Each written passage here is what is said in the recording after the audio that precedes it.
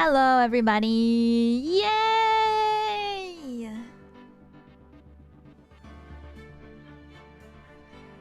Hey, how's it going? Yowie! So true! Ugh. Happy Monday? Oh, Monday today? Jesus. My brain. I don't even know the days of the week anymore. I just know that today's the 8th. I just look at the number at this point.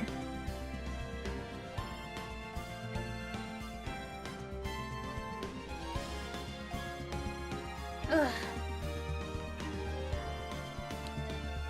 Oh my god, guys. Let me tell you, I'm so freaking happy that it's September because that means that the kids are at school again, finally, which means that if I go outside on a weekday, there will be significantly less people.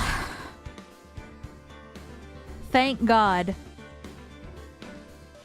I'm tired of these kids everywhere. Finally. The kids are gone and getting their education, and I'm proud of them. But that also is a win for me because that means places will be... You go out? Okay. Listen. No. But... in the off chances that I do...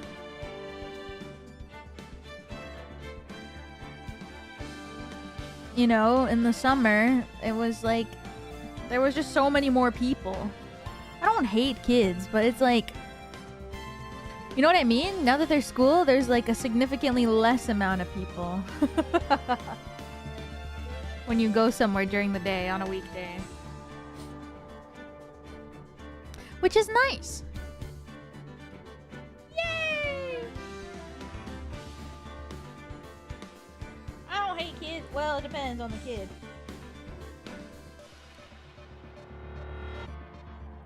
Depends on the kid, to be honest. But I feel like that's for everybody, no? If that, you know? It depends on the kid. That's everyone.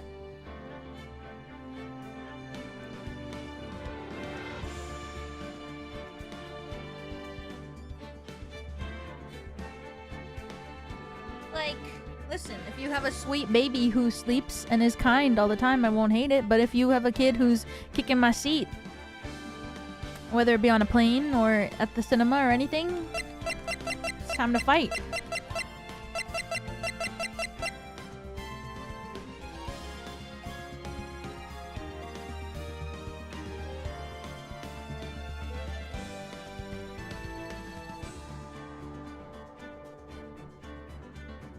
Just depends on the kid. But that's everybody, I think. Even, I don't know. Toddlers and teenagers. I think I hate teens more.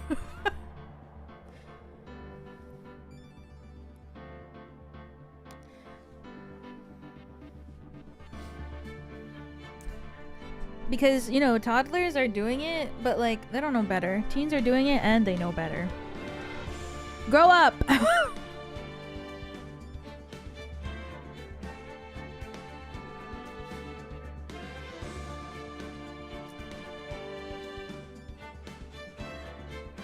You know what I mean?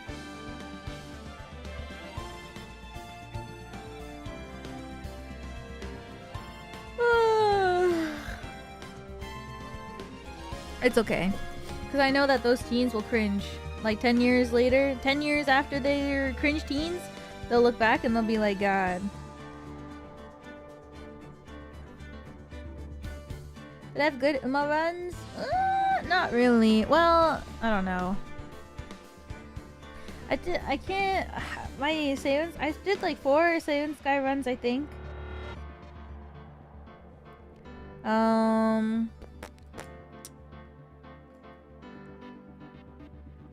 I got a 3-star front runner on one of them, but it's always either 1-star wit or 1-star it's always 1-star wit or 1-star guts. What's wrong, game? Why can't we take from the others, you know? The ones that I actually am putting the points in. Why can't we take a 3-star speed, you know? Like Come on, game.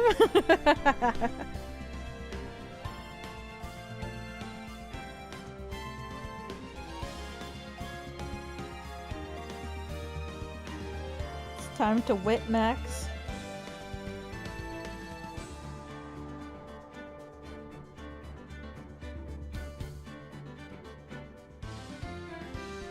Yeah.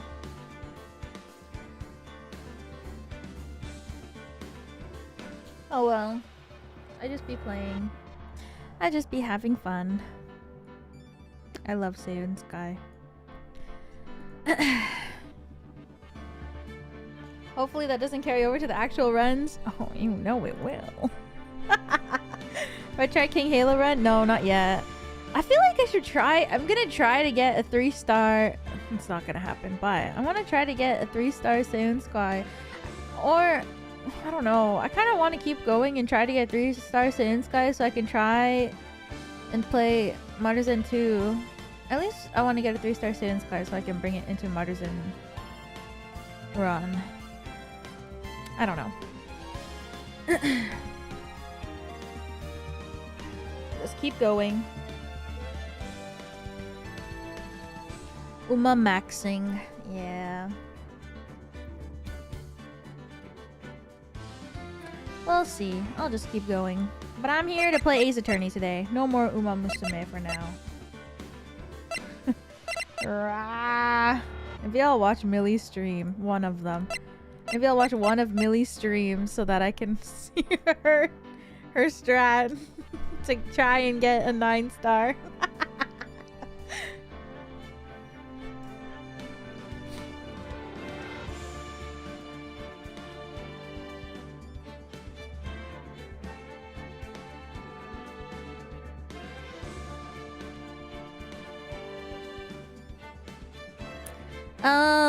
Yeah, today we're gonna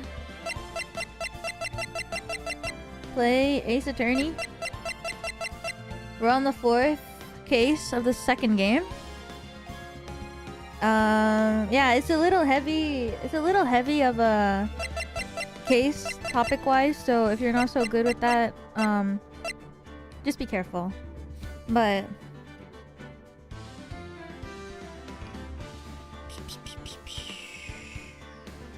basically, what's going on is that Maya's kidnapped. We're trying to save her, trying to end a case in one day. Our client is framed for murder by somebody apparently very smart. And there's like there's scandals going on. Yeah. Honestly, I think I should just go into the game because I don't remember. Oh yeah, Francisca got shot. Francisca got shot. And now Edgeworth is taking over. And he's like, Phoenix, I'm here to teach you what I've learned in my 1 year abroad. And Phoenix is like, I don't ever want to see you ever again. And he's like, I'm back, baby. And he's like, get away from me. Yeah.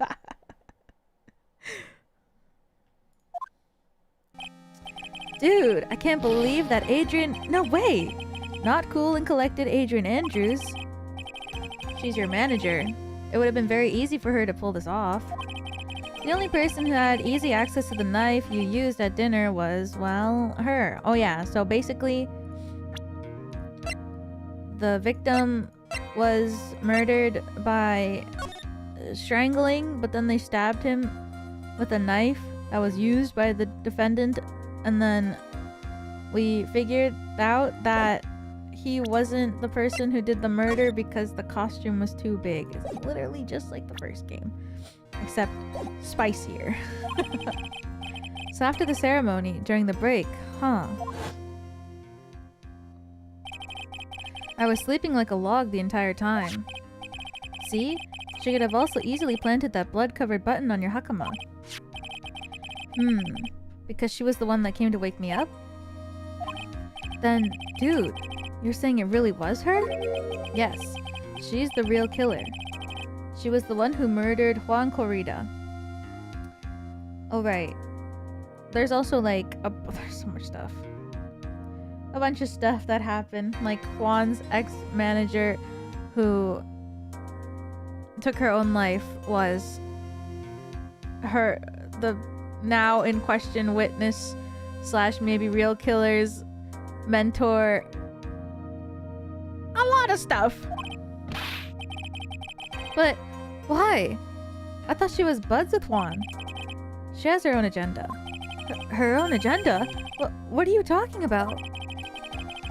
I'm sure that you'll see by the time this trial is over. It'll be alright. Why won't he tell him? It'll be alright. I'll get you acquitted by the end of the day. Get me a verdict that's refreshing like a spring breeze, okay, Mr. Lawyer Dude? Phoenix. You think her motive is related to Celeste Impact's missing suicide note, right? Yes. Miss Andrews depended on Miss Impacts as her strength and reason to live. But then Miss Impact suddenly killed herself. Sounds like she left a suicide note, and the person thought to have it hidden. It's Juan Corrida, the victim of this murder. And that's why I think that Miss Andrews got close to Mr. Corrida. All to get the suicide note back. That sounds plausible. But one thing bothers me. What? Who was it that first told us about their relationship? Better stated, Miss Andrews' dependency issue with regards to Miss Impacts was Miles Edgeworth. It was Edgeworth. Looks like he's still the one in command of the ship. Don't let your guard down yet. Mia, you don't know what you just said to me.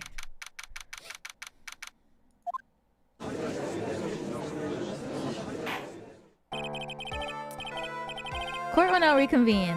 Now then, Mr. Edgeworth, if you please. The prosecution calls the witness subpoenaed by this court.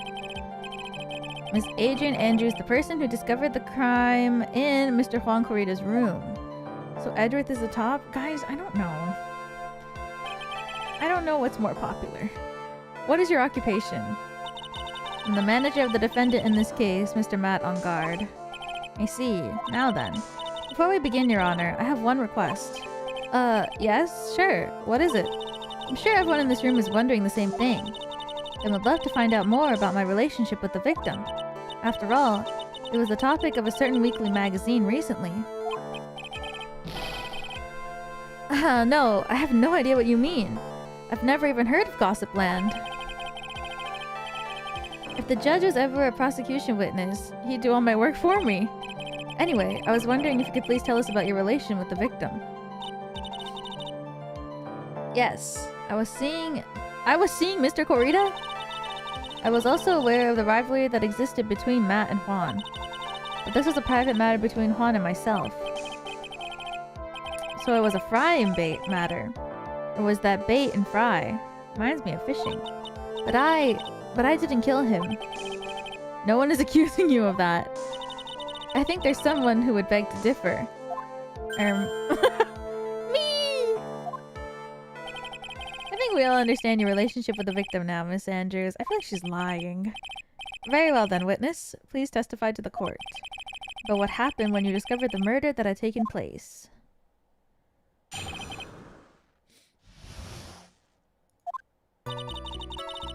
It was time for the show to start, so I went to get Matt from his room. After that, I went to Juan's room. And there was his dead body. I was in shock. What I saw was, naturally, the exact same scene as the crime scene photo. I felt as though I was about to faint, so I poured myself a glass of juice. What? You poured yourself a glass of juice? Yes. Sadly, I didn't remember not to touch things at the scene of the crime. And I disturbed the crime scene by moving this one thing. And that's when the fingerprints on the wine glass were made, Your Honor. I see. Well, Mr. Wright, you may cross-examine the witness. Phoenix. She's one cool and collected customer. She has the brains to match. Yes, I know. In order to catch a person like her, you have to avoid head-on confrontations. You should disrupt her pacing. Disrupt her pacing? She's the type of woman who is easily thrown off by things inconsistent with her thinking. so you have to attack when she least expects it. The instant you let up your offense is the instant this trial is over. Understand? No.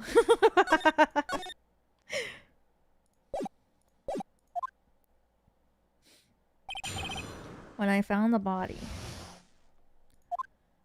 I'm gonna die. It's time for the show to start. I went to go get Matt from his room. What was Mr. Engarde doing at the time? He was taking a nap. She's so cute. Was worn out from his mini performance as the Nickel Samurai during the ceremony. Mr. Engarde did say he was taking a nap. And I guess you could say it could have... Then I guess you could say it could not have been taken out of his room, yes. Excuse me? It? What are you... Right. I thought years of school would have taught you how to construct a sentence. If you can't make a sensible sentence with a subject, then I'll make one for you. Watch. Did you, Miss Andrews, remove Mr. Engarde's knife from his room? No. Subject, verb, object, right? Did you skip basic grammar? The witness may continue. I thought I was having a reading issue where I was like, oh, I think I'm reading the sentence wrong, but no, Phoenix is just stupid. He's just like me. After that, I went to Juan's room. And why did you do that? As a friendly gesture, Juan was to make an appearance with the other heroes. So the show was supposed to be a show of friendship, huh? Is that the only reason? I beg your pardon? What are you implying? You had a certain goal in mind when you started to get close to him, correct? So perhaps you had a more personal matter to discuss with the victim. Sorry, but I didn't have any such intentions in mind at that time. I can't get her to talk without a strong piece of evidence, I guess. May we continue now? Witness, what did you see when you got into the room? There was his dead body. I was in shock. You were in shock. What? Was I not supposed to be? Miss Andrews is a very calculating person. Despite how close they were, I doubt she had romantic feelings for Mr. Corrida. Anyone randomly stumbling upon a dead body would be in shock. And you can't seriously expect that a young beauty like her would not be shocked. Somehow, I don't think beauty has anything to do with being shocked or not. I see. What I saw was naturally the exact same scene as in the crime scene photo. I don't remember what the photo looks like. But the juice is already there.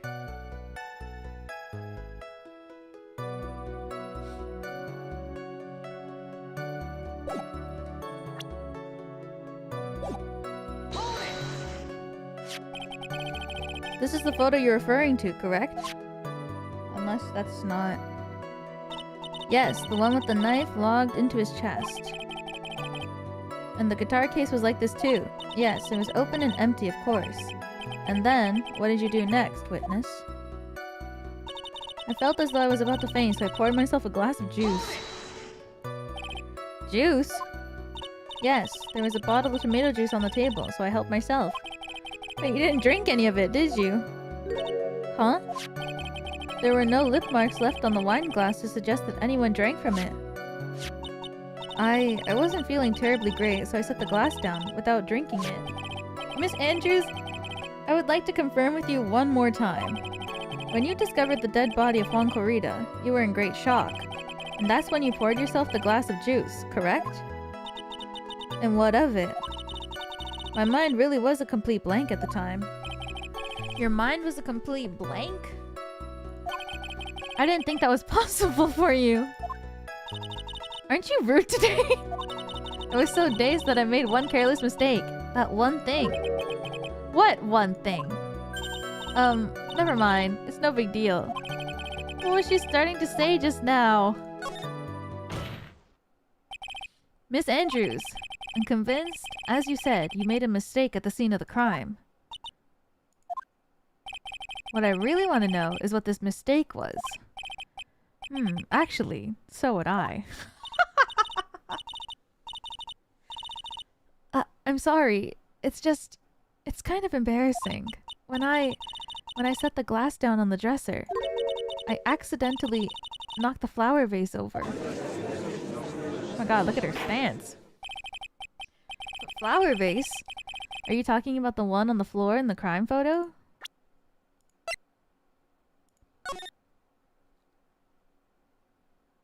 Wait, but...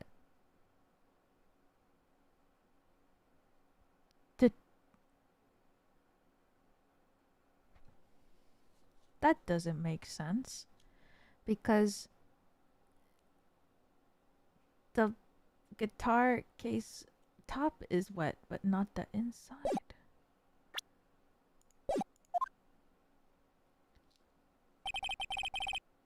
This mess of glass shards? It was originally on top of the dresser. But when I bumped into it with my elbow, it fell onto the guitar case. Why did you withhold such an important piece of information? I'm sorry. I thought that since the crime scene was already in disarray, that people would simply assume the vase was just another part of the mess. Looks like yet another fact has come to light here. Please add this and anything else you have to reveal to your testimony. I'm sorry, but I have nothing more to add. I didn't touch anything else.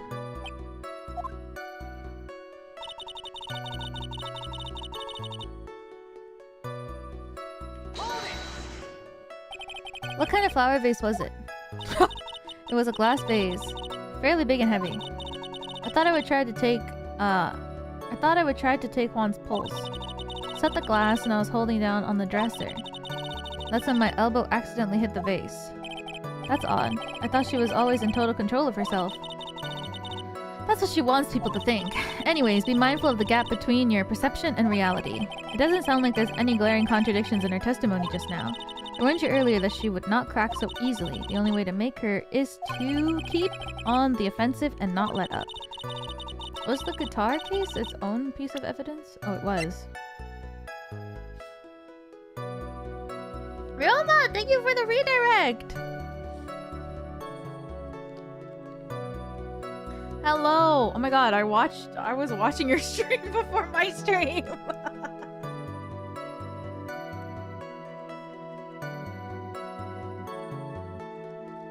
Hello, Yonins. I was watching your stream. Objection. I watched you beat Peak. I was in such shock. I can't believe you beat Peak and you beat it with ping pong. In like what, 55 minutes? I think it was. I was watching. It was crazy.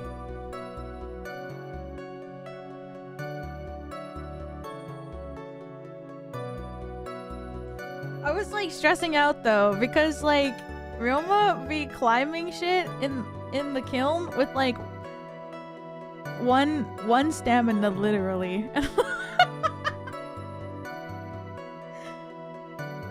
He's like climbing stuff with like 0 stamina and I was like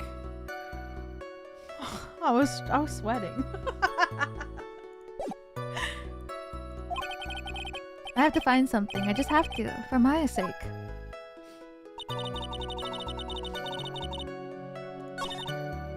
He did it a second time at 48 minutes? What? Oh my god. You're cracked. What the fuck?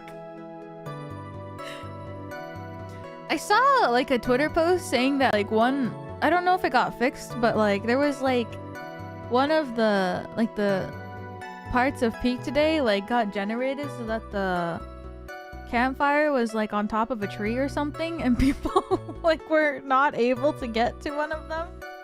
Maybe that wasn't today's. I saw that, right? So when I was watching your stream, I was like, I wonder if you got that. I wasn't sure if that was today or if it was yesterday though. It was a while back? Oh, I thought it was today for some reason.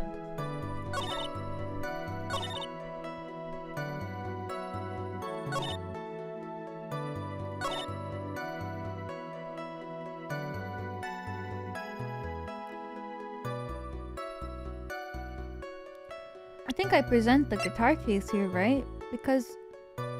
Or do I present the crime scene photo? Oh no. No, it has to be this. only on the top of the lid. But she said that she knocked over the flower vase and it hit the guitar case. Or she knocked it over, but there's water on here.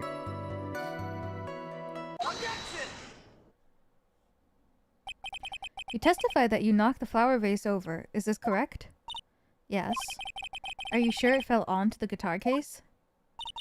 Is there some problem with what I said? It's not some problem. It's a major problem. I hate this guy. It's true that the top of the guitar case was wet with water. However, that's exactly what's so strange. Miss Andrews, you testified that the vase fell onto the guitar. You testified that the vase fell onto the guitar case. However, if that was true, the case should have gotten wet on the inside and not the outside. That's very true. Furthermore, there's one other strange thing about this guitar case. And what was that? Let's take another look at the crime scene photo. It's open. The remains of the vase are scattered on the floor. What's wrong with that? If the guitar case was open when the vase fell, the glass shards should be inside, not outside the case. Oh! What's your point, Wright? That the case was closed at the time the vase was knocked over? Is that all? No. Think back to what Miss Andrews testified to. She said that other than the vase, she didn't touch anything else. Yes, that's right. She did implicitly say that she didn't touch the guitar case. But this whole matter with the guitar case is a dead end. The bright red guitar was found at the studio. There's no bearing on this case at all. That may very well be. However, the empty guitar case does seem to have no relation to this case, doesn't it? No, Phoenix! It only has Corita's fingerprints on it, which means he had to be alive when the water fell! Use your brain! You're the lawyer! It seems that there's no deeper meaning to the guitar case. Well, Mr. Wright, do you think we need to hear more details about the guitar case? Make her testify! The empty guitar case. I believe this is a crucial piece to the puzzle. I can't believe anyone would reach for straws like this, but it is you. I can't believe I'm doing this either. You stupid! Alright, I'll follow along for now. Miss Andrews, please testify to the court about the guitar case. Yes, Your Honor. It says it right there!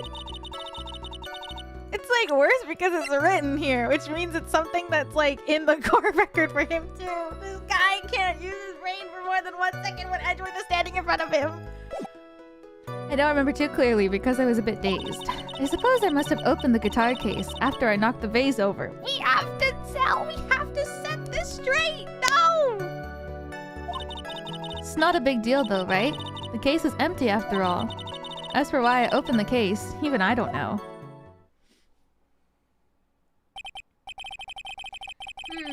It looks like this really wasn't very important. What? What? Her testimony is so sus. She's like, yeah, maybe I opened the guitar case, but honestly, I don't even know why I did it. That seems pretty sus to me. And then he says, it looks like this really wasn't a very important point. This wastefulness is such a familiar feeling by now that it's almost comforting. Anyway, I'll just go ahead and start the cross-examination. Using anyway to change the topic. A convenient escape for a weak man. Hey, I say anyway to change the topic.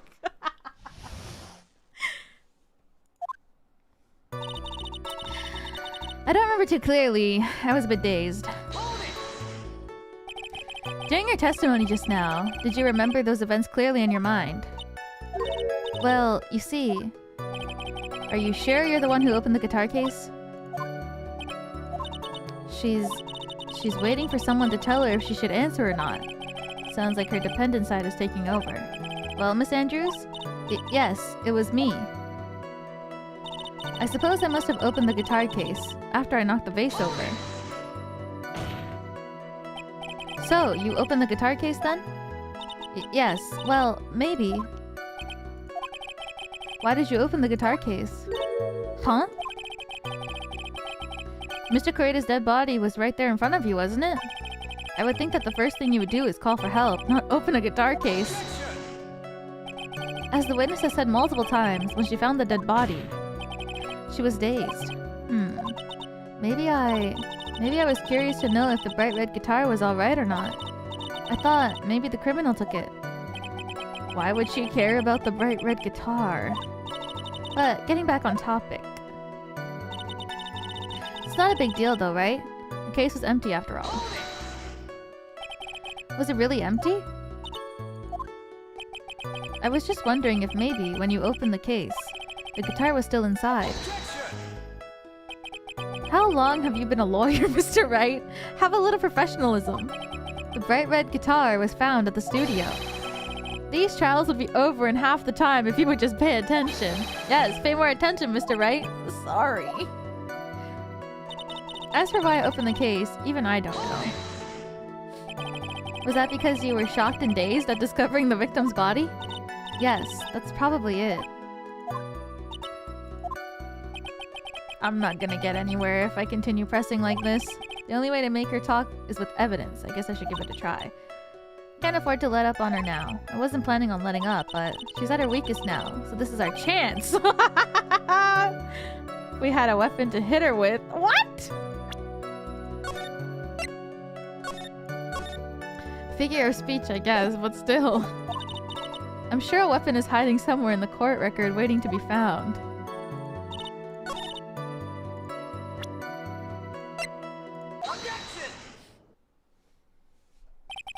There's no way you were the one who opened the guitar case. Why would you say that? It's elementary, my dear. Why? Because the only fingerprints on this guitar case are those of the victim? Herlock Sholmes mentioned?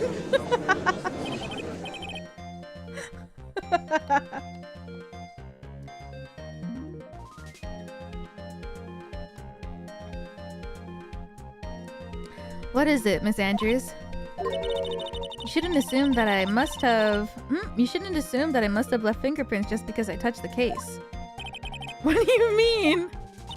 What if I were to tell you that I was wearing gloves at the time? Gloves? But why would you be wearing gloves at the time? It was the night of the award ceremony, so of course I dressed for the occasion. Yes, now I remember. I'm almost sure I was wearing a pair of thin gloves. I see. Well, Mr. Wright, it seems the witness was wearing gloves at the scene of the crime.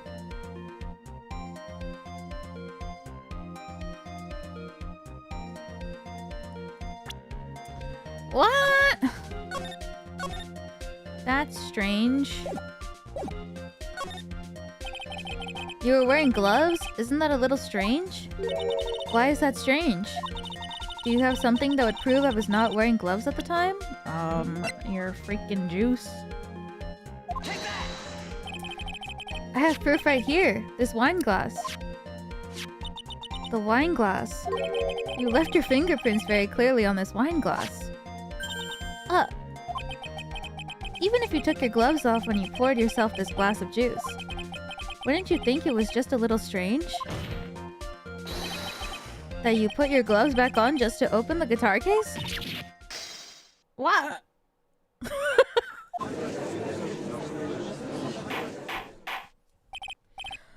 Order! Order! Order! Looks like you hit the nail on the head this time. What do you mean? I believe that guitar case plays a very important role here. But it's just an empty case. I wonder if it really was empty though. But the guitar, the bright red guitar was at the studio. Phoenix, drop all of your presumptions. What was in the guitar case was not the bright red guitar. You don't mean... It was a bright white guitar. Wait, that's not right either. What is this guy saying? I made it be unnatural for someone to do that. So the witness was not wearing gloves, despite the fact that on the case, Your Honor, this is obviously the defense's usual misdirection tactic at work.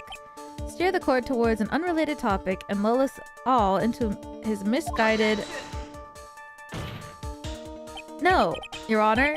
Please recall that Miss Andrews had testified that the vase fell onto the guitar case, which means that the case was closed when the crime took place. However, it's wide open in this photo of the crime scene. I'm sure this guitar case has some relation to the murder.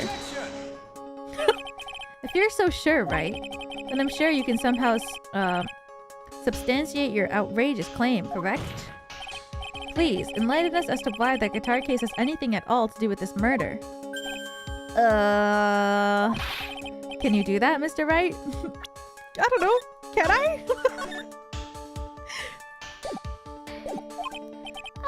Well... Let's suppose for a second that the bright red guitar was not the only thing that could have been in the case. The bright red guitar not being the only thing. You don't mean to suggest that a bright black... So, you intend to push your theory that the case is not empty. Is that it, right? I wouldn't say something if I didn't intend to prove. Deflate that head of yours. You haven't proven anything yet. Now then, let's have it. What was inside the case at the time of the murder? I'm gonna assume... the note? Maybe? That seems like the only thing that could be in the guitar case.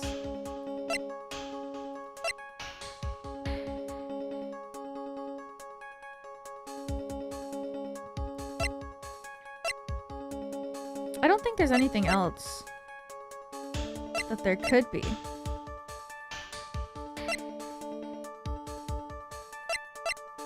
Right? Everything else was used. Okay. Here we go!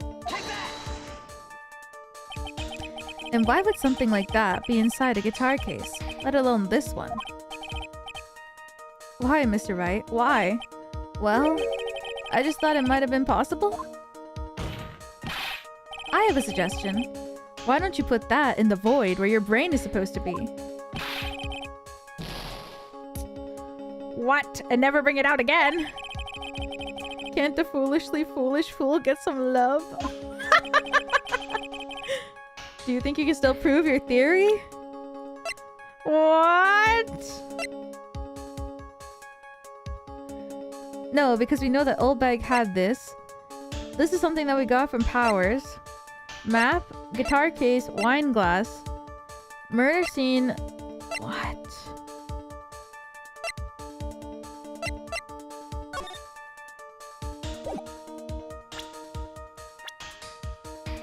Was this supposed to be a profile? I don't think so.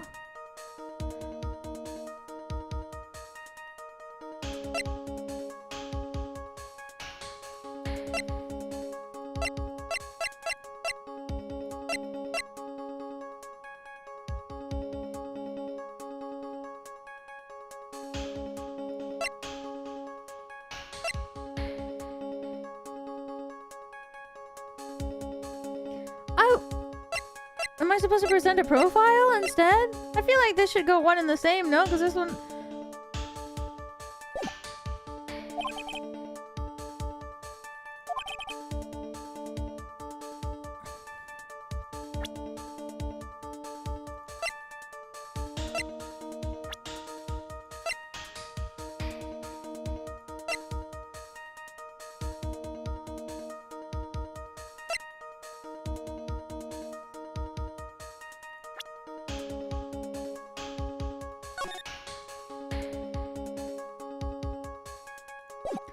What was inside of the guitar case?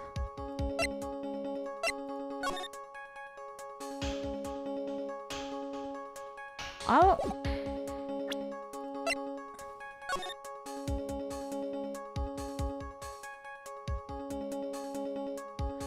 What?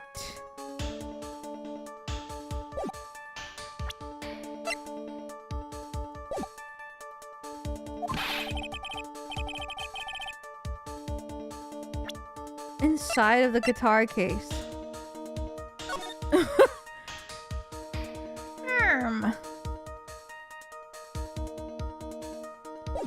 Samurai photo. Confess something after the post-ceremony stage show. The killer. The camera. But this was with Old Bag. Tabloid Gossip Land. Map of the Gatewater Hotel around the crime scene. There's some water only on the top of the lid. Bear's fingerprints. Filled with tomato juice. Bear's fingerprints. Photo of the murder scene.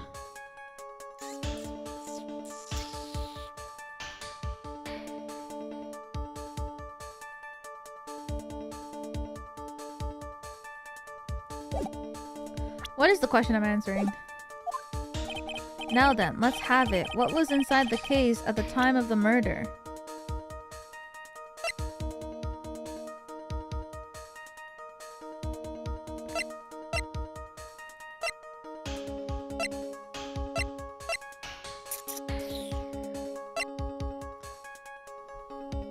What was inside the case? I thought it was gonna be the note, but I guess not.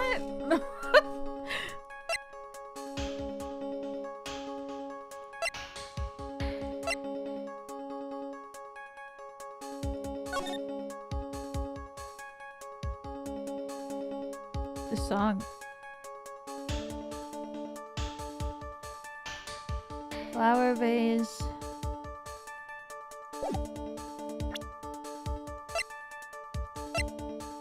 What? Am I supposed to present the person instead?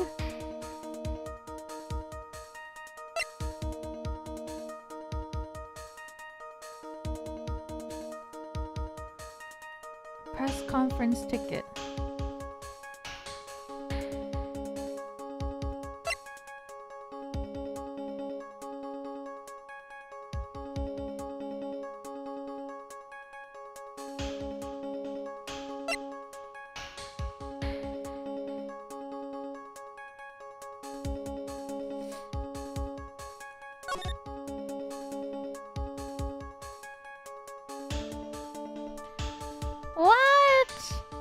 Inside of the guitar case.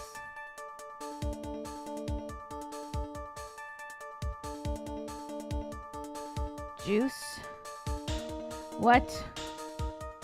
Knife.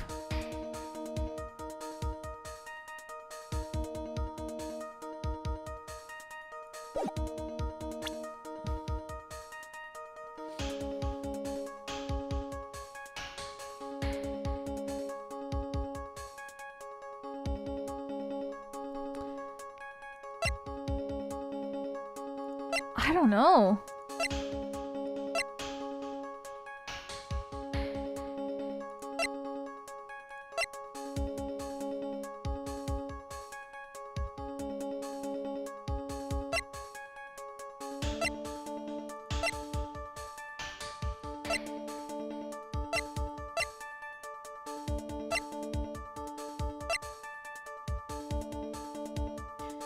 There's some water on it, but only the top of the lid bears coitus fingerprints.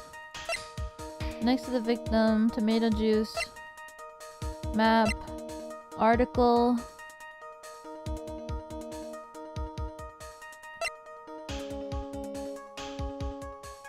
camera,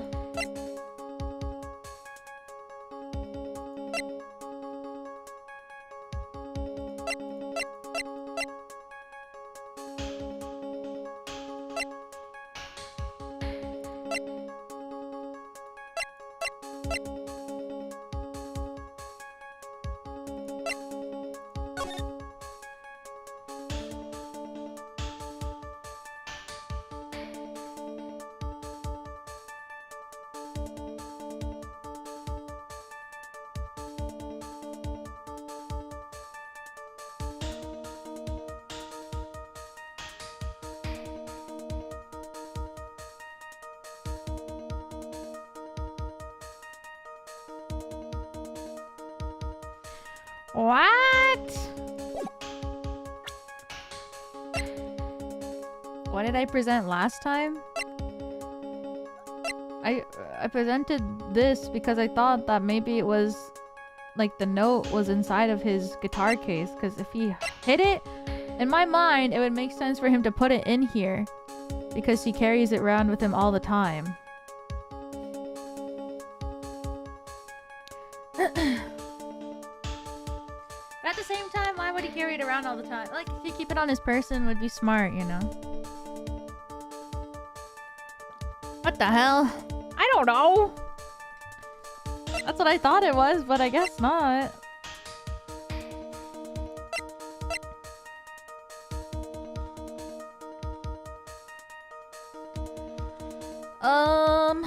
Well, I guess at the same time, like, I guess they're implying that whatever was inside of his... Maybe it was the camera? Because I think they're trying to imply that whatever is inside of the guitar case... But he didn't bring it. Has to be big enough that he couldn't fit his guitar inside of it with it, no? In a way? So maybe the note is too small?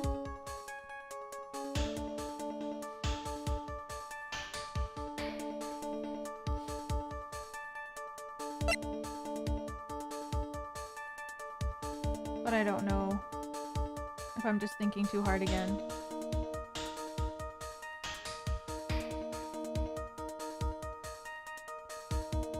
What was inside this case at the time of the murder?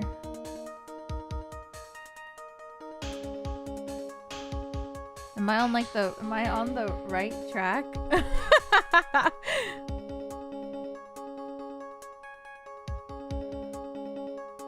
Something large.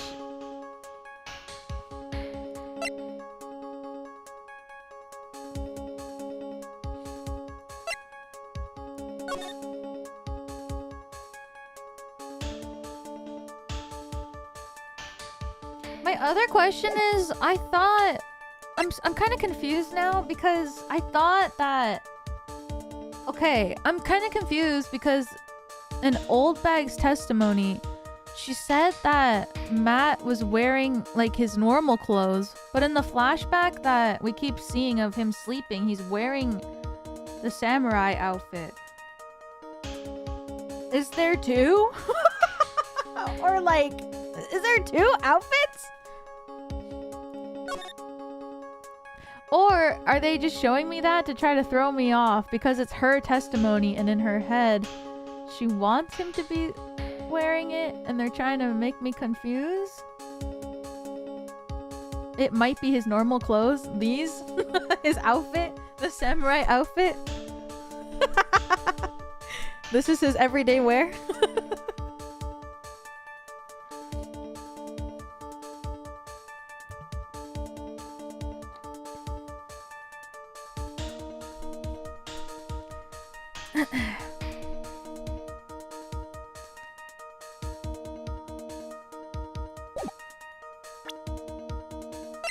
I don't know.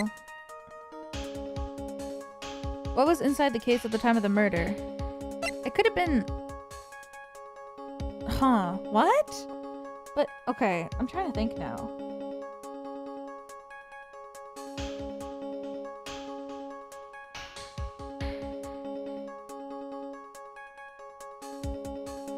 Wait, I'm confused. Oh, I'm confused again. But if... Okay, if there is a second outfit, let's say, and it's inside of the guitar case, why would it be in there? How come? Did he put it there? I'm confused. I mean, it could be.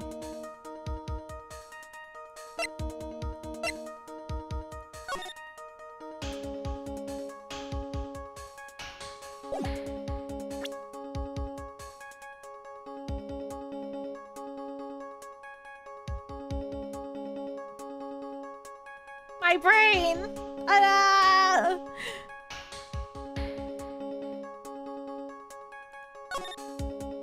Do I present this? I still don't even know what I'm supposed to...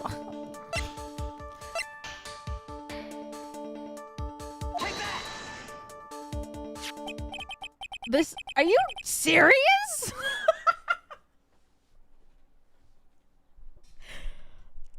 What? This is a photograph. What's important is what's in that picture, Your Honor. In this picture. It doesn't take a genius to see what I mean. What I'm proposing is... inside the guitar case was the Nickel Samurai, the hero's very own costume.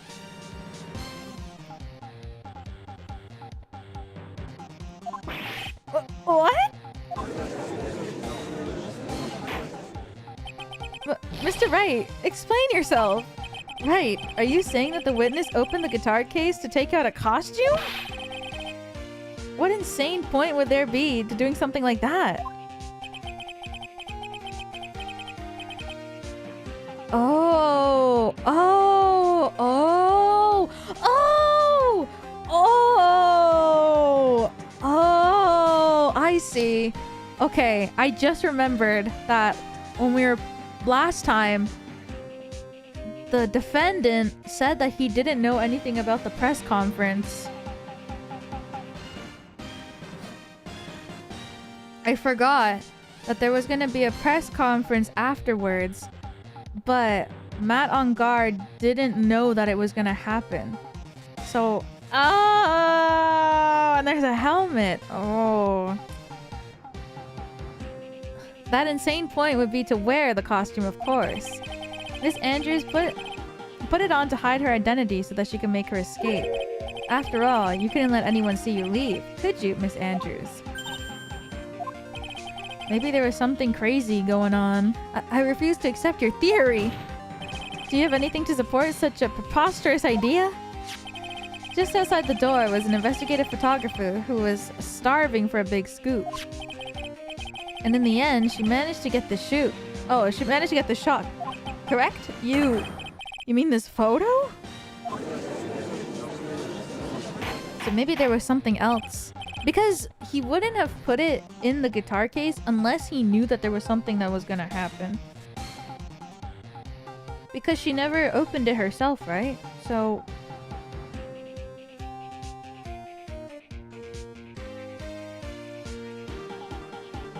yeah. Order! Order! It looks like we've wandered into quite another mess again, haven't we? Nice job, Phoenix. Well, you know my strategy. Speak first, think later. So the real murderer was hiding inside a costume. Oh, wait 1 second, Your Honor. The Nickel Samurai's costume would have been Mr. Matt Engarde's. Why would something of the defendant's be in the victim's room? And inside the guitar case of all places.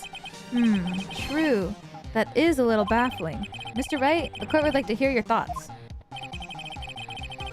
What was this Nickel Samurai costume doing inside the guitar case? Oh shit. This is what I was just talking about too. Shit.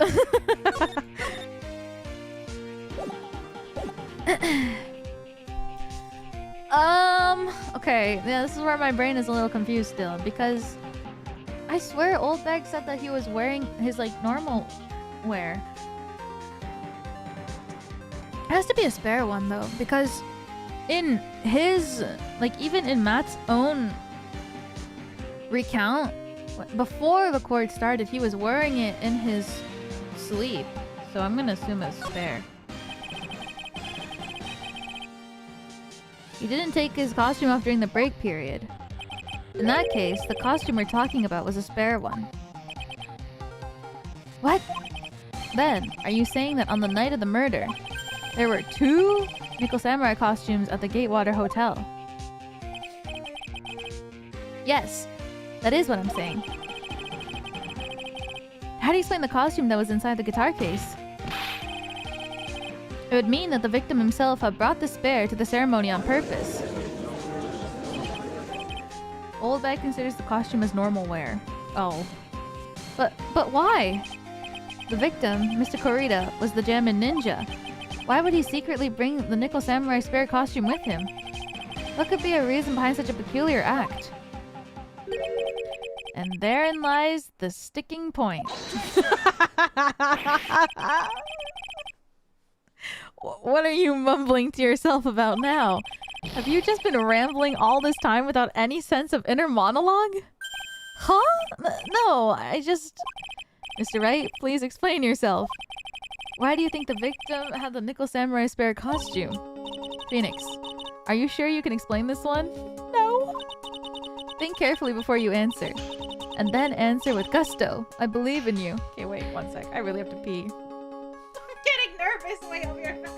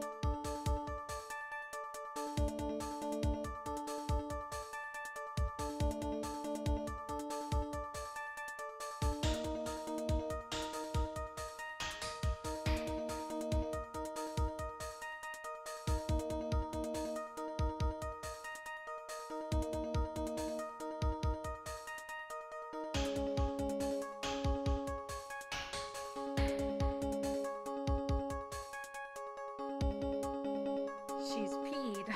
All right. Time to bullshit our way through. Welcome back. Thank you. Time to bullshit my way through. Imagine if the court was really like this, where you just bullshit your... Like, actually, maybe it is to an extent.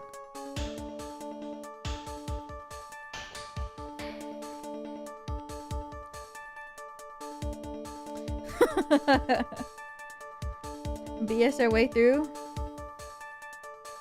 It kind of is. You'd be surprised. I saw like some clips of like the Cardi B trial. It was actually crazy.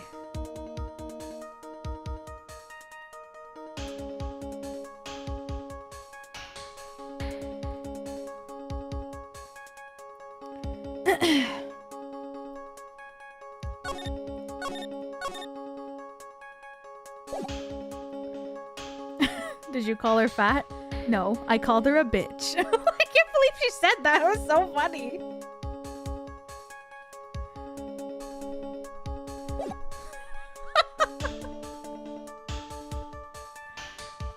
That was actually crazy. Like, there was like one point where the other person's lawyer was asking Cardi B if her hair was real or not. And he was like, how many wigs do you wear? And I was like, I saw this clip and I was like, what does this have to do with the trial at all?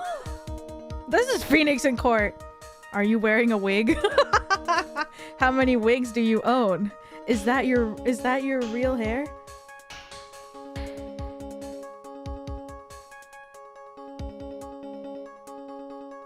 Well, do you wear wigs? Have you worn wigs? Will you wear wigs?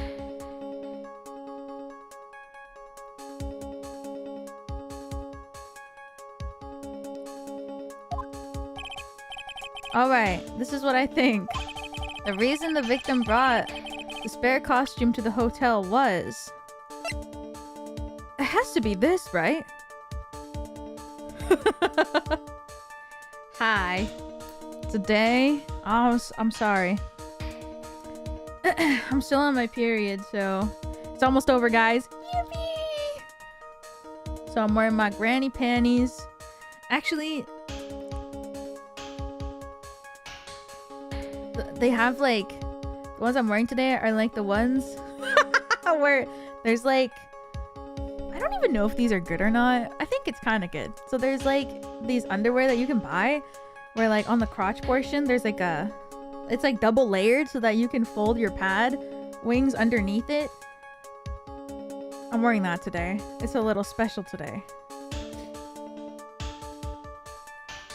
For extra protection? No, it's like so that it's not visible. Like if you're wearing like a normal panty, you gotta fold the wings so that it, and then it like holds underneath.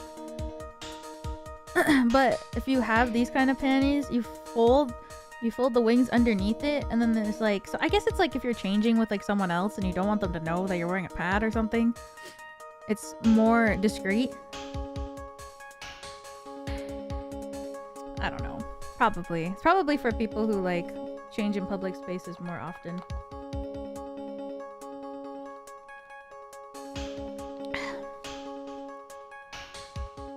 What's the negative about them? I don't think there's any negative, but I feel like they're just less common. But at the same time, I don't really care. There's no negative. It's just that they're less common, and maybe maybe it's harder to wash. Maybe not. I mean, the washing machine does all the work for me, so.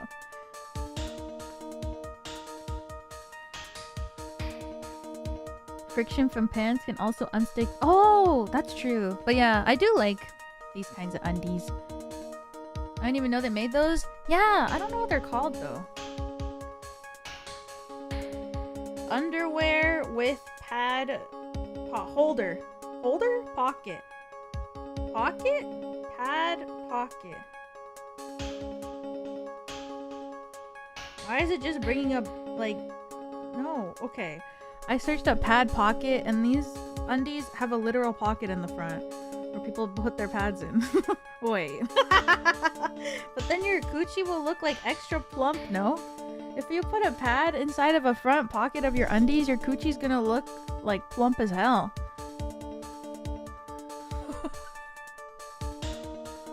What the fuck?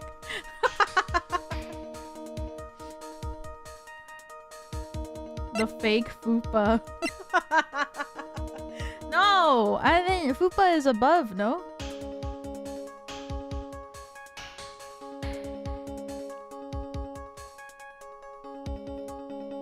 Maybe people want that? Yeah, maybe. Actually, in the images that I see in the pocket, they're putting like a heat pack, so maybe it's for like the winter if you gotta. Maybe in the summer you can put in like an ice pack in there. Anyways. I feel like it's this.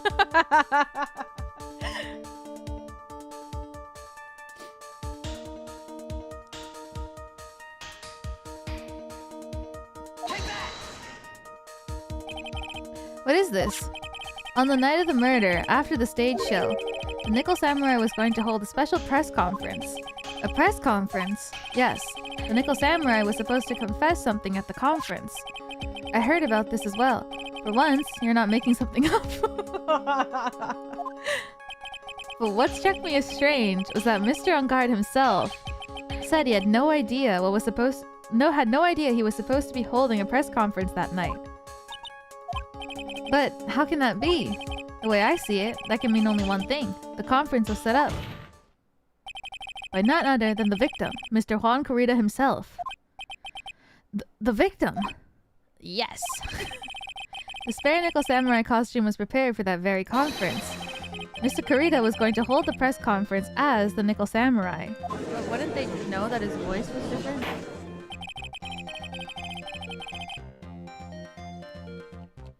He was going to dress up as the Nickel Samurai and hold a press conference? But why would the victim do such a thing? That's something I don't quite know yet. However, what I am concerned with right now is what he intended to reveal at the conference. It'll be just like VTubers and use a voice changer? Oh my god, just like me! The Nickel Samurai was going to confess something, and by confess, I'd wager he was going to reveal something about himself. Which means that Juan Corrida, posing as the Nickel Samurai, was going to speak about Matt Engarde. Yes, I guess that's what it would mean. But if that's the case, that's not a confession. That's public disclosure. Miss Andrews? I can see why you are pros at what you do. Pardon me? Yes, just as you say. The press conference was set up by Juan. Miss Andrews, please offer us an explanation for this. I was the one he asked to help set it up. And the person who prepared the second costume for him, that was also me. You?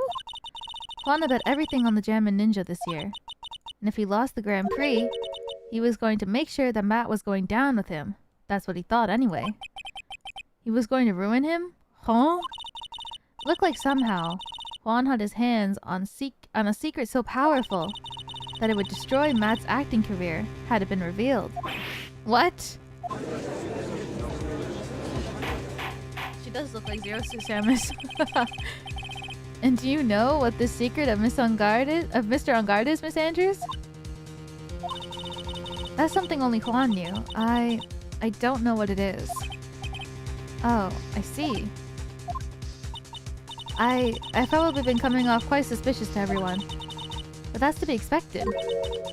I've been trying to protect Matt after all. Protect Mr. Engarde?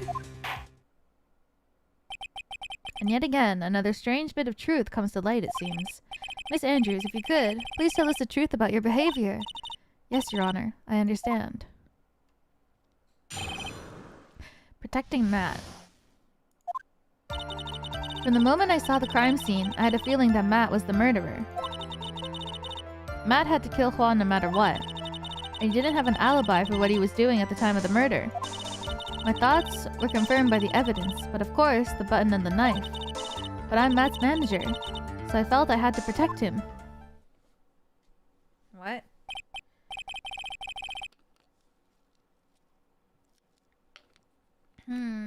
This does account for everything, but I thought she said that she was dating Juan.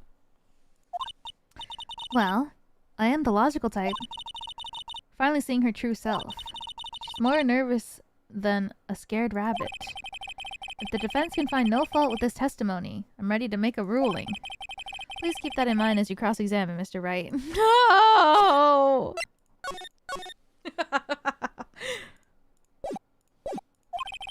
Looks like somehow everything is swung to the opposite end of the scale again.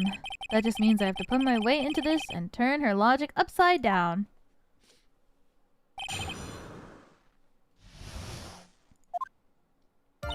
From the moment I saw the crime scene, I had a feeling that Matt was the murderer.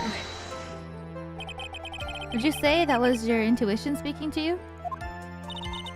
Don't confuse my methods of reasoning with your own. If you want to prove that someone did something, you need 3 things. 3 things? A motive, an opportunity to commit the crime, and finally, decisive evidence. And if you think these 3 things through, the answer becomes quite clear. Should have already known that, Phoenix. They didn't teach that to us in school, at least not from what I remember. May I continue now? Cat Cave Roses. Matt had to kill Juan no matter what. Why? So would you say this need came from the press conference? Yes.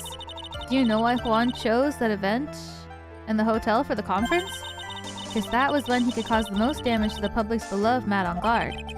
And you knew of this plan, didn't you, Miss Andrews? Yes, because I was the one who set up the conference and prepared the costume. But I'm sure Mr. Engarde himself didn't know anything about the press conference. Oh, really? Can you show me any proof that he didn't know about the press conference? Anyway, the important thing here is that this information was not in your testimony. Yes, I agree. Miss Andrews, please correct your testimony if you please. Grasping at straws now, are we, Mr. Wright? I know what his motive was, but I don't have any way to prove I'm right. Has Mr. Engarde done something to hurt or betray you personally? Why do you ask? You were the one who helped Mr. Corrida with his press conference. And that event was supposed to bring down Mr. Engarde, yet you still helped out. True. The person on trial right now is Mr. Engarde, right? What the witness was thinking helping the victim with his plan is none of our concern. In any case, this means that the defendant had a motive to kill. Why do I keep doing this to myself? understand. She says that she wanted to defend him, but then she was the one who helped set up someone who wanted to end his career. And he didn't have an alibi for what he was doing at the time of the murder. Didn't you say that he was sleeping? But didn't you already testify earlier that Mr. Engarde was taking a nap in his room? Are you telling me now that that too was a lie so you could cover for Mr. Engarde? I'm not telling you anything of the sort.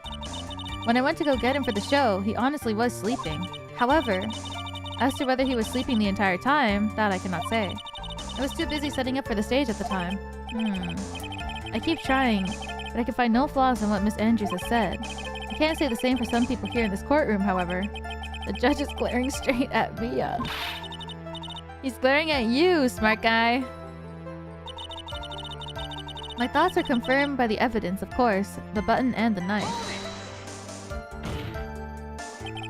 Can hardly call the knife decisive evidence. The fingerprints on the knife could very well be a clever camouflage. Then, what about the button? The button? It's clear from the crime scene that the victim and his murderer fought. And during the fight, the killer ripped the button from the Gem and Ninja's costume. Talking about this button, correct? That button was found in the pleats of Matt's hakama, isn't that correct? I would think that makes it very decisive evidence. Ugh. Looks like you were outfoxed again, Mr. Wright. Anyway, the knife doesn't prove a thing. Please fix your testimony. I can't stand the sight of a man who can't gracefully accept his defeat. Thank goodness Mia can still look at me. What an icy stare. Yes. For Mr. Wright's sake, please add this information to your testimony.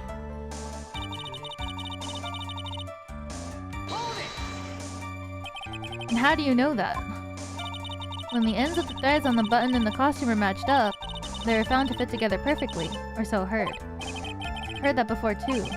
Why would Miss Andrews know about this case down to such a fine detail? Don't look at me like that, just because I'm prepared and you're not. Ugh, and I thought I had her. And I thought I had her this time for sure. Is anything to trip her up on? It has to be here, but where and what? Was that the whole thing? Oh, here.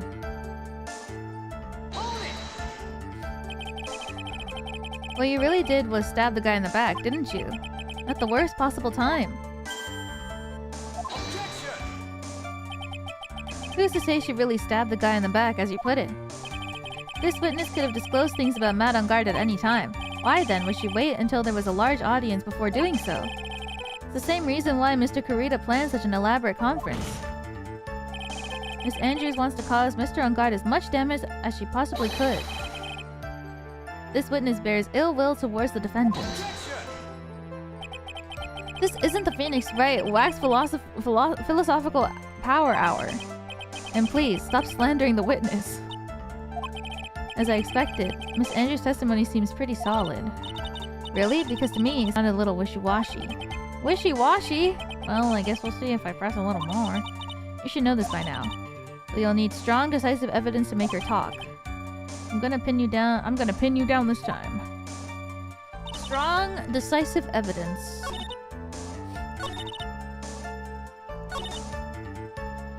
It's this one, right? Alola mention? I love that Pokemon. Wishy-washy. Hi, Meow Meow. You done sleeping? You done taking a little nap?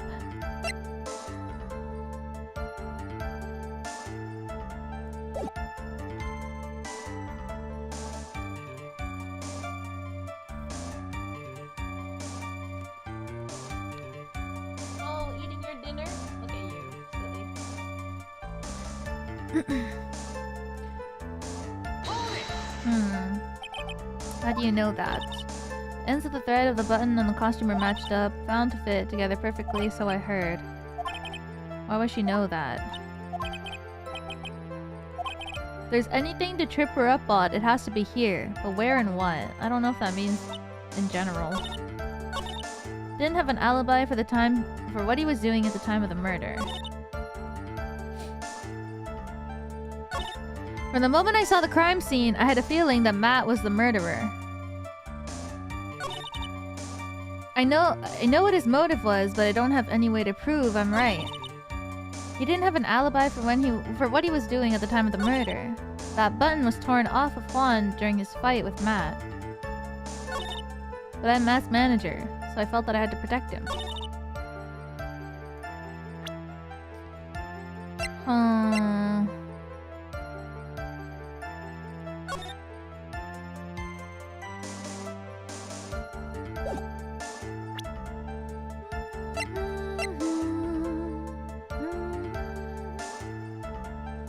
Is it just this?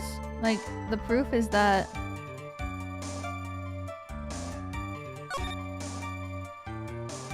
it wasn't Matt that was leaving his room? Well, we've already established that the not the Steel Samurai. We've already established that Matt didn't go in, or not that he didn't go in, but the person who was in the samurai costume who left the room was not him. Unless he got short.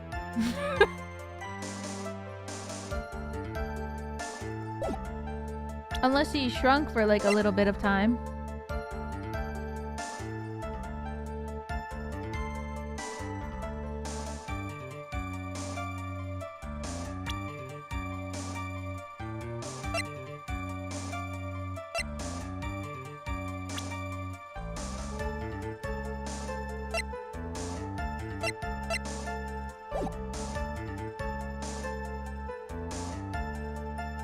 I wish I could look at a picture of the Jammin' Ninja.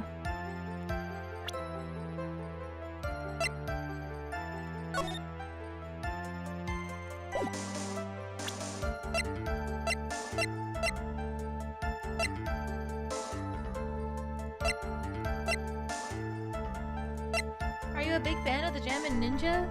More like I'm just more interested in seeing like where this button came from, because it's I don't know what part of his costume it's on.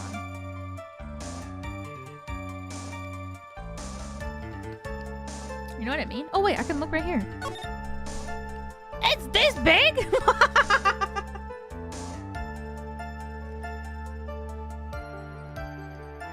Holy shit! What? When they said a button, I didn't think they meant... Oh, I didn't even realize when I was looking at the photo. I didn't even realize that this was the button. Holy moly!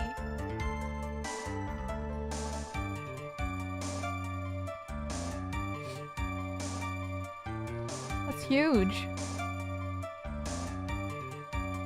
How does that get stuck on a pant leg? That's what yeah, like that's why I wanted to look at what the button looked like. Because I thought maybe like, you know, like maybe there was a button to like hold like his socks up or something, like he's clipping them so that they stay up or something.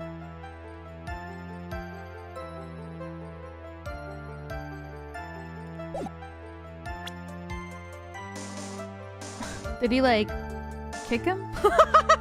Like roundhouse kick?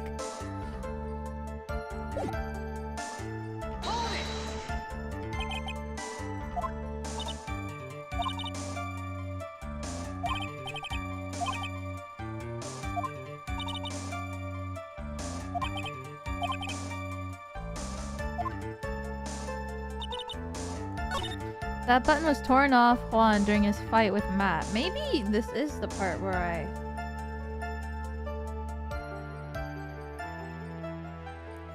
Maybe? I don't know. Well, he brought up this button a few times.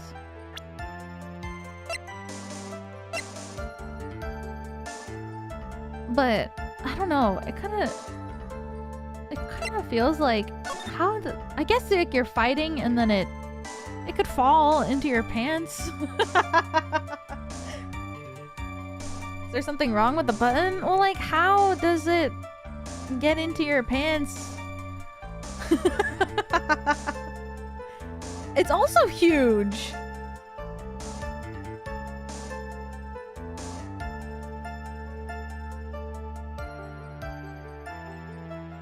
Like, I feel like if this... Maybe Matt is just stupid. Because I feel like this is so big that if it was in your pants, you would know.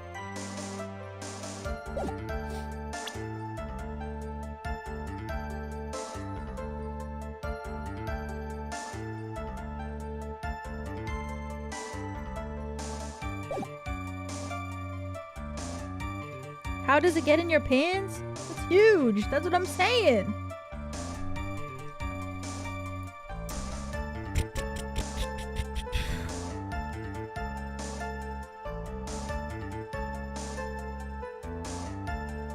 But if the button was torn off with... Okay, hold on. We have... Wait, but wasn't he strangled to death first? And then after he died, he was stabbed for good measure? For some unknown reason? If the button has blood on it, doesn't that mean that the button came off after he was stabbed?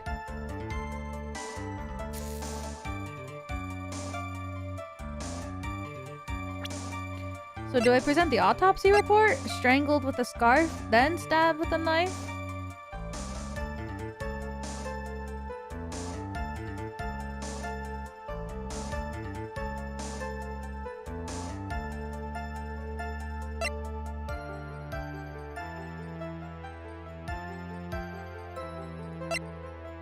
I feel like the autopsy report makes the most sense here.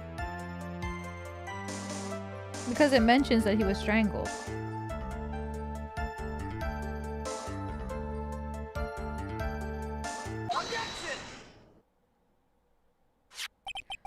This is the victim's autopsy report. It clearly states that the cause of death was strangulation by a scarf. Strangulation? The knife stab to the victim was done after the victim had already died. And what does that mean? Let's examine the evidence. This button has the victim's blood on it, which would mean that it was ripped off of the costume. When?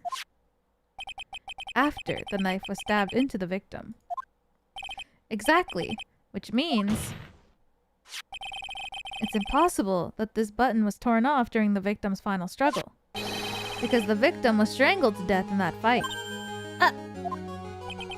That's right, Miss Andrews. There's no way this button was ripped off during the struggle.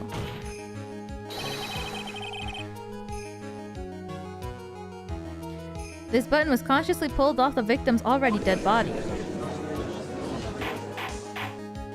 Order! Order! What is the What is the meaning of this, Wright? So what if the button was torn off the body after the victim had already died? What does that change? Let me ask you one simple question, Mr. Edgeworth. Why was the button torn off? What purpose did that serve? What purpose?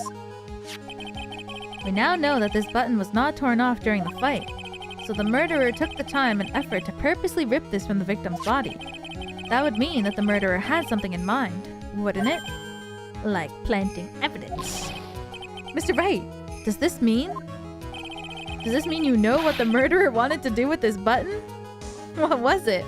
To pin the crime on Engarde, have a memento of the crime, to destroy evidence. Obviously it was to pin the crime on Engarde. Obviously, saves.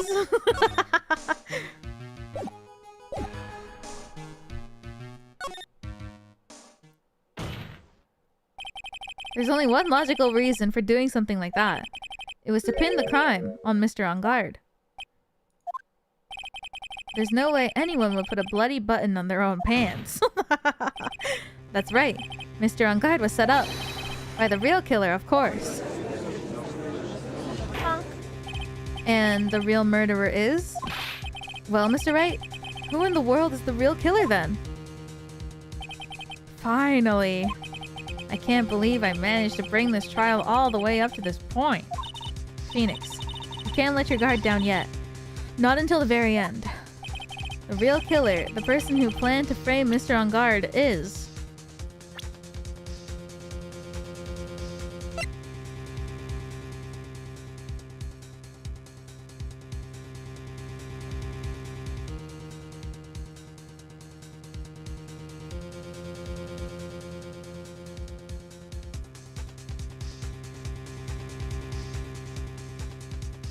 I think.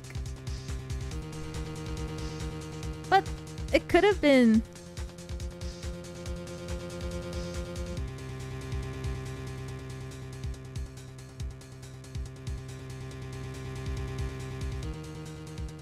No. Am I overthinking things again?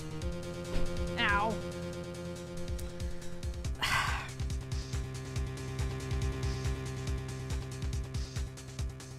It could have been like a very crazy plot.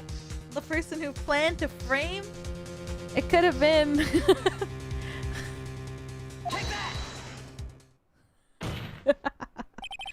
It could have been a very crazy plot planned by, you know, Juan. The person who wanted to frame him could have been Juan. They could have done a lot of crazy stuff. Miss Adrian Andrews, I choose you. You are Mr. Corrida's killer. What?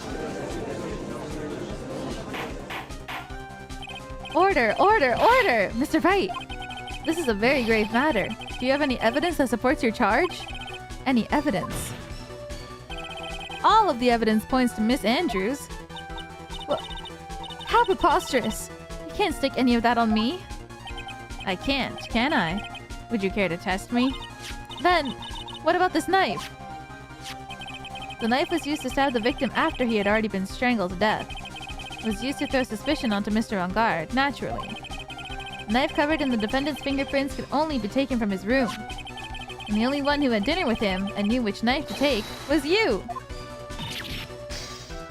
True. But then, what about the button that was found in Matt's hakama? This button was removed from the victim's body after he had already died. The only people who could have done so were the person who found his body or the killer. However, if Mr. Engarde was the real killer, there's no way he would have put such incriminating evidence in his own hakama. The only person who could have put this button into Mr. Engarde's hakama is the person who went to wake him up from his nap, which is you, yet again, Miss Andrews. I see. What about the empty guitar case? That's also another piece of evidence that incriminates Miss Andrews. Damn. That costume was used to hide the real killer's identity as they fled the crime scene. Now, who could have known that there was just such a costume inside of the guitar case? It could have only been the person who prepared the costume for the victim. She had to serve first. And that person is you, Miss Adrian Andrews.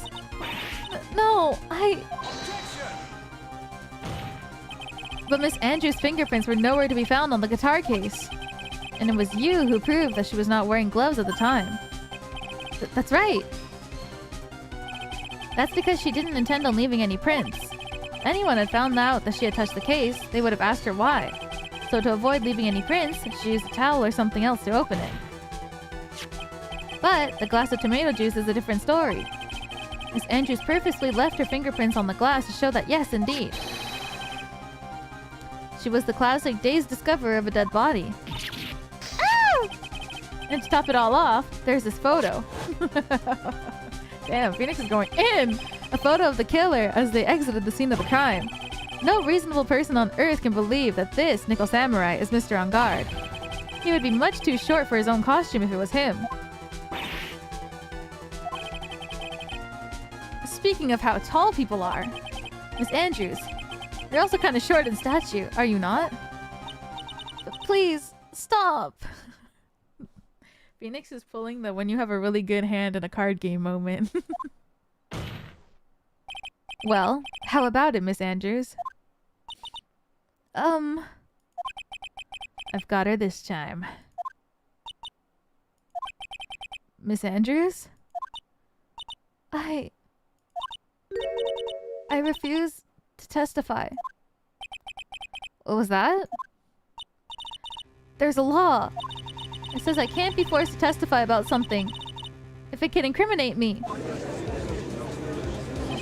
Well, yes.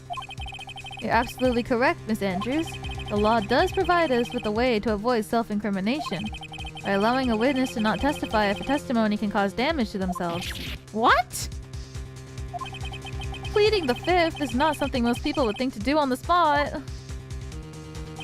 Actually, thinking back to yesterday, in Mr. Engarde's room. Adrian Andrews. Yes? Think hard about what we just discussed. Understood? Alright.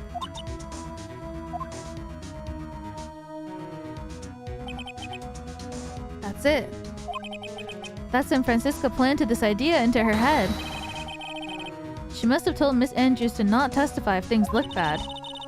You did a good job proving everything up to this point, Phoenix. But there's still one thing you haven't done. Something I haven't done? What's wrong, right?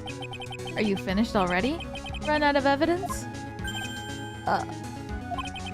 What's so humorous, Mr. Edgeworth? I'm sure you realize this as well, Your Honor. But everything the good lawyer here has proven up to this point is meaningless. What? Everything you've proven is circumstantial. Circumstantial? Yes, circumstantial. You have yet to provide a single piece of definitive proof. Proof that Miss Andrews did in fact harbor a wish to murder Mr. Corrida.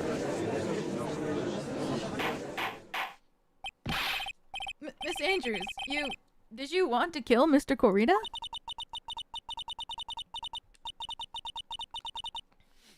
Doesn't this mean yes? I believe this may lead to me incriminating myself, so I will abstain from answering. Isn't this basically like saying yes?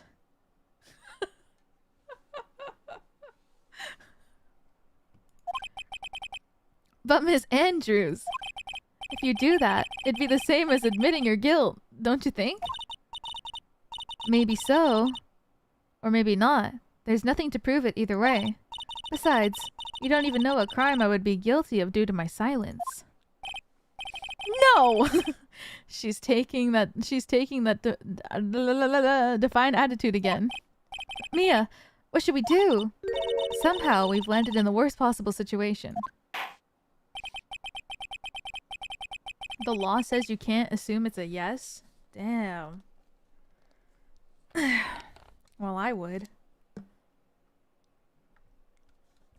And I'm not the law, so it's okay.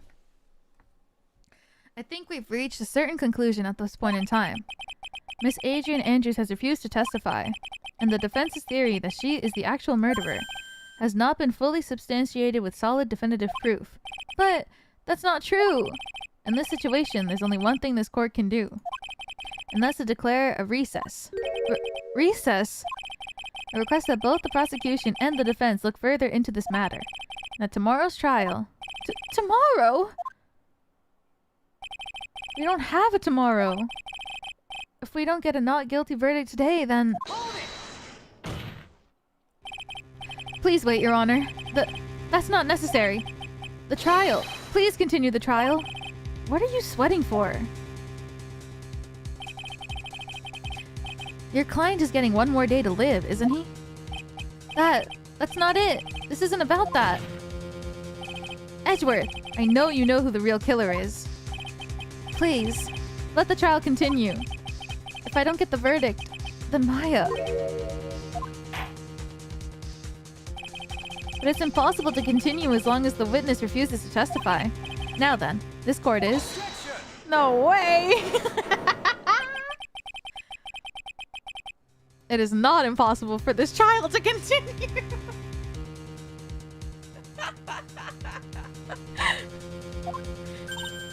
I love Yowie.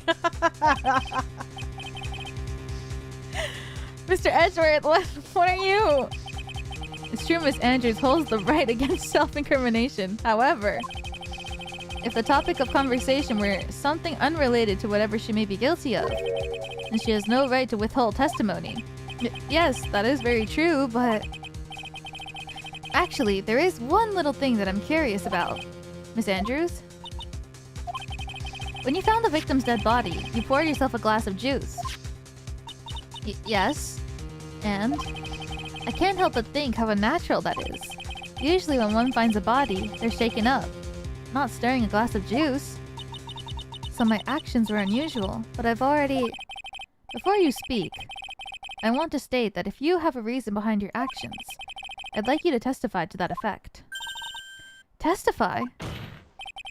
Your Honor, I'd like to request that the witness testify again as to what happened when she first discovered the victim's body. Whatever we find out in this testimony should in no way implicate that the witness... What? I read that so wrong. Incriminate the witness, maybe is what I said. I don't know what it is about Edgeworth today, but I can't get a good read of him. Is he friend or foe? I just don't know. The court acknowledges the prosecution's request. Miss Andrews, if you please. Implicate, thank you. That glass of juice. I didn't really pour it for myself. I was surprised when I walked into the room and saw it in that messy state. And Juan, he was sitting slumped over and tired looking in the corner. When I saw him sitting like that, the thought that he was dead didn't cross my mind. To be honest, I thought he had just fainted or something, so I went to pour him some juice. When I realized that he was dead, that's when I knocked the flower vase over. So you poured that glass of juice for the victim. Why didn't you say so in your earlier testimony? I didn't think I needed to include something so trivial. Phoenix, please be careful here. If you can't find anything wrong with this testimony, then there's nothing left. Oh god.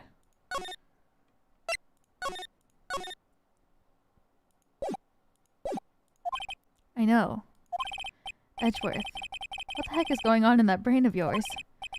Now then, Mr. Wright, you may begin your cross-examination.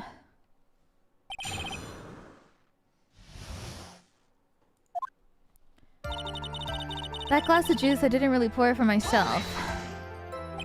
But there wasn't anyone else in the room, right? Of course not. Then, who did you pour it for? Mr. Wright. There's a rhyme and reason for everything. Can you wait just a little longer for it to be revealed to you? In other words, Wright. Be quiet and listen. Precisely. I couldn't have said it better myself. Ugh. I was surprised when I walked into the room and saw it in a messy state. So, it was a mess? Are you sure it wasn't messy because of your fight with Mr. Kurita? I understand your frustrations in not being able to prove your theory. However, before you go accusing people of crimes, go find yourself some evidence. And then what did you see next, witness? This fucking guy. He was sitting slumped over and tired looking in the corner. Slumped over. Yes, he was just sitting there, with his head tilted forward, eyes closed. He really looked like he was sleeping. Is it just me? Or did that right there sound a little odd? But wasn't there a knife sticking out of him? When I saw him sitting like that, the thought that he was dead didn't cross my mind. What did cross your mind? I thought maybe he had smashed everything up in anger because he lost the Grand Prix. And then felt tired after his rampage, so he decided to take a nap. Anyways, that's what I thought. I see. So you didn't think he was dead at all. To be honest, I thought he just fainted or something, so I went to pour him some juice. Oops. You thought he fainted? I thought he was asleep at first, but then the room was in such a messy state. I thought maybe he'd gone into a fight with someone. And that's when you went to pour the glass of juice? Yes, he always had a hard time waking up. Juan always has a glass of tomato juice to drink. I see. After that, what happened next? When I realized that he was dead, that's when I knocked the flower vase over. How did you come to realize that he was in fact dead? I shook him over and over, but never got a response. Set the glass down on the dresser and tried to take his pulse. I was shocked and staggered backwards. What about the knife? I knocked the flower vase over. That's what happened. Yes. This is what it all comes down to, huh? This is the absolute end for both sides. Adria is letting her guard down. Phoenix, now is our best chance to kill the prosecution's case. Isn't that a bit harsh? Miss Andrews, will you tell us the truth this time?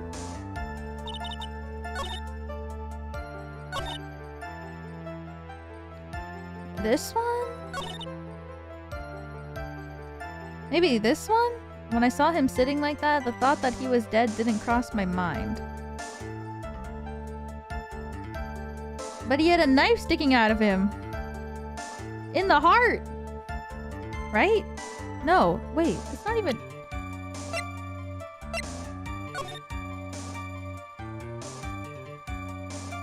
Well, it's not in the heart.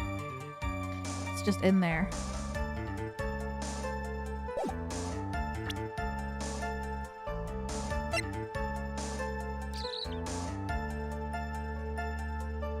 I don't know if I present the knife or maybe the crime scene photo.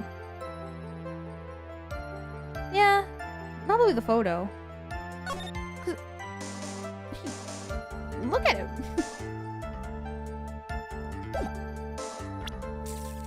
Maybe both work.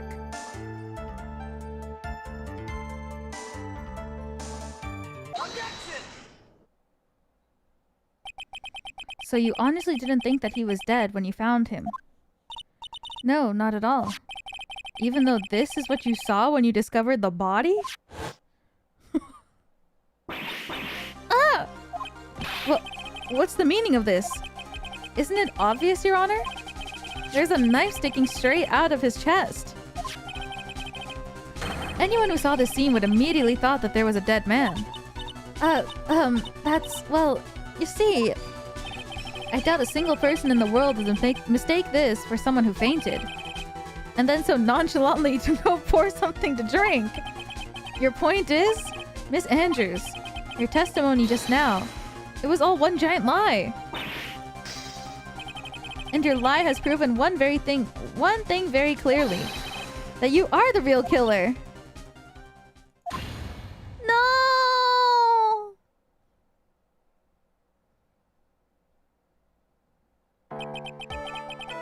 Looks like the defense has somehow brought the ugly truth to light. The defendant, Mr. Engarde, is not guilty after all.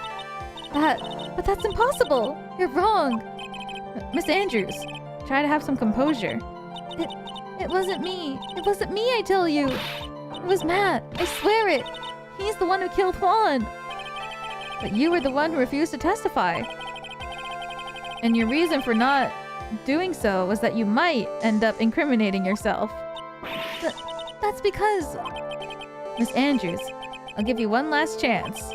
What exactly are you hiding that may incriminate you? I refuse to testify.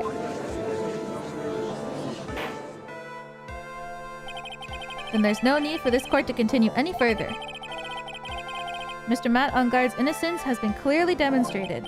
Is it over? Have we found the truth at last? Edgeworth, don't do it. What's wrong, Phoenix? Usually the real killer confesses his or her guilt. And now that I think about it, this is the first time someone hasn't. Now then, I would like to hand down my verdict for Mr. Matt Engarde. I knew it.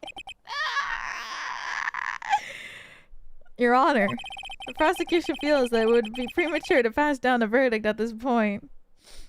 No! What? The reason is quite simple. The witness has yet to speak the absolute real truth. The absolute real truth. What are you? Witness, don't you understand yet? Huh? I don't know who planted the silly idea in your head, but as long as you protect yourself through your silence, Matt Engarde will go free, and in his place, you will become the guilty party. That's a lie! I don't believe you! What? I was told if I spoke, then it would be all over. And Matt would never be declared guilty. What in the world is she talking about? Has she lost it? I can't speak about it. I'm too scared. It's Francisca von Karma. Huh? Don't you remember, Phoenix? Miss Andrews lives by gripping tightly onto the words of another. Because she doesn't have the strength to believe in herself. Then, right now, Miss Andrews is... Yesterday, she was tossed a lifesaver by Miss Von Karma. Don't say a word, no matter what happens. If you do, Matt Engarde will be acquitted. Miss Andrews undyingly believes in those words right now, and is clinging on to them. Then what should we do? This is the first time I've ever come across anything like this. Miss Andrews has to be the... But Miss Andrews has to be the killer, right? All we have to do now is get her not guilty. That's my only priority. It wasn't me. I'm begging you. Please believe me. I didn't kill Juan. This is me in an Among Us lobby. Help. Please. Someone. Help me. Mr. Wright. Yes, Your Honor? The court can't continue on like this. Therefore, I'd like to hear what you intend to do. What I intend to do? What am I supposed to do? What am I supposed to say? No one ever accuses you, though? That's right. And then when they do, I say, What? Guys, it wasn't me. I was on cams. Right? I suggest you think very carefully about this. Think about what this witness did and what she did not do. Think about who is the real mastermind behind this crime. Who's the real mastermind? Isn't that obvious? There's no one else. There's no one else it could be except for the woman crying over there. Right? Come now. What will you do? What kind of man are you, Mr. Phoenix Wright? These are both bad.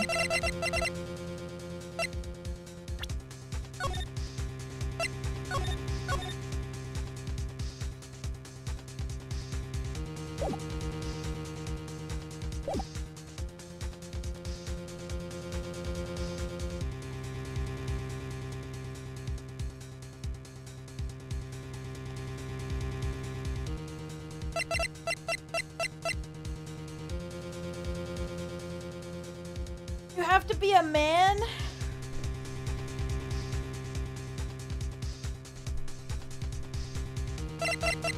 What does that mean?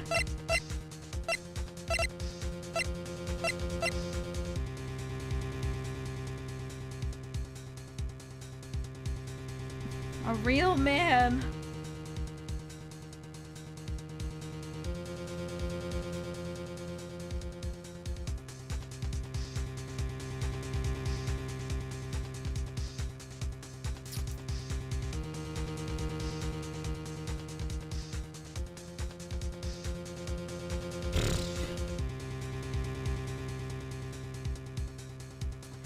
I guess I forced her to testify.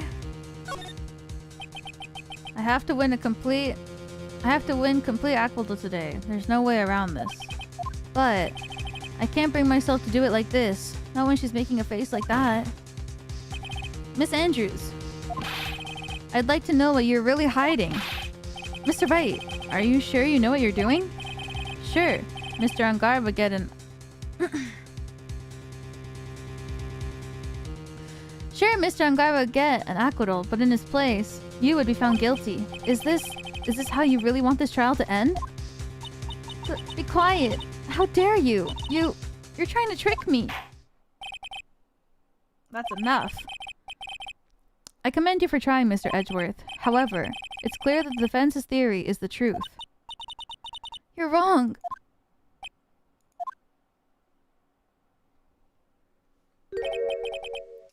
What a shame. I'd hoped that things wouldn't come to this. However, what is it, Mr. Edgeworth? Miss Andrews, since you absolutely refuse to testify, it falls on my shoulders to disclose this to the court. Stop. What? Mr. Edgeworth? Here's the content warning bit?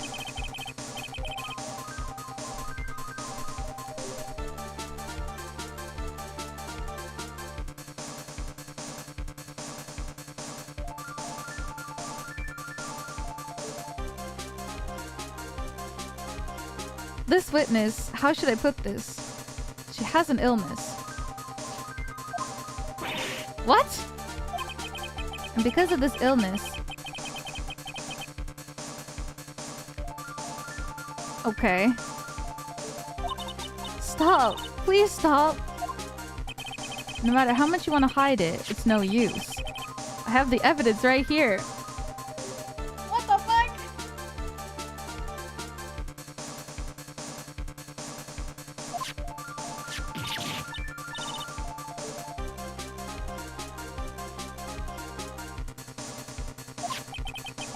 That's the second part of the suicide report. The attempted suicide report. What will you do now, witness? What the fuck? You know what I'm about to do, don't you? I thought you traveled for a year to find yourself, Edgeworth.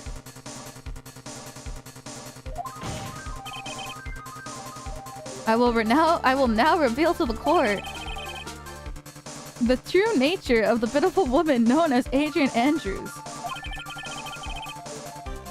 The secret of her dependent nature. Having other people know about it scares her more than anything else in the world. Please stop. I beg you. If people find out, I'll... If you're going to say you would choose death, that's no concern to me.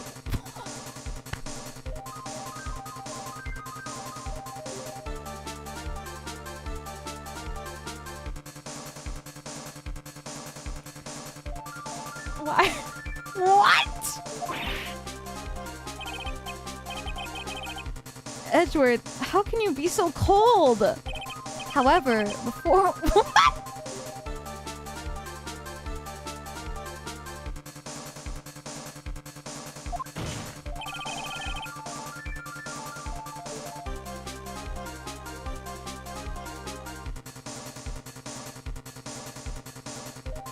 What the fuck? No matter what I have to do.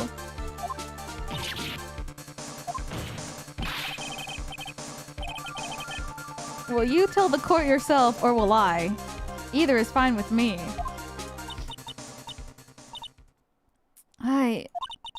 I'll talk, but please, help me.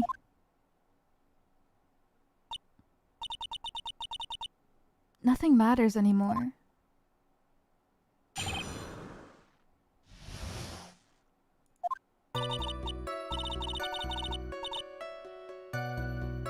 When I first saw him, I really thought he had fainted.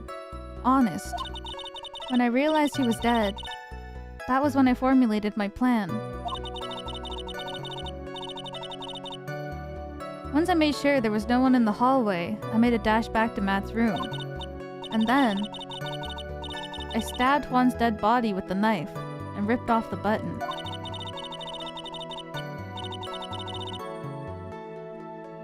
Just when I finished and was returning to Matt's room, I had a bit of an inconvenience.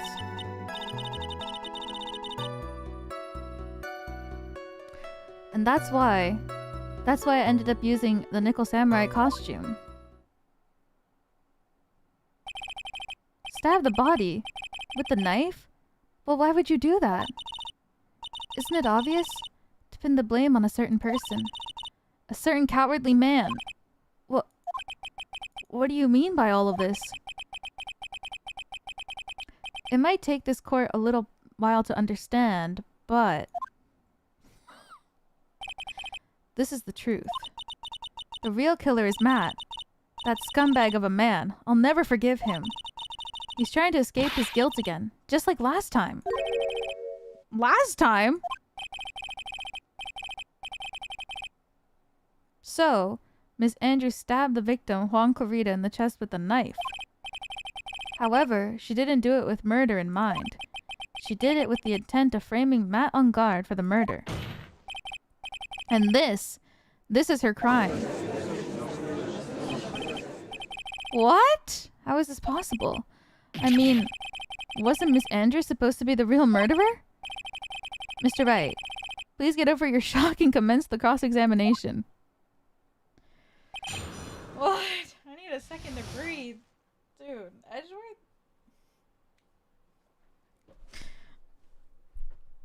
I'm in shock right now. Like, I get that you want to get the verdict, but like, I think we need to see people as people a little more.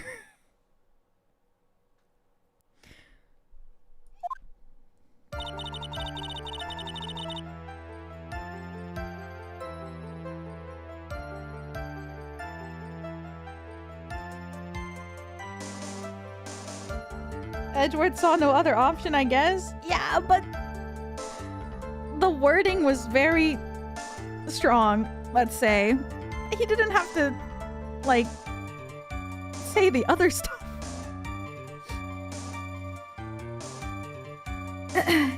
He didn't have to say all the other stuff.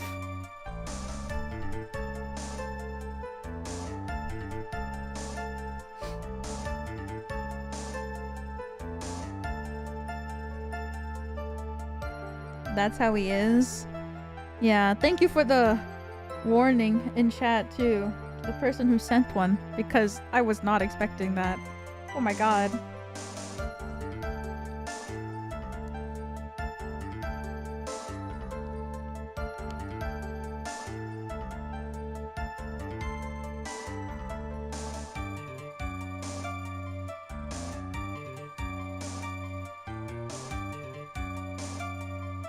His mentor is Von Karma. Old habits die hard. I guess that's true.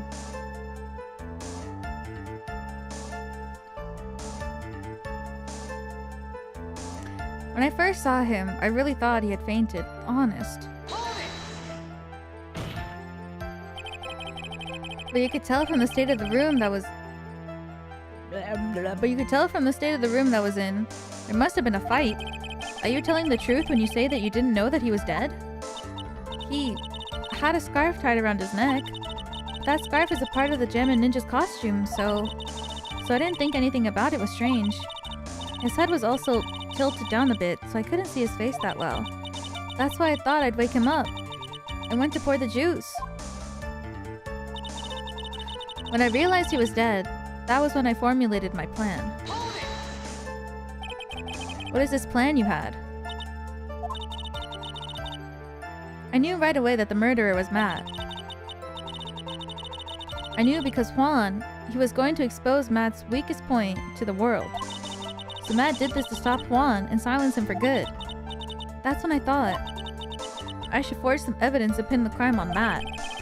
So the forged pieces of evidence were the knife and the button. The first thing that came to mind was to plant the knife. Once I made sure there was no one in the hallway, I made a dash back to Matt's room. That was so you could get the knife, correct? The knife Matt used at dinner had fingerprints all over it. I thought if I used that, then the police would certainly turn their eyes towards him. Matt was napping with his costume on at the time. I slipped in, took the knife, and returned to the scene of the crime. And then, I stabbed Juan's dead body with the knife and ripped off the button. So you were the one to stab the victim with that knife. It gives me goosebumps to think about it now. What a horrible thing I did. But, at the time, I couldn't control my own body. It moved on its own. Then, when I stabbed Juan's dead body, I suddenly realized something. If I used the button somehow, I could make Matt look even more suspect. So you thought to rip one of the buttons off and then plant it in Mr. Engarde's hakama. Yes, that's what I had planned to do. But things never go that smoothly, do they? Just when I finished and was returning to Matt's room, I had a bit of an inconvenience. There was a woman with a camera at the ready, loitering in the hallway. I'm willing to bet my spikes it was Lada. There was also a woman with a ray gun at the ready, pacing back and forth. That's Miss Oldbag for you. I'd already been caught and made into a big scoop for a certain weekly tabloid once, so I couldn't very well go out looking like myself and get caught again. And that's why I ended up using the Nickel Samurai costume. You were the one who prepared that costume, weren't you? Yes, I took it from Global Studios. I also put it into Juan's guitar case the day before the award ceremony. You did this in preparation for the press conference, correct? Yes. Juan wanted to wear that costume and hold a press conference in it. I was going to disclose Matt's big secret there. And what is this secret? That, I don't know. Anyway, I thought that if I wanted to leave Juan's room in the Nickel Samurai costume, then people would think that Matt was the real murderer. I was very careful not to leave any fingerprints when I opened the guitar case. I absolutely did not want anyone to know about the costume. I think we've heard enough. So, after that, you went back to Mr. Engarde's room and planted the button. Into Matt's hakama? Yes. After that, I folded up the costume and I was wearing and put it into a bag. Then I snuck it out of the hotel and got rid of it. My word! What does all this mean? Mr. Edgeworth, is it? The real criminal is Matt Engarde. Yesterday, that woman prosecutor sat me down for a talk. Francisca, huh? She said that I should under no circumstances confess to what I had done. That if I just kept quiet, then Matt would be found guilty for sure. I had no choice but to believe in her words.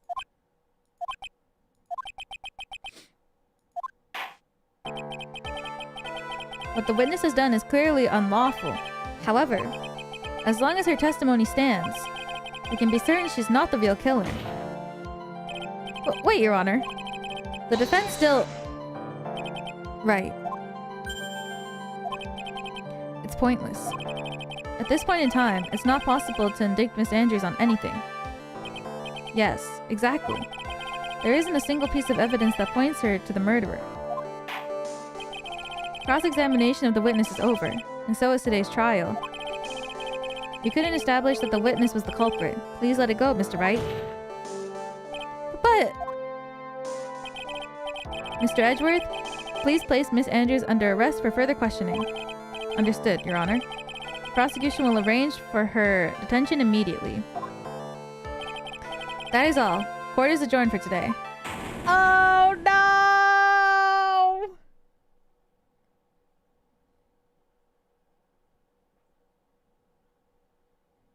Damn, I didn't know that's what the seat looked like. Oh shit. Today's trial. It's over. And I didn't win. Witness, would you mind if I asked you something? Edgeworth? What is it? Before you leave court today, I wondered if I might look at one thing. The card? The card in your hand. It's had my interest for quite some time now. What exactly is it? Oh, this? Mr. Wright also asked about this. Although I didn't remember at the time you asked me about it, Mr. Wright, I remember just now. I found this in the room on the day. The room? That day? Yes. Oh my god. Now you bring this up? I found this card when I discovered Juan's body. It was lying there, right next to him. You found that card next to the victim's body? I suppose I must have unconsciously slipped it into my pocket. But it's not as if this card has any relevance to Juan's murder, right? Yeah, I guess not, but it's still a strange card if you ask me. But as far as a clue to this case, I don't see why. Witness! That card! Give it to me! Hurry! Edgeworth? Do you have any idea what you have stupidly yet inadvertently done? This? I can't believe you hid this from me all this time! I didn't mean to! But what is this all about? I've never seen Edgeworth so emotional before. What? This symbol is tied to a crazy group of mafia, and this is their killing calling card. Is that what he's gonna say? That card. What in the world is it? And what does it mean? What?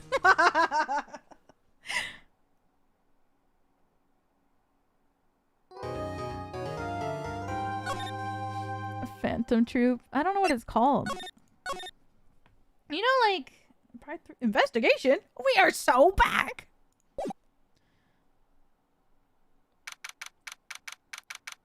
March 22nd, 5:24 p.m. That was a long court battle. 7 hours. Mystic Maya! Mystic Maya!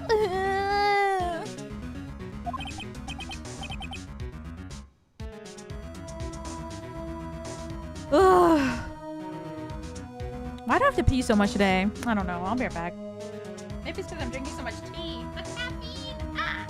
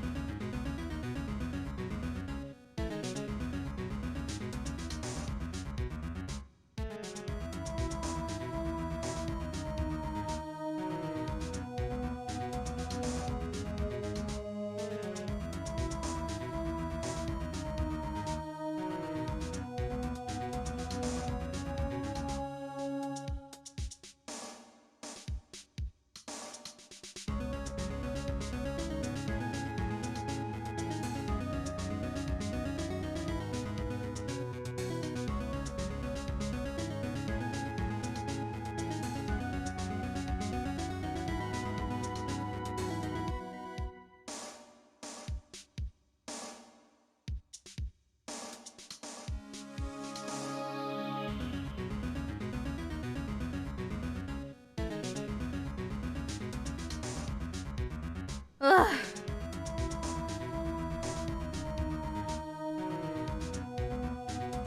I'm back.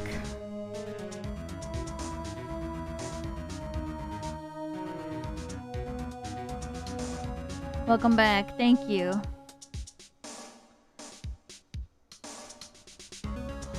Well, that was intense. I think I need a second to breathe.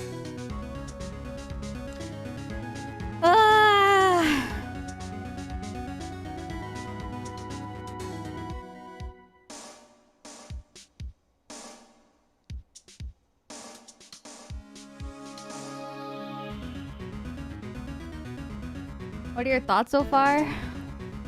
It's complicated, I think.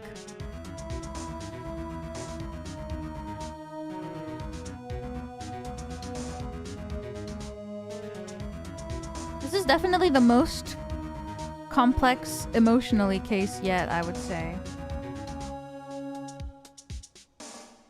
I love that song.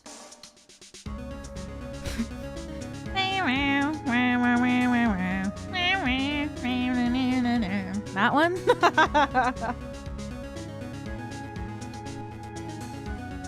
Avril Lavigne. It's one of my favorite cases. Edgeworth definitely crossed the line. I think...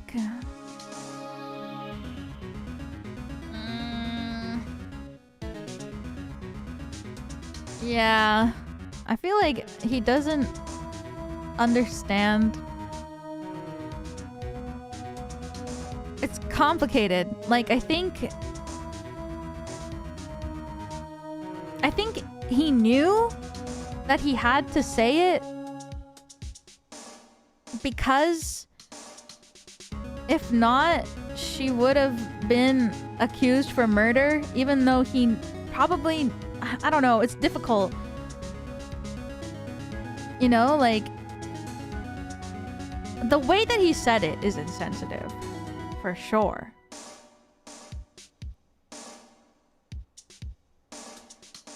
Like, there's a way better way to handle it, but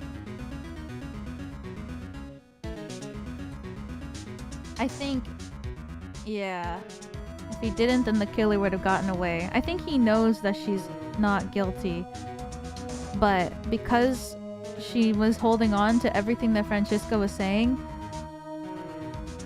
he needed it out there, which sucks. I think he could have said it way better, you know? But I think Edgeworth is just awkward.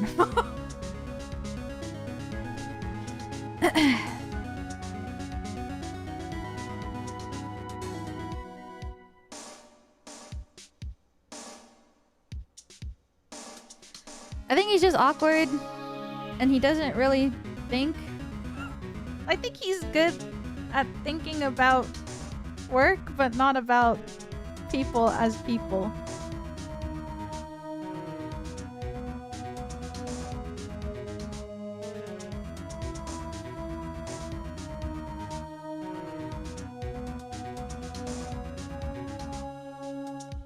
I also don't think in the early 2000s. Yeah, it's interesting to play this game and like compare it from back then to like now, because this game is what, like 20 years old. It's nice to see in a way that so many more things are taken way more seriously and more sensitively now.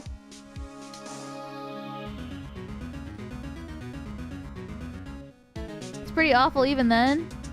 Yeah. It's kind of rough even 20 years ago. Yeah.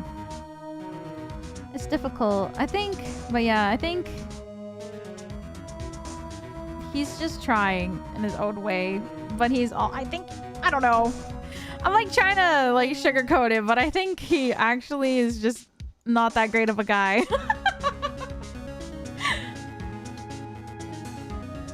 I think he's just not that great of a guy, but like, he just wants the truth. He doesn't really care about people's emotions, I think.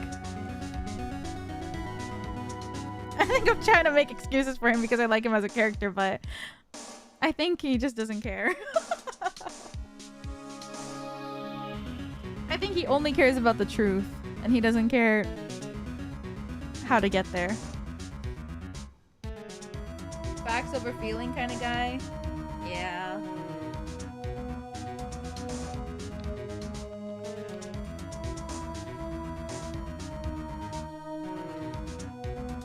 It's difficult.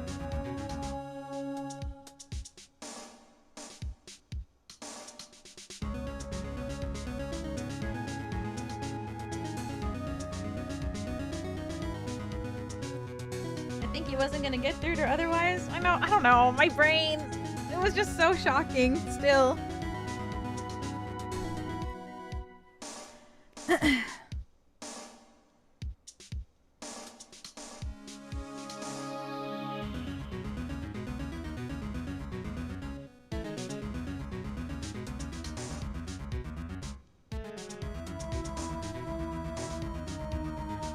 It's difficult, but also like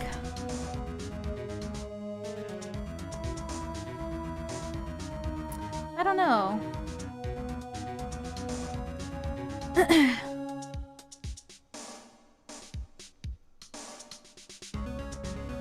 It's shocking, and it's okay to like have mixed feelings about it.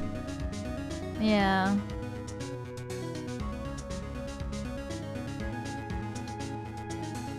It's a pretty do or die situation. Yeah. That's true. I mean, somebody died, and they're trying to find out who killed him to get justice, you know?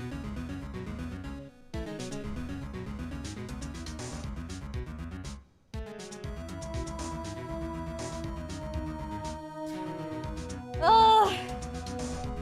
My brain.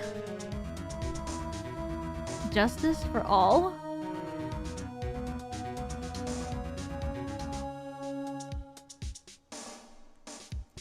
There, Pearls. I can't take it anymore. Ah! Look, it'll be alright. Everything may still work out. The condition was that we had to get a not guilty verdict. And so far, the kidnapper has kept his word and hasn't hurt Maya. And he won't because Mr. Engarde hasn't been given a guilty sentence yet.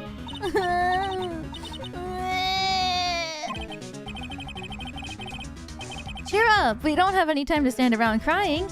We have to get going. You're right. Mystic Maya is in much more pain than I am. Yes, that's right. So... Hey! You guys! Glad I caught up to you, pal. Mr. Scruffy Detective? Oh boy. Looks like Detective Gumshoe has been dubbed Mr. Scruffy Detective in Pearl's book now. Just plain old Mr. Dick Gumshoe now. And I came to talk to you, pal. Oh, but we're kind of busy right now. no longer detective. So, what are you gonna do from now on? What do you mean, pal? Well, you've been fired, right? So, do you have a new job lined up yet? Oh, that. What am I supposed to do now, pal? I don't have anything coming in at all until my next payday. What are you talking about? You don't have another payday. I guess that means I'm just gonna have to work here at your place, pal. Say what? You'll be searching for things that'll prove Mr. Engarde's innocence all day, right? Well, yeah. So yeah, I'm gonna help you, pal. I got lots of experience in investigating and watching over people's places. And I'm great at making really simple meals, pal. I'll take care of it all. Come on, Mr. Nick. Let's get Mr. Scruffy Detective to take care of things. Okay. By the way, what's your best dish? Instant noodles, pal. Why am I surrounded by people who only eat cheap, unhealthy foods? That was the first time I've ever seen Mr. Edgeworth act like that. I never thought he'd say something like he didn't care if Miss Andrews killed... True? He said that? That's horrible! Yeah, you did! Jesus. Because of him doing that, we got the truth finally. The truth. Miss Andrews' last testimony. I wonder if that was the truth. I'll give you that there was nothing strange in her testimony itself, but I still think there's something fundamentally wrong with the whole thing. You mean about that thing, pal? Why would she want to... No, I mean, almost need to frame Mr. Engarde? I couldn't figure that out from anything she said all day. Then you're saying that testimony was a lie. Not a lie, per se. It just feels like there's more here than meets the eye. Or that's what Edgeworth would like us to believe. That's such a dirty trick! Even that woman prosecutor was better than that. Franziska von Karma. Speaking of von Karma, do you have any more information on her condition? Wasn't she shot this morning? Miss von Karma was shot today on the way to the trial by a pistol, pal. But she's going to be fine, right? I mean, Edgeworth said she was in stable condition, but... Well, she was shot in the shoulder, so she's okay and still hanging in there. They should be done taking the bullet out, so she's probably resting in the hospital. Which one? What? Are you gonna visit her, pal? No. Well, I was kind of thinking about it. Hey! You've actually got a heart, don't you? She looked like she was being tortured to death not being able to go to the trial today. So maybe it'd be good for her to... Maybe it'd be good for you if you went and let her whip you for a bit, pal. Let's go let her whip us, Mr. Nick! Now, I'm definitely not going. Let's see. The name of the hospital? Oh yeah. The Hottie Clinic! No! That name sends a chill down my spine. Well, I guess it can't hurt to stop by and say hi. Oh no.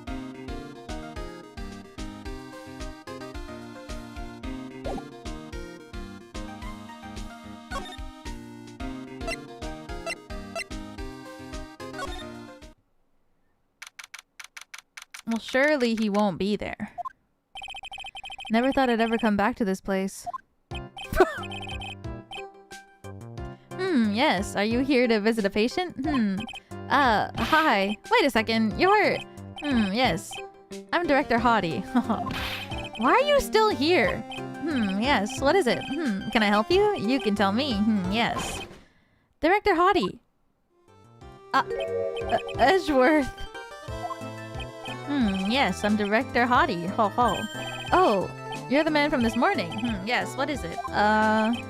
Director. Franziska. How is Franziska von Karma? You don't need to worry. Yes, she's in good hands. Because you see, I'm personally taking good care of her. Yes, hee hee. Yes, and that thing, that surgery, it went well. You have my gratitude. It looks like Edgeworth doesn't know about this director and his secret. She looks so pitiful, absolutely terrified. Yes. But I understand. Yes.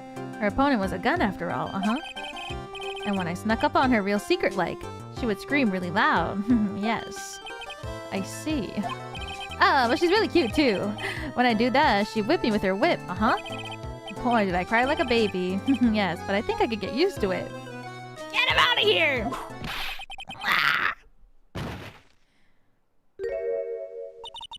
Go back to your room. You're so mean. So mean. My frisky Frisco.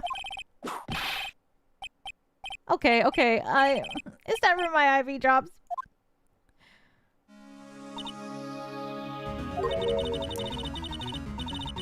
Yeah!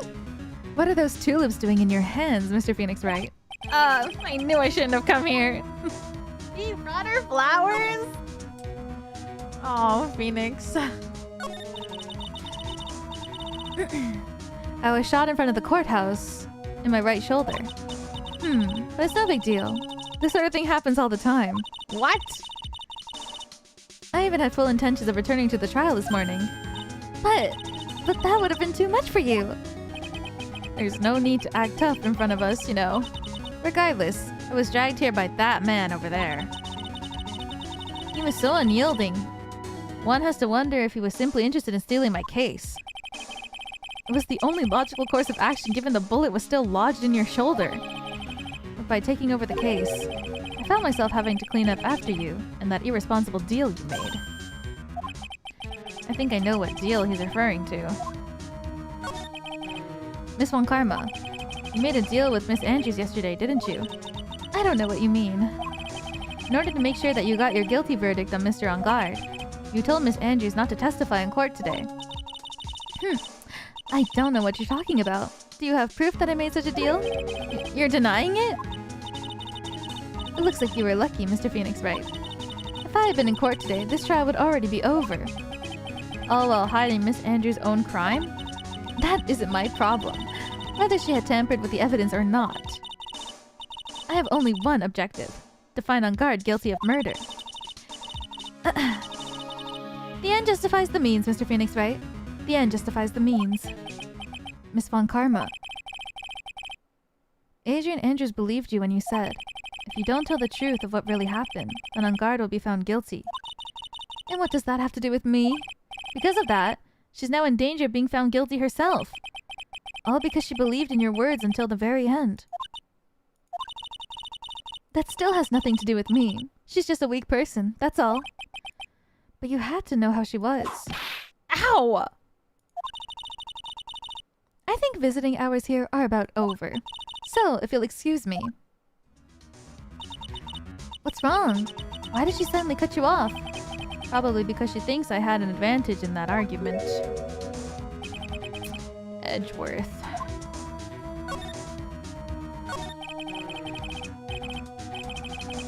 What happened today at the trial, Edgeworth? That was not like you at all! I mean, I know you knew about Miss Andrews' condition. You could have made her testify as many times as you wanted, but to go that far... but she wouldn't testify about that until I said something. Listen, Wright. The courtroom is a garden of judgment. I'm putting myself on the line when I stand in there. And that's why I made the witness do the same. It's only natural. Ah, I'm gonna grab his shoulders and shake him until his brain is working! Kinda seems like he feels bad about it, though. I'm going to grasp your shoulders very tightly and shake you! I can fix you! But he does seem like he feels bad, though. It kinda seems like he's the type that's like... I think in the moment he was like, I have to do this, but now after it's happened, he's probably like, that was scummy of me. Because it was! Piece of shit. By the way, Edgeworth, you were really angry in court today. That's rare for you. Witness that card. Give it to me. Hurry. Do you have any idea of what you've stupidly yet inadvertently done? This. I can't believe you hid this from me all this time. That card. What in the world is it? You mean this? Listen, Wright. This is top secret information. You absolutely cannot leak this.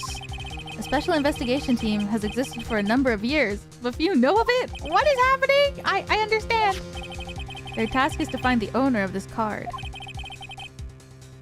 A man called Shelly the Killer.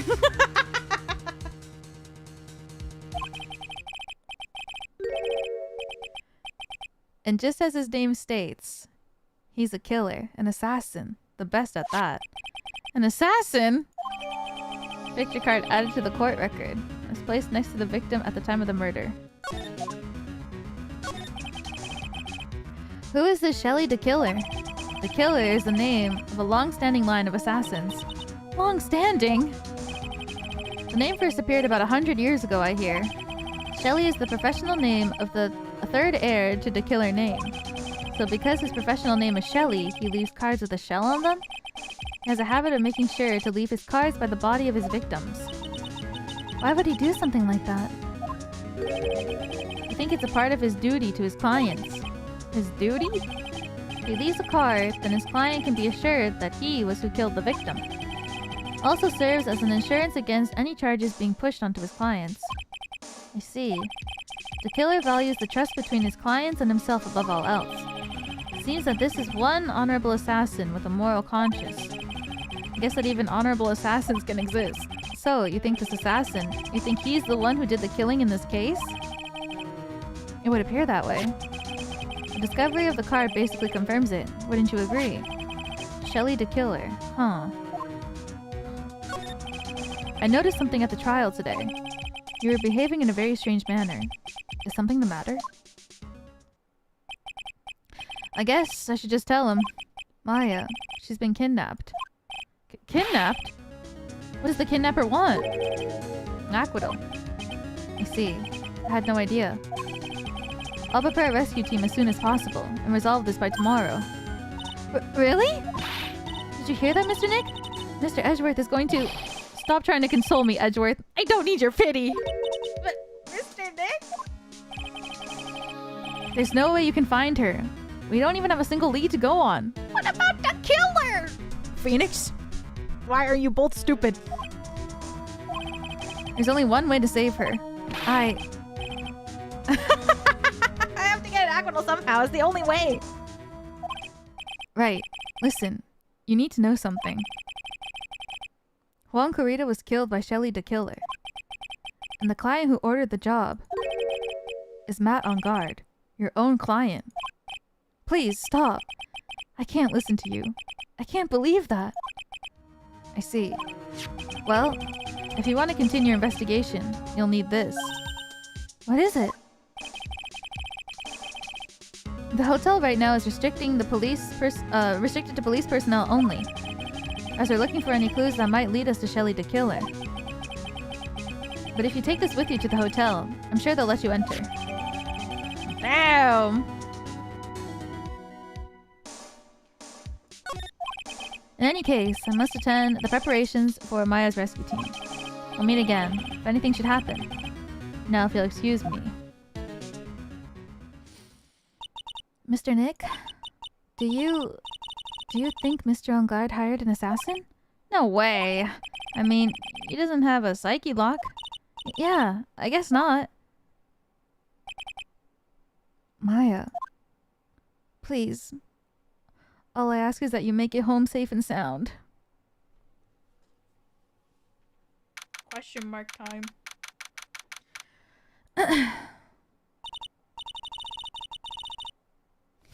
I guess even kidnappers can be a little clumsy. Clumsy enough to drop a card like this for me. Even though he said he was an assassin. I bet he's just making that up. Like how Nick does with everything in court. Anyway, let's try out the card trick with this card I just found. Sounds like I got the door to open. Okay, time to go take a look around. Oh my god. She doesn't know.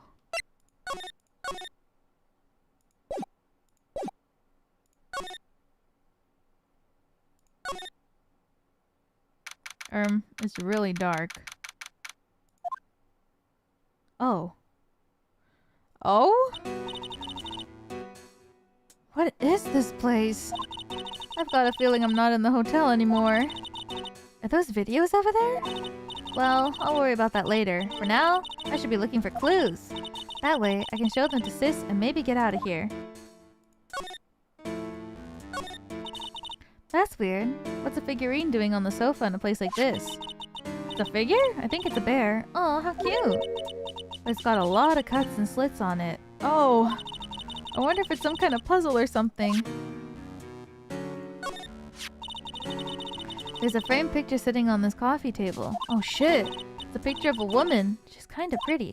Hey, looks like something's written here. Let's see. I think it says, "With love, Celeste." I bet this could be a clue. Celeste impacts. Oh hey, it's a computer. Never really used one before.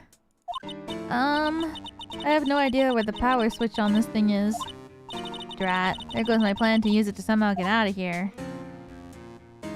Satellite dish.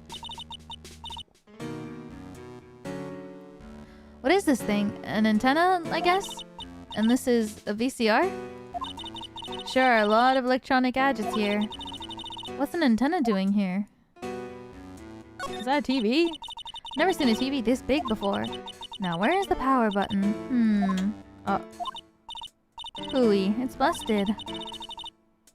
I would so die a happy samurai fan if I ever got to see the nickel samurai on a TV like this. I can't believe I just made a joke about dying, all things considered.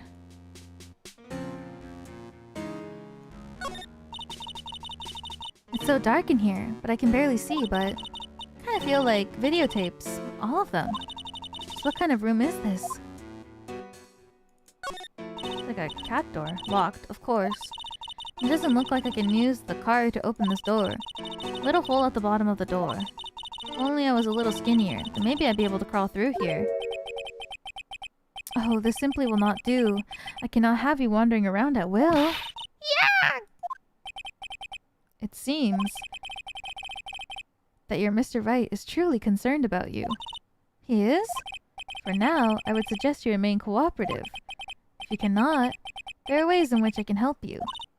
Ways? You mean... Dead men tell no tales, is how the saying goes, correct? Dead? I'm almost certain I told you in our first meeting. I am an assassin. No way! You're lying! I mean, an assassin? People are not always who they appear to be. Nick! She's so silly. Mr. Nick? Oh, yeah. Got caught up in my thoughts about Maya's situation. Mr. Edgeworth has left, you know. I guess for now, I have no choice but to believe in Mr. Engarde. But I think I should listen to his story one more time. Alright, let's get going too. Okay.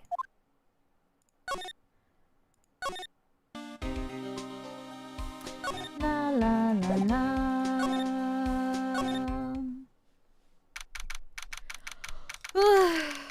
If someone kidnapped you and told you that they were an assassin, I would not leave that room.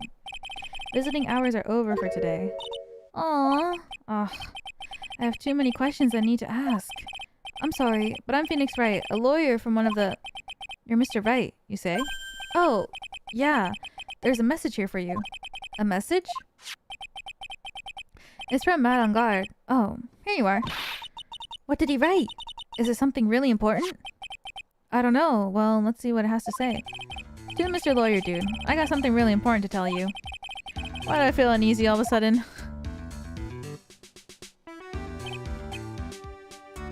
Oh, Mr. Wright. So, actually, I have a favor to ask of you. I have this cat named Shoo.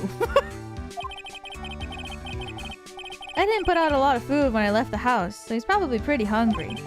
Think you could drop by my house and feed Shoo for me, dude? My house is just a little ways down from the hotel, alright? His house? This is terrible! Let's hurry. We have to feed this cat. I'm sure poor Shoo's stomach is growling by now. Yeah, I guess. His note is jammed into a pocket. Client's request is a request. Guess I should go check up on his cat. Do I have to, like... go near the hotel to get there? Gatewater Hotel lobby. Alright now, Mr. Nick. Let's go look for clues. We have to, for Mystic Maya's sake. You shall not pass. Miss Oldbag, don't devalue my name and turn into a gasp. You spiky head. What is a pettifogger? Because of you, I've been made to look like the bad guy again. Although, I did get a piece of gum from Edgeboy, just as he promised. Something much more valuable. I want Edgepoo's heart. All I want for me. It's all your fault. You've awakened the wild beast inside of this old bag. Ah! Did she pass out? Miss Oldbag! Keep your hands off of me. This helmet is airtight. No air gets in and no air gets out. Then why do you keep putting it on? Don't think you can get me to move on with silly questions. You're gonna have to defeat me if you want to get by. I'm not hearing this. Living room. Mansion? Sure is dark. I'll go turn on a light. What the hell? Wow, so this is what a star's house looks like. Must be nice to be rich. Come on, Mr. Nick. Let's find Shoo, the kitty cat. Shoo! Oh, so I guess this is Shoo. What a lovely cat. Hello, Shoo. Teehee. The cat seems to like pearls. Pardon me.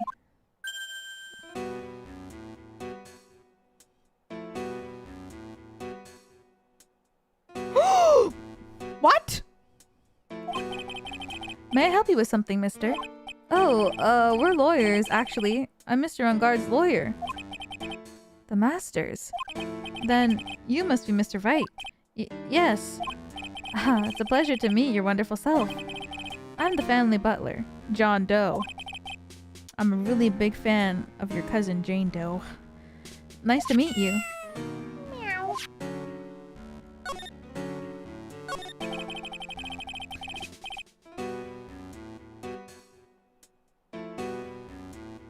His face is stitched together. Some people do that though. They get like tattoos, like on you get like your pointer finger and then you get like a mini ruler tattooed onto your finger. A lot of people do that so that they can like always have like an inch measurer on their selves at all times. Mostly people who do like sewing and stuff. They're like really hardcore. They have it tattooed. The butler did it. Thomas, thank you for the super chat. Thank you, thank you. You must know all sorts of things about Mr. Engarde, right? Honestly, sir, I don't believe my master is capable of such foul deed as a murderer. And, anything else? No, not especially. Is it not appropriate for a lowly servant to speak of the master of his affairs? How typically butler-like, as it were. John Doe. Mr. Doe, how long have you served at this residence? Well, sir, I would have to say maybe about 1 year. And, anything else? No, not especially. Is it not appropriate for a lowly servant to speak of himself and his affairs? You know, I would have thought Mr. Engarde the kind to have a maid over a butler. That's a very cute cat you got there. It's my duty to take care of him. The master rather fancies Shoo. What? And, anything else? No, not especially. It's not appropriate for a lowly servant to speak of the family cat. Guess I don't need this piece of scrap paper anymore. Why would you throw that away? Well, I'm afraid I must take my leave of you now. Oh, we should probably get going ourselves. So young, yet already so accomplished. A master of law. There's also a lot to be proud of in being a butler, in charge of the house and all. Thank you for the compliment, sir. People are not always who they appear to be. Now, if you'll excuse me. What the fuck? Why would he say that?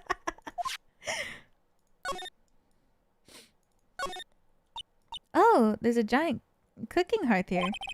Actually, a fireplace. How are they different, Mr. Nick? You know, I've never actually seen a hearth before, come to think of it. Should come out and visit Fae Manor then. I'll show you one when you do. Okay. Everything is here. It's just connected. Very comfortable and spacious lounge set. I wonder if famous stars drop by and sit and have a good time. In any case, I don't really belong here, do I? Ah, what's with me and feeling inferior today? This is crazy. A giant bicycle is flying through the air. That bicycle, Pearls, is one where you don't have to pedal and it moves on its own. Really? Wow. Sorry to disappoint you. It can't fly. Oh, that's too bad.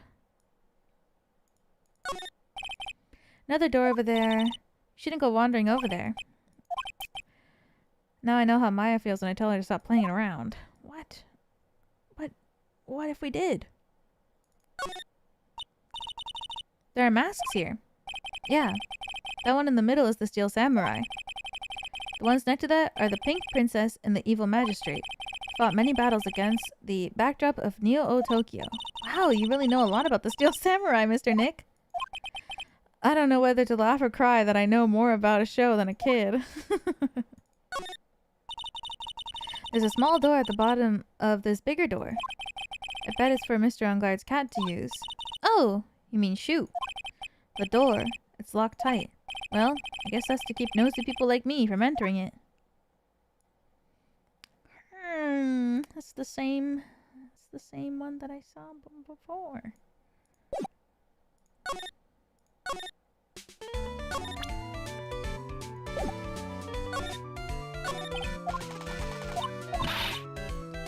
You're a million light years too early to be asking me questions, whippersnapper. Oh god, alright.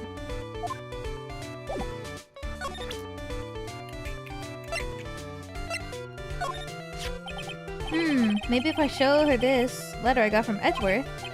Miss Oldbag, if you would look at... What? You want me to look at this worthless piece of...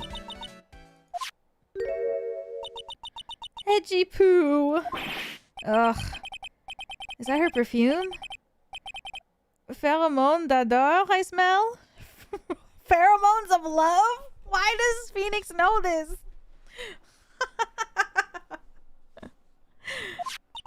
Let's see here. Would you please allow this unsophisticated young person to conduct his investigation? Yours truly, Miles Edgeworth. Yours truly? That man's good at flattery. Fine, but only because Edgy Poo said so. You understand. Letter of introduction given to Miss Oldbag. I just thought of something I have to do. Remember, no messing around. You do anything bad, and I won't let you off the hook. Looks like she has strong feelings for Mr. Edgeworth. That may be, but you know nothing's going to come of it. That's so mean, Mr. Nick. Feelings are meant to be told and shared. Ow. Every time we talk about love, I always end up with a handprint on my face somehow. So anyway, let's continue our investigation. Okay. Oh my gosh, she's back. Ah! What now? One little thing before I forget. You can't go into Engarde's room today. Why? The police's main investigation team is going to be in there all day, you hear? I wonder if they're the team in charge of investigating the killer. So don't go in there. Set one foot in there and you'll face the wrath of Wendy Oldbag. I'm gonna go in there right now.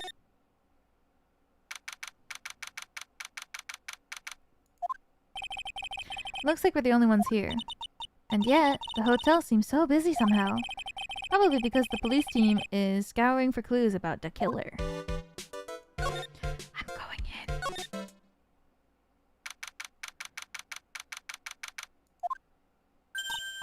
Hey, city boy.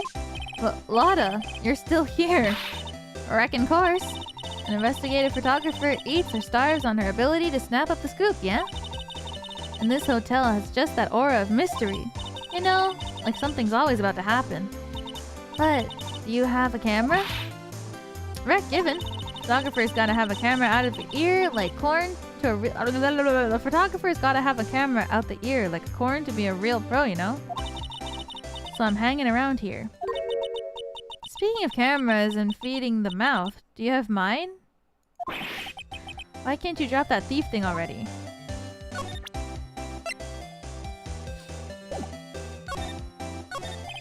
I want to ask you about the night of the murder. What? Really gonna shell out the bucks for the info I got? Lada, you were loitering in the hallway that night of the murder, were you not? Well, kinda, but... Brace yourselves, Phoenix. Here it comes. I didn't exactly hang around here the entire time, you know. Followed a few stars around, got a few autographs, shook a few hands, had a soda pop with a few of them too. Looks like she wasn't here the entire time that night. The security lady also wasn't in the hallway the whole entire time either. I guess this means there's no one who can tell us who came and went that night. There's no cameras? So, about that note that was inside your camera case. Oh. What? Can I believe what's written? You mean the stuff about Engarde shoving his manager lady onto Corrida? Yeah. Oh, well, I reckon you best not believe that. What?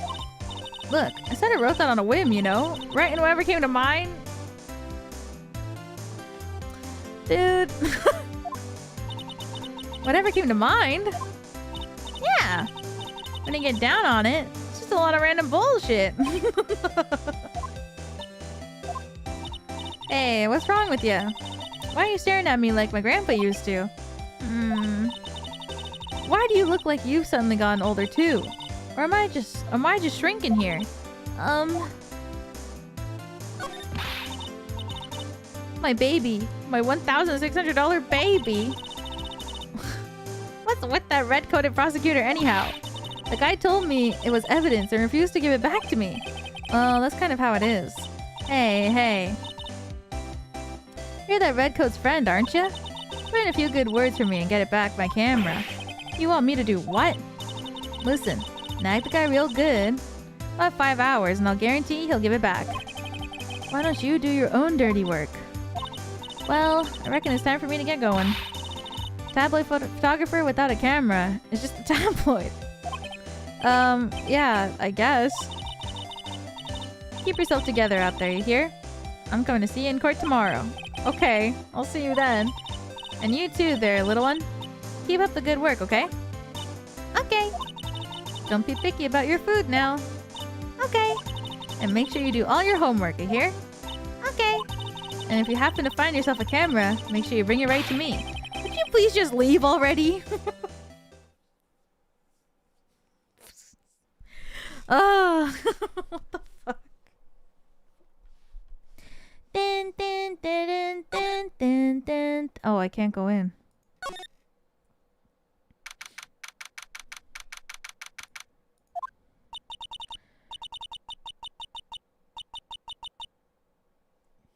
Who? Mr. Nick? What's that otherworldly, ghastly moaning?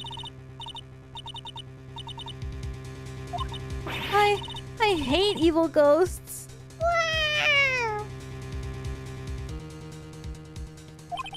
I don't think it's a ghost. Maybe it's a demon? Why are you here? Who are you calling a demon, brat? Ah! Zoinks. It's the alien. Why are you calling it alien? Oh, it's just you, Miss Oldbag. What are you doing here? What's wrong with youngins today? I came down here to pay my respects to my poor Juan, and you're disturbing me! Please talk to me about the night of the murder, just one more time. I talked about it plenty at the trial. I was fooled, tricked, deceived by that fraud of a photographer and her note. She was loitering around here with that imbecilic look on her face. Okay, got it. Now hold on a second there, you little pipsqueak. If you're gonna take notes, at least make me sound better than that. Oh, alright. Now I've seen everything.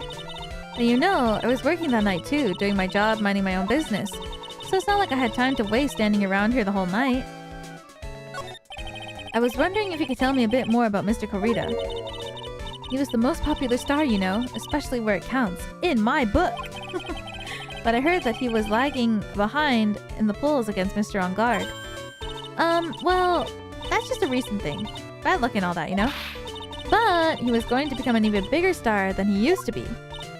Look! Just look at this mountain of presents! The show of the mountain of feelings that all his fans have for him. Yeah, the mountain is pretty big, and certainly nothing to shake a stick at. Mr. Nick? What is it, girls? The presents. They're all bears, right? She's got a point. There isn't a single thing here that isn't a bear. All of Mr. Kurita's presents seem from his fans seem to be bears. Oh, that's because you can't think of Juan without thinking about bears. Bears? Why bears?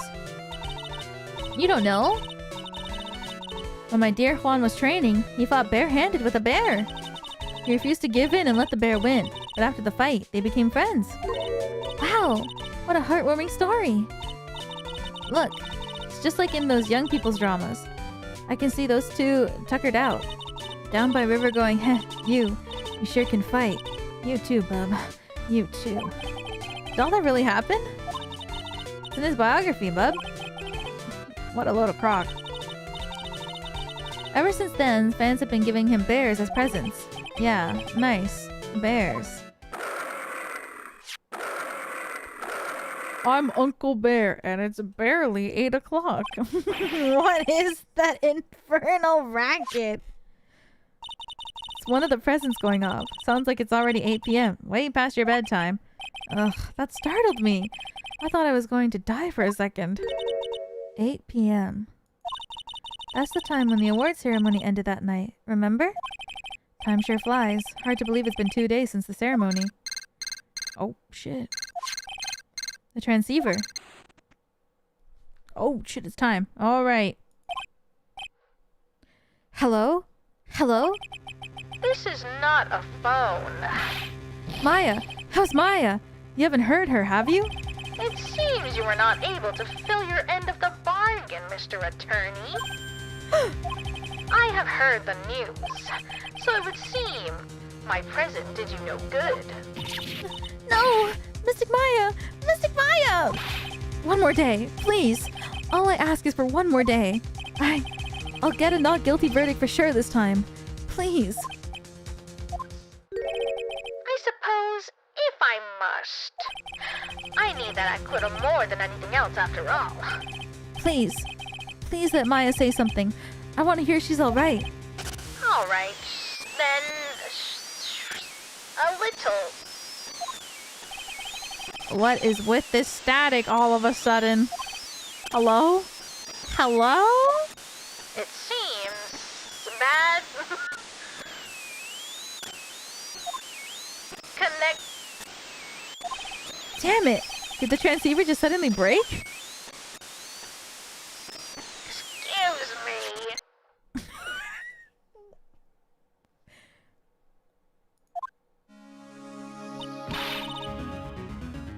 You know...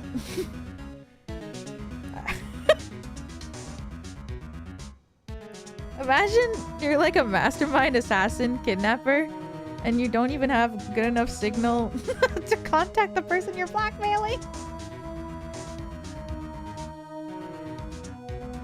What happened? I don't know. All of a sudden it became nothing but static. Mystic Maya! Mystic Maya! Why did the transceiver suddenly break like that?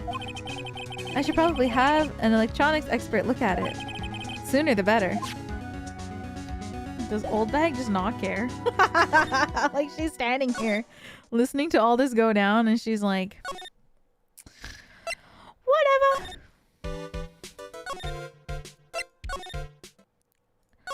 Electronics professional.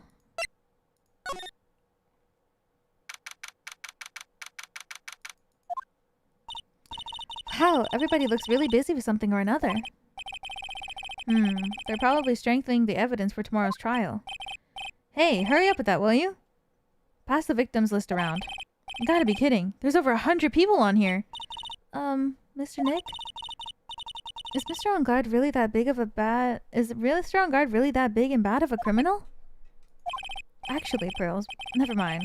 Sounds like they're working on a different case. Must be the chief of the detectives, glued to his computer screen. What? Prosecutor Von Karma was shot in front of the courthouse? Who did it? Who shot her? I have a sneaking suspicion that even Gumshoe could do this guy's job. I guess I don't need to be here.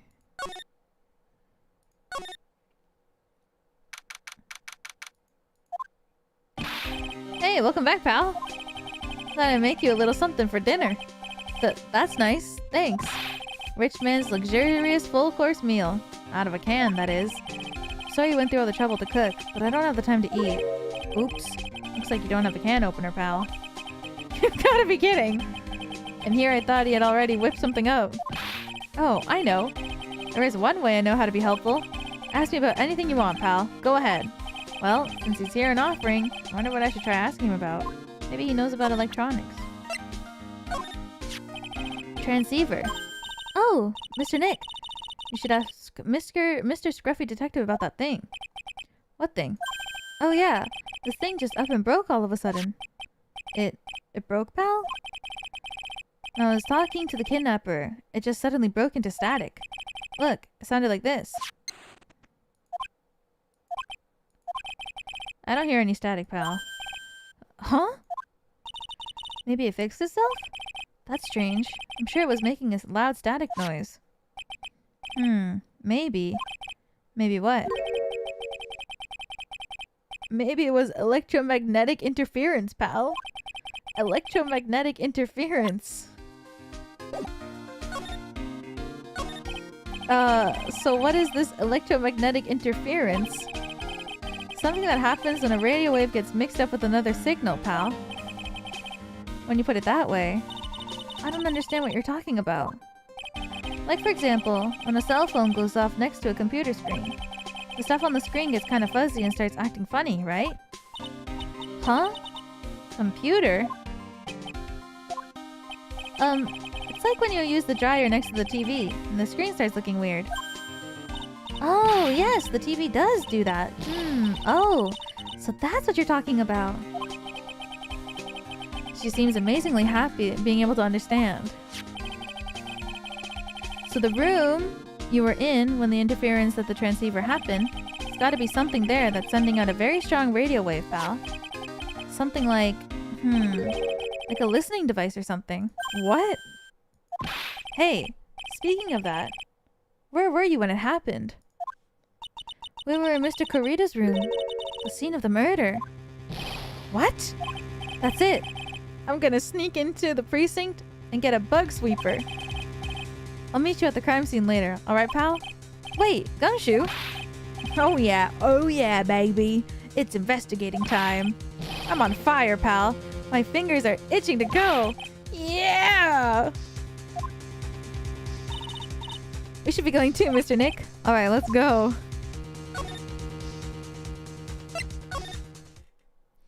Oh yeah, baby. It's Rhine time. Can't have a rainbow without Rhine.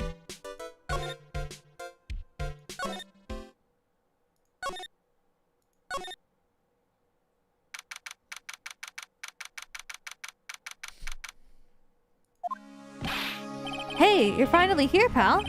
Sorry to keep you waiting. Do you have the, bug sweeper? Well, you see, I got busted trying to sneak in, pal. Then suddenly, I'm staring at the precinct doors. From the outside, I mean. So yeah, I couldn't get one of the police bug sweepers. What do you mean you couldn't get one? We needed that item. Hey, calm down, pal. I didn't say I didn't get one. I said I didn't get one, just not the police's. Wow, so this is a bug sweeper. Looks a little broken. Hey, this was made when I was in elementary school, pal. Oh, by who? Me, of course.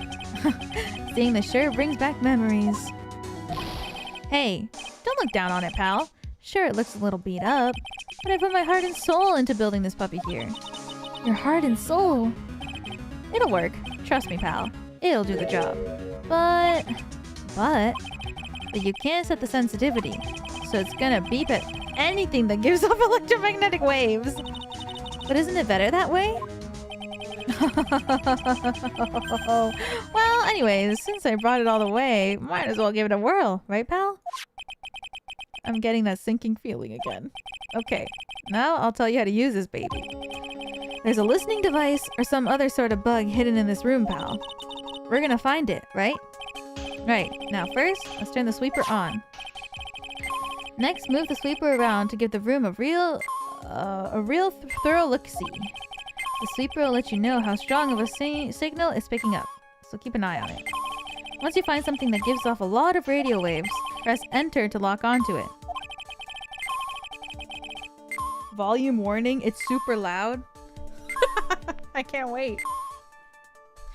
There's a lot of things here. It's going to give off radio waves. So let's take a good look at anything and everything that seems suspicious. Okay, pal? Alright. I'm gonna go stand outside and keep an eye out. Give me a yell if you find the bug. Got it, pal?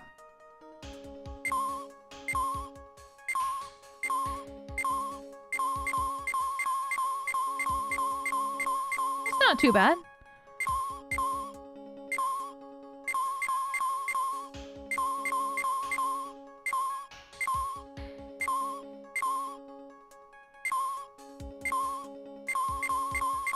Whoa.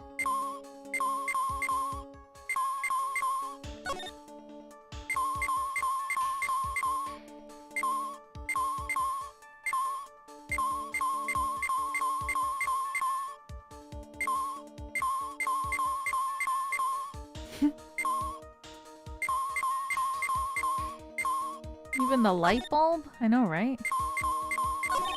Lamp. Check. Listening device. Nope. There are a lot of lamps in this room, aren't there, Mr. Nick? Yeah. And they're all on. Shouldn't do that, Mr. Nick. Don't you know that's wasteful? Yeah. I'll be more conscious from now on. Conscientious from now on. Sorry. Not like he turned them on. This bear is kind of sus, no?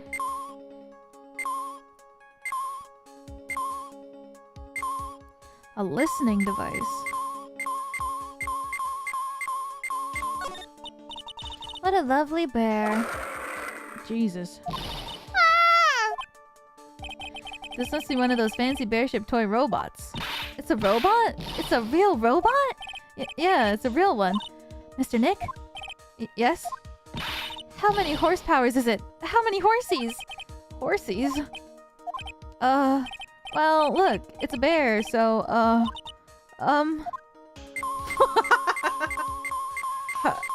How many horsies? A cell phone. No bugs here. A cell phone. What? Don't tell me you don't know what a cell phone is. I'm sorry. I've never seen one before. Now that she mentions it. My cell phone couldn't get any reception while I was staying in the Crane village. Rosa's never lived outside that village, so, well, I guess I can't say it's possible to live without one.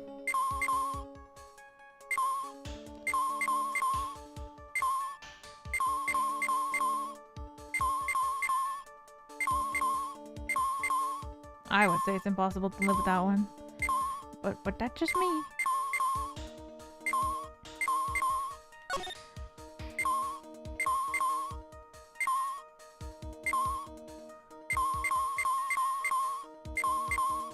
What?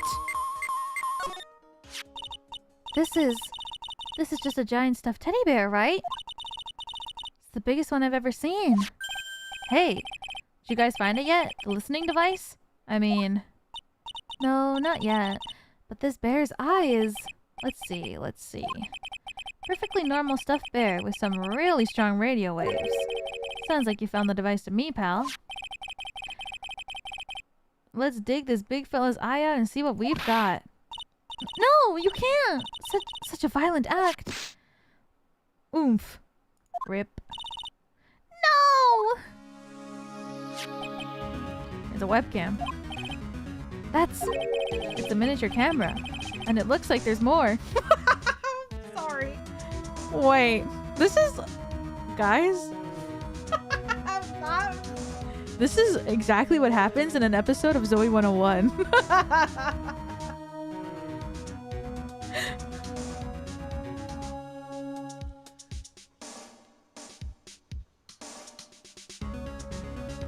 Really makes you think. I was about to say that. I remember.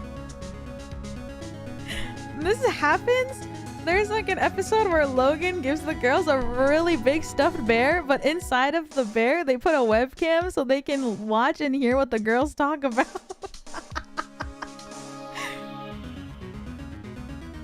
It's a miniature camera, and it looks like there's more. There's a transmitter and a timer.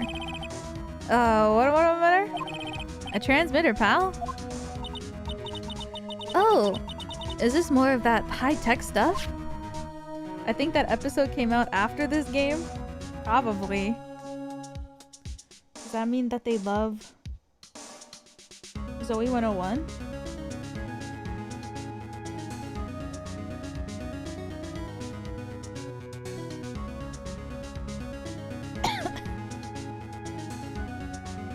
This game is more dated than I remember it to be. Isn't this game from like 2006? January 2005 is the episode. Wait. Ace Attorney. Justice for All. Release date. Oh, 2002. Jeez. Wait, this game is 23 years old? Oh my god.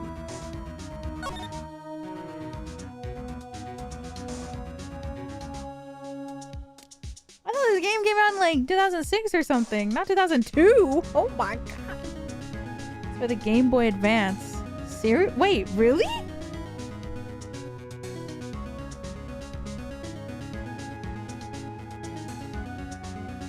I didn't know that.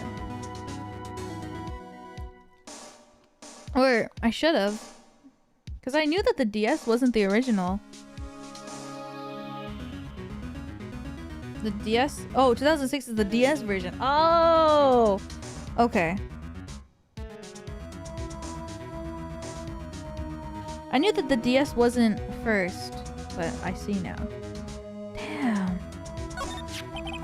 So this tiny thing is a camera. Yep. It's a pinhole CCD camera, pal. Small, high-grade video camera mostly used in security systems. So it's a video camera. Runs on a battery, which comes with it in a set. But there's no videotape in this camera. This is only the camera part here, pal. Tape recorder with the tape inside is somewhere else. Somewhere else. The footage is charged into the radio waves and then sent into that recorder. So, it's sort of like a TV broadcast, isn't it? Hey, you know, you're right. Set to record the victim's room from 8 p.m. for 1 hour. Was running at the time of murder. So, what's a transmitter? It's a device that sends the footage of the camera took to a specific destination. It's like a video version of a listening device, pal. Looks like it's attached to a small clock-like thing. Oh, that's a timer, pal. You can set it to turn the camera on and record at a certain time with it. You can set it for a certain time? Yep. Let's see. Looks like it was set to start at 8 p.m. and go on for 1 hour. 8 p.m.? That was the time the award ceremony ended. There's no date set, so it's been recording every night, I guess. Mr. Detective, how long has this bear been here? I'm pretty sure it's been here since the night of the murder. Then, maybe this camera caught the murder on tape. What? And if you think about the angle the bear is at, it's bound to have a clear shot of the whole crime, pal. Oh my god. Changes the footage taken to the spy camera into radio waves and transmits the data. Bear. So there was a camera in the bear's eye. And it was disguised as a present. And I'm sure it was here on the night of the murder, pal. Pretty big, so it stands out pretty well in my mind. But who gave Mr. Corredo this present? I don't know, pal. But this means that someone out there's got a video of what happened there that night. Isn't there any way we can find out who that person is? It's impossible, pal. Radio waves can be sent almost anywhere, so there's no real way to find out. Oh. Is there really no way to find out? Stuff bear added to the court record. Didn't the clock go off to say that it's 8 p.m. right now, though? Does that mean that it's recording right now? I got it! What? Hey, pal. Let me borrow this mini camera for a bit. What are you gonna do? I'm gonna go around electronic shops and see if I can find who bought this! That's impossible! I mean, it's already 9 p.m. Leave it to me. Even if I have to search all night, I'll find your man, pal. Spy camera and transmitter given to Detective Gumshoe. Oh yeah, baby. It's investigating time. I'm on fire, pal. My fingers are itching to go. Yeah! He's gone. Yeah. But Mr. Scruffy Detective sure is a nice man. He's pushing himself so hard, all for Mystic Maya's sake. It's a mystery how you always manage to do things in the most inefficient ways, right? Ah! You'll have to excuse me. I heard your conversation just now. Edgeworth, what are you doing here? A rescue team has been created and deployed. I can't say I'm optimistic, but we have to move forward, one step at a time. I see. Thanks. Don't thank me yet. We still have to find her. So, there was a spy camera hidden inside the stuffed animal, huh? You're one lucky man, right? Do you know this stuffed bear, little girl? I have no idea. Of course not. The maker of this bear is a very expensive luxury brand from overseas. Completely handmade. Only a small number of these are exported here. What? The camera and transmitter our scatterbrain detective took with him are dead ends. Things like those can be bought anywhere. However, this bear is different. By tracking how it got into this country, this bear can tell us who the buyer is! Can you really do that? Mr. Nick, can you really? Well, I guess so. It's 9 p.m. Oh my god, it is 9 p.m. right now! I think I can still make it in time. I'll be taking this for now. I'm sure you have other things you have to do. Stuffed bear snatched up by Edgeworth. How? See you soon, Wright. I should have made it disappear from the background. Wait! What? Why are you doing this?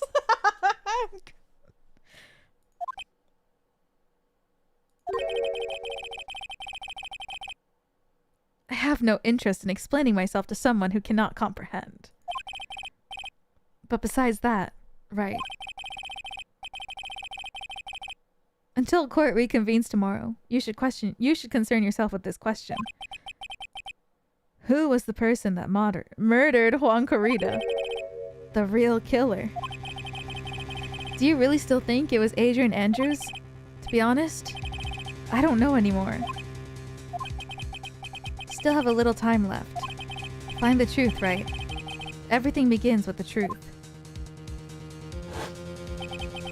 Juan Corrida's real killer. Miss Andrews passed. The kidnapper whose sole condition is in the the kidnapper's sole condition is an acquittal for Mr. Engarde. The killer. And this card, Shelly the Killer. Maya, the only way I can save you now is to find all the answers to this case tonight. I don't understand what your real intentions are, Edgeworth. But as you said, all I can do now is find the truth.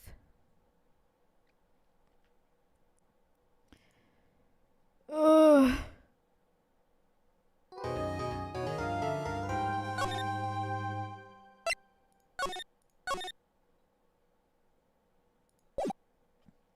How are you feeling? Crazy. What?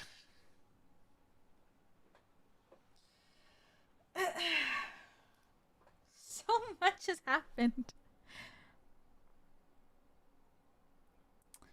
So much has freaking happened.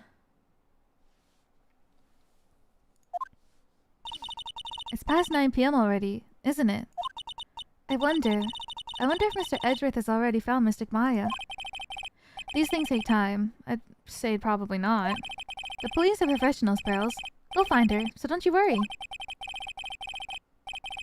And if we can win a not guilty verdict tomorrow, then everything will be okay. You're right. Ah! So the real person who killed Mr. Corrida was that assassin, Mr. Shelly the Killer, right? And the card Miss Andrews found at the crime scene seems to be proof of that. But if that's the case, then a new question comes to mind. Who was the one that hired the killer to begin with? Who was his client? You mean, who asked for the murder? That person didn't want to dirty their own hands in blood. But whoever this client is, they're still a killer. Who? Who could have hired the assassin? Do you think it was Miss Andrews? No. I wonder. But if she was the client, then why go through the effort to stab the knife into the corpse herself? But if Miss Andrews wasn't the client, then... No, it can't be. Matt Engarde himself? If Mr. Engarde really did hire the assassin, then he's not innocent at all. Far from it. He'd be guilty of the crime. But it can't be Mr. Engarde, right? I mean, when we first talked with him... I'd like to ask you one more question. Did you kill Mr. Juan Corrida?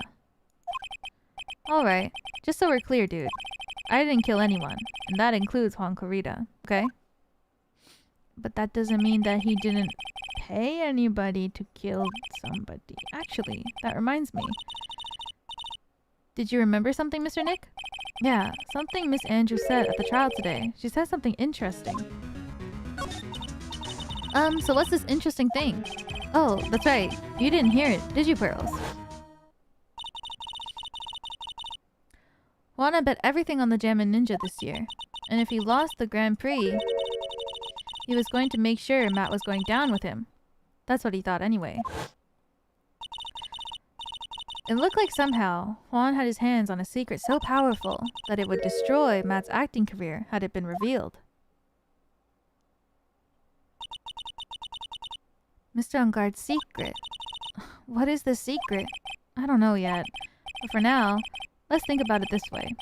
Mr. Corrida was going to reveal the secret. That means... Mr. Engarde had plenty of motive to have Mr. Corrida silence. Which means we have to meet with Mr. Engarde. There's no way around it now.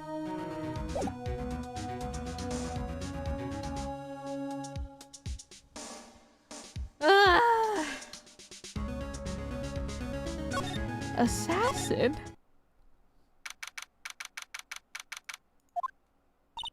Wow. It's really getting late, isn't it, Mr. Nick? Yeah, it's past 9 p.m. already. We still have some things to prepare for tomorrow's trial. Still the matter of the secret Mr. Corrida had held about Mr. Engarde. Miss Andrews' real intentions. 2 things I must know tonight. But aren't visiting hours over at the detention center? I'm sure we'll think of something, Pearls. Don't you worry. It is interesting how, like, Mr. Engarde was more... Like, he won, and he was more popular, but it feels like Mr. Corrida had so much more stuff. I was wondering that from the beginning.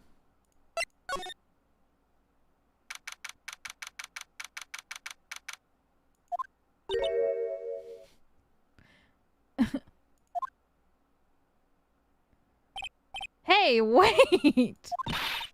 What is it, whippersnapper? All I know is nothing that has anything to do with you is ever good. Just like now, I was handed this strange device for who knows what reason. I was told to use it to search the whole hotel. That's the bug sweeper, isn't it? The one Gumshoe made. I don't know, and frankly, I don't care. But the request came from Edgeworth, so... Edgeworth? And he said, if you feel angry, direct your anger at that unsophisticated lawyer. So, I'm gonna feel free to direct all my anger towards you. Ugh, gee, thanks a bundle, Edgeworth. What a pal you are. This is absolutely top secret, so you had better keep it to yourselves. I heard they found the spy camera hidden in one of those presents. Very interesting. I'm sure it was. You know, it was to catch poor Juan in the middle of scandalous meetings. Scandalous? What's that? It means, well, you know, that gossip that's been going around about my dear Juan. Oh, you mean that thing about Miss Andrews. But I'm sure she must have had some reason for getting close to Mr. Corrida. I'll let you in on another secret, young'un. I know who planted that spy camera. It was that obnoxious puffy-haired photographer girl. The nerve of some people. Spying on people by herself. As if I wouldn't want to see it for myself too. Wow, the alien actually admitted to her true intentions for a change. I don't know what you're thinking exactly, but I can bet that it's nothing good. But I didn't say anything. She said, how dare Lotta look at... How dare Lotta do it alone? I wanted to help her. I want to see too. Guys? So you want to know what about Juan and that manager, right? Actually, as I hear it, there was something of a refreshing pair, those two. Oh, I tell you, Juan really welcomed that manager with open arms, I heard. That manager? Who are you talking about? You don't know? That manager woman Juan had. It's a shame she killed herself, though. Oh, you're talking about Miss Celeste Impacts. Miss Andrew's mentor, right? Yes, that's the one. That Celeste girl. She was supposed to get married, you know. Married? You mean to Mr. Kurita? Really? You young kids today don't know anything, do you? What? That girl Celeste killed herself 3 days after their marriage announcement. 3 days after their marriage announcement? What in the... Why would Miss Impacts want to do that? She was gonna get married. Well, that's because she was thrown away, you see, by Juan. What? But they were going to get married, right? They promised each other, right?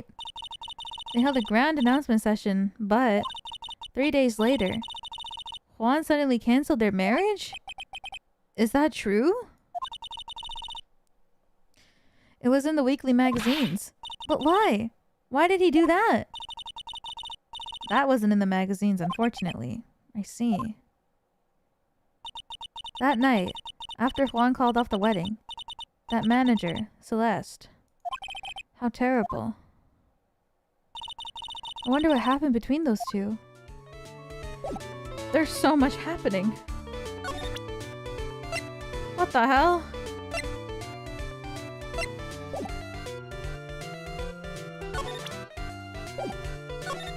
What?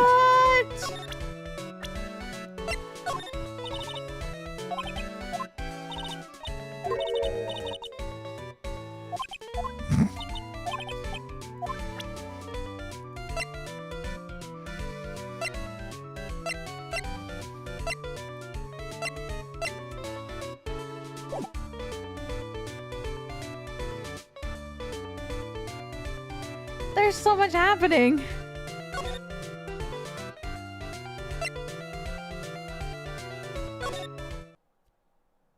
Everywhere I go, they stop me. On that night, there must have been at least a few hundred people here. I guess the police are done with their questioning and investigating. It looks like things here in the lobby have finally calmed down. Does that mean I can go to his room now?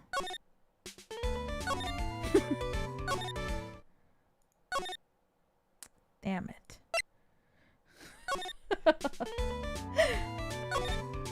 I mean, if the police are calming down for the night, you know, that's when I would think it's time for me to go and check out his room. It doesn't look like Mr. Scruffy Detective is here. Well, he's out there with that camera asking around all the electronic stores. Then I'll make some salad for him for dinner. Aww. It looks like Pearls really appreciates what Gumshoe is doing for us. Mr. Nick? Yes? Where's the lettuce? I don't think I've ever bought lettuce before.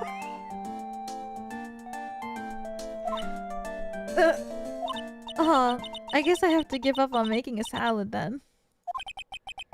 Guess the lack of lettuce is kind of a problem.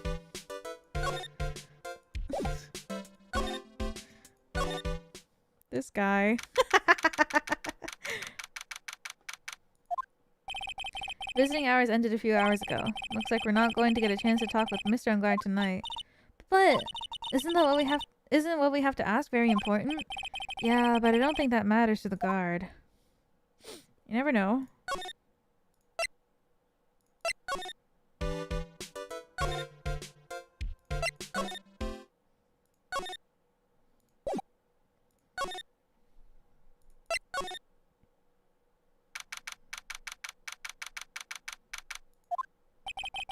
Looks like no one's around. What happened to that person with the stuffed teddy face? Oh, she must mean that butler with the stitches across his face. Shoo! Cute. Oh, there you are. I guess you're still awake, huh, Shoo? Come on, let's play. I wonder if that butler, Mr. Doe, is already asleep or not. There's a small door at the bottom of this bigger door, Mr. Nick. I bet it's for Mr. Engarde's cat to use. Oh, you mean Shoo? The door, it's locked tight. Well, I guess that's to keep nosy people like me from entering it. Okay, but I bet you... Well, maybe not. Small door for a small girl.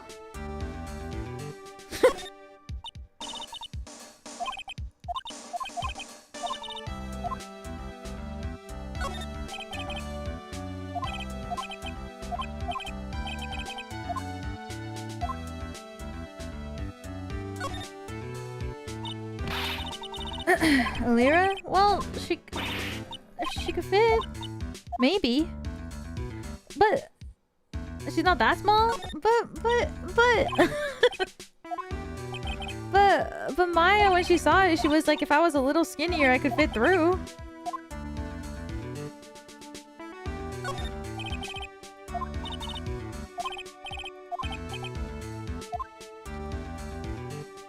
She said if she was a little skinnier, she could probably fit through, and...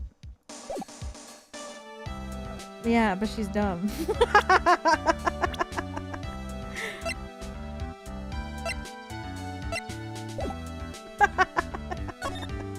Don't insult my girl like that. She's smart in her own ways.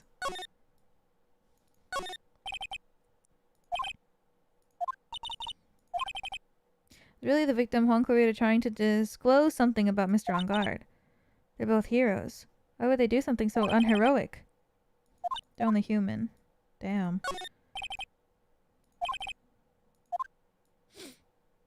That's deep.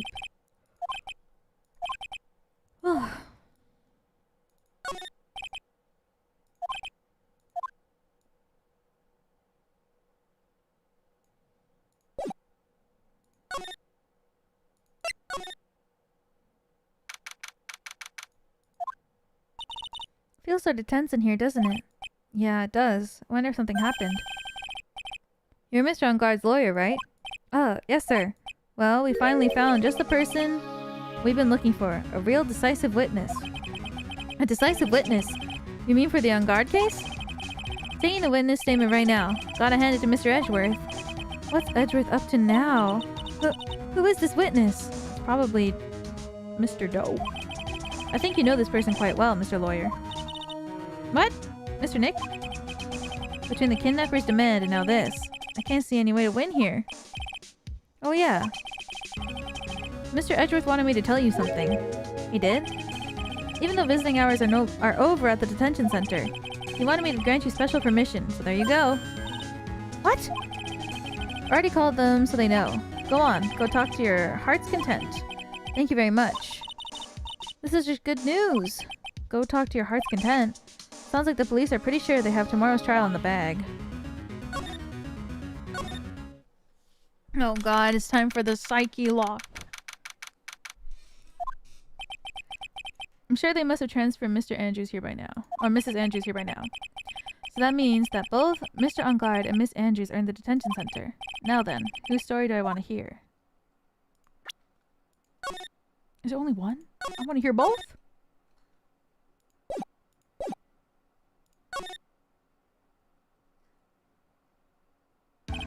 Dude, it's Mr. Wright.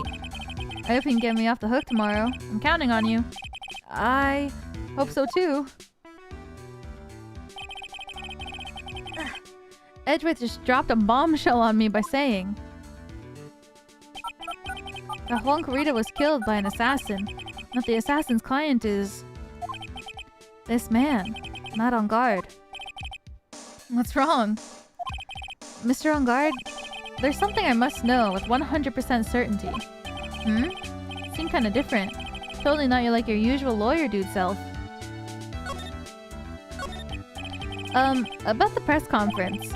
You mean the one where Juan was gonna dress up as the Nickel Samurai? Yeah. Heard a little more about it from Miss Andrews.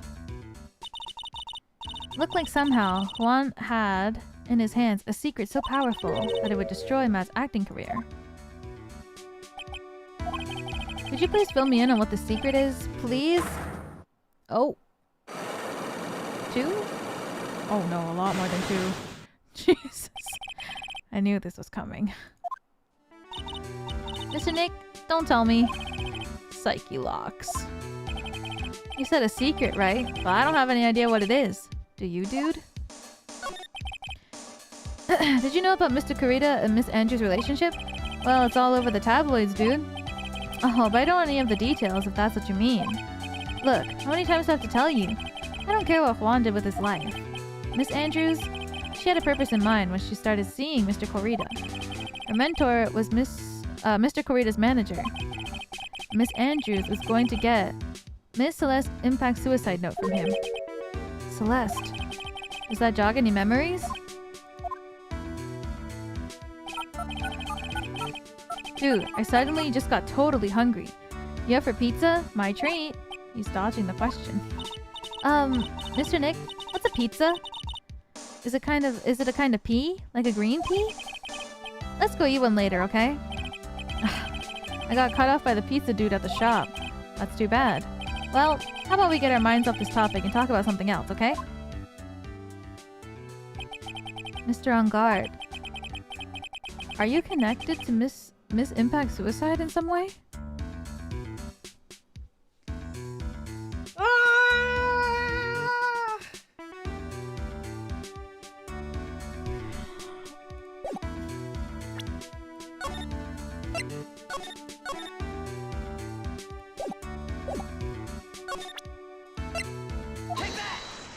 Magatama time. Let's see what the question is. Let's see what the first question is. Matt's secret. Now, let's hear what this secret of yours is. What if Mr. Kurita had been successful in his plan? What would he have disclosed? I told you before, dude. I don't know. I don't know anything about Juan, okay? Look, Mr. Wright. I can keep on saying it until I'm blue in the face, but I totally didn't pay Juan any attention the whole time that night. I mean, come on. I was in the middle of a nap. Don't lie to me. Huh? What?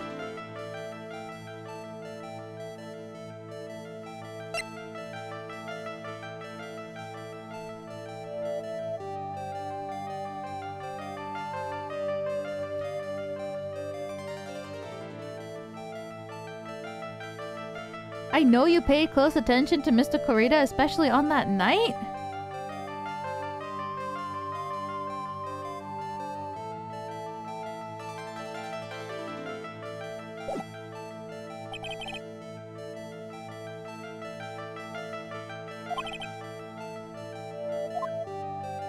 I think maybe I have to talk to...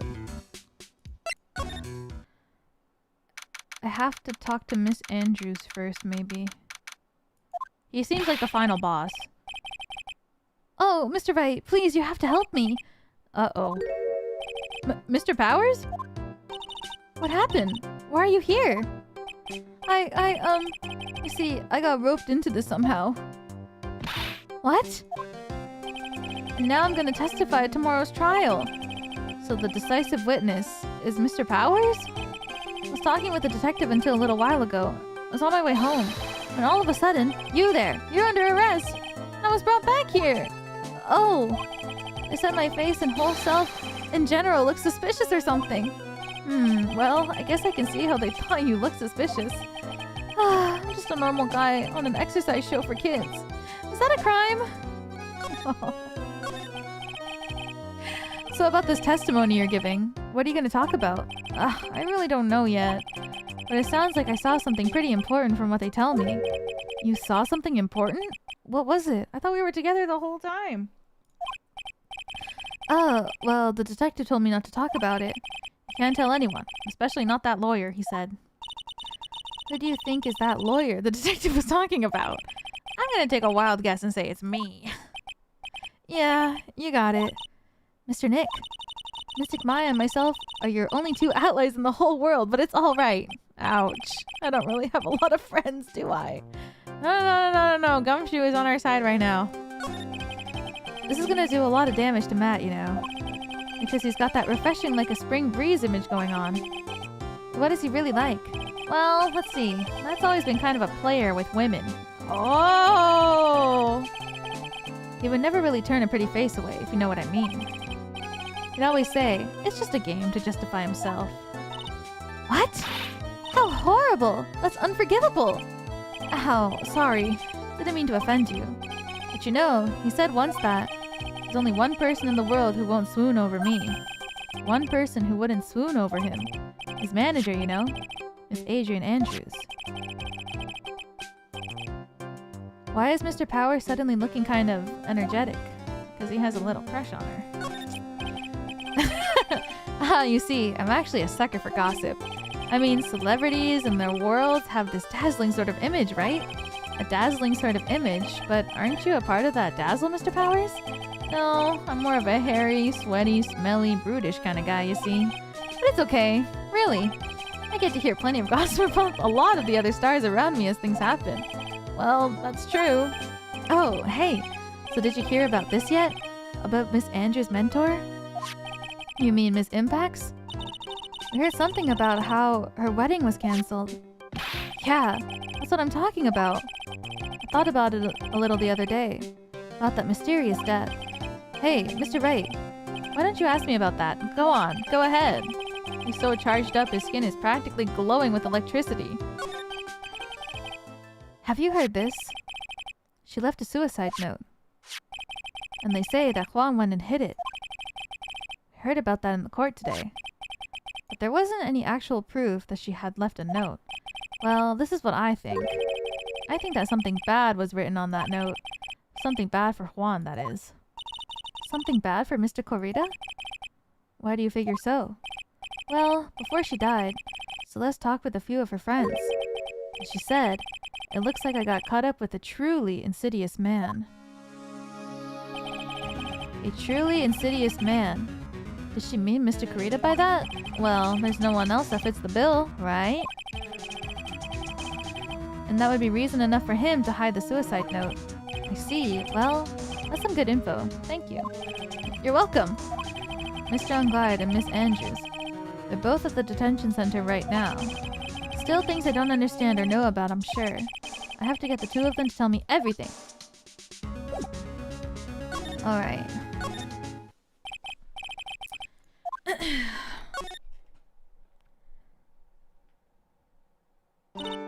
Oh, it's you. I'm sorry to be visiting at such a late hour. There are a few questions I absolutely have to ask you tonight. Me?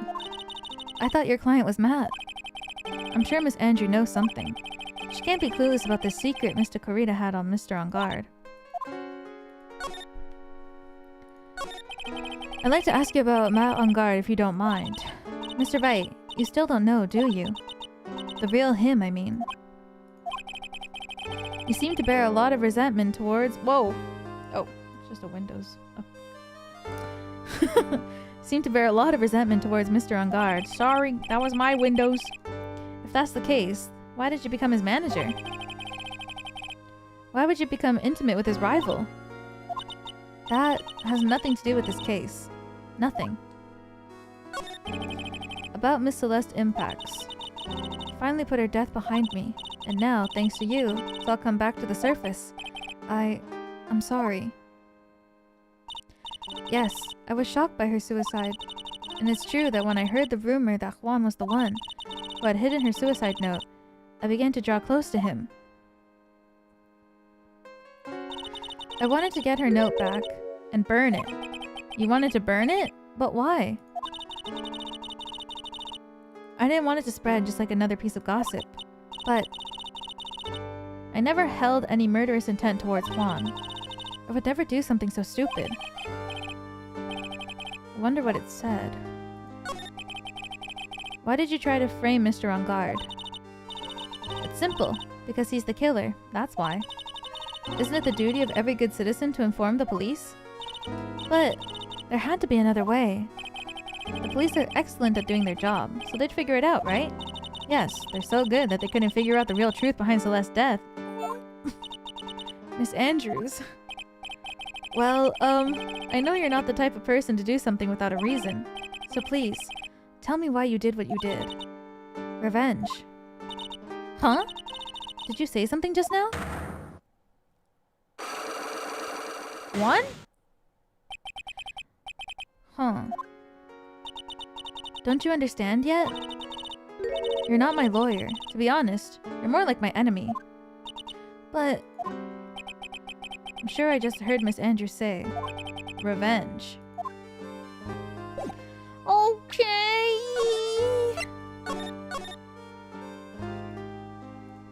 Present Magatama. Let's see. What is the one thing we need to tell her or figure out? Why frame him? Can you please tell me why you framed Mr. Engarde for the murder? I've already told you countless times. It's because I thought Matt was the killer. No, that's not it. I know you have a personal reason to dislike Mr. Engarde. Miss Andrews. You may think I didn't hear it, but I know you said something earlier. You said revenge. So you're saying I was taking my revenge out on Matt, and that's why? What an absurd idea. I don't have anything I want to take revenge for. Miss Andrews, a woman who lives by being dependent on other people. There is something, or someone in her past that would make her take revenge.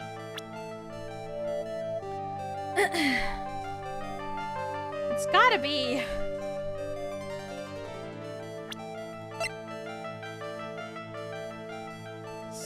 Right?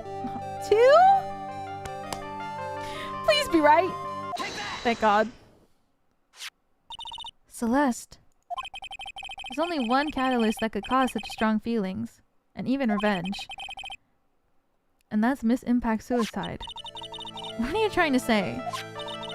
Celeste was Juan's manager. On top of that, the one who hid her suicide note was also Juan. What does all this have to do with Matt? You're right. You haven't mentioned him. Yet. But for you to hate Mr. Engarde, it would mean that he must have had some relation to Miss Impact and her suicide. What? Can you explain to me this relation between Celeste and Matt? Oh, I didn't mean to press that. Wrong. Well, actually, I wanted to look at my evidence, so I guess it's good that I pressed back.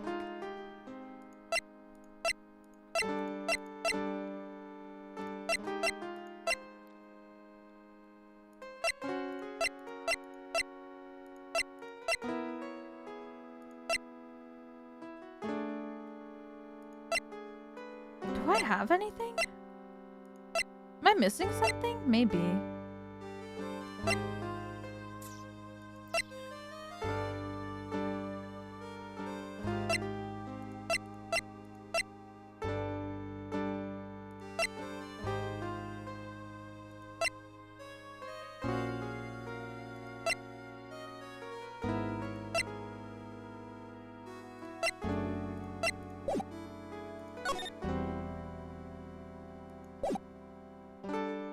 Something that connects the two of them.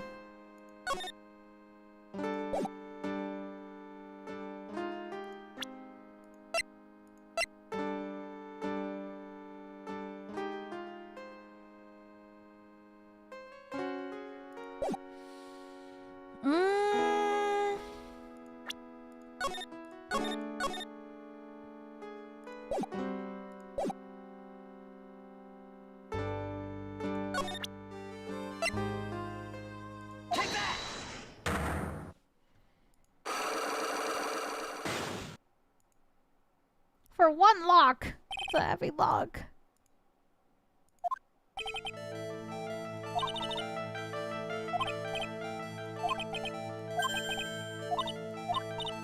Let me reread what it said.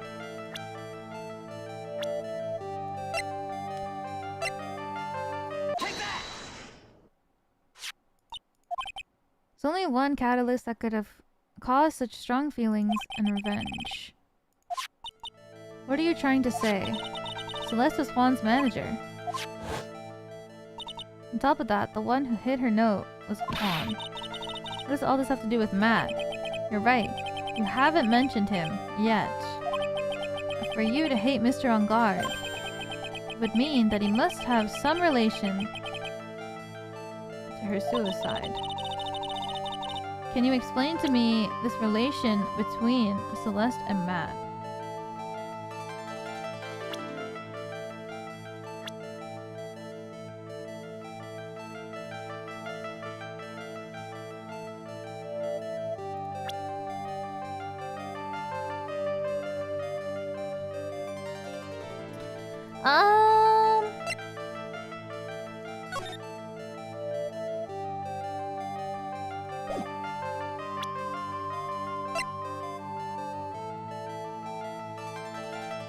I feel like I don't have anything, no? I feel like if I had something, I would know. There has to be some kind of evidence that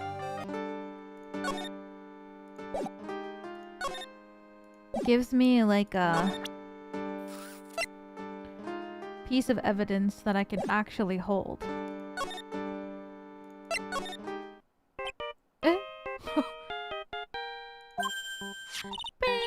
Your phone. Hey, that's the Steel Samurai theme song, isn't it? I don't like the sound of this ringtone right now. It sounds kind of ominous. Yeah, I know. Beep. Hello? We're in trouble now, pal. I'll be back at the office really soon. What's wrong? Something really unexpected just happened. Mr. Edgeworth, he... Anyway, hurry up and get back to the office, pal. I don't know what's going on anymore. It's no good. The end. What? Hello? You got cut off. What's going on, Mr. Nick? Gumshoe said we need to go back to the office right away. Then we should hurry back. I'm scared to go back. What are you talking about? Pull yourself together. Maybe it'll be good.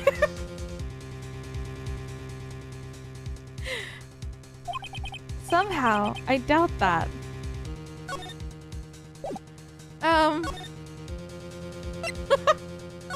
Did he get shot too? Please don't. What took you so long, pal? Mr. Edgeworth couldn't stick around forever and had to go. Well, what happened? We got him. We know who bought that spy camera? What? This quickly? And this bear is what gave them away, pal. The bear. I figured it out, pal. I figured that we should have been looking into the bear instead of the camera. But wasn't it Mr. Edgeworth that figured... Shh, Pearls. And, go on. There's only one person who bought one of these bears who's related to this crime. Who is it? Who would be so rude as to spy on another person in their room? Matt Engarde. Matt Engarde, your client. That's who, pal. And here I thought things couldn't get any worse. Are you sure you heard right? That the person who bought this bear was... Heard it from the department store clerk, pal. This is the credit card receipt for the purchase. $3,800! That's the exact match to the price of that stuffed bear. A receipt? That's all you have? Nah, it's not just the receipt, pal. The store clerk said so himself. He told me. I'm sure I sold the bear to Mr. Engarde. I mean, the clerk even got Mr. Engarde's autograph out of it, pal. So I'm sure the person that bought the stuffed bear was Mr. Engarde himself. My sight is failing me. This can't be. Credit card receipt added to the court record. So what about the spy camera we found? That was a dead end, pal. I mean, you can get this kind of thing from anywhere. But for now, I guess I can give these back to you and file it away into evidence. Spy camera transmitter and stuffed bear refiled into the court record. I know you don't want to give up, pal. I didn't think it was possible. The person who put the spy camera in Juan Corrida's room was Matt Engarde. Why? Why would Mr. Engarde do something like this? bet it was to catch Miss Andrews and Mr. Kurita in one of their rendezvous. I bet is not good enough for me. I have to know the absolute truth behind this camera. Are you gonna see him? Mr. Engarde, I mean? Yes. I'm scared, Mr. Nick. I wonder what we'll find out next. I'm scared myself, but I have to put on a good face for pearls. Mad on guard. What in the world have you done? Okay, well, I guess Miss Andrews was actually the final boss. I thought that the 5-way psyche-lock was gonna be the final boss, but... Nope. Alright, one sec. I'm gonna use the restroom. Before things get crazy!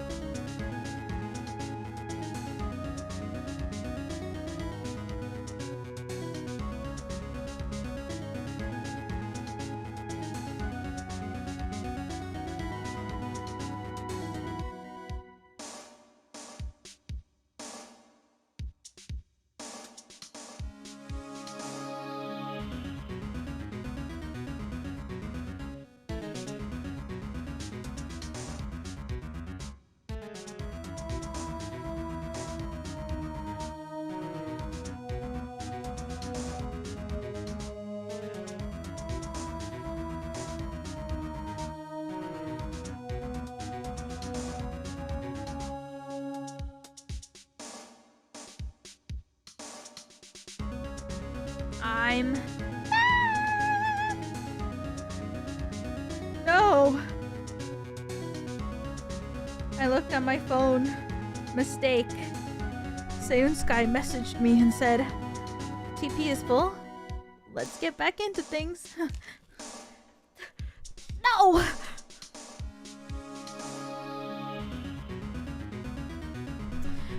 No!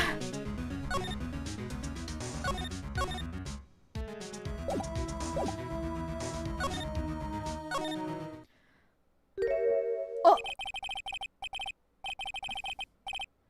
You're working really late, you know. It's already past 10 p.m., dude. I think it's time you told me the truth. Relax. Don't you know that ignorance is bliss? But if you really want to know, let's talk. Oh, shit. Take that!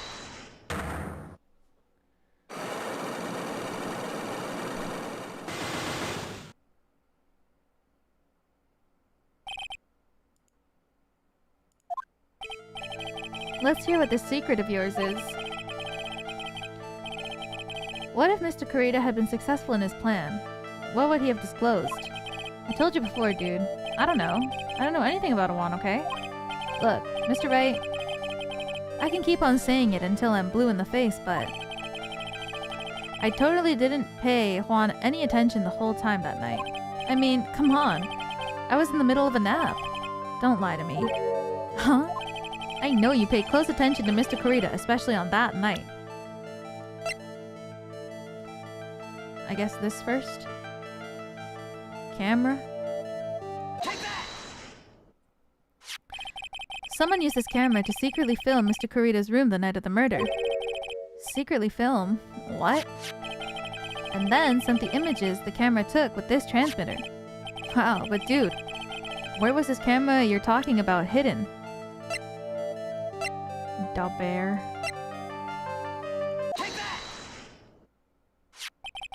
Spy camera was hidden in this bear's eye. A bear that was supposed to be a present from a fan.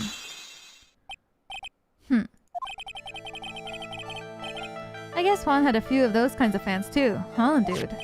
Actually, I wouldn't say this bear was a present from a fan. You sure, dude? Who else could it be from? The person who gave this bear to Mr. Corita was... you. Mr. Engarde, don't you know this bear from somewhere? I don't think I've ever met Mr. Bear before, dude. Aw, but he says he knows you. How could you forget such a great friend? What else did the bear tell you? He says that the one who put the camera in his eye was you, Mr. Engarde. If I didn't know how you work in court, I think I was in some serious trouble. Come on, this is all a joke, right, dude? You're just pulling my leg. Looks like you're not ready to give up your secret yet. Well, do you have any proof you want to show me first? Here's proof that it was you who put the camera inside the bear.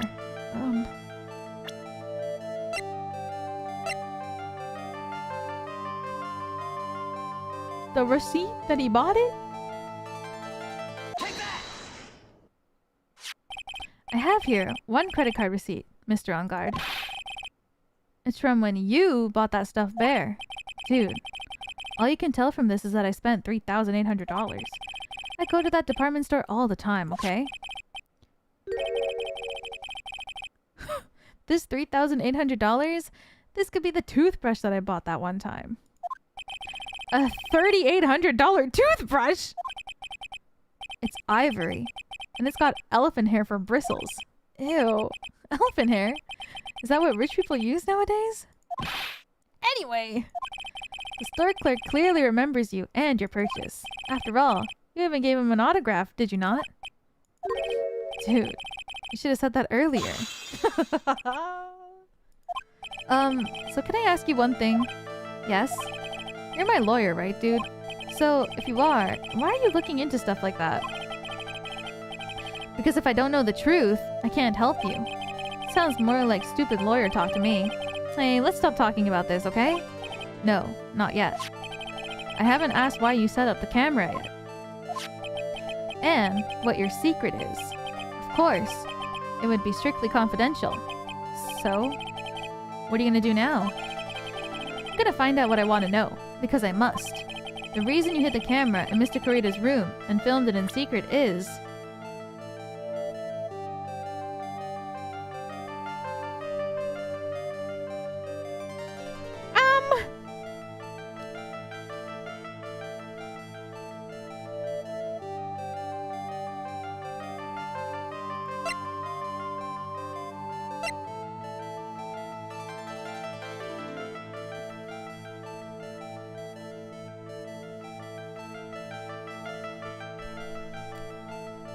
Because...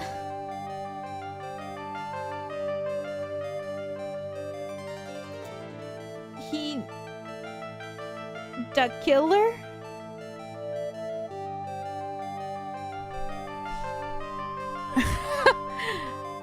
Maybe the tabloid? Wanted to catch his... he wanted to get blackmail?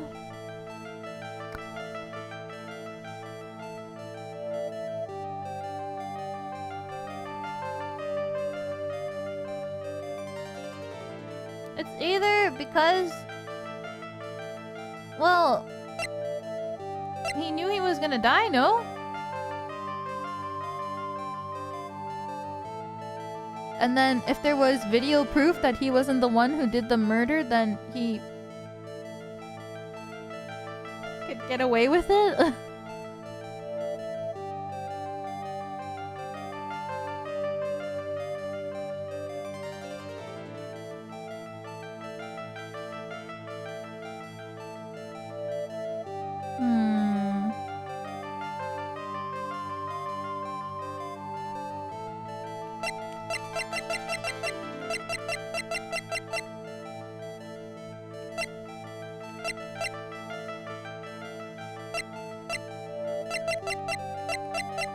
The reason you hid the camera in Mr. Kurita's room and filmed it in secret is...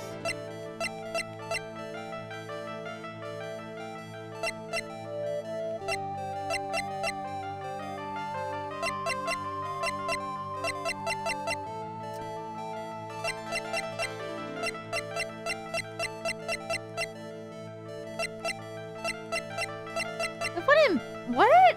Because of the gossip? I can't tell. I can't tell if... Yeah, but it... I can't tell. If he knows... The reason you hid the camera in Mr. Kurita's room and filmed it in secret is... I can't tell... Maybe he is guilty. I'm still not 100% sure if he hired the assassin or not. Because this game is so full of twists and turns that, like, what if he didn't hire him? You know what I mean? Everybody is sus.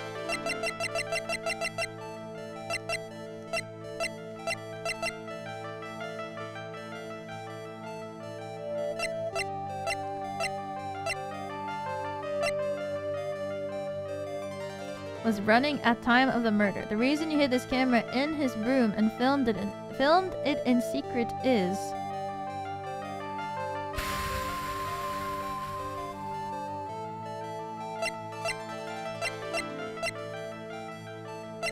Do I just present the murder? You know what, if I get it wrong, at least I saved.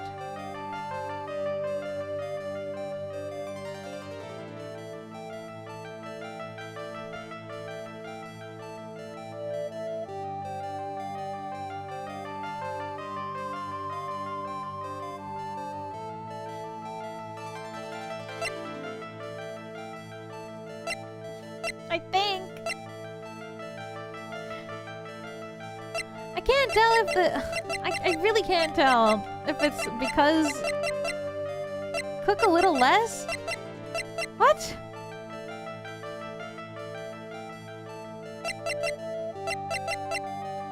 I'm getting confused because... Okay, hear me out.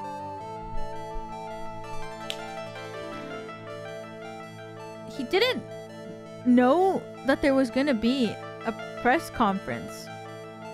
Okay? One. Why would he record this guy? Because he knew that he was gonna die? But why would he record the murder? But it's set to record during that time.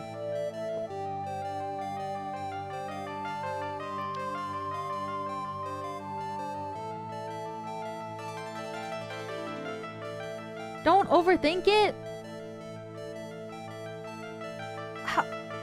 What?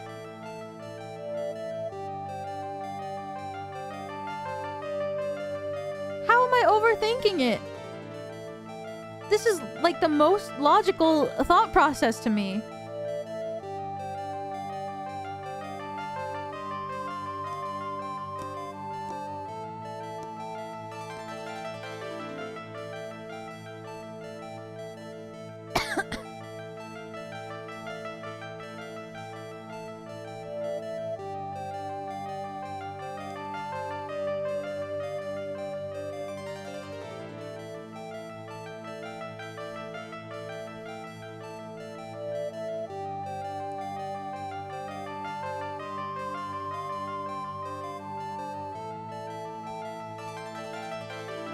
I don't know. Now I'm getting confused. Everyone's saying keep it simple, but there's literally nothing more simple to me.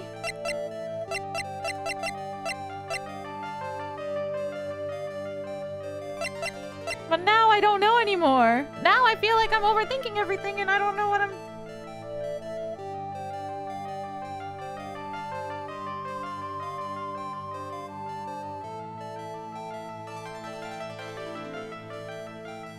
Reason you hid this camera in Mr. Kurita's room and filmed it in secret is... I thought it was because he wanted... But why would... Now I'm confused.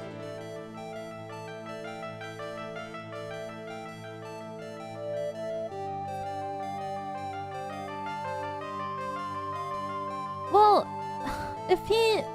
There's like 2 ways this could go. And now that's where I'm lost is... 1... On how I don't even know.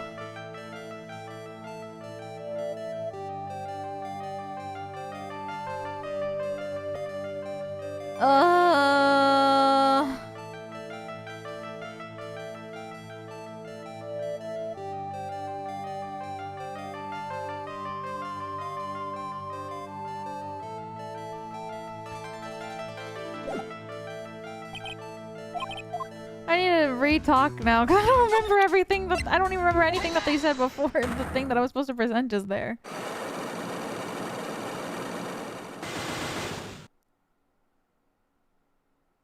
I have to reread everything up until there. See the secret. Disclose his plan. What would he have disclosed? I told you before, I don't know. I don't know anything.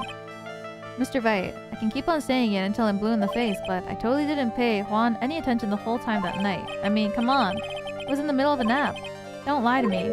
Huh? I know you paid close attention to Mr. Kurita, especially on that night.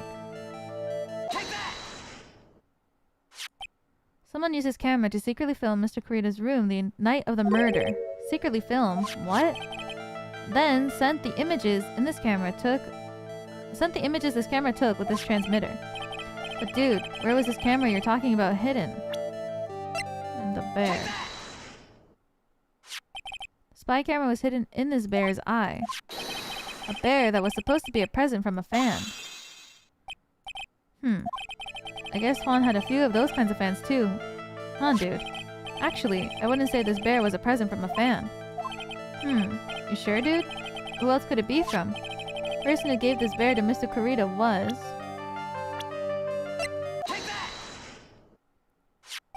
Mr. Engarde. Don't you know this bear from somewhere? I don't think I've ever met Mr. Bear before, dude. He says he knows you.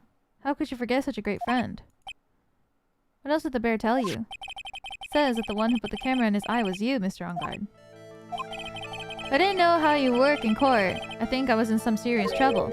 Come on, this is all a joke, right, dude? You're just pulling my leg. Looks like you're not ready to give up your secret yet. Well, do you have any proof you want to show me first? Here's proof that it was you who put the camera inside the bear.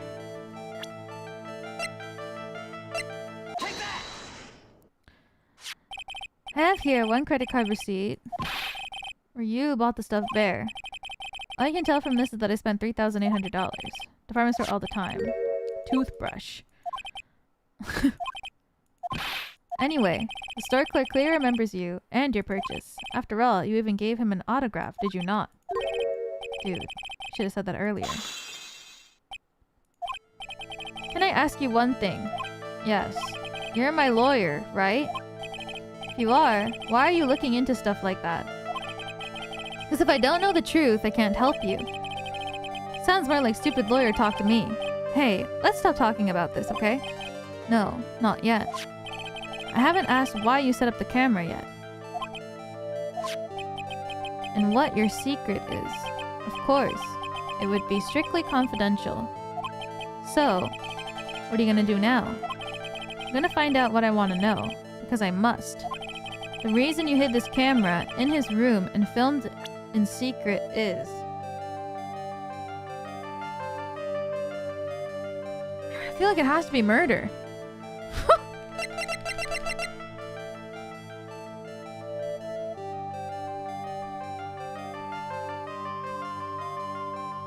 Because the way that Phoenix is phrasing it is that the camera was recording it for one thing, but his secret is something completely opposite.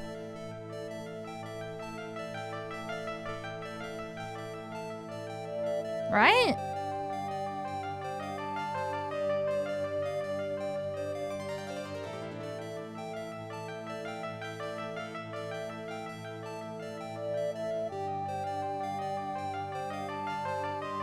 Unless his secret... Oh god.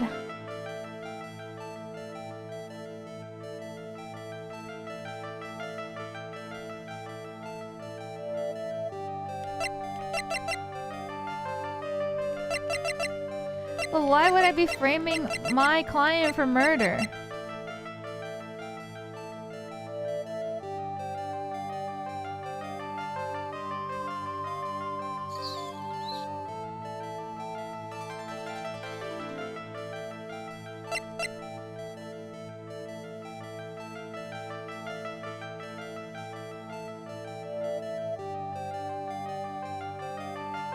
It's about finding the truth. Because you trust Edgeworth? I guess so.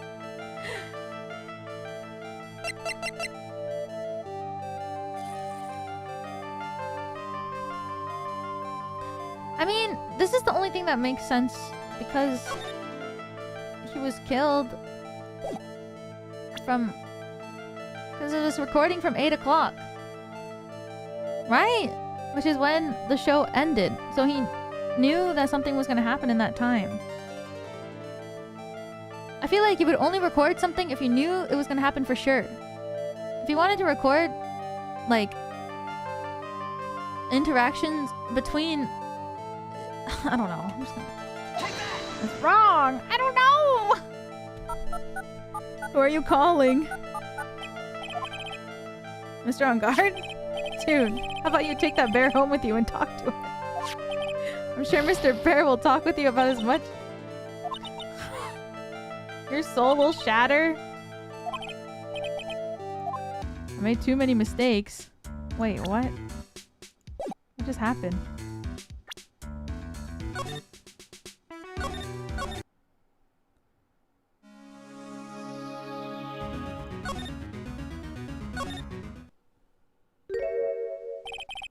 You can't lose. Oh!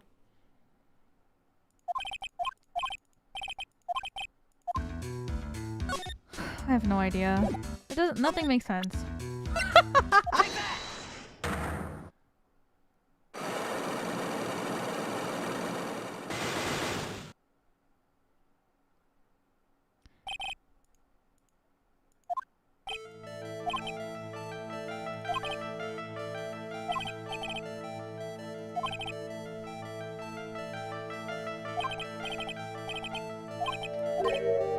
What?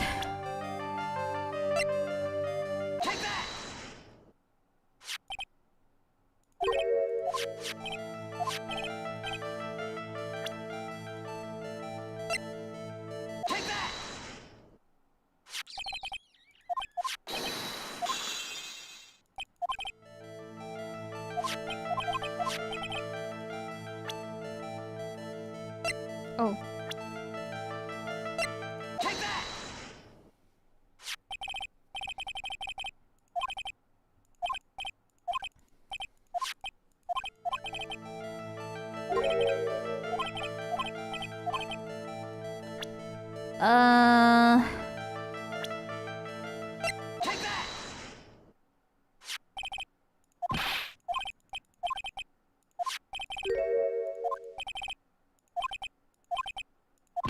Anyway.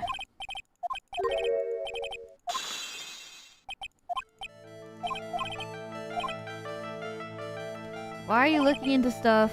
I don't know the truth, I can't help you. Sounds more like stupid lawyer talk. You haven't asked why you set the camera up yet. Secret. Find out what I want to know, because I must. The reason you hid this camera in Mr. Kurita's room and filmed it in secret is...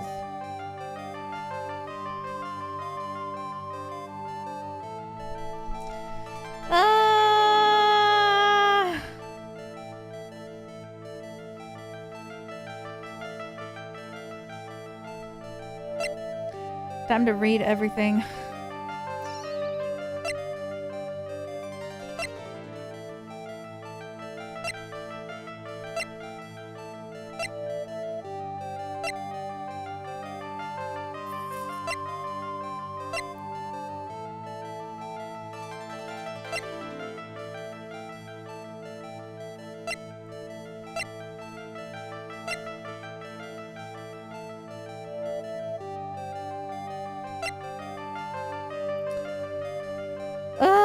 Alright.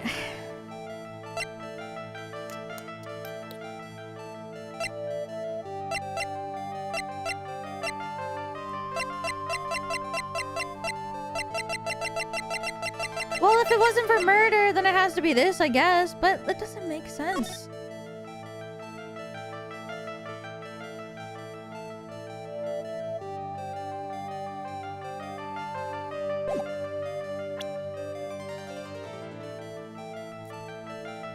I guess it has to be...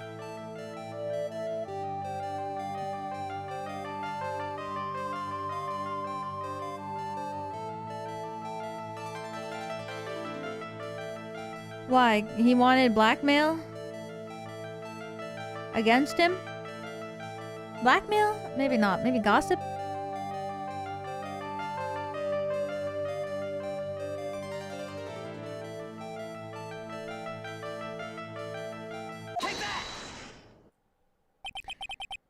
Adrian Andrews. There's a rumor going around. Miss Andrews and Mr. Corrida were having secret meetings. You, who was keeping tabs on Mr. Corrida, you were going to reveal this as fact, and you turned it into a scandal. Isn't that right? Dude, you can be such a moron. Huh? Oh man, Mr. Lawyer Dude. That kind of scandal? That's the good stuff. That's what we in the industry call juicy. The good stuff. Juicy? Look, we can get publicity without spending a penny with that kind of stuff. I mean, if people stop paying attention to us, then it'd be the end, dude. Too bad that wasn't your intention. What are you talking about? I wish your reason for spying was something so innocent, but it wasn't. You didn't spy on Mr. Corrida because of Miss Andrews. Then there's only one reason I can think for you to do such a thing. Did we really have to go through all that?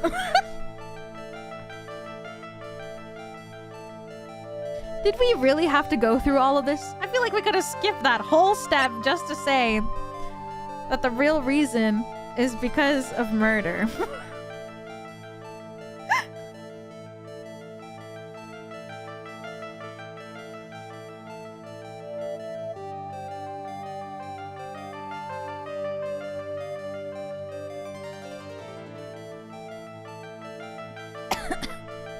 You could have?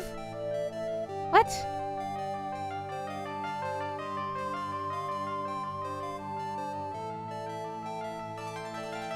That was optional? So wait, that means that this photo isn't the right answer either?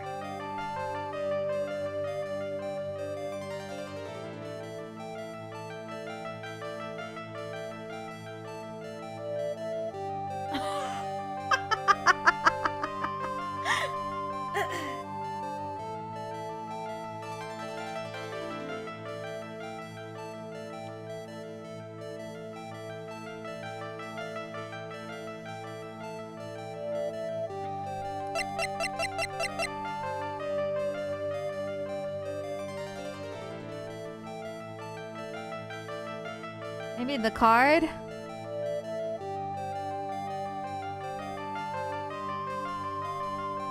Take that! What's this card? Maybe he doesn't know about this card. This is a certain man's calling card. The man's name is Shelly the Killer. And I'm sure you know him, don't you? Shelly the Killer. That's ridiculous. Why would I know someone Why would I know some shady scumbag like him? If you really don't know him, why are you acting so jumpy all of a sudden? This is it. I'm finally starting to get the truth. I can't afford to make any more mistakes now. Mr. Matt Engarde.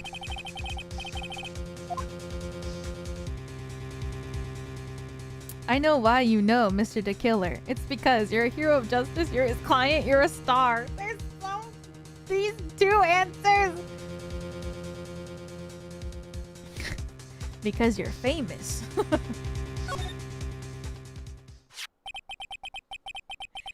Since you're the one who set up that camera, that means you knew. You knew exactly what was going to happen in that room. So, how? How would you know something like that? It's because you're his client. That's why. You hired Shelly the Killer to assassinate Mr. Juan Corrida. The real mastermind behind this whole murder is... you, Matt Engarde.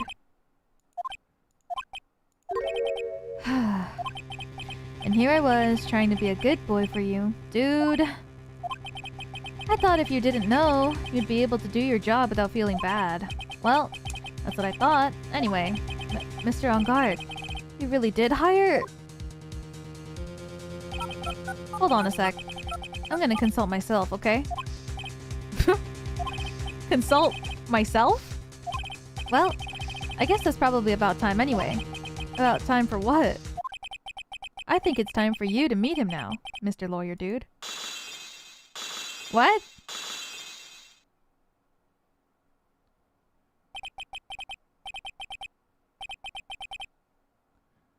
How do you do, Mr. Lawyer?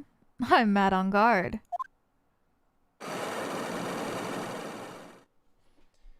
What the hell is going on?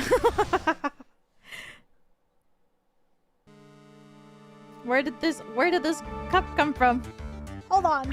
This girl needs to save the game.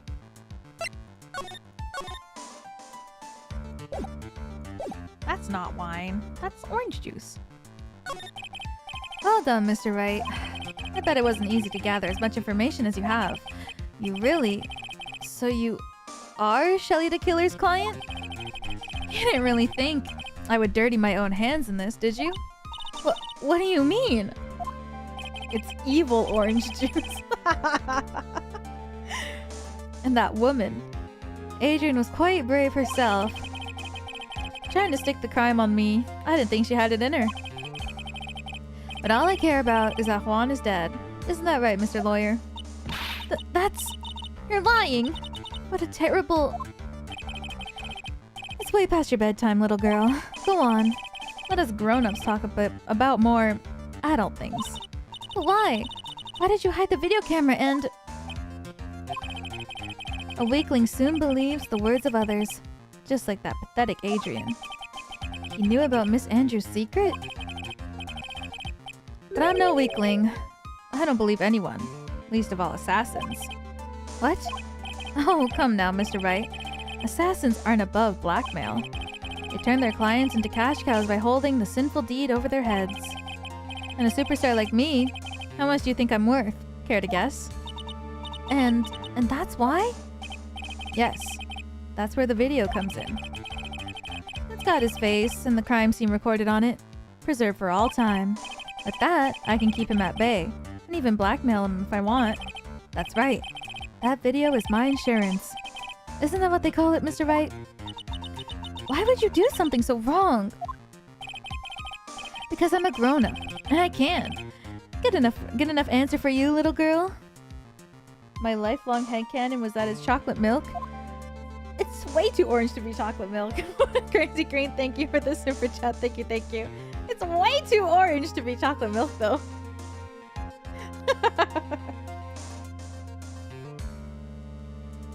Oh, evil chocolate milk. Oh. This is crazy. Why? Why would you kill Mr. Corita? Because he was about to sling so much dung in my beautiful public image. Scandals are a little annoying, aren't they? This is all because of that press conference, isn't it? If Mr. Corita had been able to give it, Mr. Engarde's secret would have... Oh well, that's what we call taking advantage of the situation, you know? I had no interest in doing it, really. But bit by bit, it crept up on me. And then the situation just presented itself perfectly. How beautiful, I thought. And that's how Mr. Corita ended up dead. In the original sprite, it was more brown? Oh. Let me tell you something. I'm not like Adrian. I don't depend on anyone.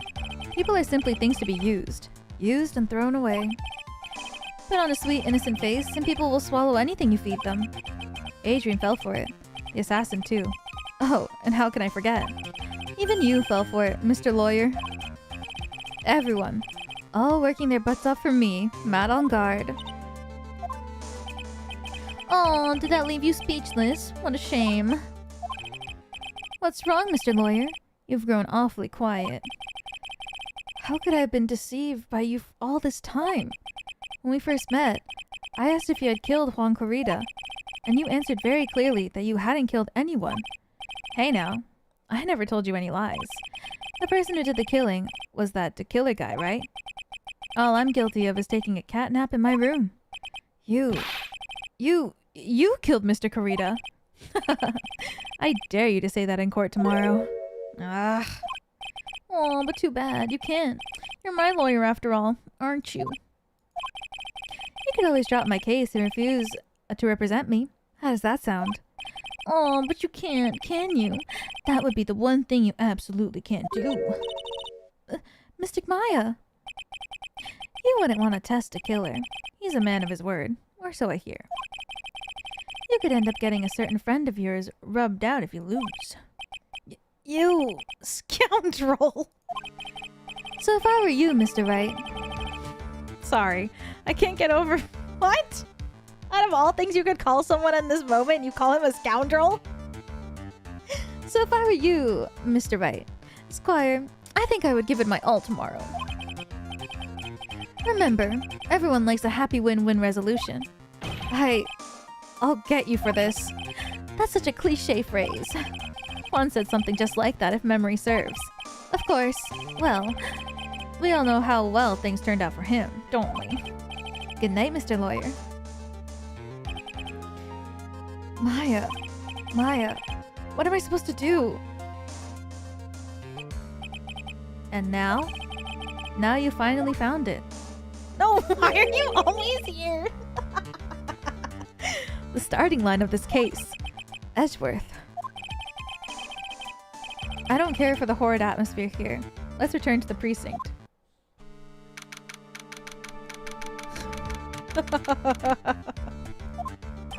Well, Wright? What are you gonna do? If you plan on changing your strategy... No! We can't do that. That's right. He's holding Maya hostage. What? What should I do? That's not something I can answer for you. Mr. Edgeworth? Right. Only you can decide where to go from here. 1 year ago, at that time, I didn't truly understand what a prosecutor was. And that's why I had to leave the prosecutor's office. I felt that I couldn't stand in the court of law until I knew what a prosecutor really was. And now, Wright, it's your turn. Finana! Thank you for the raid! My turn? Hello, Engarde. We're quite deep in the final case of the second game of Ace Attorney, so if you don't want to be spoiled, look away!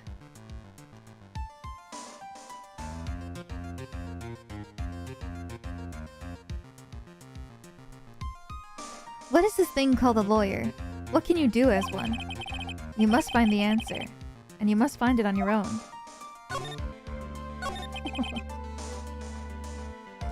I'm a lawyer, but to fight for someone who is clearly a killer, Mad on guard. That man is really... It doesn't matter who. Every person deserves a proper defense and a fair trial. Isn't that basis for a judicial system? Proper defense? What exactly is that? Is it where a lawyer forcibly blindly gets an acquittal through shouting and trickery? Ironic that you of all people should say such a thing. Isn't that exactly how you fought for your clients up until now? Well, that may be true, but that's because I believed in my clients to be innocent from the bottom of my heart. But if I were to get Engarde acquittal, that isn't a proper defense at all. I became a lawyer because I thought I could save people who were suffering and in pain. But when I look at this mess we're in, I can't even protect the person closest to me. Even if I win the case, I still lose in the end. I just don't know what to do. Right. Would you get a hold of yourself? You have it all wrong. Huh? We aren't some sort of heroes. We're only human, you and I. You want to save someone? That's something easier said than done, wouldn't you say? That's... You are a defense attorney. You can't run away from that. You can only fight. That's all you can do. Why fight? People like you and Franziska von Karma are always using all you have to pin me down. You fight to the very end, even when you know the truth is not with you. But I'm not like you.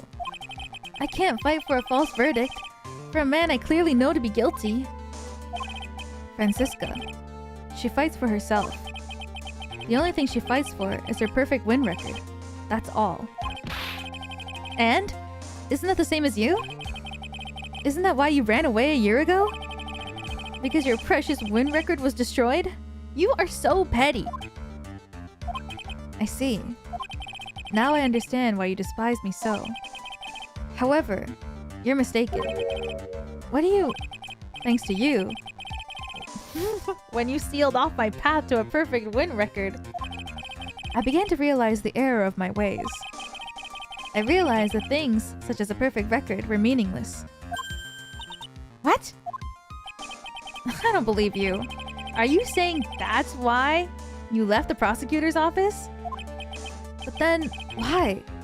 Why are you here now? The answer to that is something you'll have to find out on your own.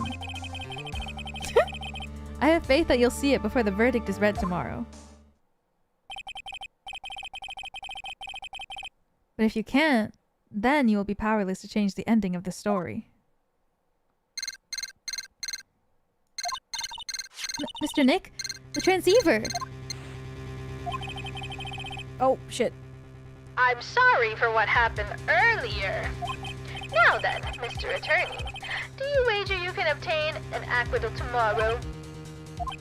My, what is the matter, Mr. Attorney? I don't sense your usual anger this time.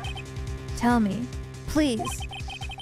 Why are you holding Maya hostage for Mr. Engarde's sake? Why are you doing this for a cold-blooded killer? Right. Please don't misunderstand things. He is my client. Don't toy with me. A man who hires an assassin is just as much of a killer himself. I believe you were asking me for a reason as to why I'm doing what I am. Yeah. This is what I like to call my aftercare. What the heck is aftercare? My name carries a certain amount of honor and dignity, Mr. Attorney.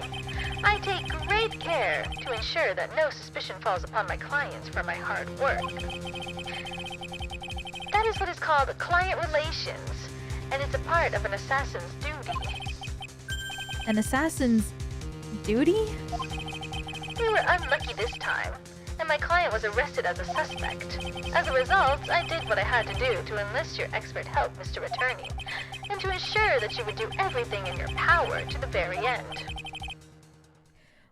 What is your name? I believe I told you once before. However... You did, but... My name is... Da Killer. Shelly Da Killer. You're Shelly Da Killer? This is shit that we should have told Edgeworth like hours ago. Please keep in mind you do not have much space to maneuver with me. As a Da Killer, I always finish what I set out to do. If you fail to keep up your end of the bargain... Maya! It would be my duty as an assassin to see to it she receives a nice long nap. Ah! No! Now then, if you'll excuse me, if someone were to trace the signal back to me, it would be quite troublesome.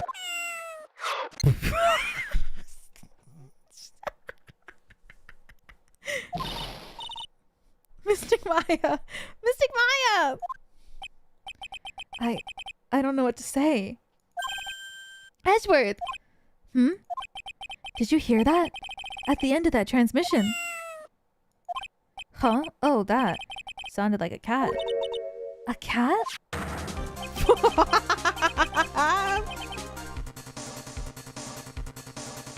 There's only one cat in the Ace Attorney universe. It can't be. That cat. Can it? What is it? I think I know where Shelly the Killer is holding Maya hostage. Edgeworth, have all police units head for the Engarde mansion immediately. Alright, you hurry over as well then. Don't lose hope yet, Pearls. The fight has only just begun. Yeah!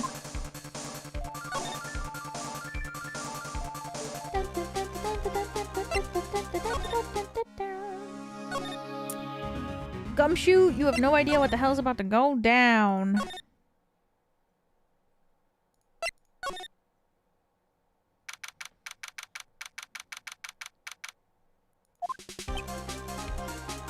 Maya! Please answer us, Mystic Maya!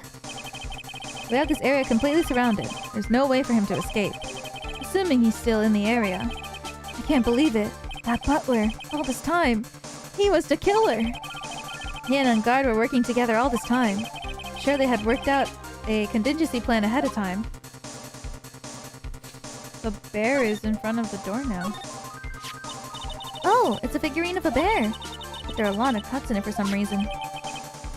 Wooden bear-shaped figurine is covered in many thin cuts. A bear? Isn't that more of a thing for Mr. Kurita? Why would something like this be in here?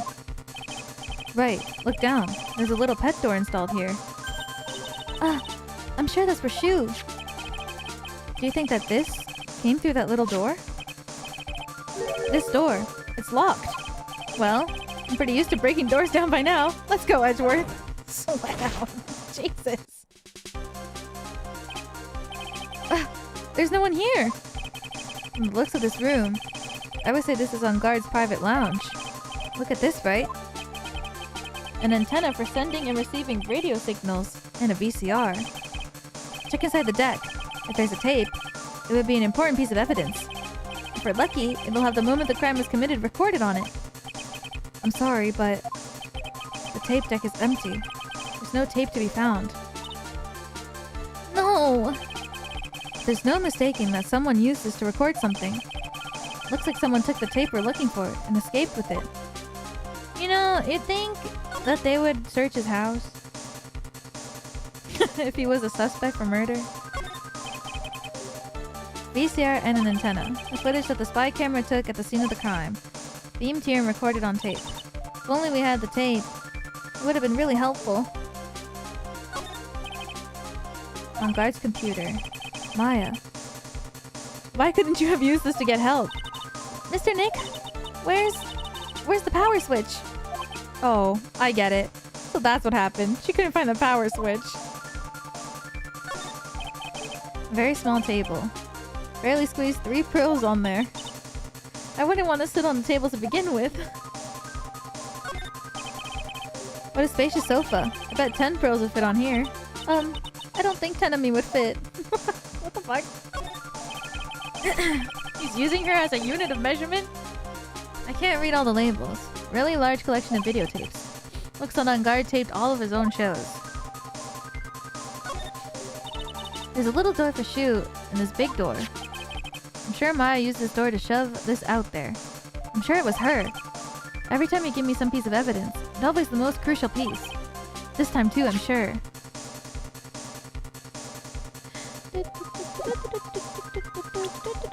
There's so much evidence.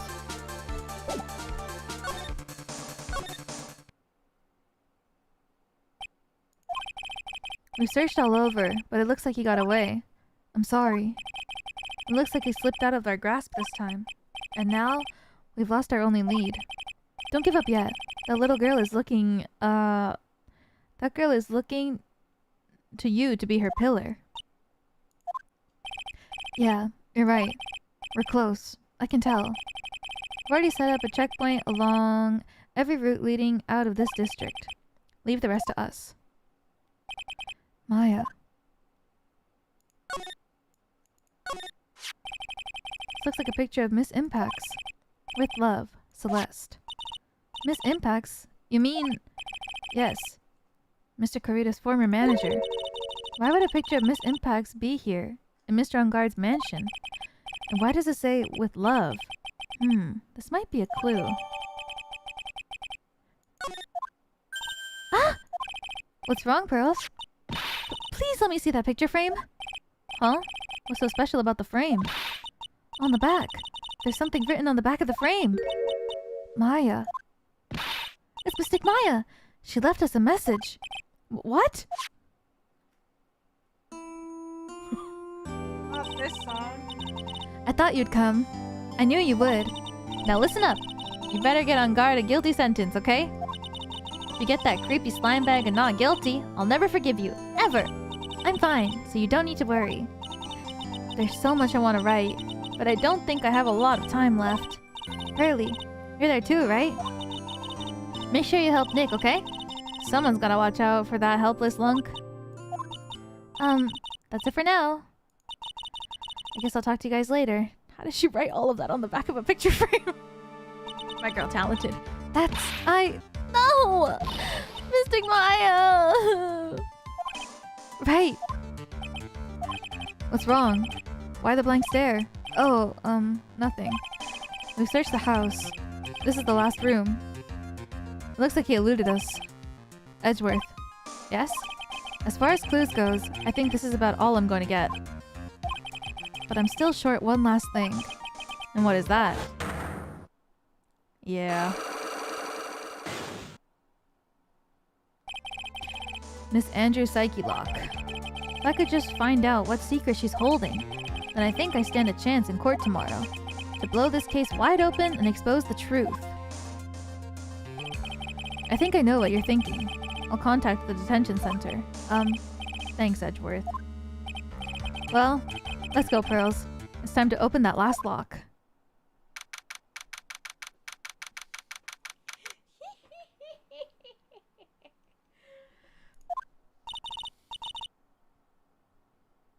God, I can't. It's just so good. It's like so good. The contrast between the first game and the second game is just so good. Like, the first game, Edgeworth has such a hard exterior, and now it's Phoenix who has the hard exterior, and Edgeworth is getting so soft. I can't.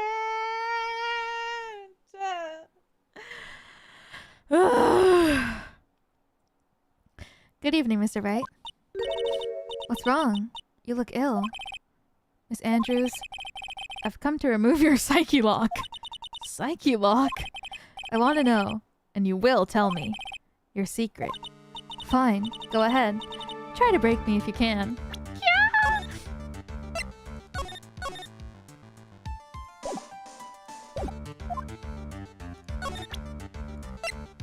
Take that!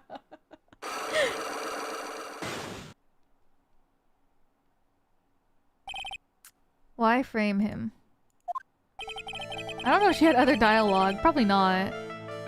Can you please tell me why you framed Mr. Engarde for the murder? I've already told you countless times. It's because I thought Matt was the killer. No, that's not it. I know you have a personal reason to dislike Mr. Engarde. Miss Andrews, you may think I didn't hear it, but I know you said something earlier. You said revenge. So you're saying I was taking my revenge out on Matt, and that's why? What an absurd idea. I don't have anything I want to take revenge for. Miss Andrews, a woman who lives by being dependent on other people. There's something or someone in her past that would make her take revenge. Take that! Celeste. There's only one catalyst that could cause such strong feelings and even revenge. And that is Ms. Impact's suicide. What are you trying to say? Celeste was Juan's manager. On top of that, the one who hid her suicide note was also Juan. What does all this have to do with Matt? You're right. You haven't mentioned him. Yet. For you to hate Mr. Engarde would mean that he must have some relation to Miss Impact's and her suicide. Can you explain to me this relation between Celeste and Matt?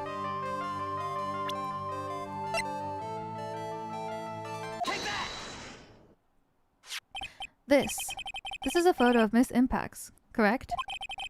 She looks younger than when she passed away, though. What? With love, Celeste. This is Miss Impact's handwriting, isn't it? Where did you find this? No, that's alright. It was a rhetorical question. Yeah, it is. I found this at Mr. Engarde's mansion. And after all this time, my last remaining secret has been revealed.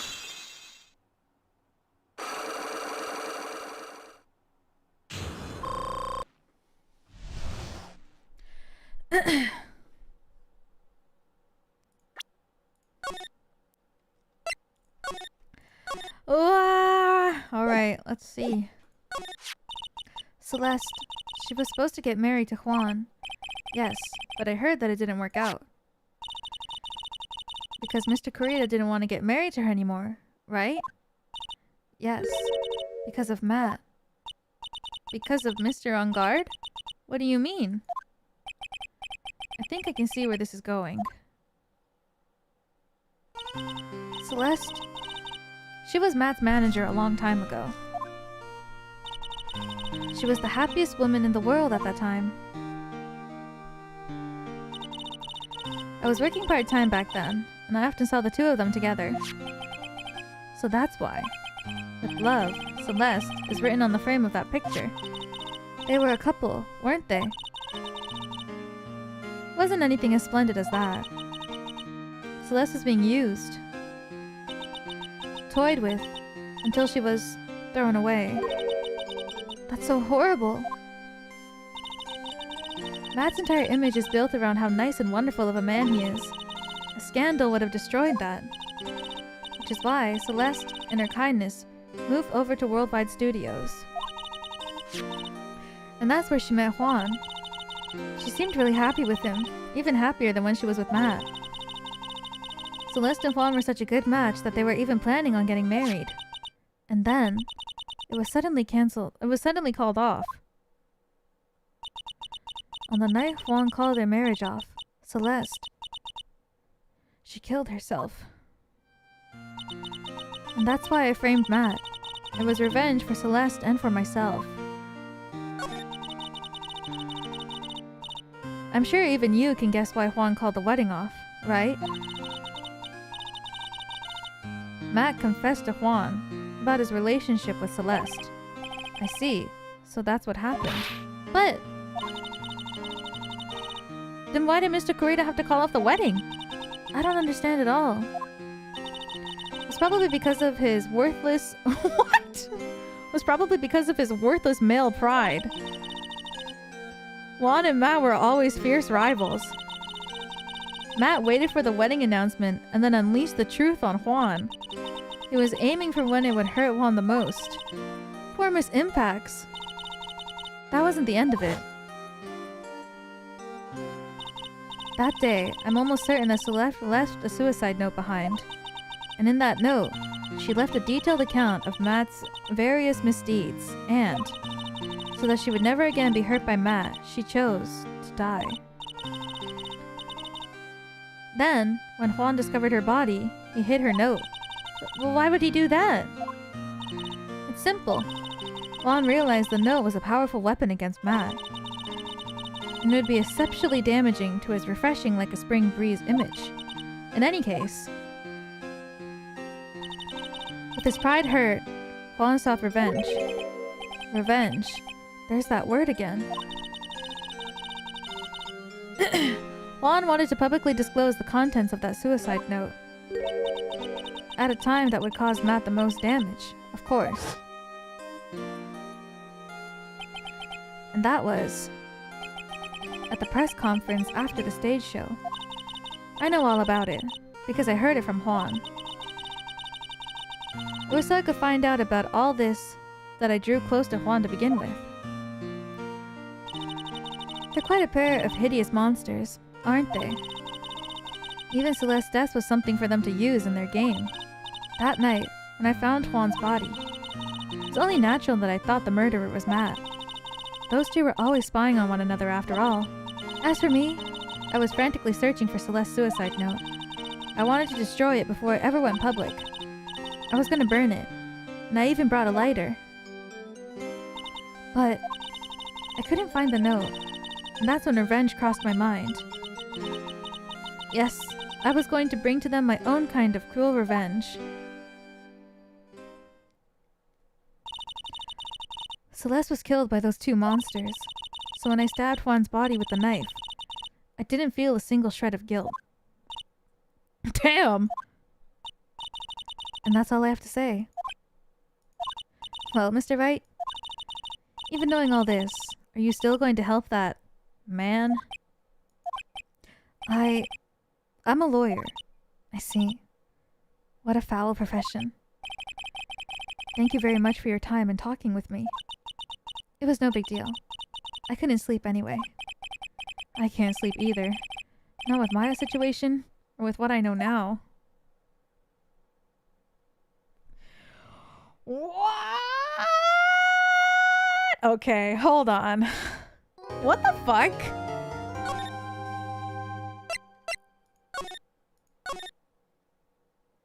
What the fuck? Okay, hold on. So, she was dating Matt.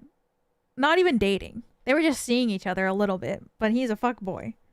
So then she was like, I'm not about this life anymore. You know, he's a little bit of a fuckboy. I gotta go elsewhere. You know, I can't be with this guy if he don't want to be with me. So then she got a proper boyfriend and they were happy together. But because she was like kind of seeing her fiance, even's rival for a little bit in the past, he was like, yeah, we can't be together anymore. All these years that we had together, gone. What?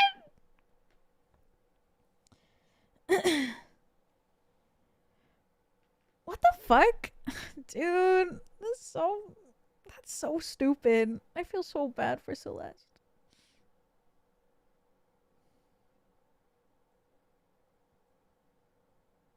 I love Adrian.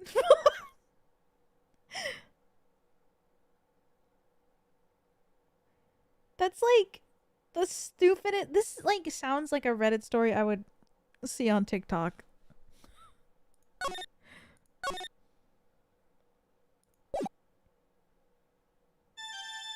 What?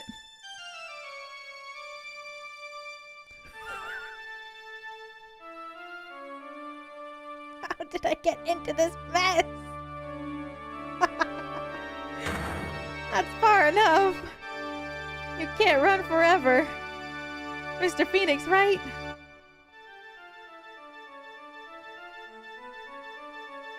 What have I done wrong? I cannot allow you to go on like this. It's like the beginning all over again, but I'm just a simple defense attorney. Silence.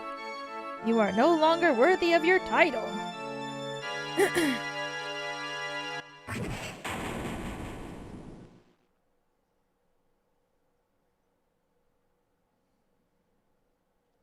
I've had this dream before, someplace, some time ago. As if this day was written into my destiny. Today I'll stand in court as a lawyer. To prove a killer innocent.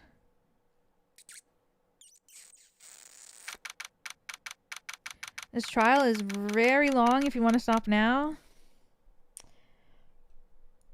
I kind of want to keep going.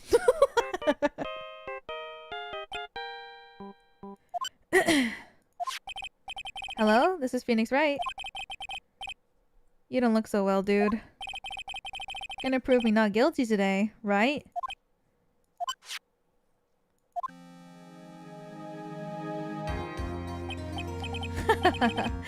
If you please, Mr. Lawyer. Remember, it's not just me. Your precious friend is your precious friend's life is riding on today's verdict too. Now listen up. You better get on guard a guilty sentence, okay? If you get that creepy slime bag and not guilty, I'll never forgive you either. Maya. Phoenix. Phoenix! Mia! Maya. How's Maya? I don't know. You don't know? She hasn't tried to channel me since yesterday. Mia, what am I supposed to do? Well, like I said, for a lawyer, the worst of times are where you have to force your biggest smiles. But you can't give up. There's still some hope left. Stop it, please! There's nothing left. Not here, not anywhere. Ugh. Set a curse on guard again. Will you leave me alone? Look, don't call me anymore. I mean it. You're really mean, pal. Ah, Gumshoe, I'm really, really sorry. Where are you? They let me join the investigation team, and we're chasing after the killer, pal. Then, you have some sort of lead? Sorry, but right now we've got 0 leads on the guy. But we're not gonna give up. Gumshoe. Until the trial is over. Until the verdict is handed down. We're gonna do everything we can to find the killer. If we can get Maya out, then you can get Engarde the guilty verdict. It deserves, pal. That's true. I could do that if they found Maya first. You got that? So you have to do whatever you can to make the trial last longer. I have to make the trial last longer. You go at Mr. Edgeworth with everything you got, then you two can draw it out. Oh, now I get it. I believe in you, pal. You and Mr. Edgeworth can do it. So, believe in us. We're gonna give it all we've got, just like you. Got it. Thanks, Gumshoe. Hey, Phoenix. You understand now, don't you? You have something money will never be able to buy. Friendship.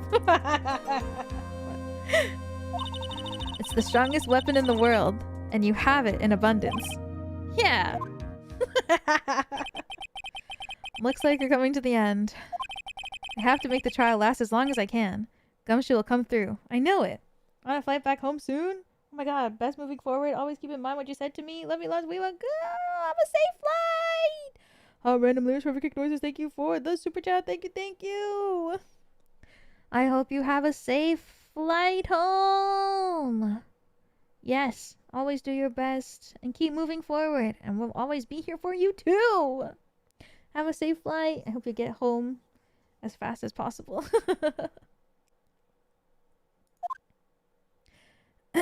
And that there's no airport bullshit.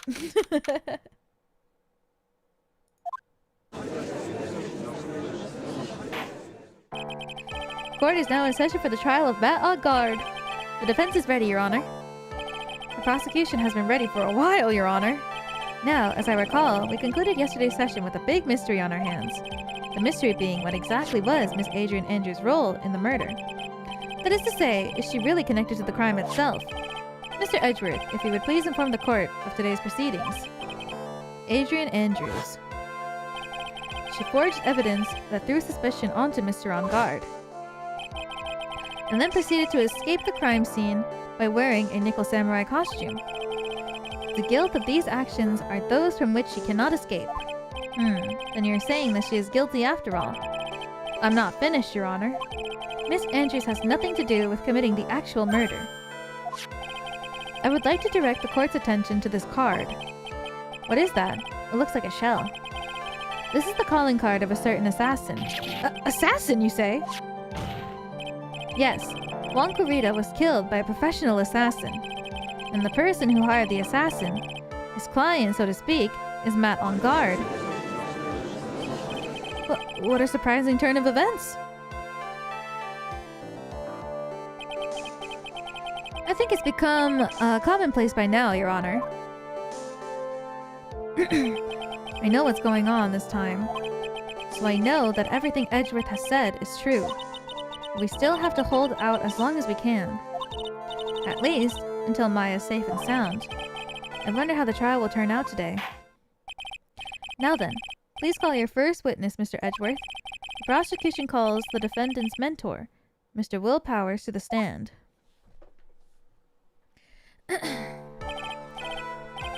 This song just reminds me of, what's his name? The chief of detectives. Is this the song that they played for him? No, but it's just so grand, like his was. Now then, witness. Name your name and occupation, please. Okay. Yeah, Gant. It wasn't the same song, but it was kind of like the same vibe, you know, where it was like...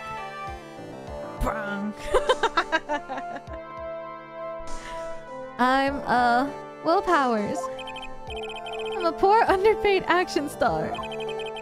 What is your relation to the defendant? Well, I guess I'm sort of a lousy mentor to him in a way. Yeah. Mr. Powers, please. You don't need to put yourself down so much. Oh, sorry. Well, I'm just kind of a nothing sort of guy. On the night of the murder, you visited the defendant's room. Is this correct? Yes. I didn't know that. But you know, I didn't actually get to see Matt when I went. All you need to do is answer what you're asked. Now then, I'd like you to please testify about when you went to Mr. Engarde's room. Okay, sure.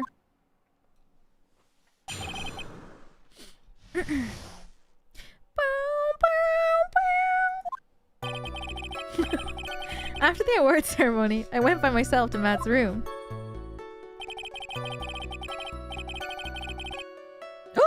Is this him? Wait, what the hell?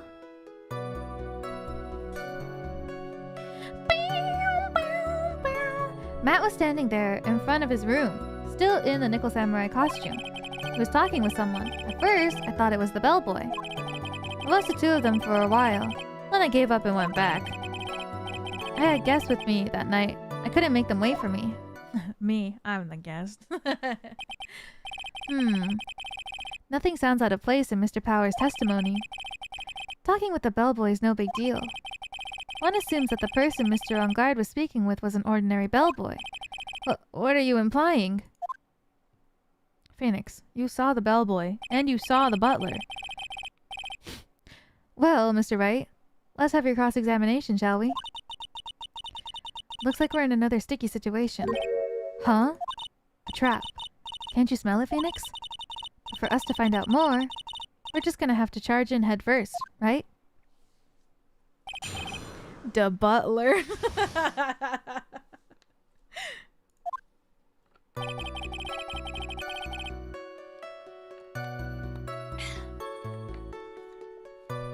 After the award ceremony, I went by myself to Matt's room. The defendant's room? Why did you go there?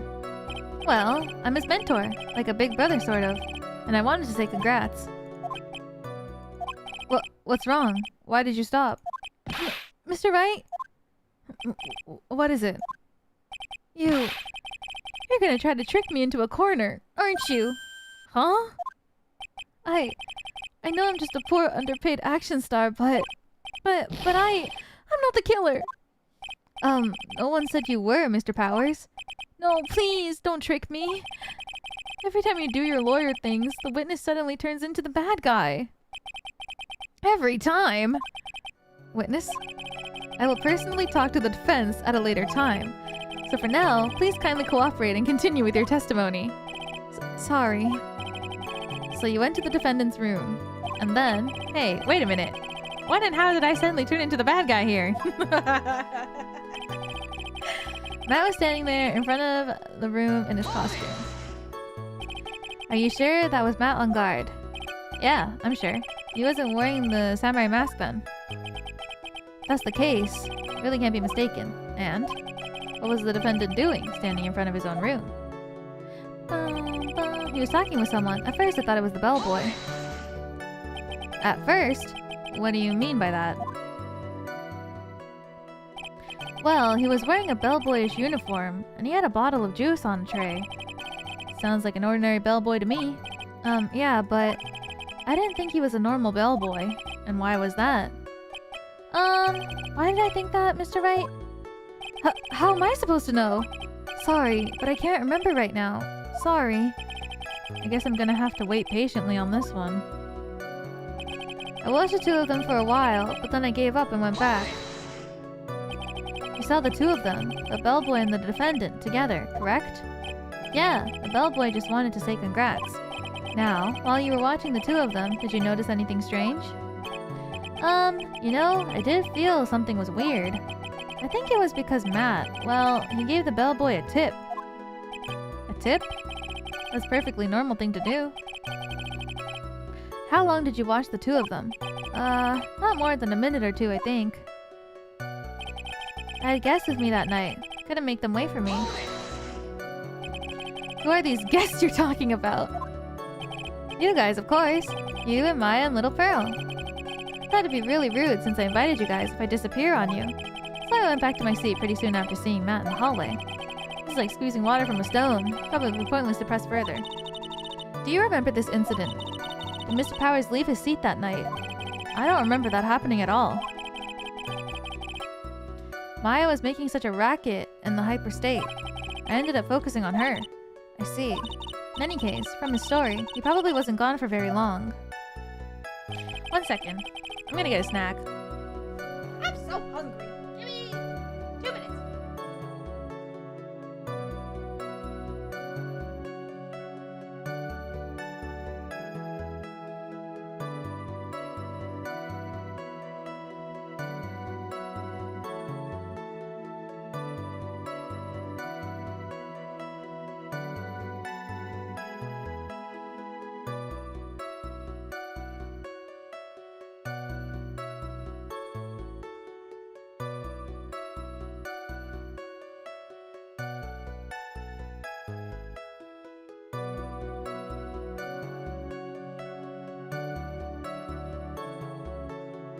get meow meow? I didn't. I'm sorry. I didn't see that. I got Baby Bell. I'm hungry. I also have to turn the AC down because it's freaking cold. It's getting so cold outside. Yay!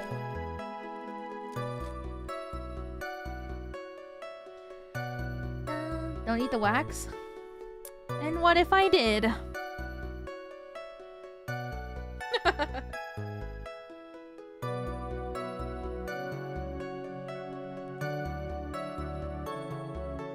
I wonder which kind this is. I got like the one with the different flavors.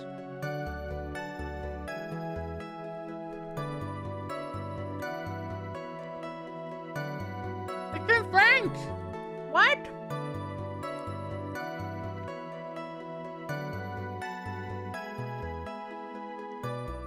Oh shit.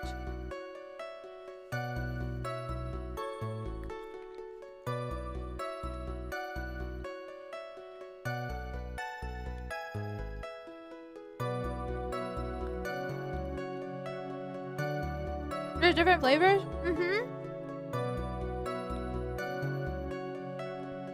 Oh, this one was cheddar. That was actually not bad. I think I didn't. There's like a mixed one.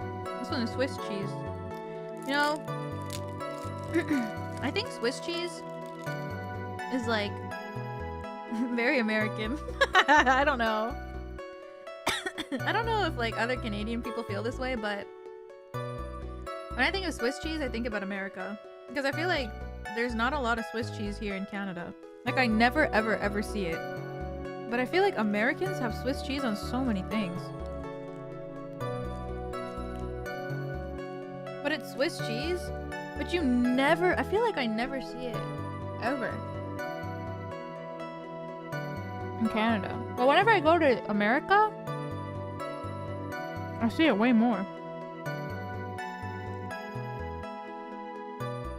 The name Swiss? I mean, I guess an NA.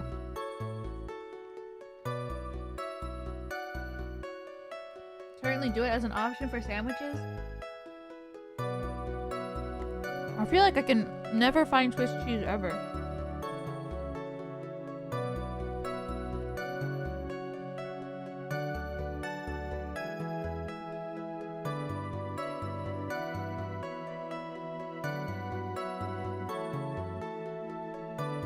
I don't know. I don't mean like when I think of it as like an American cheese, but when I see it as like an option, it reminds me of America because I feel like in America you can get Swiss cheese as like an option in a lot of places compared to Canada, I guess is a better way to like describe what I mean. I don't see Swiss cheese as an American cheese, but I see it as like an option that you can use or an option that you can get like a lot in America versus in Canada. I feel like it's like, I don't know, I never see Swiss cheese as an option ever.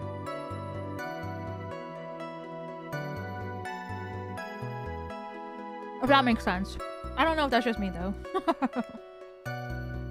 You associate with America? Yeah, because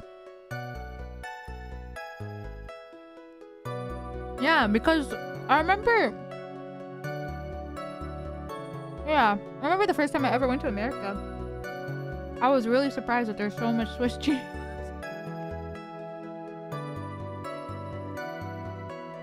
That was like one of the biggest shocks for me the first time I went to America.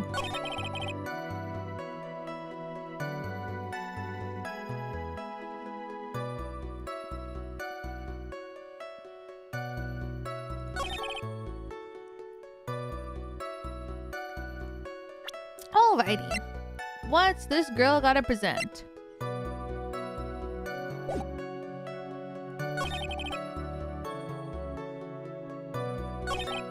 After the award ceremony, I went by myself to Matt's room.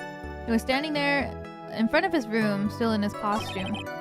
He was talking with someone. At first I thought it was the bellboy. I watched the two of them for a while, but then I gave up and went back. I had guests with me that night. Couldn't make them wait for me.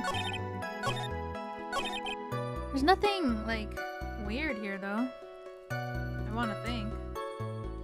still in his costume.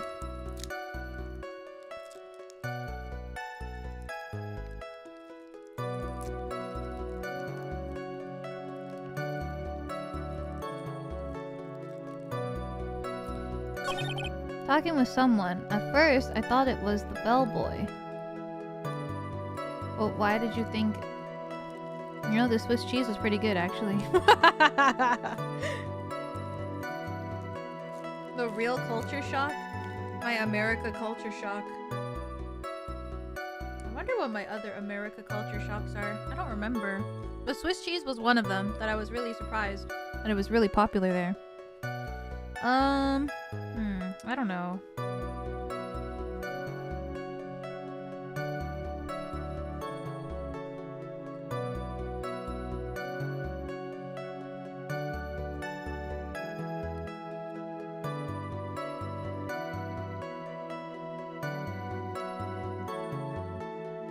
I think the only other culture shock I've ever had about America was that it took so long for America to get, like, Apple Pay.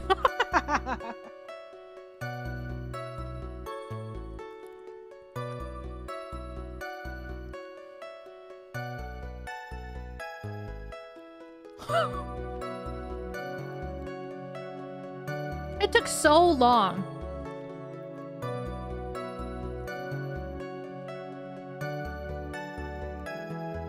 For America to not have to, like, swipe your credit card.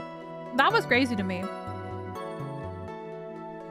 It took forever. 'Cause I remember I went and I was like, yeah, can I pay with my phone? And they were like, what are you saying? And I was like, what?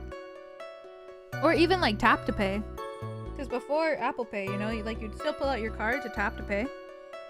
So I would pull out my card to tap and it wouldn't work. And they were like, you gotta swipe it. Not even like insert the chip for your PIN. It was swipe. I was like, oh, what?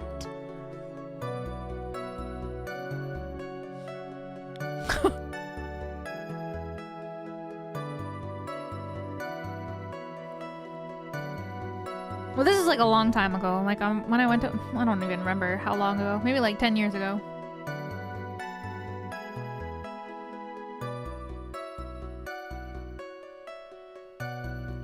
Damn, you old? Whatever. I don't even remember the last time I went to America.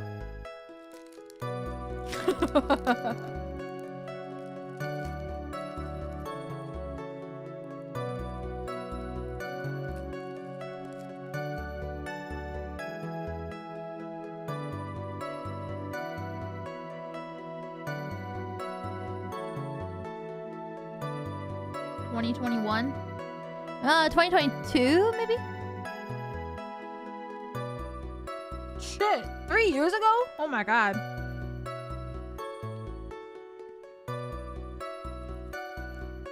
Come back to see us? I don't know if I want to go to America right now.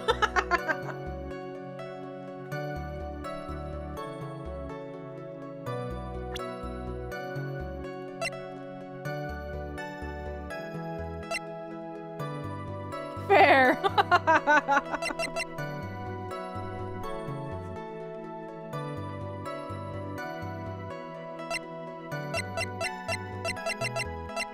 All right, let's figure shit out.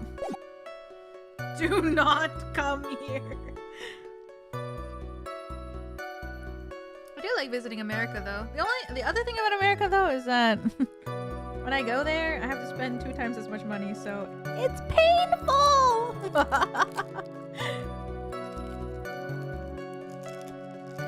Cad, it hurts so bad. Please, I can't go to America. Like, oh my god, you pay for something and it's like you go to buy like something for $10 and it's like me when I get my charge and it's like $50. I cry so much. I cry and I cry and I cry.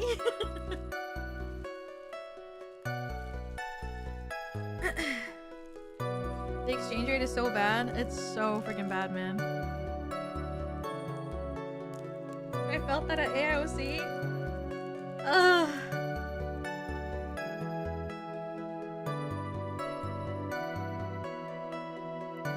Alright. Let's figure this out. I'm eating my baby bell, my last one. I just ate 4. That was so fast. It's just so good.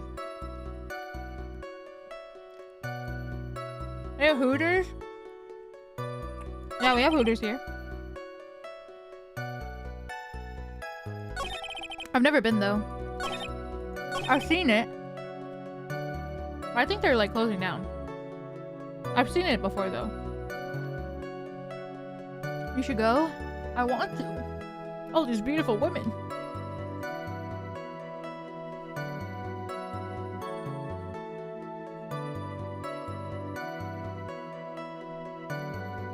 At the award ceremony, I went by myself to Matt's room.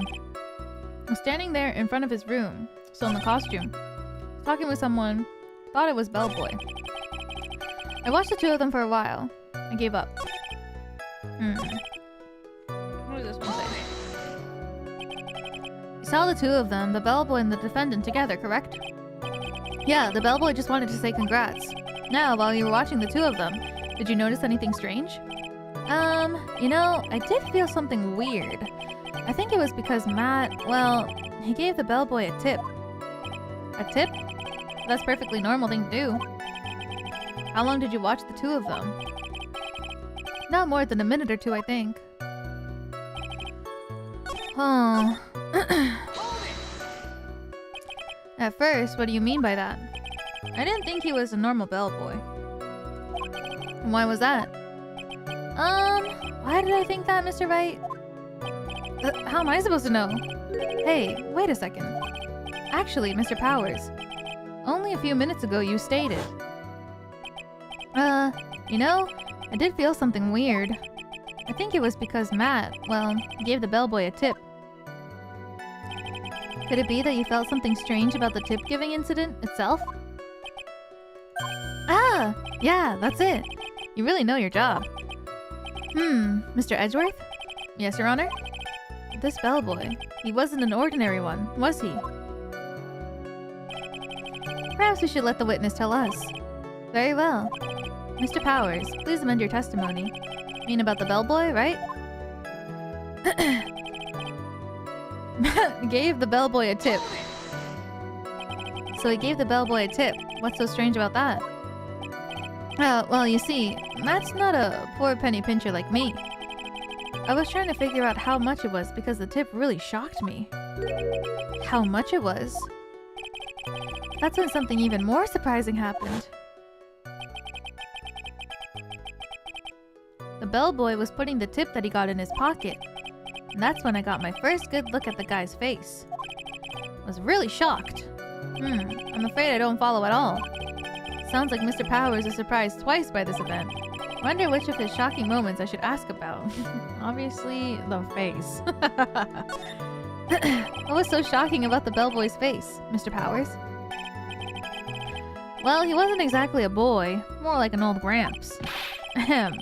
I hope you know that discrimination towards old men is a no-no in my court. No, that's not what I meant at all. Smack dab middle of the guy's face, there was a line of stitches. A line of stitches? Yeah. And went straight down from the tippy top of his head to the bottom of his chin. Almost like if that thread snapped, all the stuff in his head would come spilling out. Ah! He was there. At Engarde's house. He was that butler. Oh my god, he's finally putting 1 and 2 together. Nothing, Your Honor. So that means Engarde was talking with the killer then. If that fact were to be exposed, Engarde would be declared guilty in a blink. Phoenix, you have to play dumb here. Pretend you don't know anything. Yes, Chief. You sure you don't have anything you would like to say, Mr. Wright? Huh? What did you just say, Your Honor? Nothing, Mr. Wright. Nothing. We're just going around and around in circles. Now then, Mr. Powers, please continue with your testimony. I watched the two of them for a while, then I gave up and went back.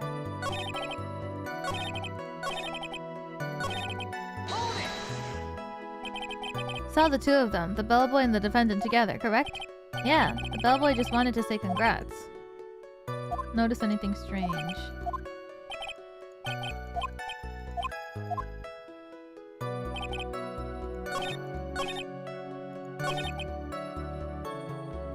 I can't tell. I'm supposed to play dumb, right?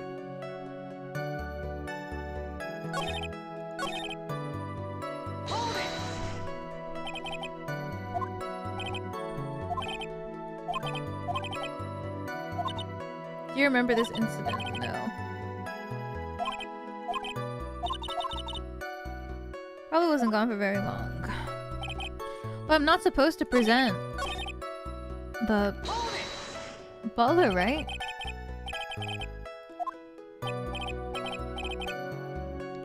Poor penny pincher like me. I was trying to figure out how much it was because the tip really shocked me how much it was.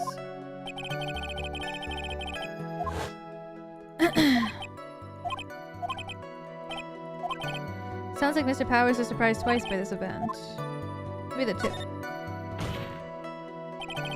The defendant is a huge star. He can afford to give generous tips. Wouldn't you agree? Sure. But giving him that much was maybe a little too much, I think. A little too much? Could you please clarify for the court? About how much would you say the defendant gave to the bellboy? Honestly, I don't know. I can't even begin to guess. And why is that? Because he gave the bellboy a really, really fat roll of cash. A roll of cash? Well, how interesting. That certainly was a very generous tip, wasn't it? A very fat roll of cash. That can hardly be called a tip, Your Honor. The judge is beginning to look awfully suspicious of us. Objection. My client is very rich and very famous. Who cares if he was able to give him a big amount of money? It doesn't matter. Objection! The defendant is a superstar. That kind of tip is typical fare for people like him. Are you saying that all superstars are super spenders? If I could receive large rolls of cash by simply bringing people things on trays, then why on earth would I stand around here prosecuting? He's got a point. I don't even get paid, let alone rolls of cash, for all my hard work. So... supposing that roll of cash was not a tip, then what was it? Payment, Your Honor. Payment? Isn't it obvious? For the murder of Mr. Juan Corrida. I have a question. Because I don't think this is true, right? I always see people arguing on TikTok that like, if you are a lawyer and if you lose, you don't get paid. But I feel like that can't be true, right?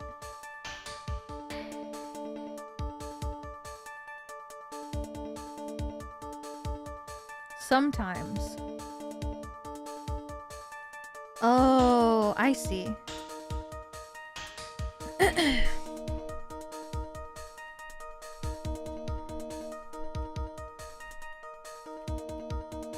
For a defense attorney, that's often their pledge. Oh, it depends on the contract. I see.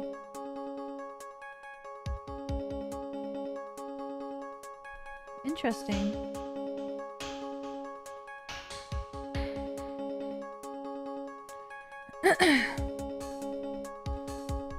That's so interesting. Isn't it obvious? For the murder of Mr. Juan Corrida, you get paid a percentage of the court payout. Then the bellboy, the witness saw. Yes, he was the assassin.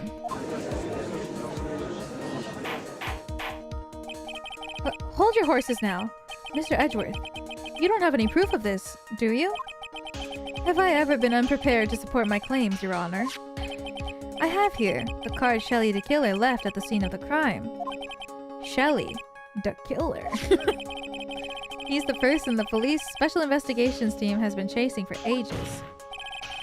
I'm certain that the person the witness saw was this very assassin, Shelley the killer.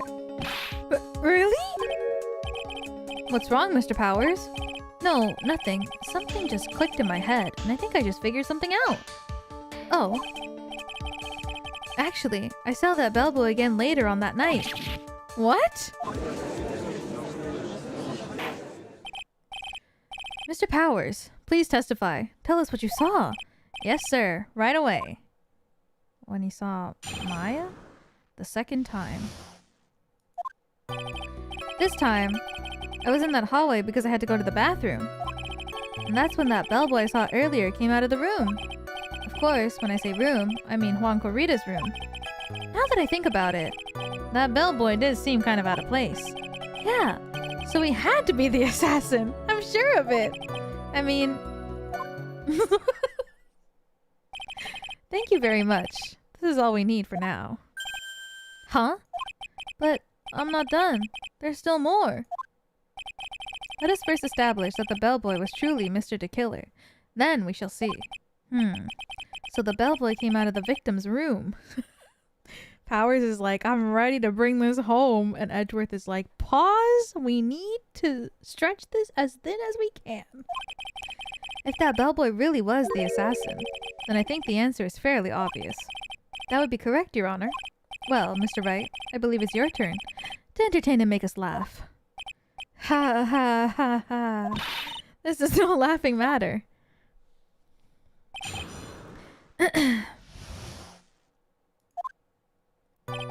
This time, I was in that hallway because I had to go to the bathroom. And what time was it? Oh, well, I don't remember. The award ceremony ended about 8 p.m., right? And I went to Matt's room pretty soon after that, and then I came back. And then I went to the bathroom. Ugh. So I guess maybe it was around 8:10 p.m. You're not one for details, are you, Mr. Powers? Sorry. I thought I could maybe catch Matt and say my congrats. That's when that bellboy I saw earlier came out of the room. Are you sure it was the same bellboy? Yeah. How could you tell? All the bellboys wear the same uniform after all. But, you see, well, he had those stitches in his face. So I'm sure it's the same guy who was talking with Matt. Which room did the bellboy come out of? Of course, when I say room, I mean Juan Corrida's room. The victim's room, huh? Yeah, the one with all the pretty flowers and the teddy bears. Was Juan's room alright? Words cannot describe how screwed I am. Huh. Let's continue with the testimony, shall we? Now that I think about it, that bellboy did seem kind of out of place. So what exactly was so out of place about him? Right. Why the inspitted grin? Maybe because I have no idea what damaging thing he's gonna say next? Well, the bellboy was empty-handed. Empty-handed? That bellboy was one of those room service people, right? But he wasn't pushing a cart, and he wasn't holding a tray either. You'd call that a little strange too, wouldn't you? I agree that's a little bit strange, Mr. Powers. But is it really that unusual for a bellboy to be empty-handed? What should I do? Should I let Mr. Powers' testimony slide, or try to pull a fast one?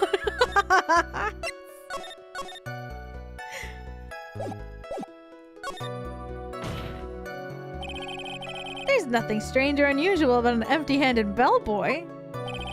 But there really, really is. There really, really isn't. If you two are done being school children, bellboys are for room service. There's no reason for them to be empty-handed. Ever. Your Honor, I ask that the witness' previous statement be, supplanted with a new one. Edgeworth. Are you gonna do whatever you can to make the bellboy look suspicious? I see. Very well. This court recognizes and grants the prosecution's request. Mr. Powers, if you could amend your testimony, please. Yes, sir. I thought it was kind of strange for a bellboy to come out of a guest room empty-handed. Is butt gonna be... Oh, I thought they were... I thought butt ... was gonna be one of them. So you're saying that it's suspicious for him to be empty-handed? Yeah, really suspicious. I mean, when I first saw that bellboy, he was holding a tray in his hand, and there was a bottle of juice and a wine glass on it. Juice. What kind of juice was it? I'm pretty sure it was tomato juice. If we could come up with some sort of reason as to why he would come out empty-handed, some sort of proof, then I think we could dodge the bullet on this one for now. Proof, huh? Sounds like another job for the court record. Yeah, so he had to be the assassin. I'm sure of it. Please don't be so quick to judge. Oh, but it's kind of a Powers family thing. Think of every person as a thief. Well, I guess a thief and an assassin are both sneaky and silent. That's not the point, Phoenix. In any case, if that bellboy was the assassin, it'd be very bad for us. But he really is the assassin, you know? Yes, but you can't give in yet. If you want to prolong this trial for as long as possible, you're gonna have to pull some cheap tricks on this one.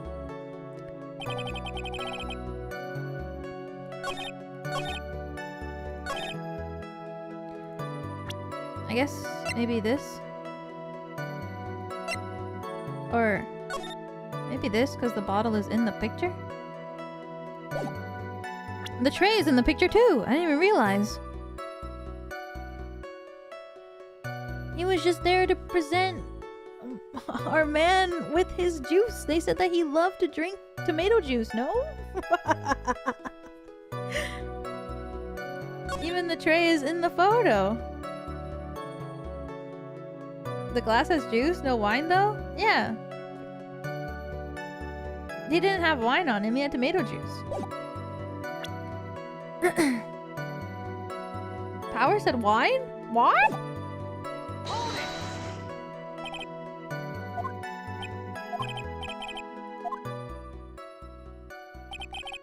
Holding a tray in his hand.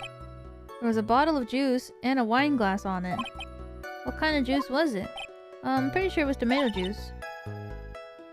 Hi, Yuki! So many races tonight, I know. Hello, Stargazers. We are very, very, very deep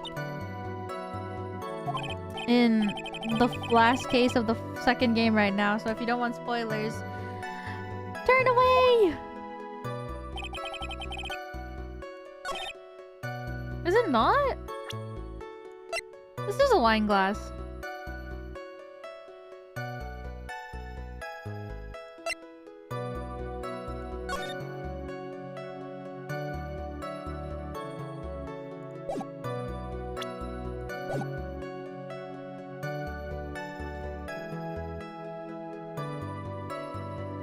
I hope it's right.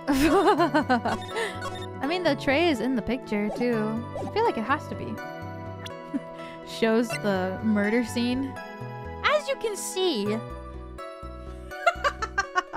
the tray and the juice are all in this image, which is why he left the room empty-handed, because he set the tray down and gave him his juice.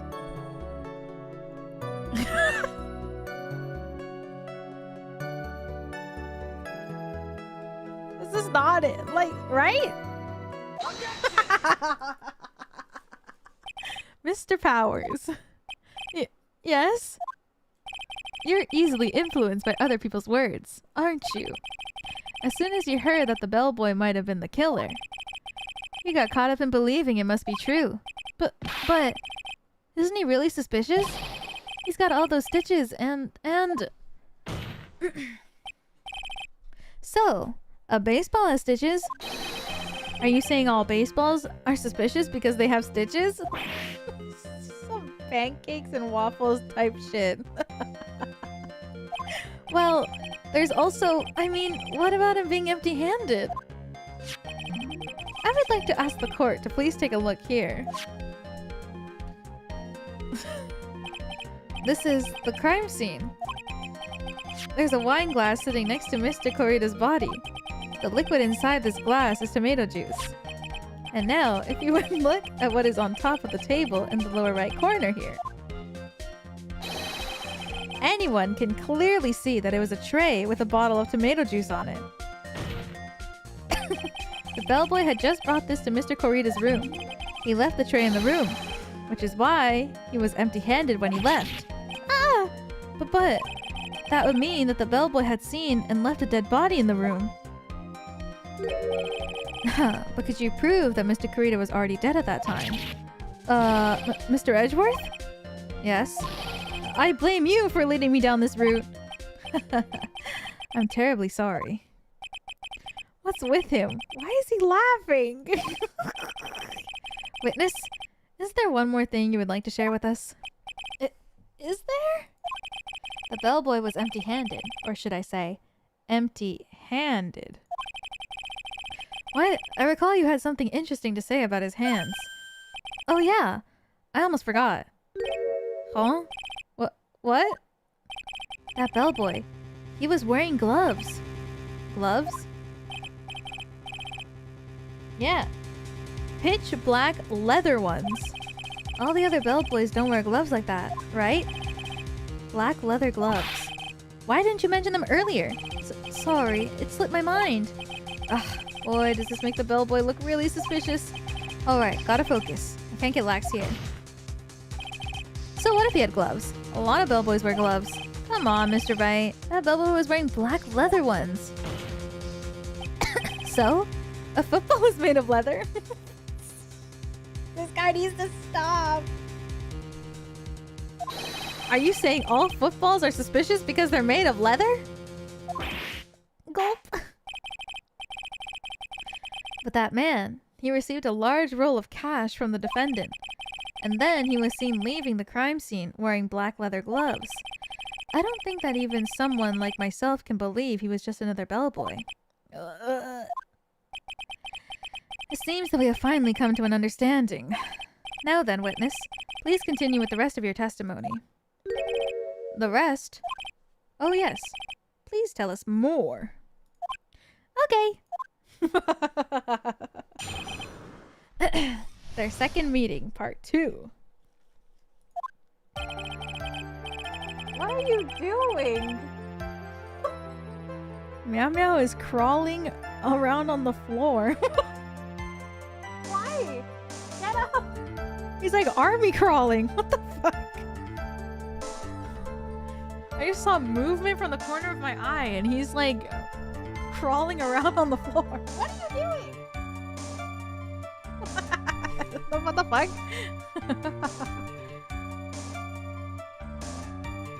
After leaving Juan's room, the bellboy went and knocked on Matt's door. Just like that. He gave something to the person inside the room. And the old guy just left without even going into the room. After that, I went to the bathroom and then back to my seat. Tomfoolery time? Yeah, midnight is tomfoolery time. Are you being silly? Okay. He got up and stretched and now he's back on the floor. So, the bellboy, after leaving the crime scene, next went to the defendant's room. Yeah, I kinda saw that by accident. Some accident? I say you saw too much. And all of it was suspicious to high heaven. I think it's safe to say that we can no longer consider this bellboy to be normal.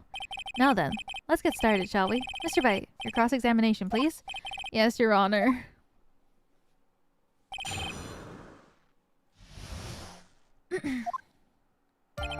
After leaving Juan's room, the bellboy went and knocked on Matt's door just like that.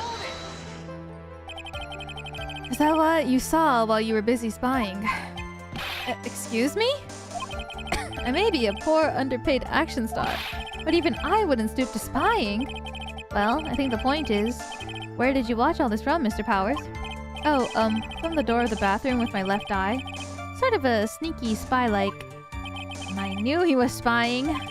Please, does it really matter if he was doing it over or underhandedly? What did the bellboy do next? That's all I care to know. He gave something to the person inside the room. I said, hold it. Okay. That's better. Ahem. What kind of statement is that?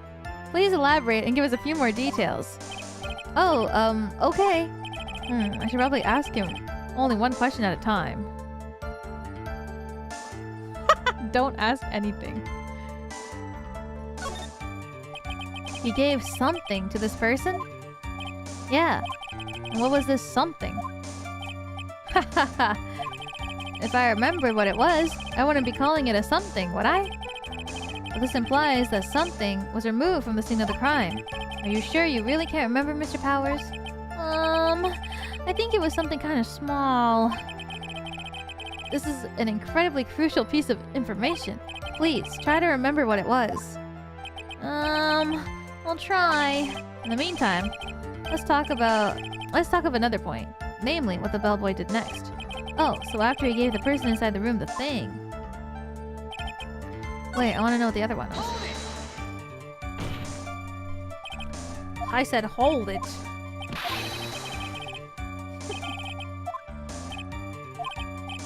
What does it mean when cats like lay on their back? Who took this something the bellboy handed off? Actually, I don't know. What do you mean? I'm sorry, but I only saw the person's arm. Only an arm? And you're saying you didn't see the person's face? Yeah.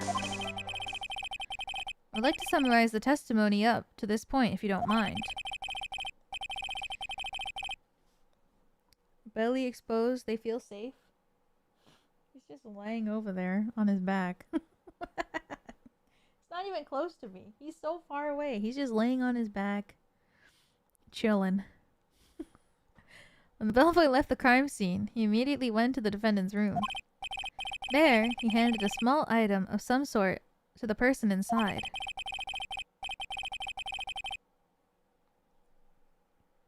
Oh, he rolled over. As for the person who received the item, all you could see was the person's arm. Yes, it's just like that. Mr. Edgeworth, is all this really that important? Of course, Your Honor. I think it's of the utmost importance.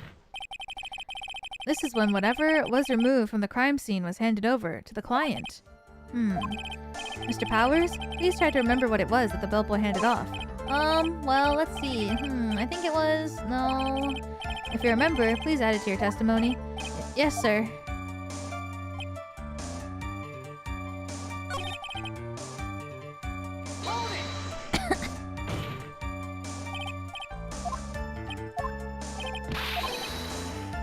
Every cat has individual preferences, but exposing their belly isn't necessarily an invitation to touch. Oh, I do every time.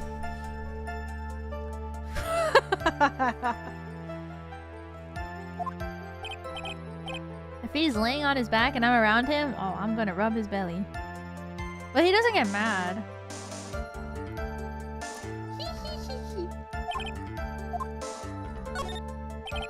I don't think I can find out much more info. Probably move on to a different topic. What did the bellboy do after that? Oh, that's it.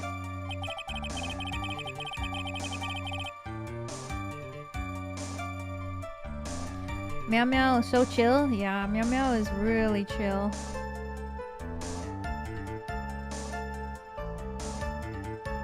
Saw it again. I could say what it was for sure, but I think it was some sort of wooden statue. What? A statue? Yeah. Kinda looked like one, I guess.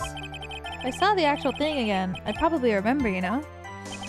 Looks like for this child to proceed, I'm gonna have to come up with whatever this statue thing is and show it to him. Gonna have to trust your instincts on this one and take a chance, Phoenix. Let's continue with your testimony. What did the bellboy do after that? Was that the last one? Statue. The old guy just left without even going into the room.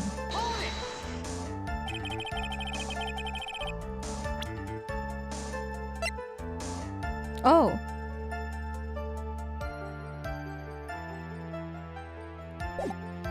Where did this bellboy go after he left Mr. Engarde's room? He opened the door, the old hall, went in there, and who knows after that, right? I do. After that, I went to the bathroom and then back to my seat. Did you see anything strange, suspicious, or just out of the ordinary at the time? Oh yeah, I saw that one thing. What? You saw something else? There was this jittery alien with a ray gun. I was watching Juan's door like some sort of stalker. I think we can forget about the alien. Well, Mr. Power's testimony just now was just as vague as his first. A little troublesome, isn't it? But I'm sure if you press him enough, everything will become clearer. Although, that just makes it harder on us, doesn't it? Ugh, talk about a lose-lose situation.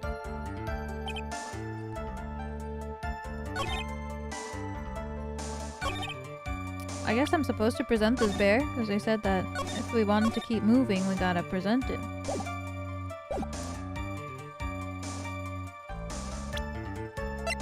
I mean, this is the closest I could think of. Wooden bear-shaped figurine, covered in many thin cuts.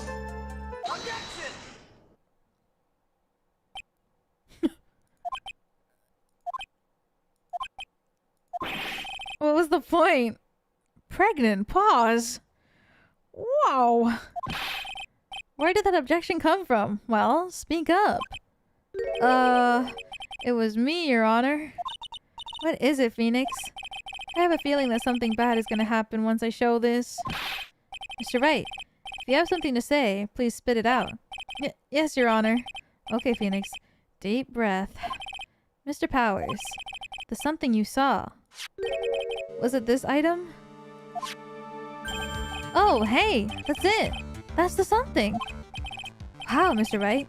You really figured it out. I recall we found this at Matt Engarde's mansion. At the defendant's house? What does this mean? It's simple, Your Honor. Shelley the killer assassinated Juan Corrida in his room.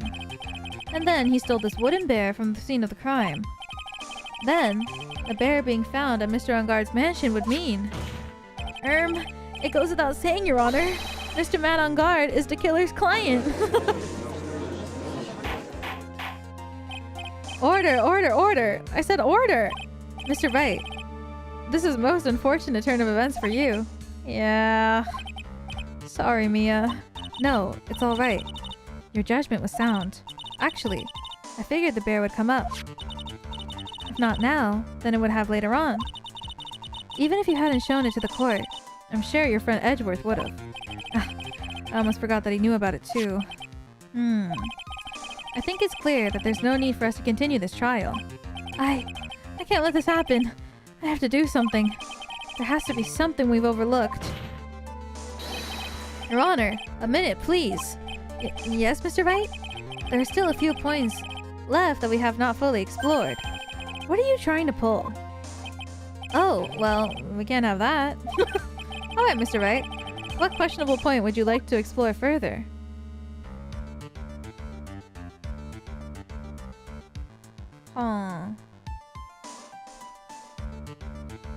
Maybe the person who received the bear? Powers testimony. The bear itself.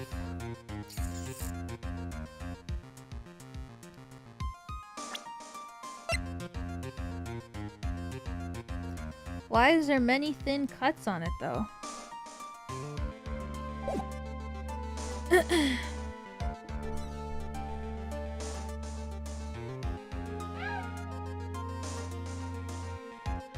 Meow meow, why do you think that there's cuts on this bear? I mean, if it's notable for them... At first I thought they meant that it was like the joints. But... if they have the need to write that it's covered in many thin cuts, maybe it's important. I think it's fairly obvious that the bear itself is very questionable. The bear? Mr. Wright? This was found at Mr. Engarde's mansion. However, Mr. Engarde was arrested at the hotel that night, which means that since the murder occurred, he has not had a chance to go home. Smart. Oh, I think Your Honor has already figured out what I'm trying to say. It's not possible that it was Mr. Engarde who took this bear to his mansion. Why, that's very true. We didn't consider that point, Mr. Wright. There was no way, time-wise, for the defendant to have taken this bear home. Phew! Disaster. You haven't gotten the best of me yet, Mr. Wright. Huh? I remember it clear as day. I remember what you muttered to yourself at Engarde's mansion. We have this area completely surrounded. There's no way for him to escape. I can't believe it. That butler. All this time, he was the killer. The killer and Engarde were working together, so to speak. And the killer was hiding at Engarde Mansion as his butler. What a bold move. The bear figurine was brought back to Engarde Mansion by the killer himself.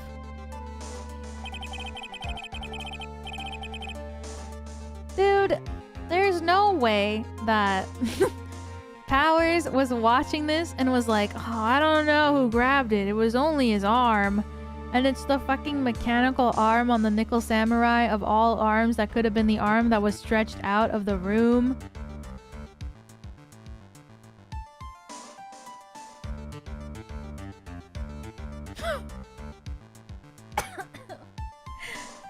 I can't.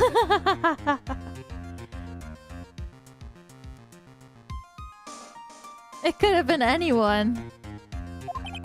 I assume because it would have been bad had the police found it during their investigation. What is with this bear, though? Well, Mr. Wright, you've been quiet for a while now. This is too much. Isn't there anything I can attack at all? I have to try. I have to find something else. What will you do now, Mr. Wright? Do you plan to... Do what?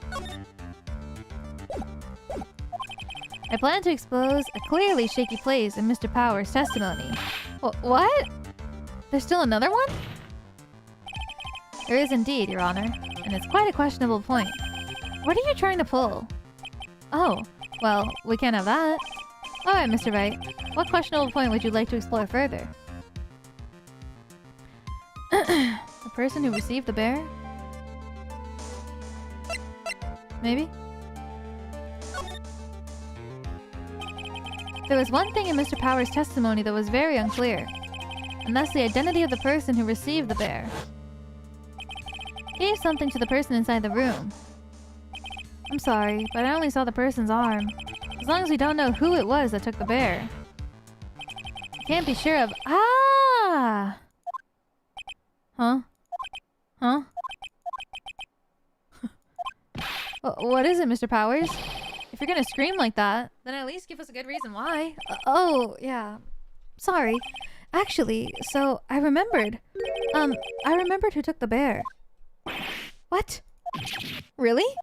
I mean, I only saw his arm, but the arm. Damn it. It was the Nickel Samurai's arm. I swear it. You gotta be kidding. Are you sure of that, Mr. Powers? Yeah. I'm sure it was the Nickel Samurai. Order, order!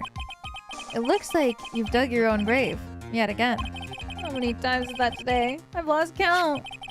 So the person who took this little bear was the Nickel Samurai. And, as we all know, Matt Engarde is the Nickel Samurai. Okay, but like, wasn't it confirmed that also someone else was wearing that costume that day? Thanks to the defense, we've made that all the clearer. I think we've heard enough. We now know why this bear figurine was at the defendant's mansion, as well as who it was that received the bear from the assassin in his room. Everything has become very clear. The client, who hired the assassin to commit the murder, was Mr. Matt Engarde. I see no reason for this trial to continue. Therefore, I will now hand down my verdict. Thank you, Your Honor, for your understanding. You see, Mr. Wright, you could not win against the truth, could you? I knew it would turn out this way. After all, what Edgeworth has stated is the truth. Any last objections, Mr. Wright? Well, do I? What should I do? It's time to bullshit our way through.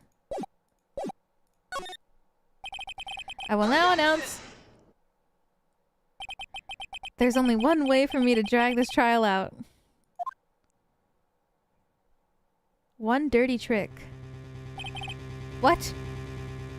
Your Honor. Right now, we have these 2 reasons to believe my client is the assassin's client. Reason number 1, he accepted the bear figurine from the assassin. Reason number 2, the very same figurine was found at the Engarde mansion.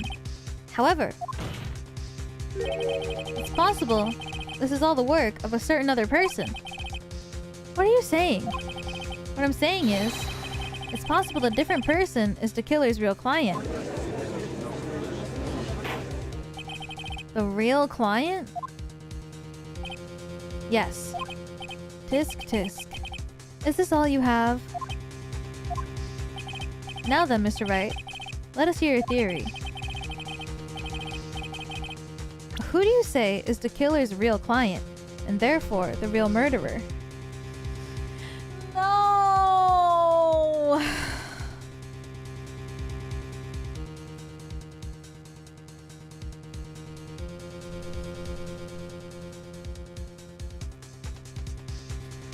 Why? She's already gone through so much.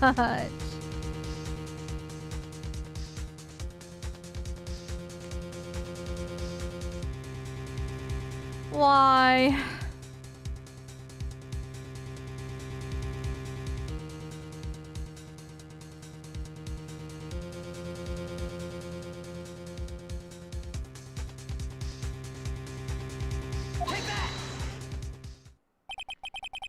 Adrian Andrews.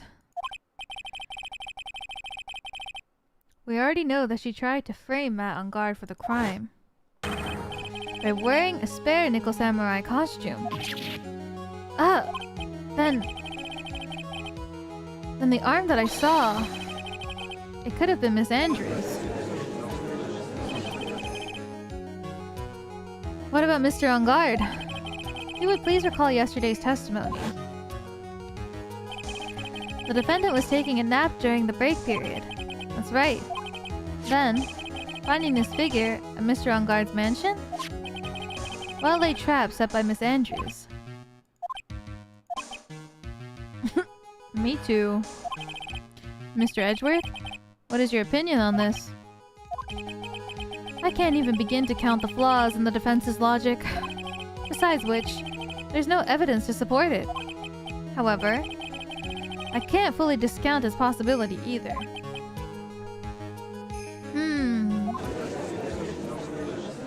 What is with this trial? Come on, anyone can tell Engarde did it. I can't believe the defense would go so far as to pin the guilt onto someone else. Yeah, unbelievable. It's not something petty. It's murder of all things. This is to save Maya. This is to save Maya. Even if the whole world turns against me, this is one fight I can't give up on. Order, order, order! All disruptive parties will be forced to leave the courtroom. Your Honor, for the benefit of the defense, I'm willing to play along with this what-if game. This what-if game, Mr. Edgeworth. The prosecution is prepared to challenge the defense's theory. Mr. Wright, even you must have thought it strange and weird. Why would the criminal want this little wooden bear? He's right. The killer did specifically bring that bear to Engarde right away. Why do you ask? Is there something special about it? Absolutely. And I'm sure that once the court knows their significance, the true killer's identity will become crystal clear. Your Honor, the prosecution calls upon the witness who will clear all doubts against Miss Andrews. And who would that be? It's quite simple, Your Honor. Miss Adrian Andrews herself. I see. Well then, the court will take a short 10-minute recess. The prosecution will prepare its witness in that time. Yes, Your Honor. Ah! Oh, I knew it was a good idea to hold her hostage. Don't you agree, Mr. Lawyer? But I never thought in your desperation you'd try to pin the guilt on Adrian. Ah! I swear this demon will pay. Mr. Nick? Pearls? Where's Mia? I don't know. A really strong power suddenly called her away. A really strong power?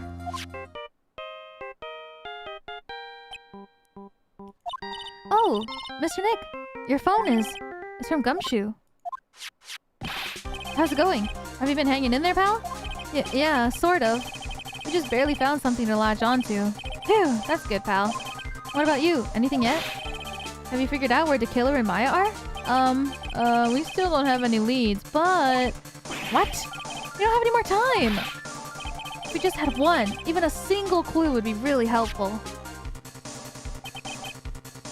I was only able to come to this far because I keep thinking to myself, I've got to keep the trial going until Maya's been rescued. But have I just run out of luck this time? Is all I hope for not? A tent. Huh? A tent?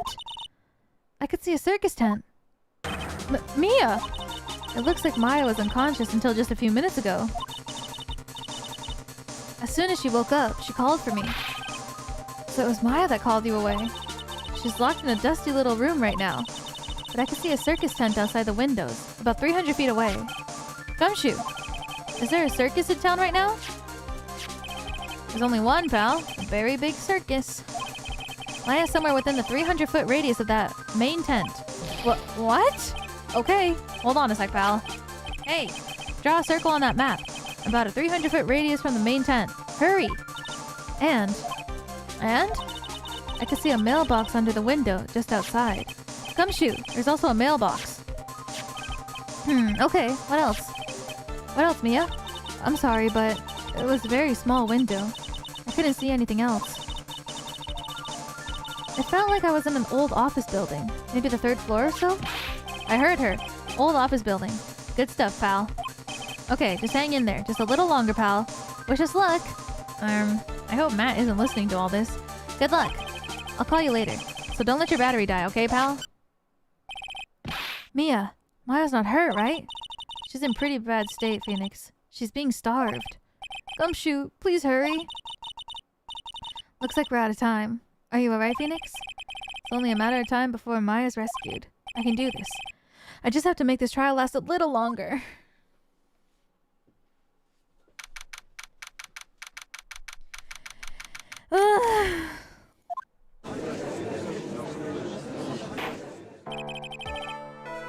Court will now reconvene.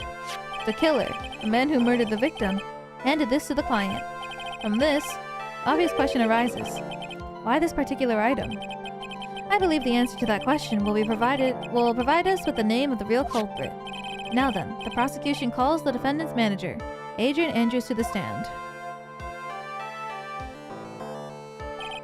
Currently, the witness is accused of tampering and obstruction of justice. However, you've been called to the witness stand today to ascertain who exactly is guilty of murder. I understand. Very good. Now, have you ever seen this bear before, Miss Andrews? Of course I have. You've seen it before? That's right. It's only natural that the witness has. Miss Andrews, could you please enlighten the court about this bear's secrets? Alright. Why? Why does she...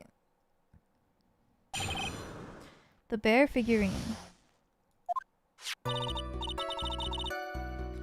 Actually, this is an elaborate puzzle. If you know the correct order, it can be taken apart one piece at a time. At its center is a small cavity, with just enough room to store a small item. Because of its complexity, if you don't know the order, you can't open the bear. You really can't tell that it's a small jewelry box just by looking at it. So this figurine is a container of sorts, is it? Yes. This can be deceiving, wouldn't you agree? Yes. This is superb craftsmanship. Oh, yes, I nearly forgot. You may begin your cross-examination, Mr. Wright. Looks like there really was something to that bear after all. Jewelry box? Does that mean the ring is in there? Maybe? Elaborate puzzle. A puzzle. That's right. Looks like an ordinary figurine. True enough. People who don't know, I'm sure they would never guess that this was a puzzle. What kind of puzzle is this exactly? If you know the correct order, it can be taken apart one piece at a time. So you can take it apart. And how will one go about that? Well, you first turn its tail to the right and then push it in. Oh yes, I see. After that, the arms and legs are free to move and can be removed. Oh! This is most interesting. A boy and his new toy. It's like he's 5 all over again.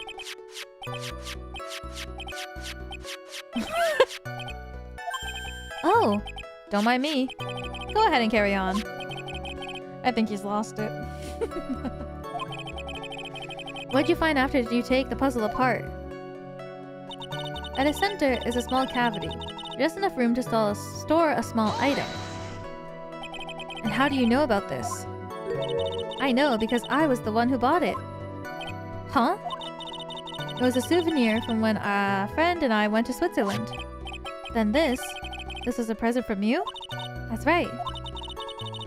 It was a puzzle in the shape of a bear, so I thought it would be perfect for Juan. So it was a present from Miss Andrews. Witness, let's continue with your testimony. Because of its complexity, if you don't know the order, you can't open the bear. So who exactly knows how to solve this puzzle? Only the two of us, Juan and myself. It's a souvenir from Switzerland. I doubt there are that many people with the same bear in this country. It looks like it can be easily broken, especially if someone wanted to get what was inside. Well, it's a toy. It can never be the same again once it's broken. Really can't tell that it's a small jewelry box just by looking at it. Is a note inside? Who else knows that this bear is actually a small container, or a jewelry box? I never told anyone. As long as Juan never told anyone either, then only the two of us knew. The two of you, huh?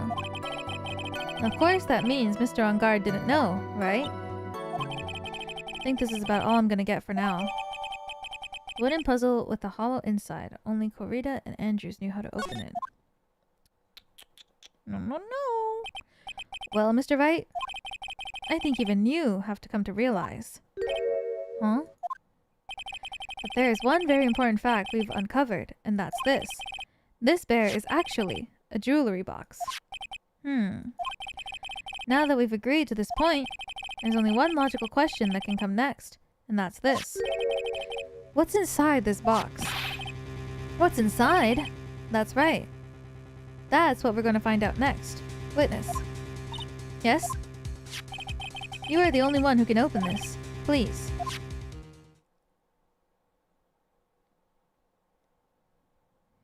There's a painful silence hanging over the courtroom. All eyes are on Miss Andrews as she solves the puzzle and takes the bear apart. Oh shit. Click. I've opened it.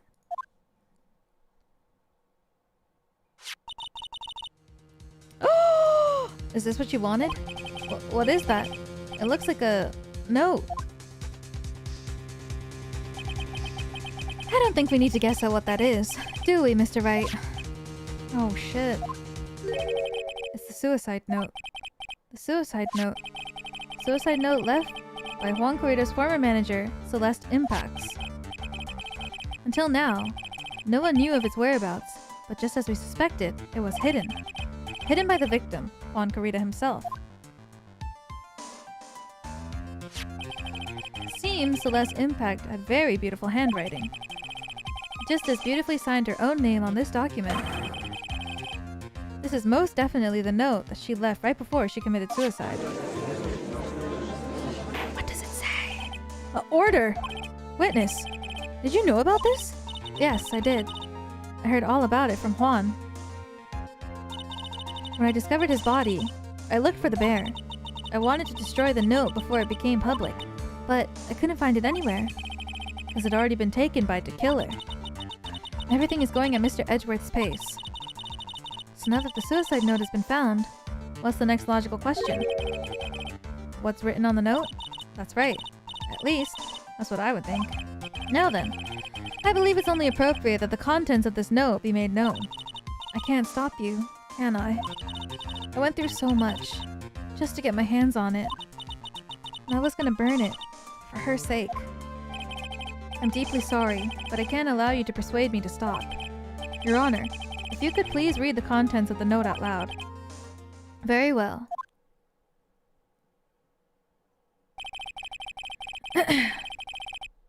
The judge's voice rang loud and clear through the deathly silent courtroom.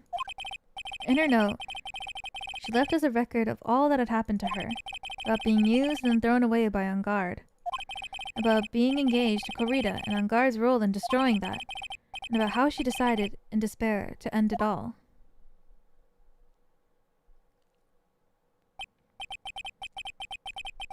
And that's all Miss Impax had to say. There's one thing I'd like to say here. The prosecution has no interest in slandering Mr. Engarde. Then, what? Our intention, Your Honor, is to establish a motive for murder. Isn't that correct, witness? Yes. On the night of the murder, Juan was going to make the contents of the note public. After the post-ceremony show, he was going to hold a press conference. My word! Madame Engarde values, above all else, his refreshing like a spring breeze image, which is why he had to stop this note from being made public. At any cost. Added to the court record.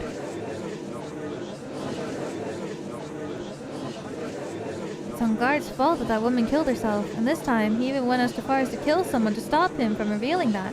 How terrible! What a selfish person!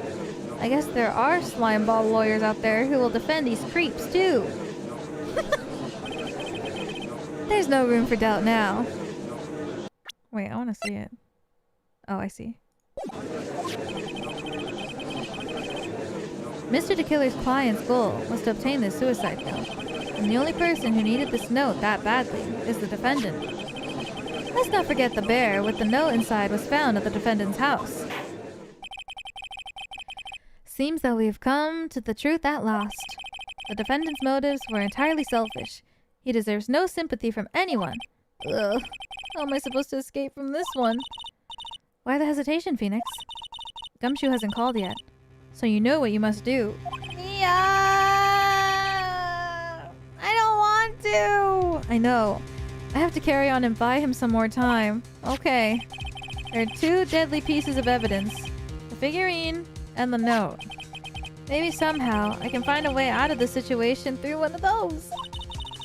The gavel is already in the judge's hand, Phoenix. Hurry! No!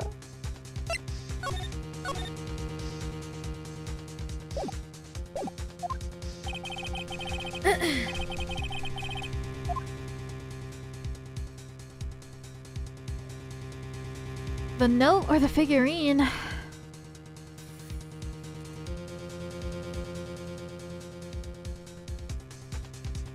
Maybe the note?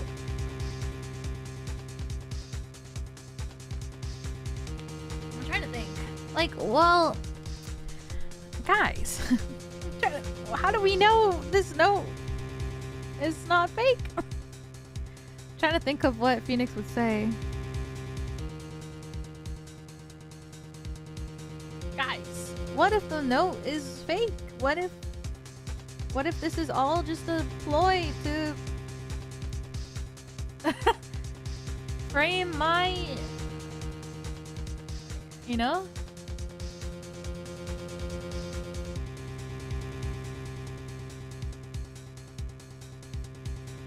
I'm trying to think. Guys, how do we know the killer didn't write the note?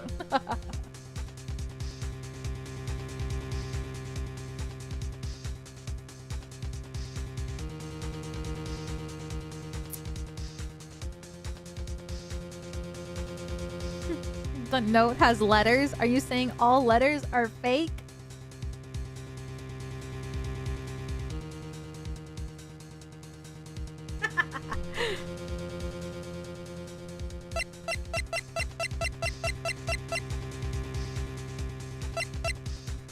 Well, the figurine, what should I pursue? I'm trying to think. It has to be Well, if it was inside of the bear and only 2 people knew how to open the bear...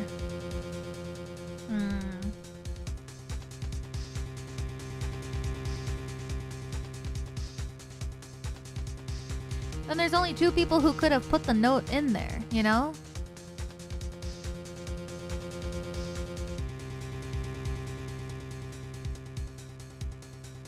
Who's to say that they didn't write something fake to try to pin it on guard? I'm trying to think like Phoenix.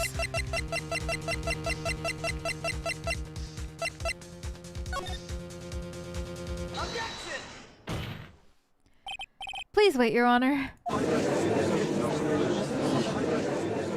Oh man, look at that lawyer. He's still going at it? It's like he doesn't care that he's trying to get a killer off the hook. I think Your Honor believes that Matt Engarde killed in order to obtain this note. Yes, that is correct. But that seems a little strange. In fact, I think there's a contradiction here. The note was hidden by Mr. Kurita until the night of the murder. If that's the case, I say that Matt Engarde could not have known what was written on this note. Oh, I didn't think of it that way. Exactly. But I did think of it that way when I thought it was rather strange. No one in their right mind would kill for a note without first knowing what it said. Order, order, order! You make a valid point, Mr. Wright. Mr. Edgeworth, what is your opinion? It's just a flash, but I think I did rather well on this one. Unfortunately, I think he believes differently. I believe a show of appreciation is in order. Huh? The defense seems to be in love with wishing more despair upon itself. I would like to direct the court's attention to this. What is that? It's a very small video camera, Your Honor. This type of camera is commonly used as a means of spying. Spying? What the? I thought that spy camera was in my possession. Matt Engarde and the victim both thought of the other as their biggest rival. They even went so far as to use this type of item to find each other's weaknesses. And the victim, Juan Kurita, was being spied on.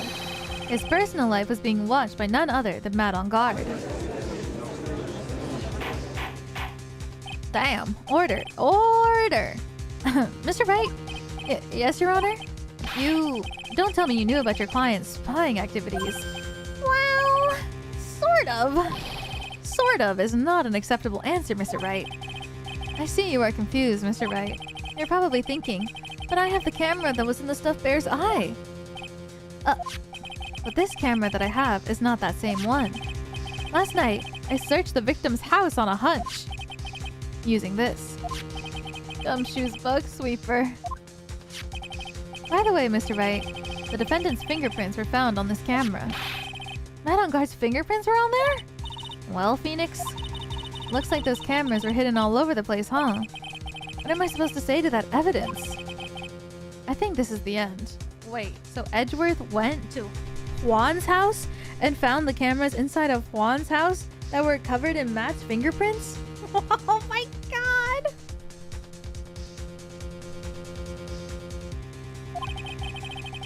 It's fairly obvious that Mr. Engarde learned of the suicide note through this. He was watching the victim all along. He got me good this time. I don't have anything to counter that. Hey. Now what's that lawyer thinking? Mommy, is that man the bad killer guy? Shush, stop. Don't look at him. The way he's sweating is just so nasty. Phoenix. Yes, Chief? Have you figured out what you're gonna do next? What I'm gonna do next? Just running away like a frightened child work? I know it seems like Mr. Edgeworth is very close to putting the lid on this case, but in his eagerness to prove his point, he forgot one very important thing. Well, what is it, Mia? There's a piece of evidence that he really should investigate. Something he should investigate. What?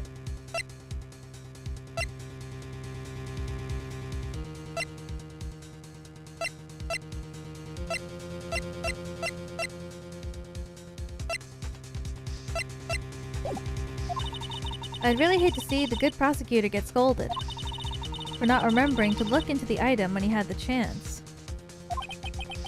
Why are you speaking in riddles all of a sudden? Alright, I think this time we finally understand everything. Well, Mr. Wright, you don't have any further objections, do you? What is this piece of evidence that Mia is talking about? Camera. Is it the transmitter?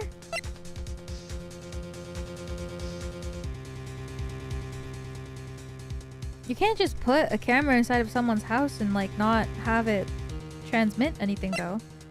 Well, there'd be no good, right? Maybe that's what she's getting at, is that sure, there's a camera inside of his house, but how is he gonna get the feed if there's no transmitter with the camera? Maybe?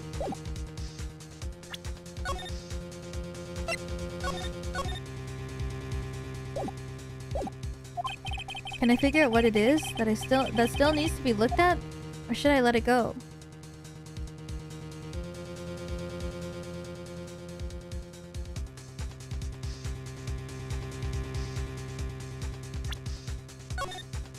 Maybe?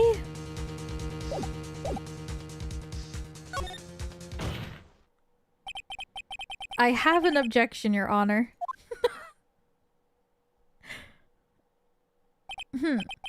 That was about to be the weakest objection I've ever heard, Mr. Wright. Objection! Your Honor, the defense has no intention of letting this go so easily. You're beginning to sound desperate. That's just your imagination, Your Honor. Mr. Edgeworth, this is not like you at all. Huh? In your eagerness to prove your point, you've forgotten one important thing. Hey, isn't that what I just said? So, you're telling me that I forgot something. You're so close, Mr. Edgeworth. But there's something you really should examine about the piece of evidence. What? I feel like it has to be, right? The transmitter?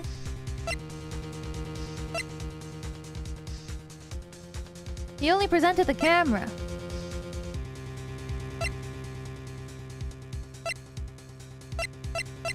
Maybe? No? I do believe some special examination is needed. But I think the item that should be examined is the defense's gray matter. Whoops. I would like to see you in my chambers. I think there are a few things we need to discuss. Hey, my bad. If you're gonna speak, at least use your brain to make up something intelligible. Telling me that I forgot something. What? Something you really should examine about this piece of evidence.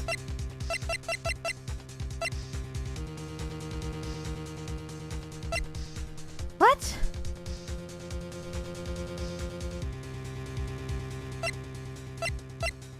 Don't lose your train of thought. It's gone. It's gone.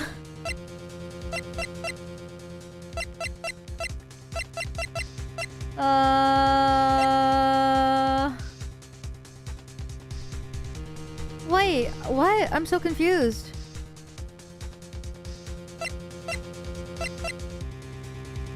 How is it not this? Are they just one and the same?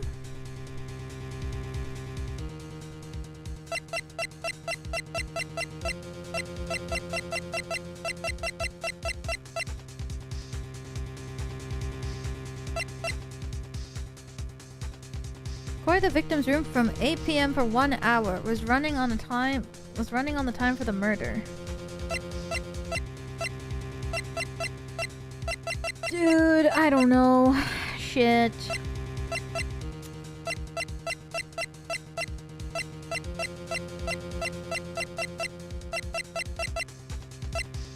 Is it because he said it's not the same one? But it's the same?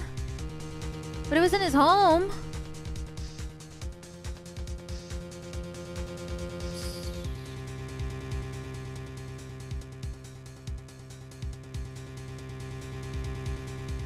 Oh man, I don't remember.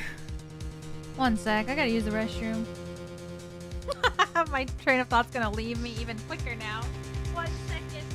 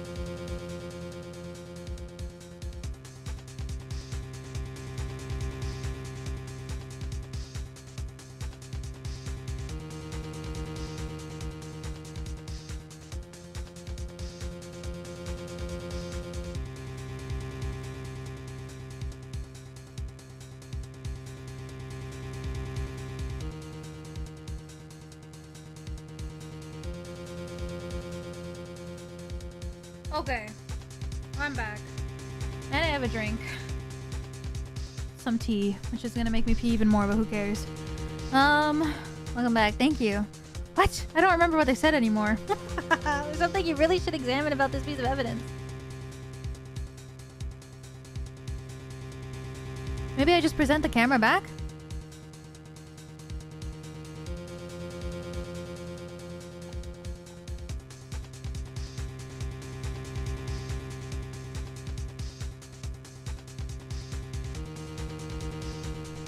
Maybe?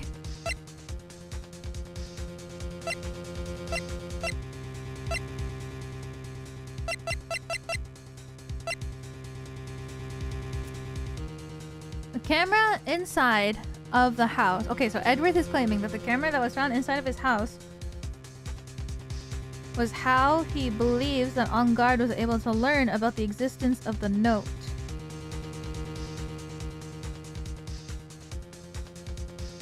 And then Mia said, you should look at something else.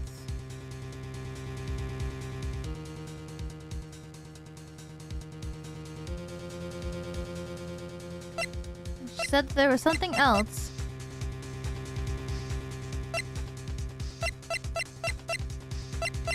That he should have investigated before saying that the reason why he would have known that the suicide note was inside of the figurine was because of the camera that he had.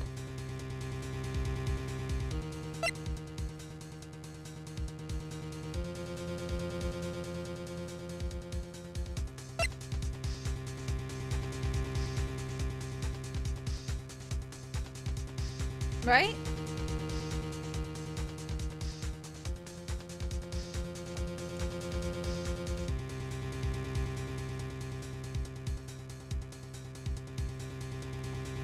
Right? That's what he said, right?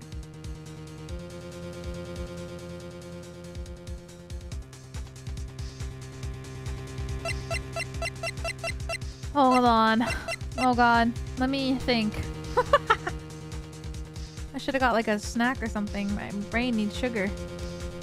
Kaguya-sama taught me that. Sugar to make my brain move.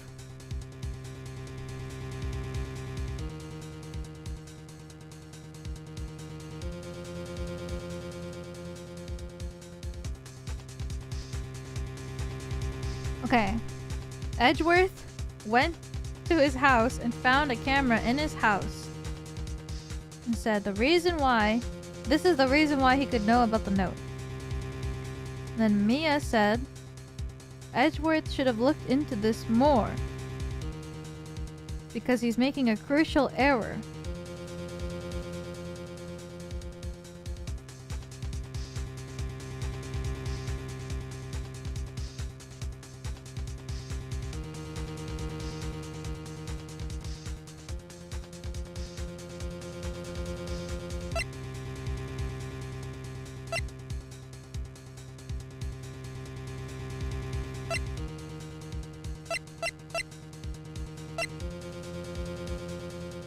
Set to record the victim's room from 8 PM to 1 hour. Was running at the time of the murder. But this camera is separate from the camera that Edgeworth has.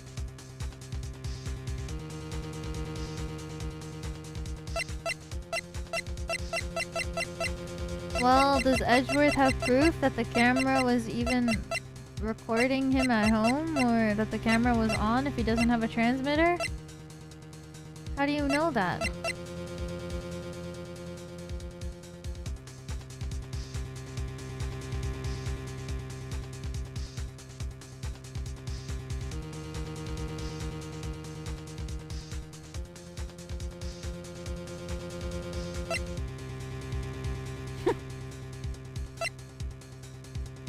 Found inside a figurine. Tells of Engarde's horrible misdeeds. A wooden puzzle with a hollow inside. Only Juan...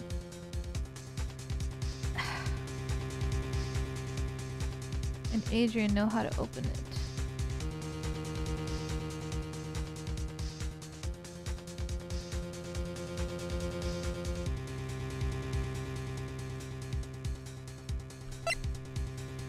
Maybe the note? But why? I gotta use evidence I haven't used yet.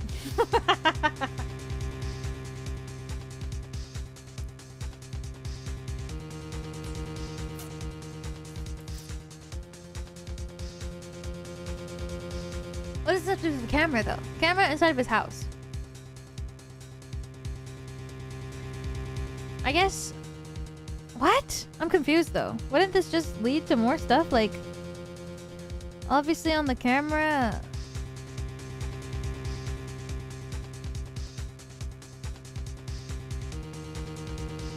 Well, doesn't that just mean that when he was using the camera and spying him at his own house that he heard him say something? But why would he talk? Well, I guess because he was talking to Miss Andrews. But like, what?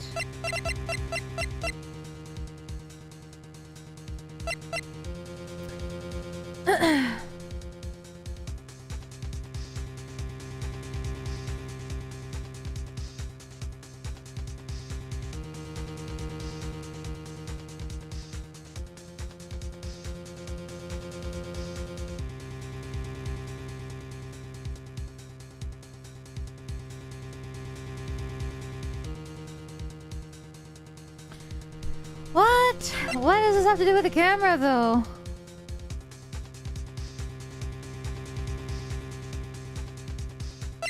I feel like it has to be related to something around here, but like... He had... Was it like a bait? Maybe it's not real?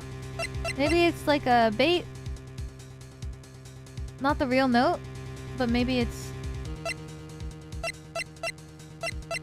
But that wouldn't make sense. How would he know that he was being recorded in his own home?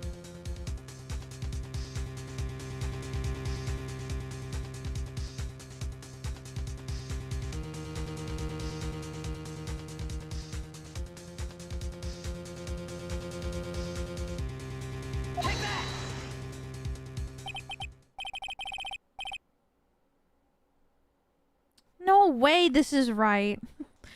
Phoenix? That is Miss Impact's suicide note, right? Who knows?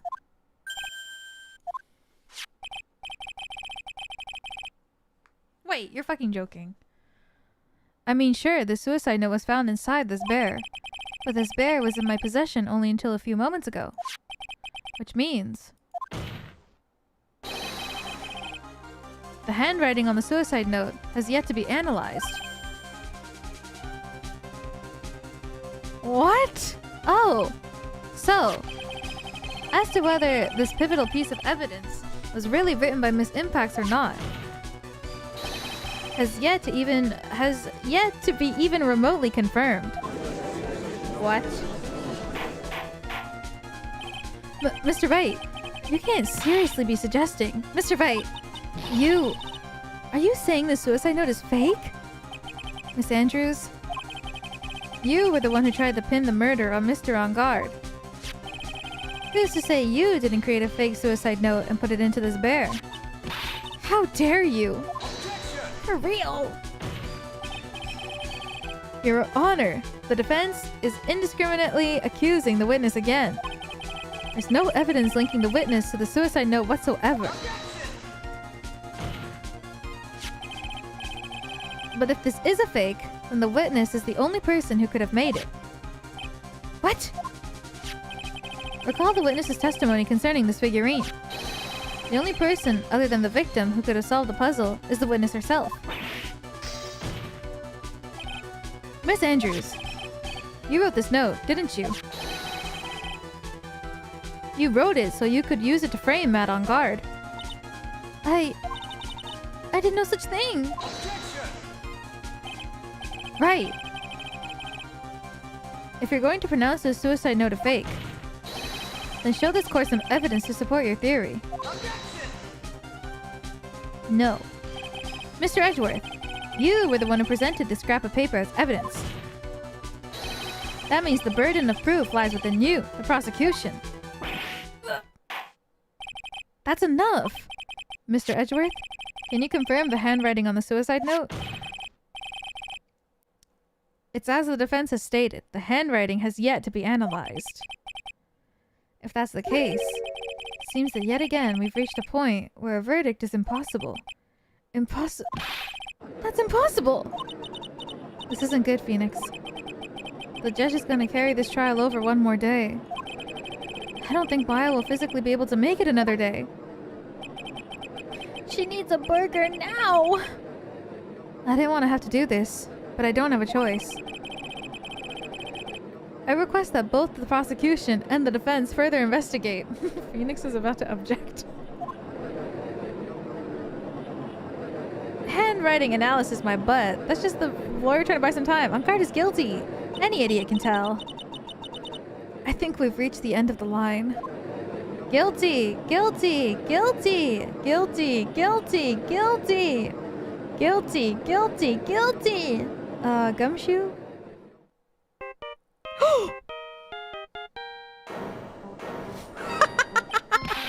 What is that sound? It's Gumshoe.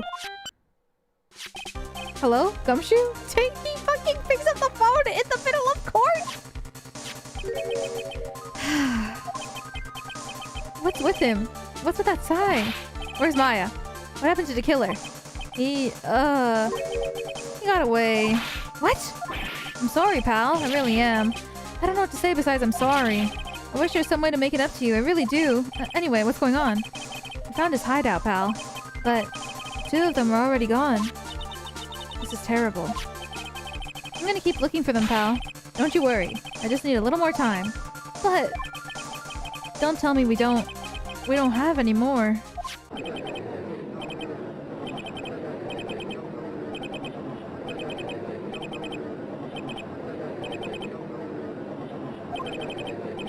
Do you hear that? They're calling for his head. Mr. Wright, I can't. For us to come this far and... Oh! What is it? Let me talk to Mr. Edgeworth. I can't do that. Mr. Wright, would you please get a hold of yourself? Yes, Your Honor. I'm about to end today's proceedings. You may take your phone calls after. Hold on, Your Honor. Edgeworth, catch! What the fuck, the phone PNG? Mr. Edgeworth? Please, you gotta buy us some more time. Court is in session.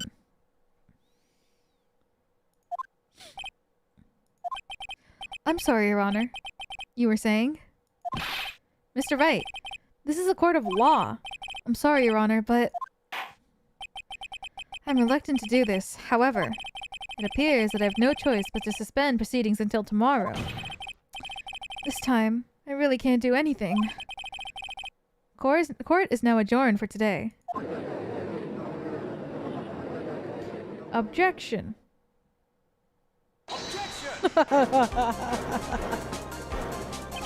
Please wait, Your Honor.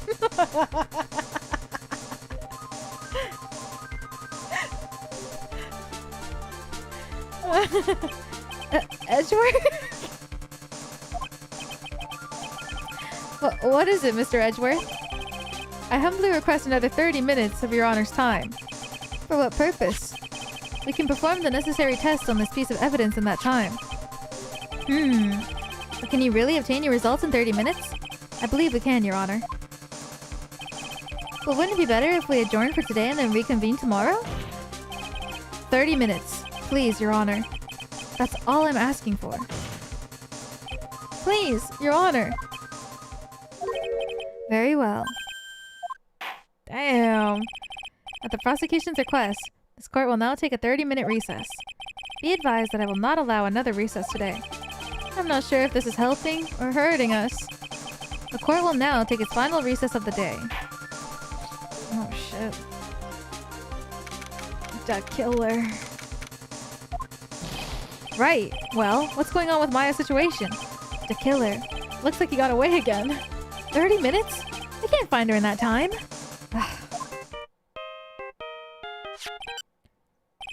Report. Is that Mr. Edgeworth? We don't have time. Just spit it out. Right. It looks like you just missed them, sir. But the killer left a few things behind by accident in the rush to get away. A few things. Can we use any of them as evidence? Ho ho ho. I thought you'd ask, pal. I've got the things he left with me right now and I'm on my way over. Really? That's odd. Any item like that are usually sent to the crime lab first. We don't have time to wait for those guys, sir. When those guys weren't looking, I swiped the stuff and ran. What? Well, I'm not a detective anymore, so I had to. I'm really sorry, sir, but I've got to put the law in the hole for now. Sounds bad. I hope he doesn't get in too much trouble over this. With my hunk of junk car, I'd say I'd be there in about 20 minutes, sir. Don't worry, I'll be there. Wait for me. Alright, just get here in one piece. I'm on a mission. And no one can stop me now, sir. No one. I'm pulling out all the stops and running every red light. Items left by the murderer, huh? Maybe there's something among them that'll be decisive enough to end this.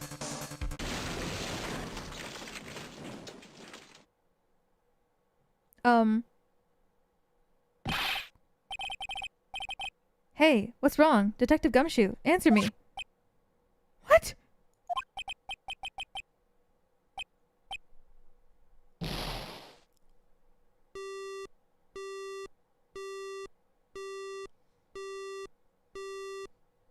What? What happened? It sounded like he had an accident. I'm guessing his cell phone broke as well. What was he thinking? We've got to hurry and call for help. We have no idea where he is. His cell phone is broken. And he wasn't driving a patrol car, so no radio either. Also, if we don't get to those items before they do, the police will take possession of them. No! We can't let that happen! Well, if there's a way we can find out where he is, then we stand a chance. Why? Oh, why did Gumshoe have to get into an accident now? Is there any way to find out exactly where he is at this moment?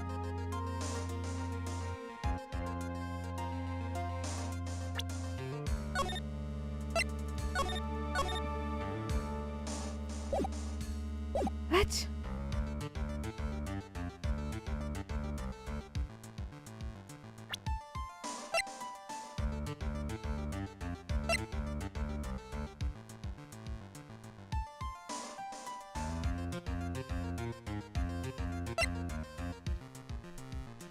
What?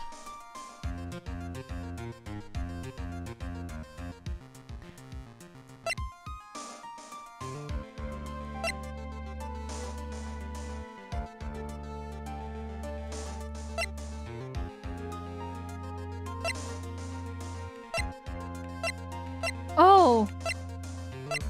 There is karma.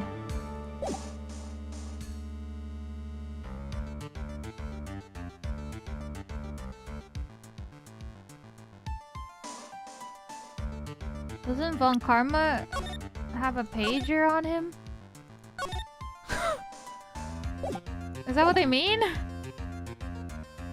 But isn't she in the hospital? That's right, there is a way. What? How? I'm sure we can find out where Detective Gumshoe is through this.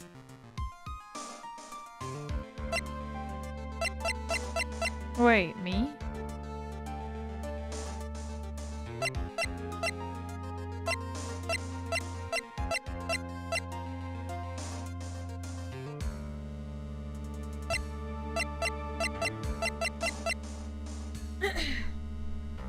Maybe I just...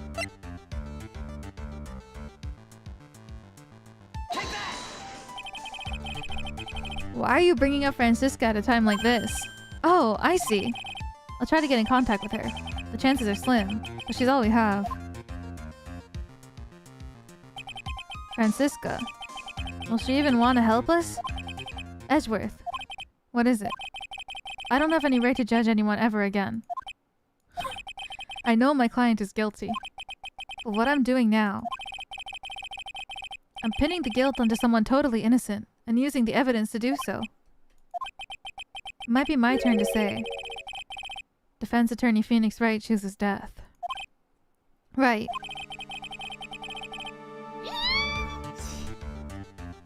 It doesn't suit someone like you to cry useless tears. Whether you did your job well or not, that can only be seen after the verdict has been decided. The verdict. Is Prosecutor Edgeworth here? Yes, bailiff? There's a phone call for you, sir. They said it was extremely urgent. They're probably finished with the handwriting analysis. I have to go take this call. In the meantime, think hard about what it is you must do. Girl!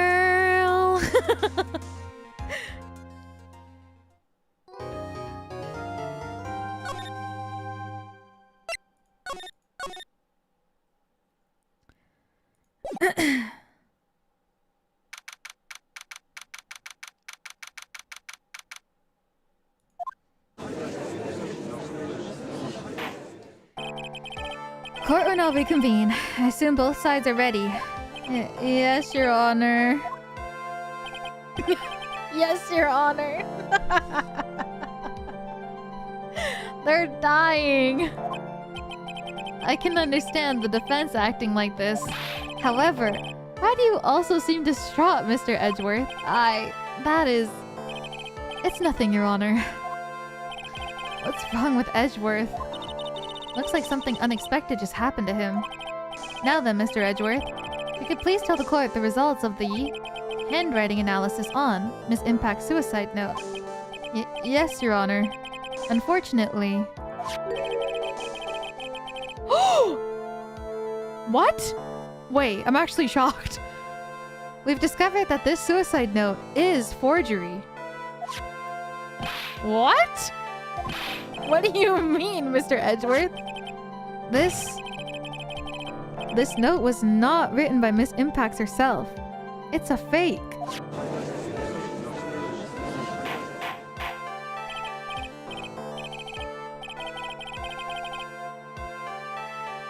What? Order, order, order! Mr. Edgeworth, would you care to explain what's going on? If this was not written by Miss Impacts, then who wrote it? We'd need more time to do a more detailed analysis. However, it appears that the handwriting matches that of the victim, Mr. Juan Corrida. Mr. Corrida? Well, well. Looks like Miss Impacts never left a suicide note after all. She never wrote anything about Engarde. However, Your Honor, even though the suicide note is indeed a fake, Mr. Engarde could not have known that, and so the facts remain unchanged. When you bluff so hard it becomes reality? Acting under the assumption that it was real, he had plotted to possess it. That does sound very plausible. This theory that Engarde had no idea that the suicide note was fake. Something seems a little wrong with it.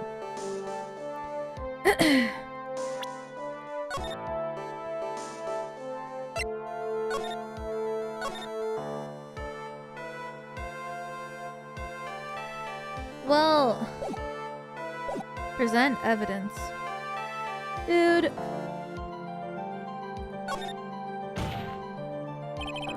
The defense believes that the theory the prosecution has stated contradicts testimony. Everything the prosecution has proven up to this point is true. God, sorry. I think like Meow Meow's hair like flew into my eye. Oh my god. And it's impossible for Mr. Engarde to not have known it was fake. Do I present my camera?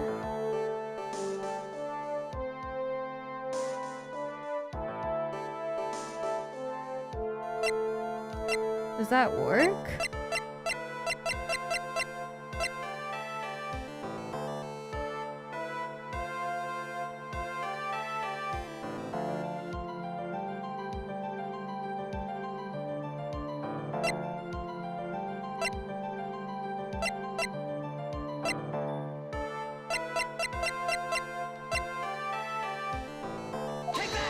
I feel like this makes the most sense. What's this little item called again? A video camera, Your Honor? Well, a very small one, but... Oh, that's right, a camera! You kids and your fancy toys nowadays. Oh god. There were cameras in 2002, Judge. Mr. Edgeworth, earlier you... I guess not... Maybe not that small, but... Mr. Edgeworth, earlier you claimed that Mr. Engarde knew the existence of the note because he was spying on the victim. Isn't that right? If that were true, then this means Mr. Engarde would have known that the victim had forged the note. So then, the defendant knew the suicide note was fake. And if that's true, then the situation has suddenly changed in a very dramatic way. Exactly, Your Honor. The prosecution's theory as to what Mr. Engarde's motive for murder was suddenly disappeared into thin air. But Your Honor, it's not as if Mr. Engarde monitored Mr. Corrida 24 hours a day. Perhaps the victim wrote the note in a place Mr. Engarde didn't know of. Well, right back at you, Mr. Edgeworth. Why don't you show some proof that the victim made the forgery at an unknown place? God. Order! Order! Order! Mr. Edgeworth? It looks like this time, it's you who's dug his own grave. Ah, as I figured. Huh? As you figured? As I figured. It came down to this after all. Mr. Edgeworth, you're not making any sense. When I heard the results of the handwriting analysis, I thought this might happen. The question is, what's next? What's next? If the prosecution can't prove Mr. Engarde's motive through the evidence, then we must prove it from another angle. Well, I agree with you there. Your Honor, the prosecution would like to call a witness to the stand at this time. Oh, well, that's fine. However, this witness is a little unusual. Edgeworth stuttering? That's not like him at all. Unusual? Well, what sort of witness is this person, Mr. Edgeworth?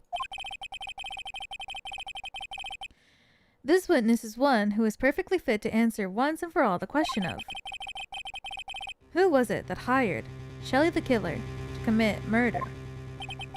That's impossible. Who in the... No such person exists who can answer that question with such certainty. Yes, Mr. Edgeworth. Who's this witness? It can't be Matt. It's yes? Go on. Who is it? It's not. It's not.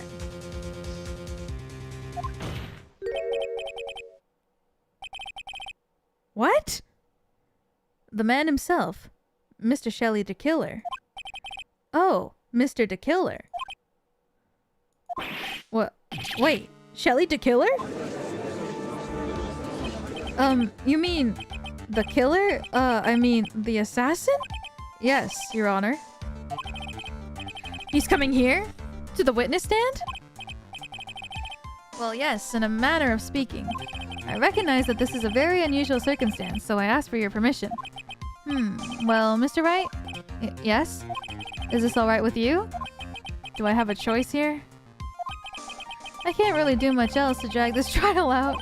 The defense has no objections, Your Honor. I wonder if it really is alright to do this. Very well then. The prosecution calls the witness to the stand. They're gonna bring an assassin? Edgeworth. Is there no other way left for us? What? Now then, witness. Your name and your, occupation, please.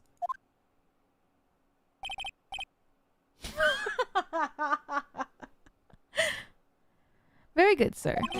My name is Shelly the Killer, and I am a professional assassin.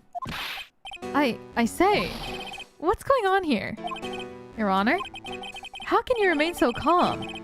And what is the meaning of this two-way radio? Actually, Your Honor, it was delivered to me just now, and it came with a condition. As long as we do not trace its source, Mr. the Killer will testify to this court. So this must be what the urgent phone call he got earlier was about. Oh no, this will not do. I cannot allow this in my court. First of all, we can't even be sure this is really Mr. the Killer himself. Witness. Witness, please present some sort of proof that you are in fact Shelly the Killer. I understand. Please wait a second. I'm so hungry.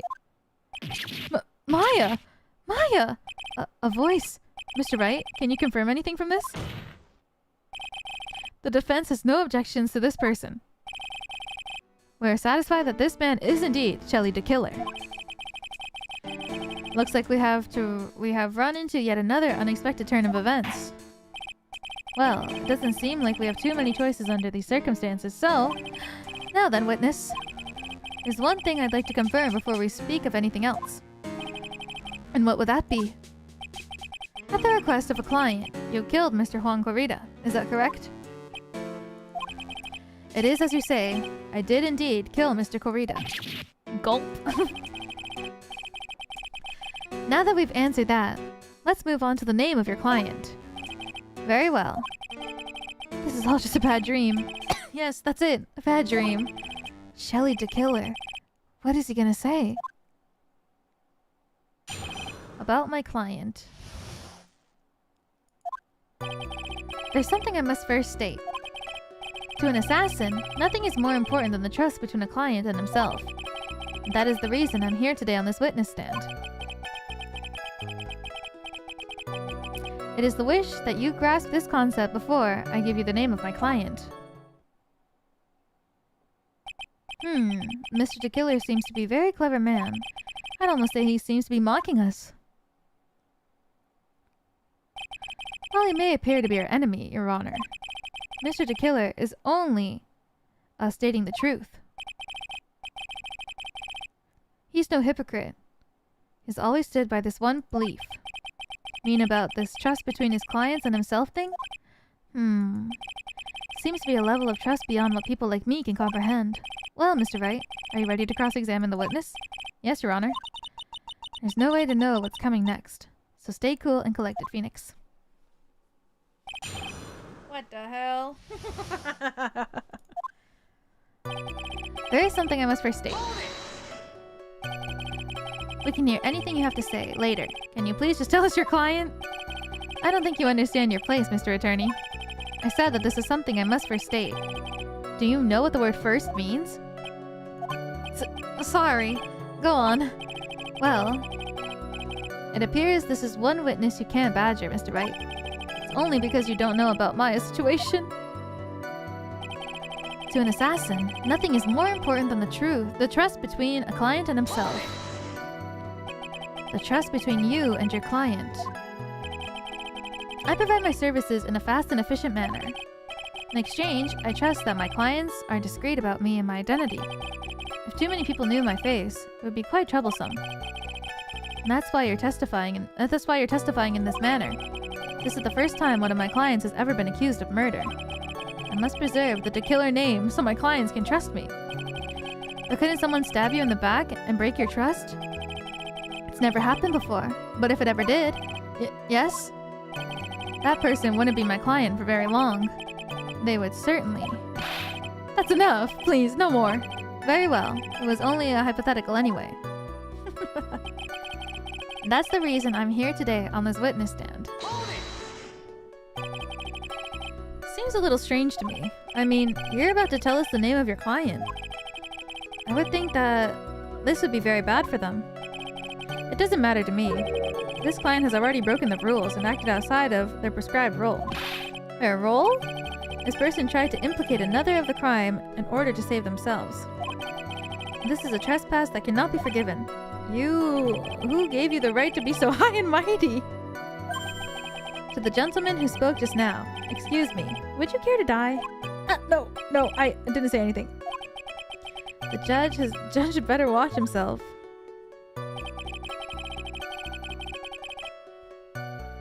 Oh, I mean, to be honest, that is true because Engarde didn't say that he was recording him so that he could like blackmail him with his face and like make him do stuff for him forever.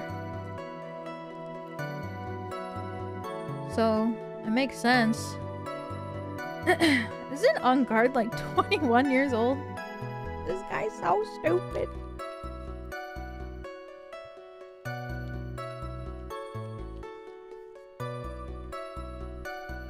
It's my wish that you grasp this concept before I give you the name of my client. We understand, so please tell us the name of your client. I'm afraid I cannot do that. Still have a few things to say before I do. That egomaniacal.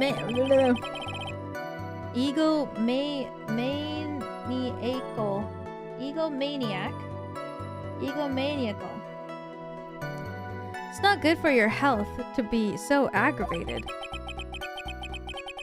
You won't live very long if you let everything bother you. Somehow, that coming from an assassin makes it less than comforting.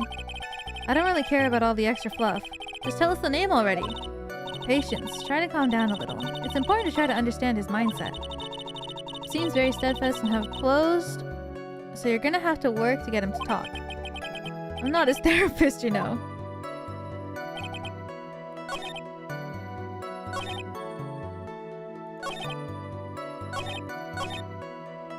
Is this the one where he said...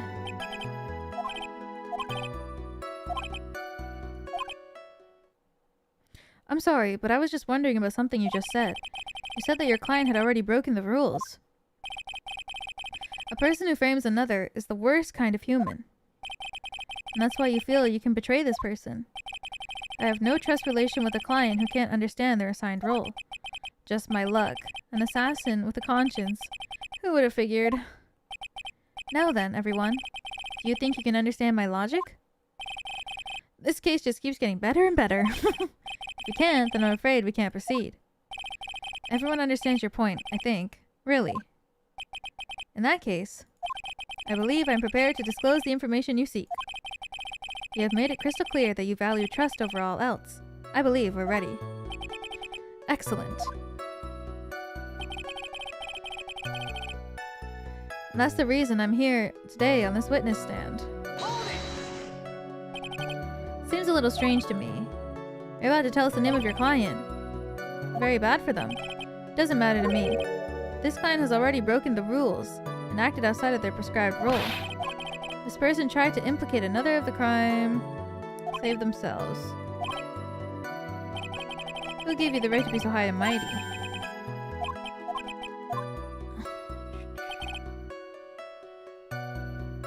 Now then, I do believe it's about time I revealed the name of my client, don't you agree? What is it? Now I can't bring myself to ask the client's name. If you can't ask it, Mr. Wright, then I will. Witness. What is the name of your client who requested the murder of Honkarita?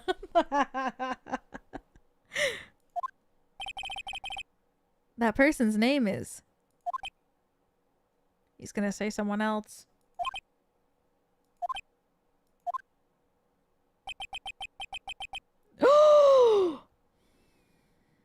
What the fuck? Adrian Andrews.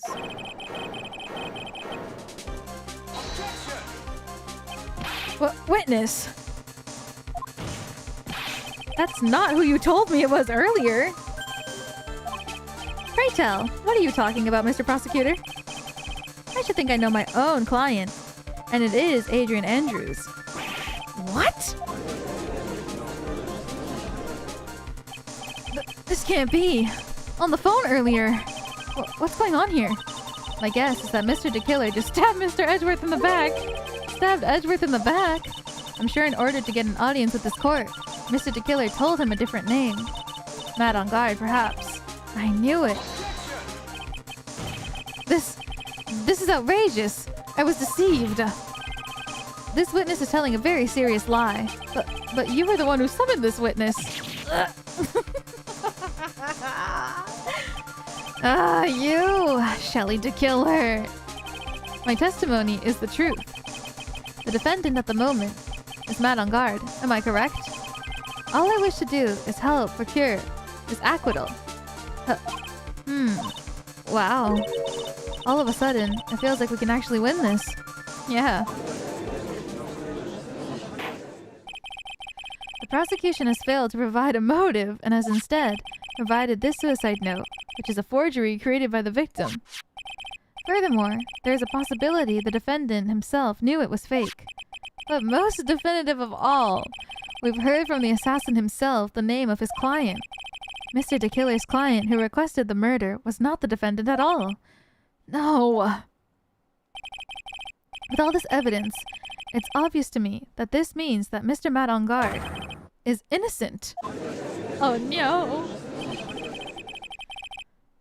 I seem to have caused you all a bit of confusion. Please, continue your discussion and call me when you have reached a verdict.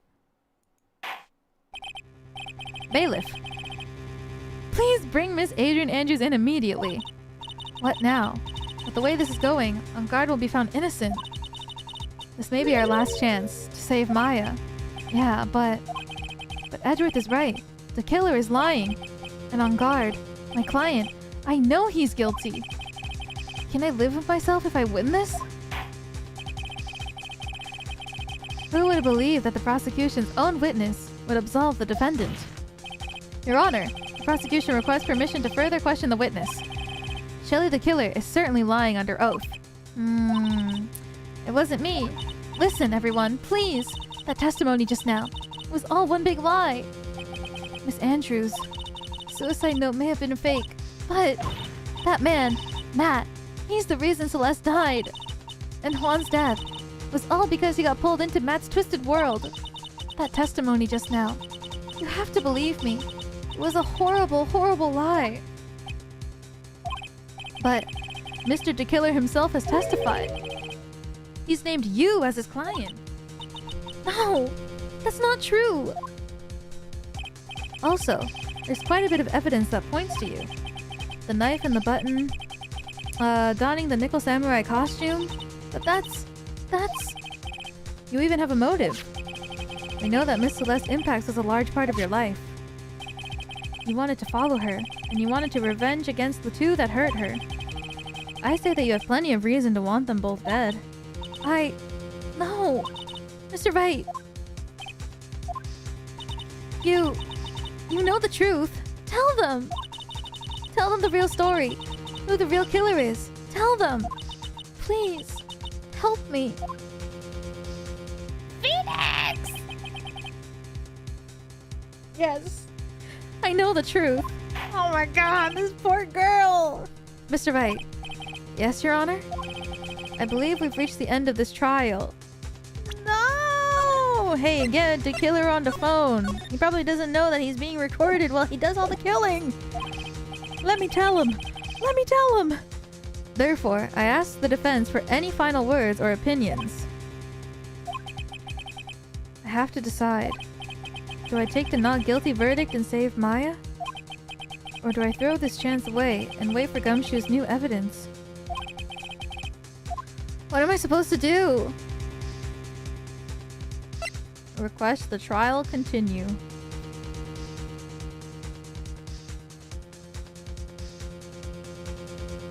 Obviously. Phoenix. I can't do it, Mia. I can't accept a not guilty. You are a lawyer. I know. But the man on guard is a killer. A murderer. I can't let him get away with this. I can't let someone else take the fall. If I let Miss Andrews be convicted, then I'm no better than on guard. Even though I don't want to admit it, I have to face the fact. That it's because of Edgeworth that I now know the real truth. He could have gotten on guard convicted so many times over. But he never took a single one of those chances. If I take this verdict right now, I'd be betraying his trust. His trust? I never thought about it until now. Why is this like him discovering that he's in love with him kind of moment? You know, those like moments in shoujo manga that are like, I love him?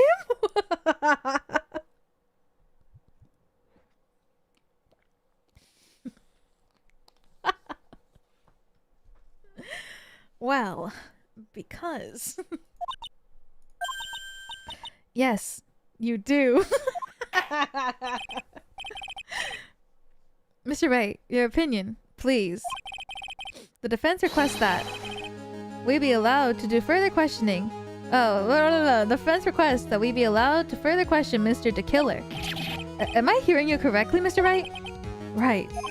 But that witness has cleared your client through his testimony. Your job here is done. I'm not done yet. See through witnesses' lies and find the truth. That is my job, Your Honor. There's still more evidence to look at. And I'm sure that once those pieces arrive here in this very courtroom, a miracle will occur. Very well. The trial will continue. Mr. Edgeworth, please re-establish connection with Mr. the Killer. Right away, Your Honor. Oh, I already know that the post-courtroom chat between these two is gonna be yummy delicious. Has the verdict been reached? Before that, we would like to talk with you a little more. About? All you needed from me was the name of my client.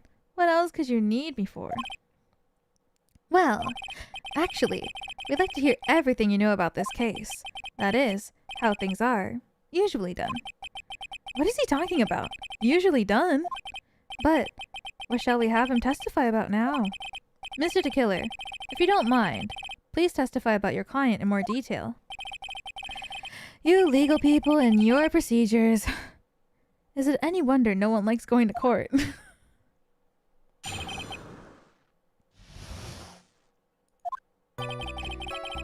As I've already stated quite a few times, Adrian Andrews is my client. However, one thing I simply cannot overlook is tampering with the scene of the crime. My client did it to frame another for the crime, while pretending to be the first person to discover the body and enter the scene. Adrian Andrews already knew from the very beginning that Juan Corrida was dead. But even more appalling is the creation of planting the knife and button. That act is what I was referring to when I said my client had broken the rules. This is a most unexpected turn of events for the, 5th time now? However, this time, everything has finally been revealed. Objection! Just a second, Your Honor. Yes, Mr. Edgeworth? We still have the cross-examinations due. But you don't need to question testimony like this. Do you, Mr. Wright? Your Honor, the defense will question the witness. As if I have a choice here. Huh? Why?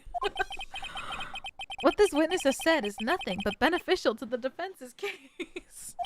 If you scrutinize the testimony, then I'll expose the lies in that oh-so-beneficial testimony, I suppose. I don't understand what's going on anymore. That makes 2 of us.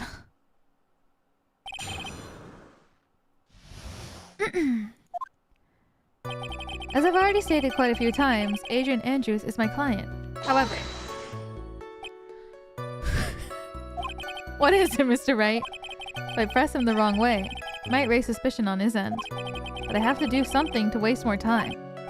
Witness, About requesting a hit. Yes. How much is your fee? I want to know too. I see you're also a quite dark-hearted man, Mr. Attorney. Huh? If you would like to talk business, we can do so after the trial. No. I'm not thinking of hiring... Mr. Wright? Yes? You want to kill me. You want me dead, don't you? What? Why would you think something like that, Your Honor? Guilty. Mr. Phoenix Wright, you are hereby declared guilty. Witness, let's continue. Why did you disclose the name of your client? They are your client, are they not? Dude. One thing I simply cannot overlook is tampering with the scene of the crime. I would think that most people wouldn't be able to overlook a person hiring another to kill. If I had a problem with such a thing, I wouldn't be very effective at my job. Yeah, well, a change in occupation might be good for you. However, I will say this. Even though I'm the one that does the deed, my clients are always the real guilty party. That goes without saying, Mr. DeKiller. And their fate is to live with the knowledge of their guilt on their shoulders. However, my client this time thought that they could run away from their guilt. My client did it to frame another one for the crime.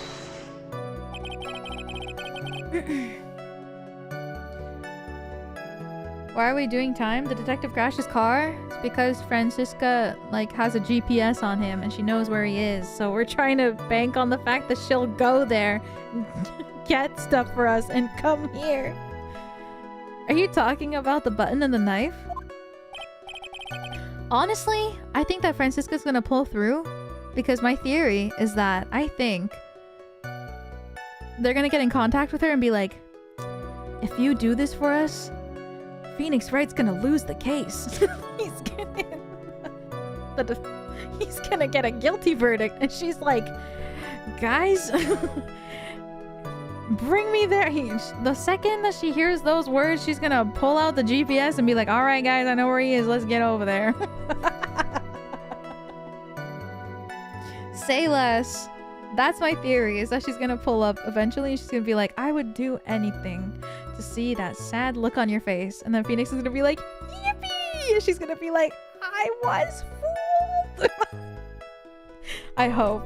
That's my hope. Is that even when she gets her way, she's still gonna crash out.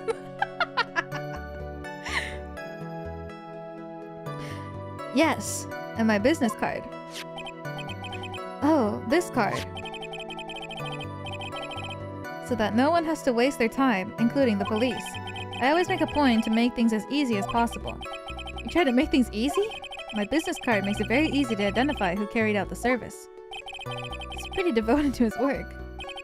But to disregard everything, to go and stab the deceased with a knife, and even hide my card from sight, that's something I cannot overlook.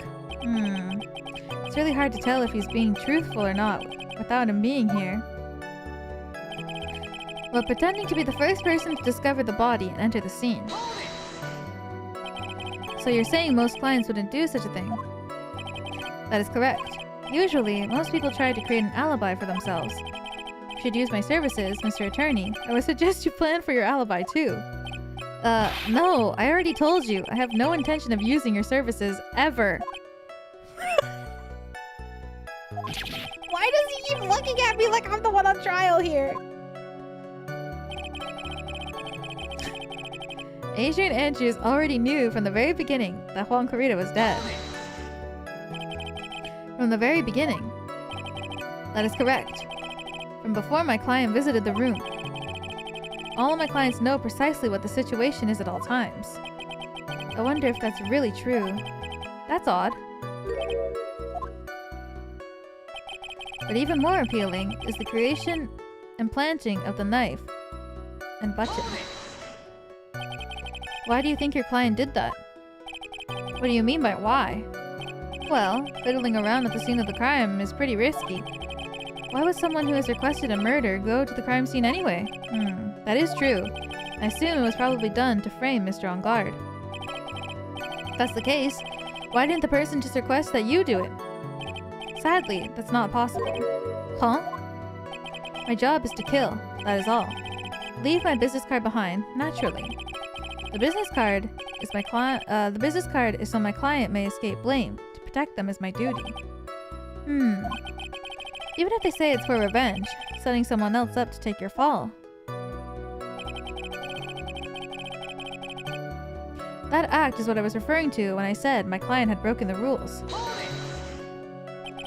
And that's all you have to testify? Yes, and I pray that I'll never be called to the stand again. Again? As in you plan to continue? I must, as I've yet to find the person to take my place and become the fourth successor. Actually, how would you like a new life, Mr. Attorney? Excuse me? No, I'm fine, really. Are you really now? I wonder what kind of man the judge thinks I am. What are you gonna do now, Phoenix? All I can do now is expose the lies. That's true. However, you realize that it'll be very bad for our client, right? I'm so confused. But the one thing I know for sure is I can't let this trial end yet. Phoenix the killer? One thing I simply can't overlook is tampering with the scene of the crime. My client did it for frame another for the crime. Alright, where do I interject here?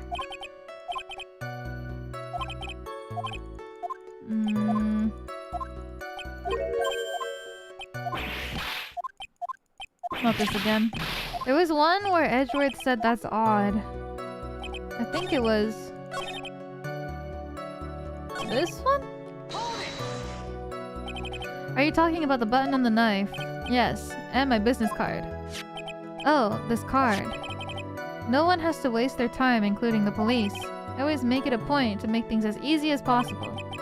Try to make things easy. My business card makes it very easy to identify who carried out the service. He's pretty devoted to his work. But to disregard everything, and to go and stab the deceased with a knife, even hide my card from sight, that's something I can't overlook. It's really hard to tell if he's being truthful or not without him being here. Oh, maybe it's the next one. While pretending to be the first person to discover the body and enter the scene. So you're saying most clients wouldn't do such a thing? That's correct. Usually, most people try to create an alibi for themselves. You should use my services, Mr. Attorney. I suggest you plan your alibi too. No, I already told you. I have no intention of using your services, ever. Why does he keep looking at me like I'm the one on trial here? Adrian Andrews already knew from the very beginning that Juan Corrida was dead. Maybe it's this one? From the very beginning. That's correct. Before my client visited the room. All of my clients know precisely what the situation is at all times. I wonder if that's really true. That's odd. Huh? From the very beginning?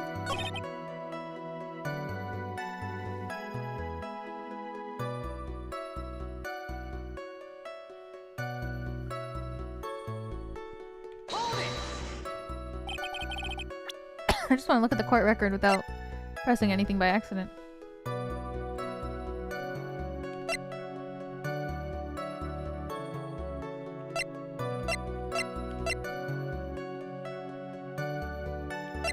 But why... why would she leave her fingerprints then at the scene of the crime?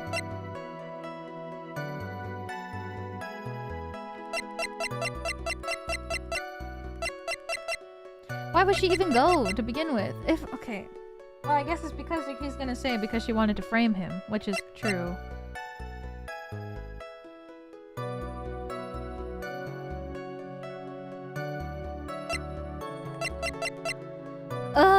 From the very beginning.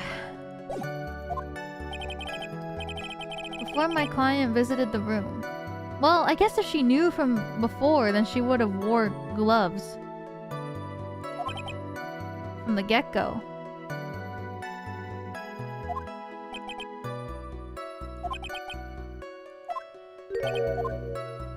So that her fingerprints wouldn't even be at the scene of the crime to begin with? Maybe? If she already knew he was dead, there would be no reason for her to have like any evidence leading to her. Right?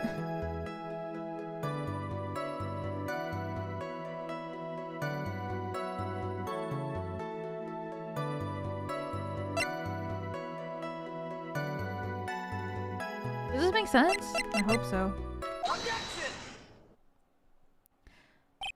Thank you so much for taking the time to testify, Mr. DeKiller. Sometimes, like, my mouse won't double click for some reason. I'm trying so hard, but... What is the meaning of that attitude? When Adrian Andrews entered the victim's room, your client had no idea Juan Corrida had been murdered. But how? How do you know that? From this wine glass, Your Honor. The glass? Mr. DeKiller's supposed client thought Mr. Corrida had only fainted, which is why the glass of tomato juice was poured for the victim. But isn't that just a part of Adrian Andrews' calculated plan? That's not possible, Your Honor. This glass bears the fingerprints of that person. Had this been planned, they would have never left their fingerprints behind. I see your point. Mr. Edgeworth, what's your opinion? Strangely enough, I agree. I had the same exact thought just now. Witness, how do you explain this strange phenomenon? Isn't it a waste of time to ask about such minor details? It's not a very important point anyway, correct? No. I'm afraid you're mistaken. If Adrian Andrews really is your client as you claim, then your client should have had knowledge of Mr. Corrida's death. If not, then that can only mean that Adrian Andrews was never your client at all. How strange. Yes? Why is it that the attorney has yet to raise an objection at this absurd situation? Phoenix, if the killer figures out what we're up to, we're in real trouble. Yeah, I know. Mr. Edgeworth, I'm surprised. You know you can't say things like that without any evidence. Sorry. The judge is like, what the fuck is going on today, guys? Well, that was an awfully weak objection for the two of you. Anyway, I'm positive there was a contradiction in that testimony. The prosecution requests further testimony concerning when the request was taken. Very well. Right now, I have to buy us more time.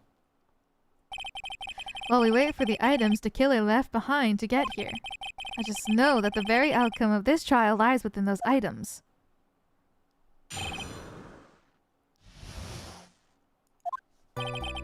I like the little radio animation. It's so cute.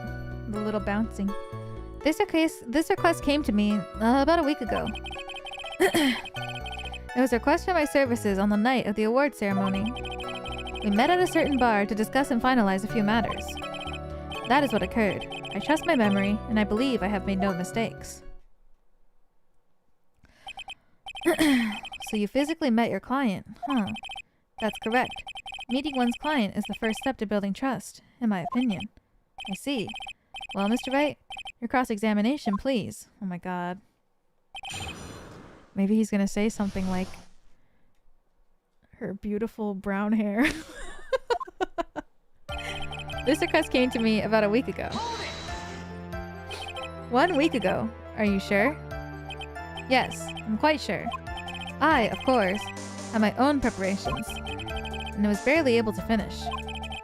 When you request my services, Mr. Attorney, I hope you'll keep that in mind. Please, stop. In any case, my client this time had a very specific date and time in mind. A specific date and time. It was a request for my services on the night of the award ceremony. Did you ask why on that specific night? No. I tried to fulfill all the conditions of my client's request. But as for why, I only had my suspicions. Your suspicions, huh? So, what are these suspicions you had? Why did your client request that night? I'm sure it was all for the bear. The bear. My client spoke of it. I'm sure there will be a bear-shaped figurine in Juan Corrida's room. Would like for you to retrieve that item for me. Must be talking about this bear puzzle. Inside that figurine was a suicide note. Naturally, the victim brought it with him to his hotel room. He was planning to publicly disclose its contents at the press conference after all. That is correct. And, if I had not done the job that night, I would not have known where that bear figurine was. I see. Well, Mr. Wright, was the testimony just now of any importance? Very important. Testimony just now has made one thing clear, and that is... the client knew the secret of the bear figurine. Huh? Why is everyone so quiet? Mr. Wright, I think all of us already knew that. Oh, really? Witness, please continue your testimony. We met at a certain bar to discuss and finalize a few matters. So you physically met with Adrian Andrews, right? Of course I did. What was that? What was with the brief pause? Witness, I'd like for you to give us a few more details. I always meet my clients as a matter of principle. Never taken a request by telephone or mail. And why is that? That's because I value the trust between a client and myself above all else. The only way to establish that is to speak with the client while looking them in the eye. Well, Mr. Wright? Was that testimony just now of any importance? It was important. Of course it was very important, Your Honor. If Mr. the Killer had met with his client before the murder, then it's unlikely he's mistaken. So you're saying that his client really was Adrian Andrews? I guess so. You see? It's just as I said. I'm so lost. Who the heck am I supposed to be helping here? Calm down, Phoenix. Think carefully and relax. Now then, will the witness please continue? That is what occurred. I trust my memory and I believe I've made no mistakes. So your client was Adrian Andrews. That is correct. Well, it says the two of them met, but if they did, then there shouldn't be anything wrong with the killer's testimony. There doesn't seem to be anything strange this time around. You have to draw more information from him, but you can't draw his suspicion. If you can do that, you should be able to find a flaw in his testimony somewhere.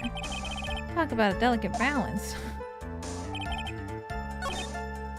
It has to be this.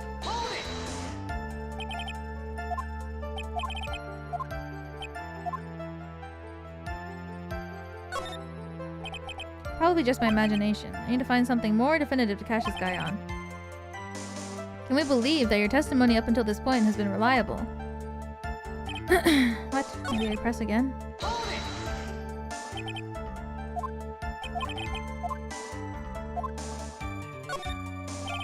Witness, I'd like for you to give us a few more details. I always meet my clients as a matter of principle. Never taken a request by telephone or mail. Why is that? Because I value the trust between a client and myself above all else.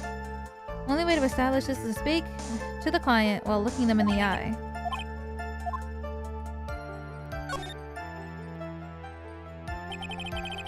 Why he meets his clients is not important, and that wasn't the point. Witness, please stop sidestepping my question.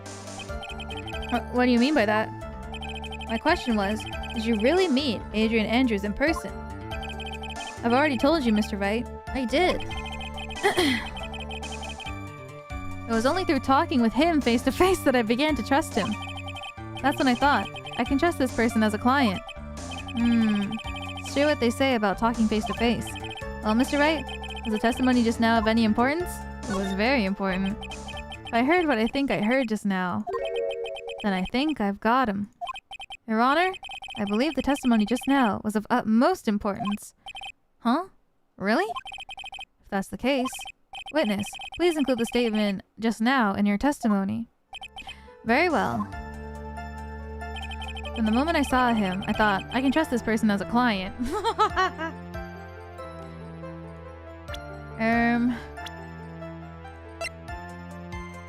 You know?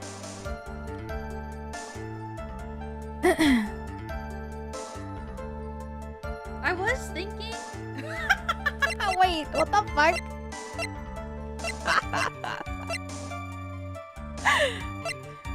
Who are you? I'm you, but evil.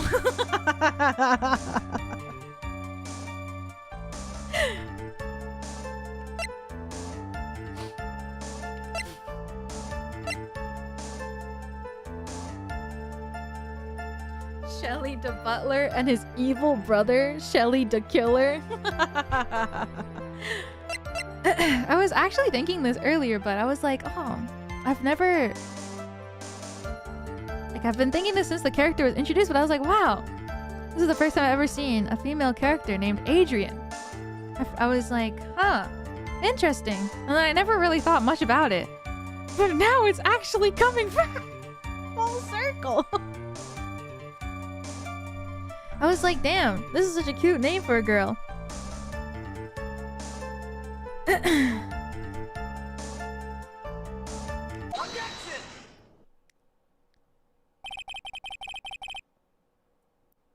I'd like to go over this one more time.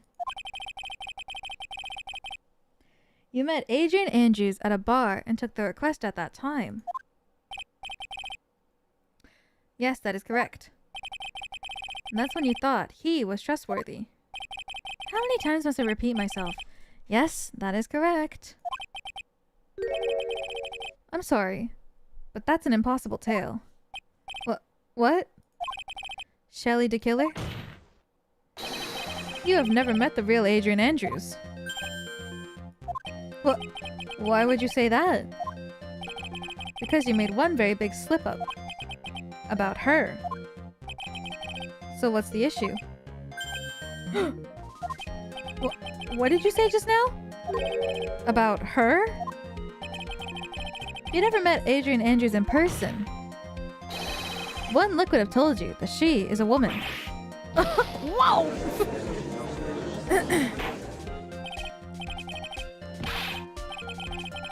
Her name in JP is Kamiya Kiryu. Oh. Yeah. And there's like a O at the end in Japan. Like the name sounds kind of masculine. Makes sense. Order! Order in the court! Mr. Wright, what is the meaning of this?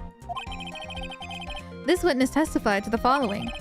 That he always meets face to face with his clients when taking their request. But he's never met Adrian Andrews in person. Yes, Your Honor. That's exactly the point. That means Mr. DeKiller's client could not have been Miss Adrian Andrews. Whoa! That's a lot of oil.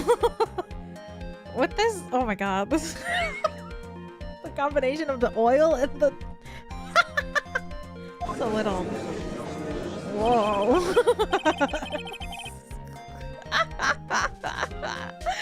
Mr. Edgeworth, I understand your logic on this one. However, why would the assassin make such a basic mistake? I believe it has to do with her name, Your Honor. Her name?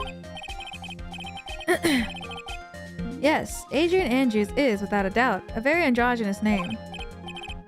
Yes, I see. Unlucky for Mr. DeKiller. The entire time he was on the stand, no one had stated Adrian Andrews' gender. And so, he simply picked the wrong gender to go with. What? What is going on? Shelly DeKiller. This court demands an explanation. I think somehow I must have mixed up this client with another. So does that mean you remember something different now? Yes, of course. Please, if you would allow me to testify once more. Ugh, I know he's just gonna spit out more lies. Very well, but this time, please give us the truth, and nothing but the truth. Request taking part 2. Yes, now I remember. I took that request by mail. There have been times when I took a job without having met my client. The request was for the murder of Juan Corrida and 2 or 3 other small things. When I saw the name at the end of the letter, I thought my client to be a man. You just said you don't take it by mail. He didn't mention anything about a letter in his earlier testimony, which means he's definitely lying. Be careful, Phoenix. If you break the assassin's testimony completely, it's over for us. I know. I can't make him suspicious, but I think we're okay. Like, we can do this. As long as he's standing there across from me. God? Hello?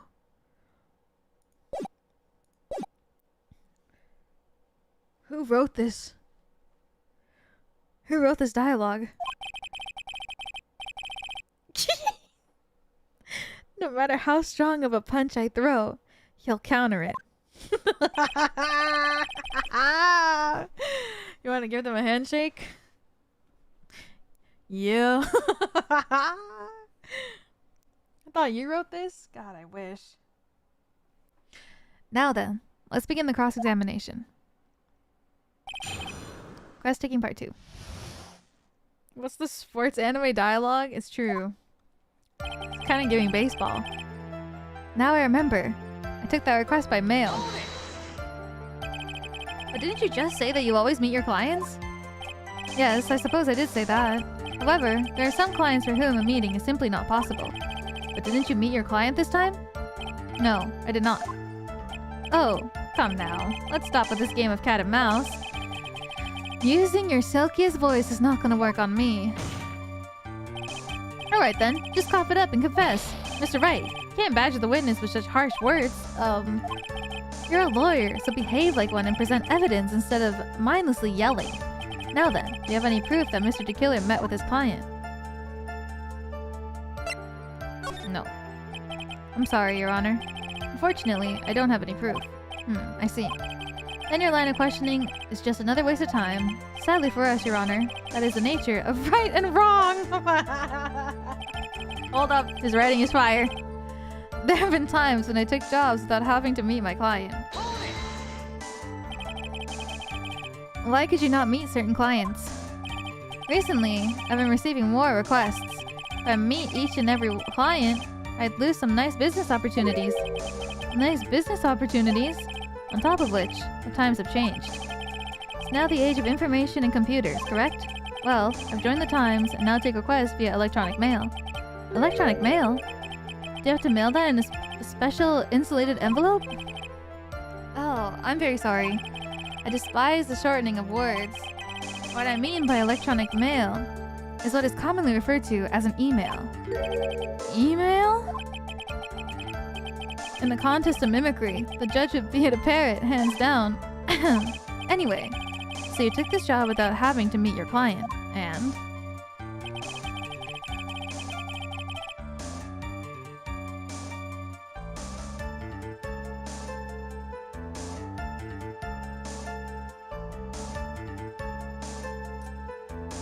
What was I gonna say? Shit, I forgot. The request was for the murder of Juan Corrida and 2 or 3 other small things. Oh, I was gonna say, I can't believe... Like... I can't believe emailing someone and being like, Dear Mr. Assassin, there's somebody I would like you to kill. That's crazy! 2 or 3 other things. Yes. What were those other things? Few other things that have nothing to do with this case. What should I do? Should I let him slide with that? It'd be really bad if I pushed his buttons the wrong way and he got mad. Let it go for now. The killer sounds like one sharp man. I should try to find a better way to do this without making him suspicious. Let's continue with the testimony, witness, if you please. When I saw the name at the end of the letter, I found my client to be a man. So you're saying that you never saw your client's face? Not even once? I did. Once. It was when I went to give my client the figurine. Yes, I see. Miss Andrews was wearing a mask at that time. A mask? Samurai mask. Mr. Wright, what do you have to say about this? Do you have any problems with this piece of testimony? No. I think I can pull something out of what he said. It'd be real bad if I did something and made him mad over something trivial. No problems with the testimony, Your Honor. Pretty much reached the end of our rope here. Huh? Seems like we're still okay to me. That's exactly what's so bad. At the rate that we're going, we'll end up completely destroying the killer's lie. If we do that, you already know how serious of a situation that'll put us in. Oh yeah. All I can do now is pray that those items reach us in time. 1 second.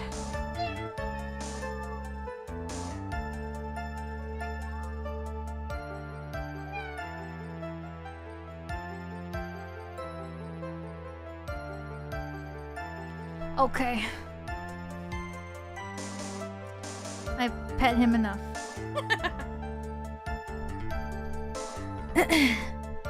Took the request by mail. Been times when I took a job without having met my client.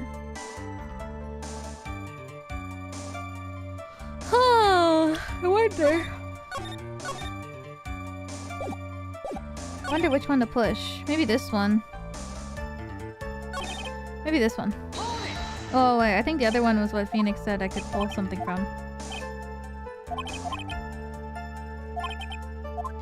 Really bad if I pushed his buttons in the wrong way and he got mad. Let go. Maybe this one. So you're saying that you never saw your client's face, not even once? I did. Once. It was when I went to give my client the figurine. Yes, I see. Miss Andrews was wearing a mask at the time. A mask. Samurai mask. Let's just say fuck it. One thing does sort of stick out at me, Your Honor. Witness, I think you most definitely saw your client's face. Let's recall Mr. Power's testimony. Oh yeah, the wad of cash. After the award ceremony, I went by myself to Matt's room. Matt was standing there in front of his room, still in the costume.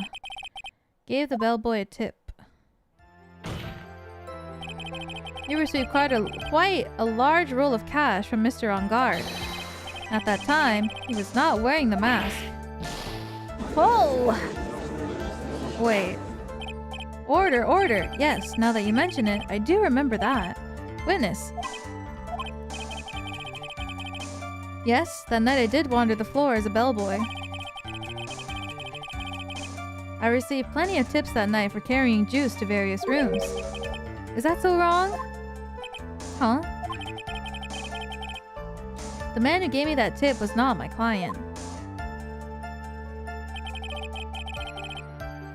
He was probably just a very generous person. I'm sorry, but sadly, we are not nearly so generous here. I could receive large rolls of cash by simply bringing people things on trays. And why on earth would I stand around here prosecuting? Oh, the deja vu. And is this salary more than enough for one man? And where is your evidence that a large roll of cash was not in fact a tip? Come, Mr. Edgeworth. Show me the money. What?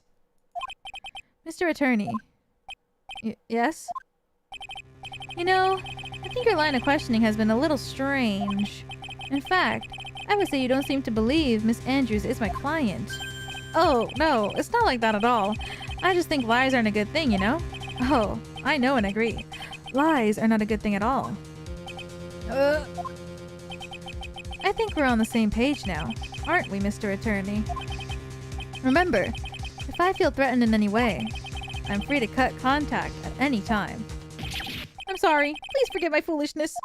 If only we're this apologetic all the time. Anyway, I don't see a huge contradiction here. Therefore, you may continue, witness. Pretty much reached the end of our rope here.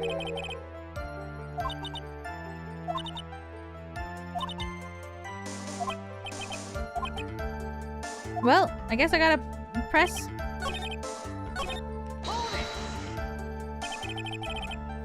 Here we go!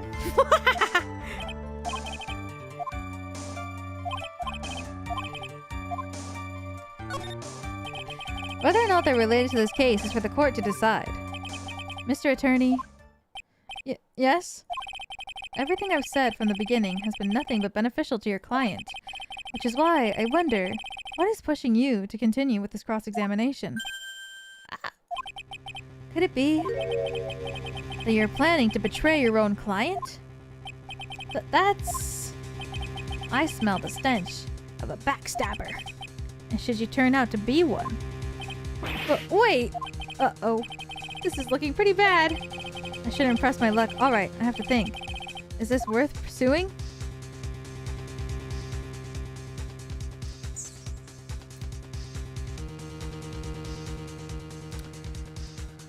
I kind of want to see.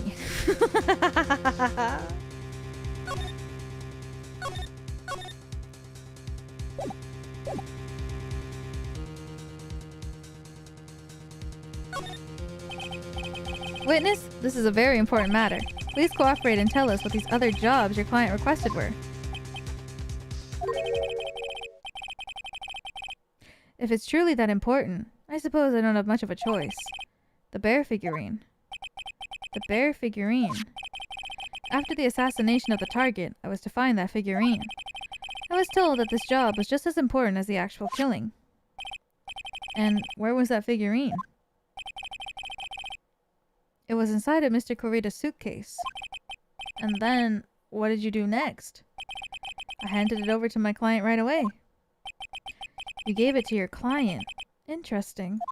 This information certainly sounds important to me. Witness, please include what you just stated in your testimony. As you wish. One of these was to find the bear figurine and give it to Adrian Andrews. I found this figurine at Mr. Engarde's mansion. He gave it to Miss Andrews. What was it doing there? Waiting for her there. That was also part of the plan, to frame Mr. Engarde, I'm sure. That makes a lot of sense. Well, Mr. Wright, do you have any problems with this piece of testimony? Yeah. Why would you put it at his house if he couldn't go home?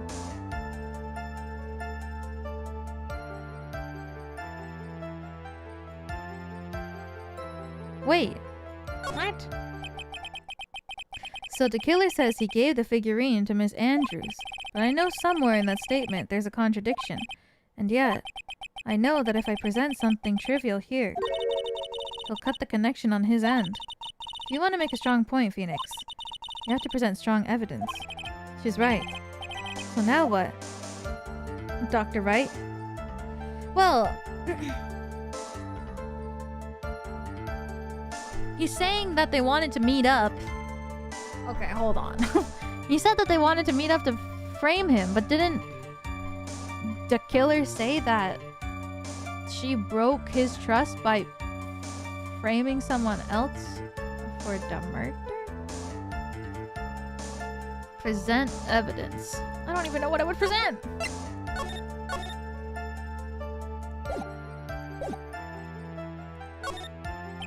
Witness, let's go over this one more time. You gave Miss Andrews the bear figurine. She told you to take the bear and wait for her at Engarde Mansion. Is that correct? Yes. Where are you going with this? Well, I think maybe you might have remembered a few things incorrectly. What?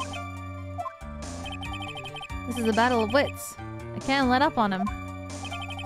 I don't think it's possible for Miss Andrews to have been the recipient of this bear. What?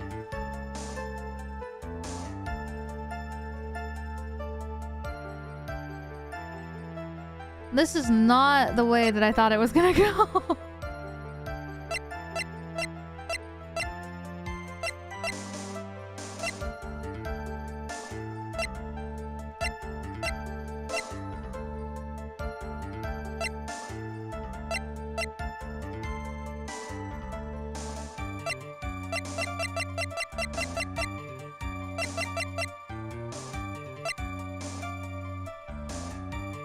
What? Is there even anything I can present here?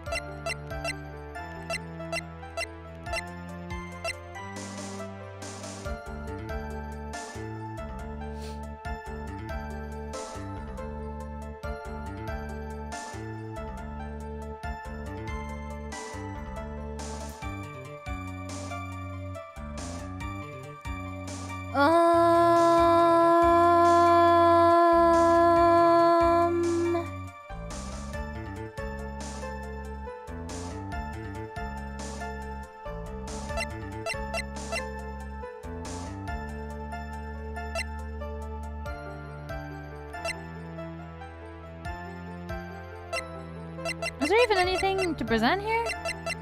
Or is this one of those?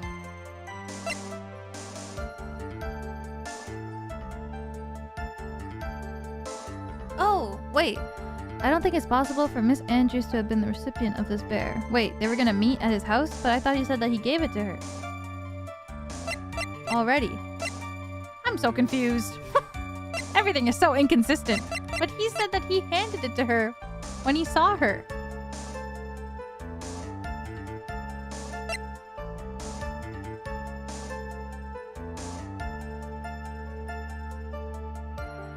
But I don't know if that...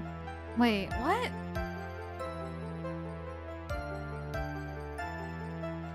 Hold on. Okay, wait. I'm so confused. Because everything just doesn't make sense. I wish I could just type. I wish I could just type a sentence like... This point does not make sense because you said earlier that you were gonna hand it. You already handed it to her through the door when you saw her for the first time. How would it be possible for you then to bring this bear to his house to then help frame?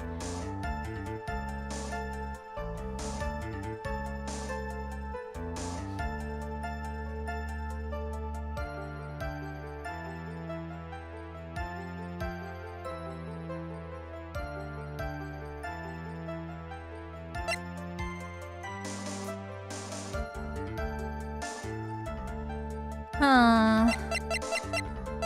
Should I just present the note? God, I wish this game had a log so bad. So I could see the sentence that is said before this one. I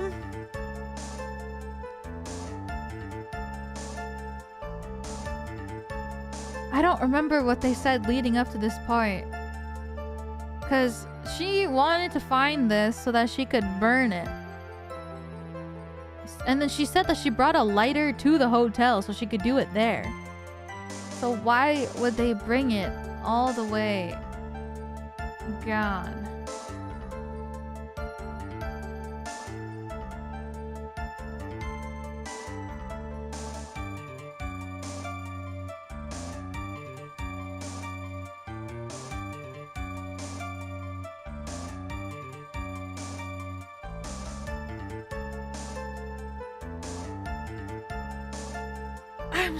I don't remember what the words before this were, which is really fucking me up. I wish I could remember what was stated before this, but I literally can't because my memory is 1 millisecond long.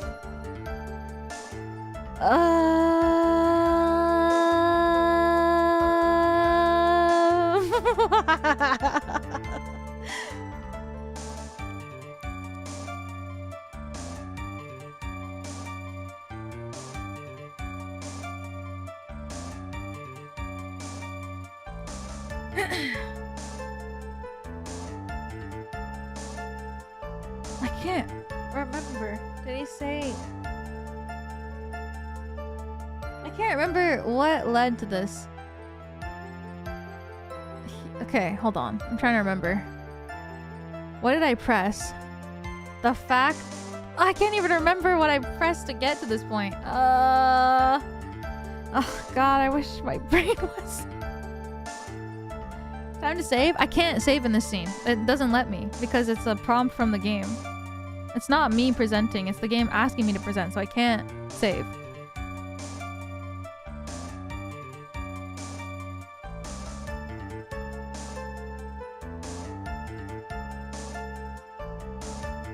One of these is find the bear. Okay. And then I press further. What? Additional jobs? And then he said, sure, if it helps with my testimony, one of the... Kill him, get the bear. Where was the bear? in his luggage. Took the bear, gave it... Huh? I found this bear at the house. We were to meet there and have it as a part of framing the victim. Or not the victim, the defendant. Press more. I don't remember anymore.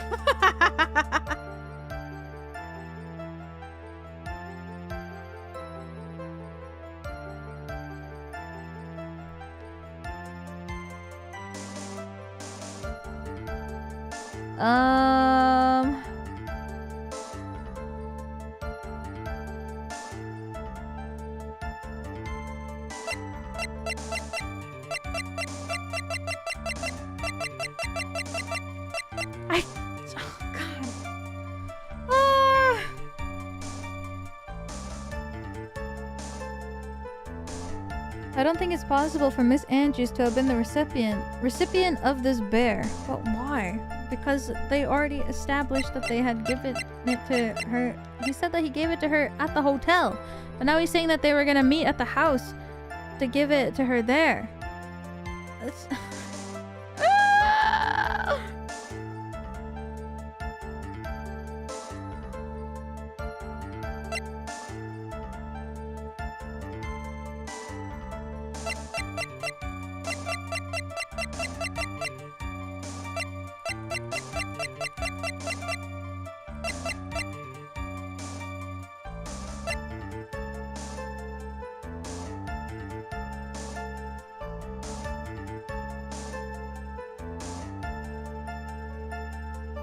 Fuck. I can't let these things sit for too long or else I forget everything. Oh my god, I wish my memory wasn't so fucking bad. Ah!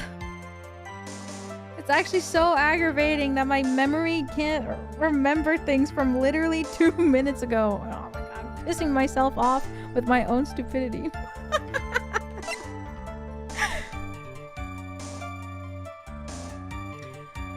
Shit. It's not your memory, there's too much info. I just wish I could remember like at least 3 sentences. I just wish I could remember 3 sentences, you know?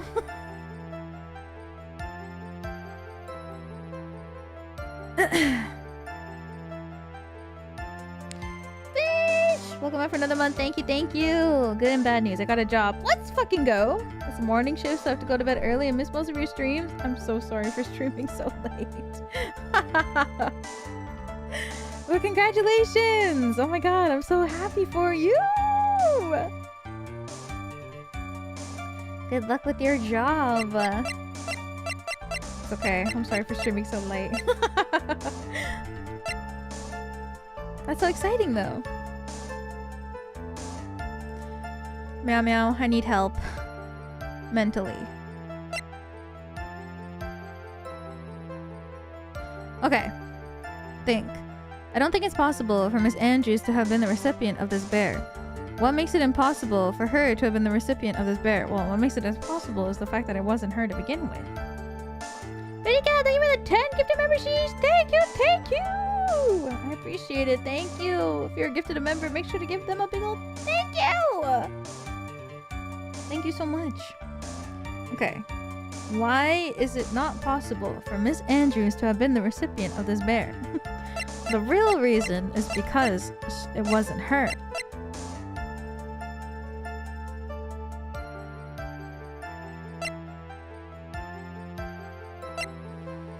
I don't know. I think I'm just gonna guess something random and then...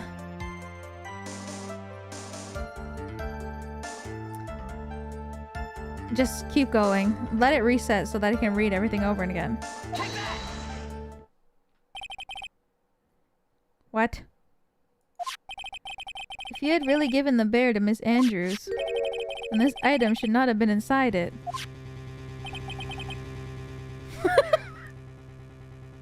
This item. I see where you're going. Yep, that's where I'm going. Where is everyone going? Do I need to pack a suitcase? Your Honor, please think back to Miss Andrews' testimony. And I was gonna burn it. For her sake. Girl, that's what I said. I hate my stupid backup brain. Even for a single minute, Miss Bear had actually been in Miss Andrews' hands. I'm sure she would have taken the suicide note out and burned it. Order, order, order. So that's where you two were going. So, by the very fact that the suicide note was still inside the bear, tells us that your client didn't know how to disassemble the puzzle. Which means... It means, Your Honor, that it's impossible for Adrian Andrews to be the client. Oh, shit. Order! Order! Order! Ugh, Mr. Phoenix Wright. Uh-oh. I'm sure I mentioned this before. How I hate traitors above all else. I think your cross-examination has clearly demonstrated something to me. You must wish to break your end of our agreement. No, that's not. That's enough. That's your intention, then there's only one thing for me to do. Wait, please. Gentlemen, ladies, please excuse me. I have a matter that I must attend to. No, please. Not that. Please wait. Mr. Attorney, bring this trial to a speedy end, and I may stay my hand. Otherwise... What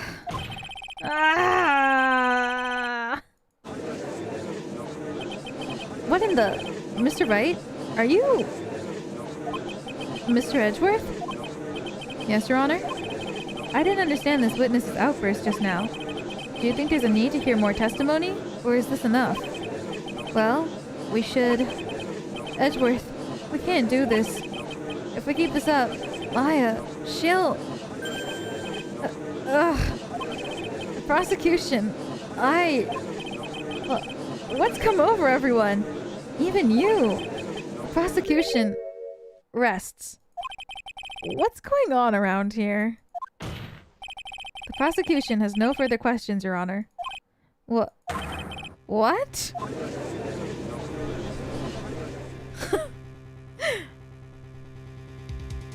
Well, I never thought I'd see the day.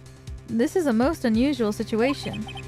If the prosecution rests with no further questions, then the prosecution has failed to uphold its stance. If that's the case, then even though I'm reluctant, I must believe that Mr. DeKiller's testimony is accurate. That would mean that Shelley DeKiller's client is... Adrian Andrews. These two are doing everything they can. Mr. Wright. Yes, Your Honor? If I end the trial here, right now, then your client, Matt Engarde, would be declared innocent. And in his place, Adrian Andrews would be charged with murder. Miss Andrews would be charged with murder! The prosecution has no further questions, so we will now hear the defense's final remarks. Bailiff, please bring the defendant, Matt Engarde, to the stand. The items from DeKiller's hideout didn't make it in time. We tried as hard as we could, but it looks like our time has run out. I can't believe it. The outcome now lies in your hands.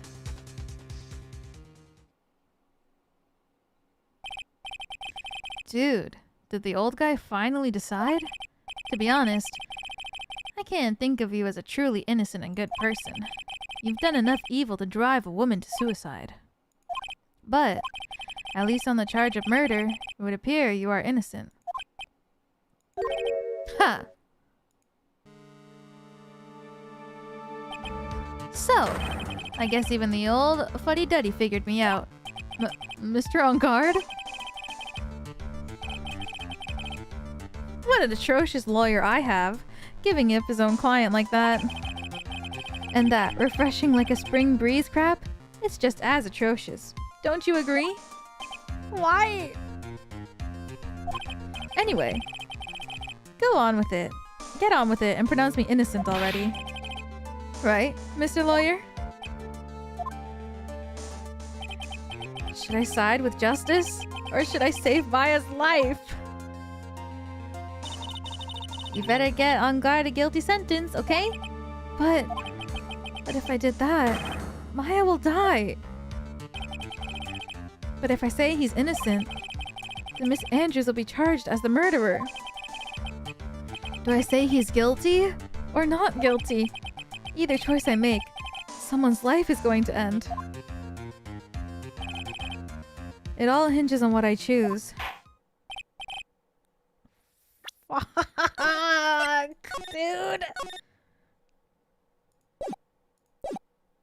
Now then, Mr. Wright, let's hear the defense's final statements on this matter. If the person who hired the assassin was Adrian Andrews, then your client, Mr. Matt Engarde, is innocent. There's no need to ask, old man. After all, my lawyer is going to say what I want, aren't you? Right. I can't do this, but I have to decide something. I can't count on the evidence to help me anymore. I have to listen to my heart. My client, Matt Engarde, is...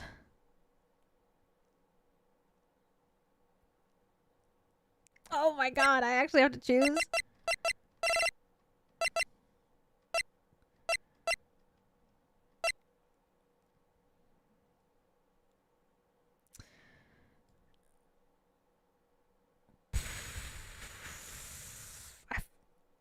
This feels...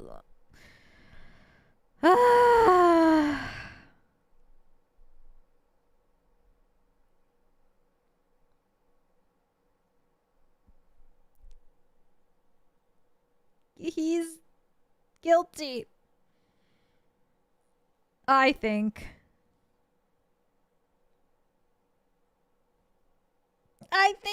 we must choose justice.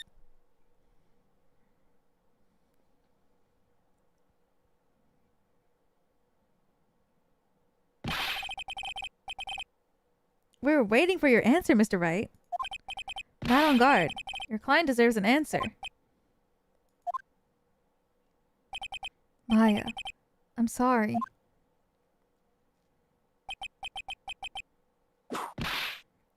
Oh my god, she's here! Yippee!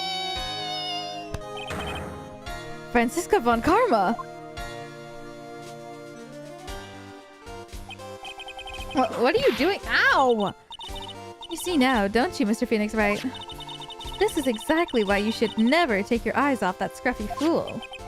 Did you bring them? The final pieces. Do you have them? You should know better than to ask that, Mr. Miles Edgeworth. Von Karma is perfect in every way. The evidence is here, in perfect condition. Don't worry about Scruffy. He's fine, and his injuries are minor. All the items are inside of this. What a filthy old coat this is. That's Gumshoes. I can spot his tattered rags anywhere. I apologize for its ugliness. There was nothing else to wrap the items in. I fought long and hard this whole trial. As for what's inside that raggedy coat, I'm sure that inside of that coat lies a crucial piece of evidence. Your Honor, inside that filthy coat are the defense's final piece of evidence. Your final evidence? What is it? This trial is already over. All that remains is for me to hand down my verdict. I do not believe that any evidence presented now would change the outcome of this trial. What? Your Honor, it's our duty to examine every piece of evidence down to the last. I request that Miss Von Karma be allowed to present these pieces of evidence. I suppose you're right, Mr. Edgeworth. I grant permission to do so. Phoenix says one thing and the judge is like, no. Miles says one thing and the judge is like, okay. However, this one obvious rule applies here. If these items do not bring up any new points, they will not be accepted by this court.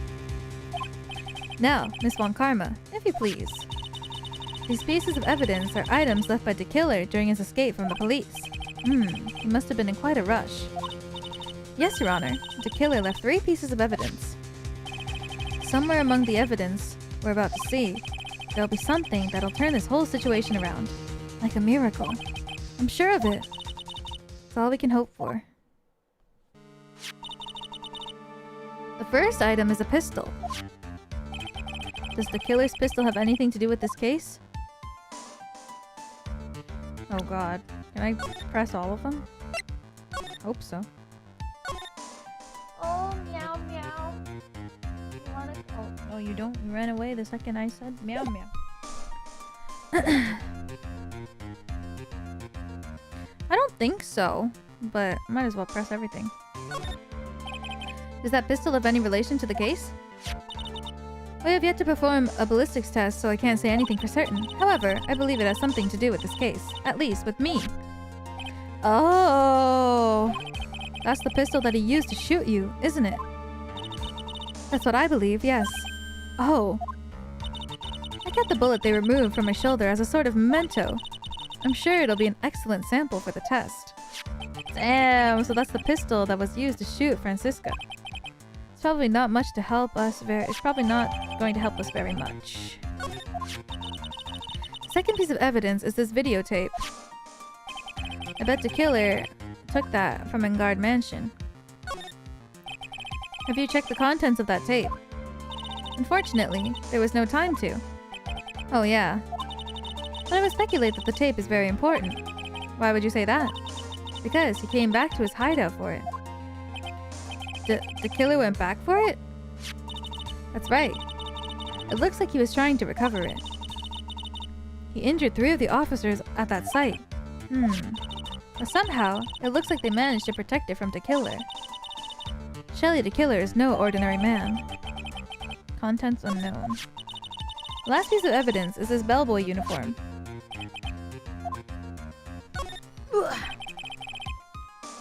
Was that used during the crime?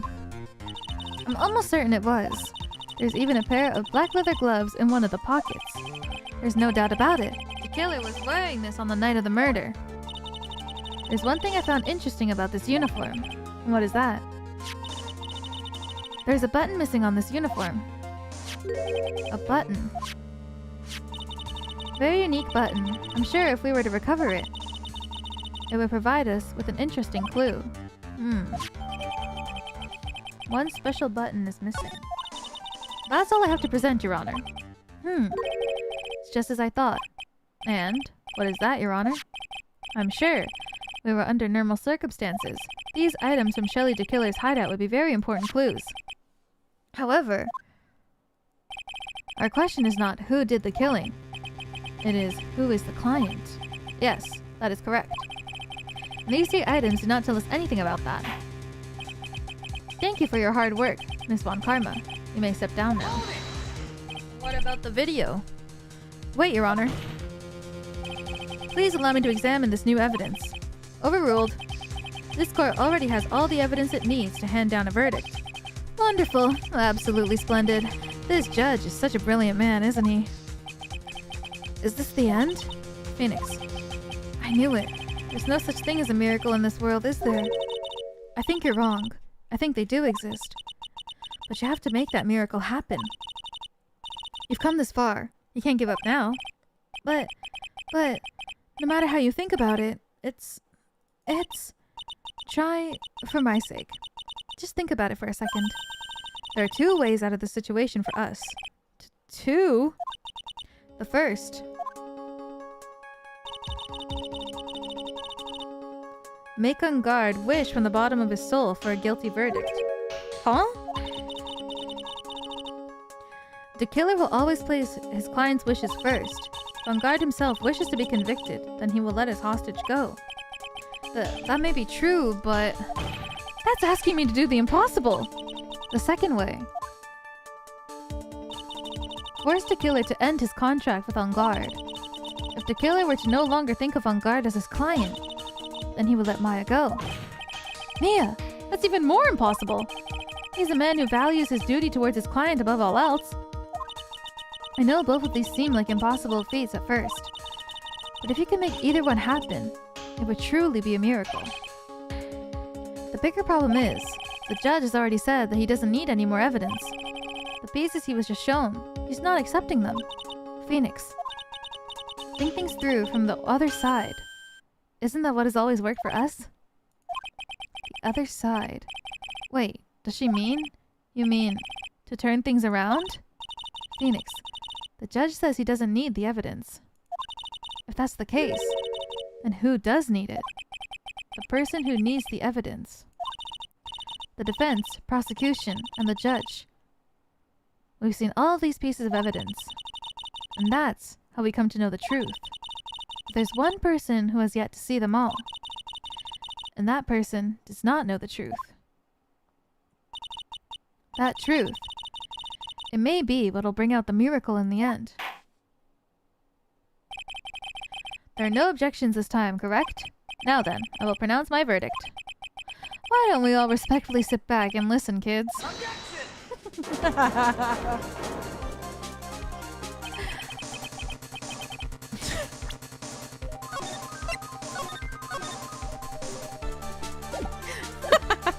I've already told you, Mr. Wright, this court does not need any more evidence. I'm not saying it. I'm not saying that it's us that needs the evidence, Your Honor. Then, you want to show the evidence to that person? Yes, Your Honor. Please, Your Honor. Mr. Wright, for you to ask with such passion, I'll grant you one chance. Oh, one chance. Please show your evidence to who you think the right person. That's impossible to turn the situation around in one try. One try. That's all I'll permit. You have to try to remember everything that's happened up until this point. Think, Phoenix, think! There must be a way to save Maya while taking Engarde down at the same time. Now then, Mr. Wright, let's not waste any more time. Who would you like to show evidence to? Honestly, I'm thinking that he doesn't know that he's recording him. I've been saying this since the start, so this is my number one guess.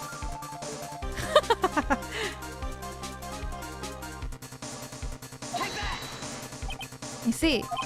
And now, tell this court one piece of evidence you would like to show this person.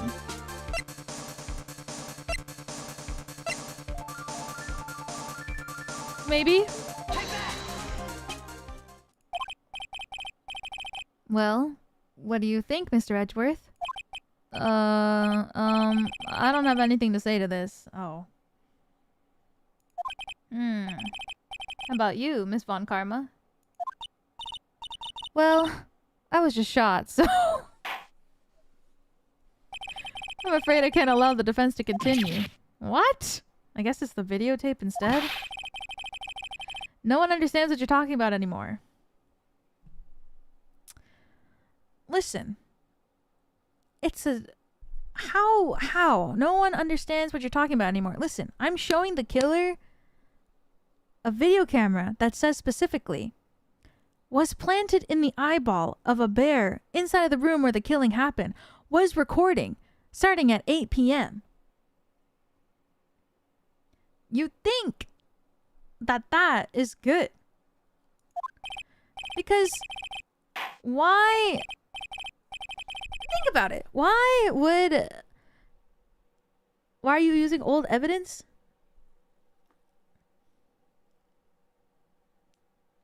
Because why? Okay. Hear me out. Because if the killer had the videotape, that means that he already... Wait.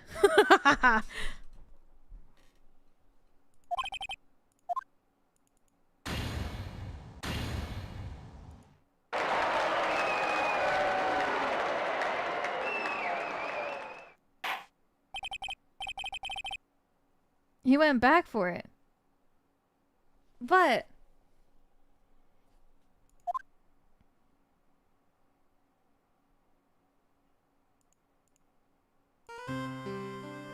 No! I never saw Maya again. I can't. It's so fast. Verdict. He's gone.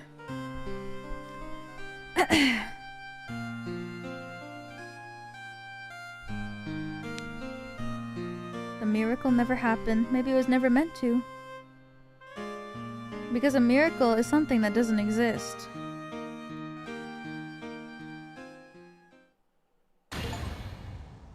Oh, I got an achievement for doing the bad end though. Wait, that doesn't make sense though. Because if the okay, I'm gonna be kind of mad. If the logic is that he didn't know that he was being recorded by Matt on guard, but he was so desperate for this videotape, that wouldn't make any sense! I'm just saying, guys. It just won't make any sense. I'm gonna be kind of mad. They're gonna be like, actually...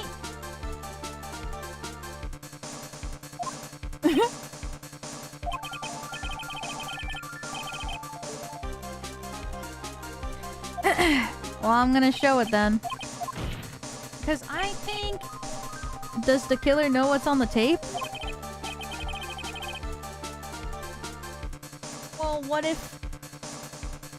he goes back for it? Why would he go back for it that desperately? Unless that was a part of his contract that said you have to take the videotape and run.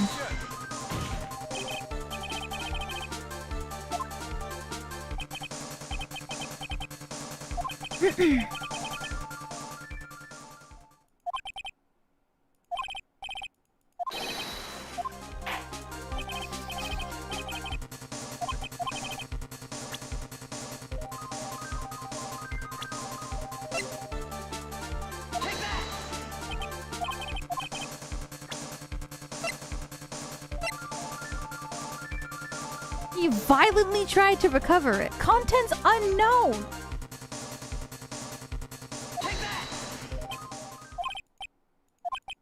It's not even... Oh, I think there is some merit in showing this evidence to that witness.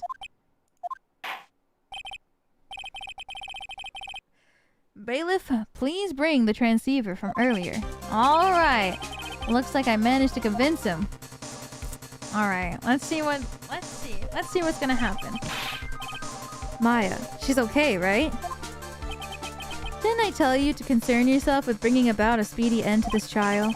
Now, if I understand correctly, you wish to show me one piece of evidence. Yes, one is all I need. I have here a videotape. It was found at your hideout. I heard you injured 3 officers in your attempt to get it back. That was most regrettable. However, it was an order from my client. I was told to protect that videotape. I thought so. I'm afraid I seem to have failed in that regard. Do you know the contents of this tape? I was sternly told by my client to not watch it. So I have absolutely no idea. Actually, you are on this tape. Me?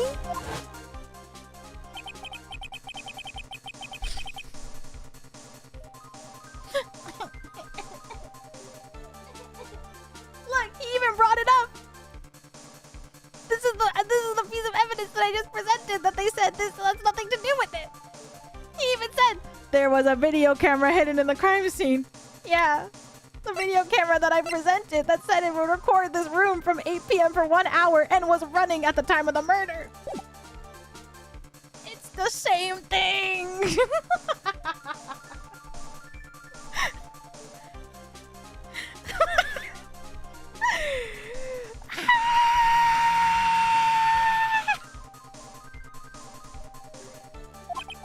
Your actions were being recorded. What? Is that true? Mr. Wright? Who was it that planted the camera? Well, the only person who could have placed a camera at the scene of the crime would be your client, naturally.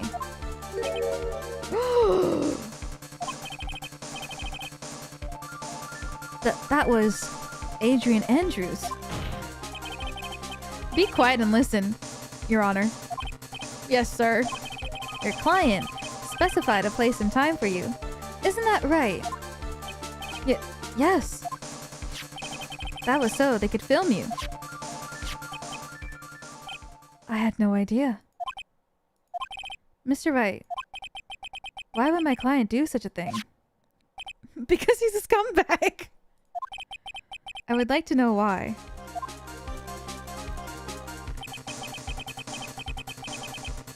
Why did Matt on guard film the crime scene? The reason why he did was my ticket out of this whole mess. There's only one reason why your client would secretly film the crime scene.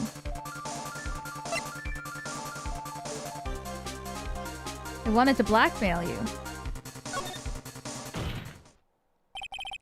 Your client once told me something very interesting.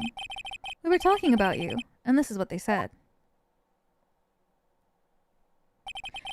But I'm no weakling. I don't believe anyone. Least of all assassins. Oh, come now, Mr. Wright. Assassins aren't above blackmail.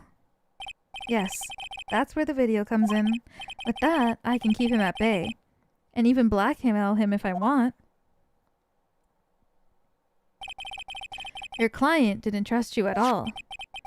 They were thinking of using this video to blackmail you. What do you have to say to that, Shelly the Killer?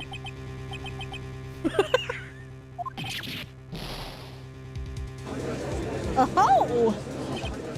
He's mad. It looks like I was being deceived from the very beginning. Yes, by a natural.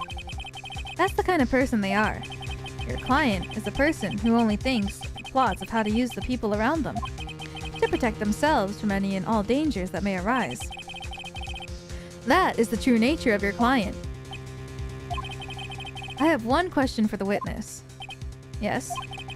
You told us one thing numerous times during your testimony. You said that you detest traitors most of all. Yes, that's right. But what if that traitor was your own client? What would you do then? That's obvious. I would break our contract in the case. And then? Oh, that client would become my next target. For the honor of the killer name, even if it takes an eternity, I would follow that person to the ends of the earth to exact my punishment.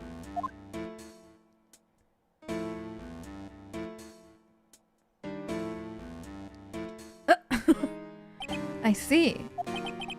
That's all I wanted to know. So the traitor becomes the killer's next target. Ah, I get it. This is how we'll turn this case around. Mr. Wright. Yes? My contract with my client is over as of now. I seem to have a new job on my hands. I will now return to you your precious item. What the? I'm not an item. Maya, I thought I'd never see you again. Oh, thank goodness.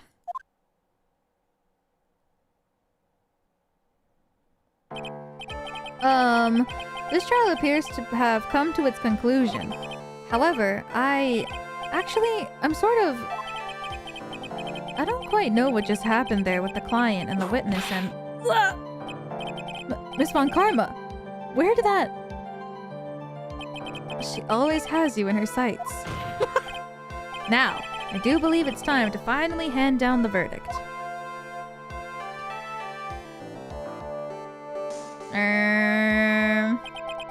Mr. Engarde, it looks like somehow you got what you wanted. You will finally receive the acquittal you wanted so badly. You should be happy. But before that, I'd like to make one final statement. Sometime in the near future, one very betrayed assassin may appear before you. Needless to say, that man is very good at what he does. I'm sure you would understand what I mean if you watch this video. Help me.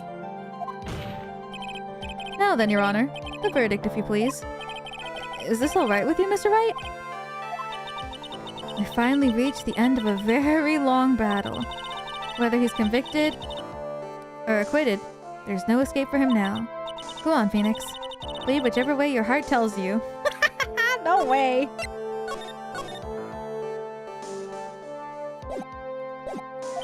Right, Chief. You know, there's probably two endings, but I don't even want to see not guilty. Matt Engarde, Even though I'm a lawyer, I cannot make your crime disappear. I think a guilty verdict is appropriate here. Me? My wonderful self? Guilty?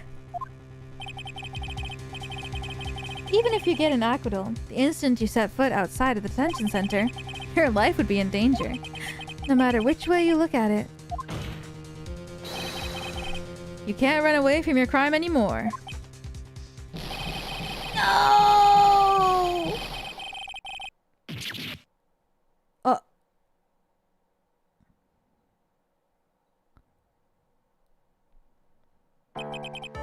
As always, it looks like we've uncovered the real truth. We? I don't remember you helping out much in this. Mr. Edgeworth, how is Matt on guard? I've left Miss Von Karma in charge of his, incarceration.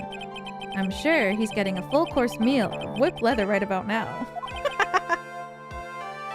Very good. That was a close one, wasn't it, witness? Yes. I plan to pay my debt to society for my own crime, Your Honor. The first time I was called to the witness stand during this trial, all I felt was despair. She must be talking about the time Edgeworth really went after her. I guess she's trying to forgive him from what he did. She don't gotta forgive him.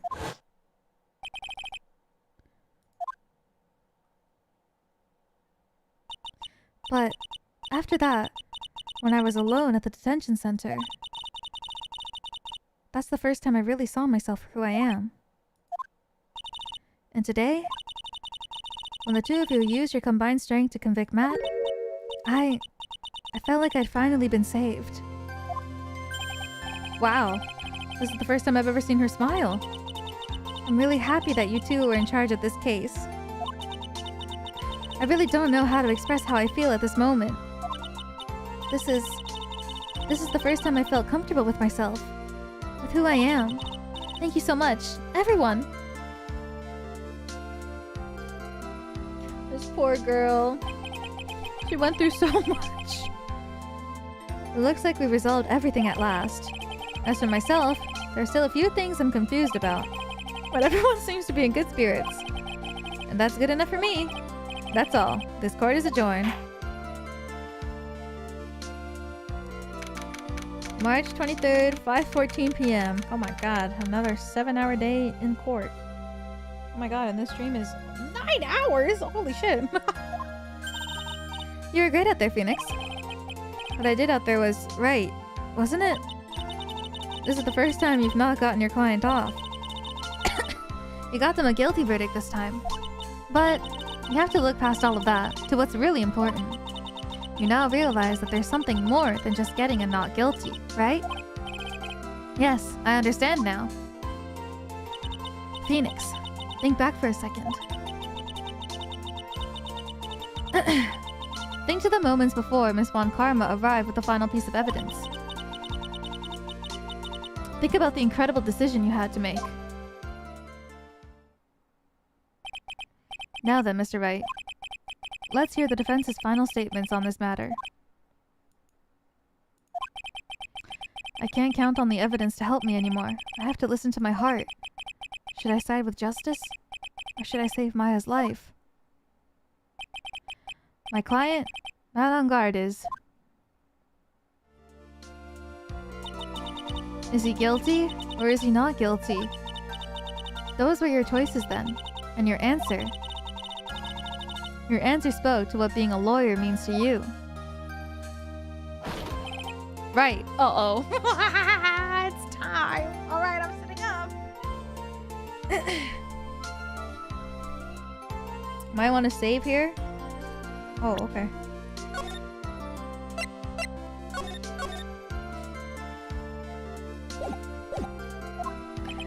Edgeworth. I have good news. Maya's now safe in police custody. Really? But Pearls, you're telling the truth, right, Mr. Edgeworth? Yes. She's quite safe. Cupcake, thank you for the super chat. Thank you, thank you. Enjoy what little time you have left. Damn. Well, at least that means he's guilty either way.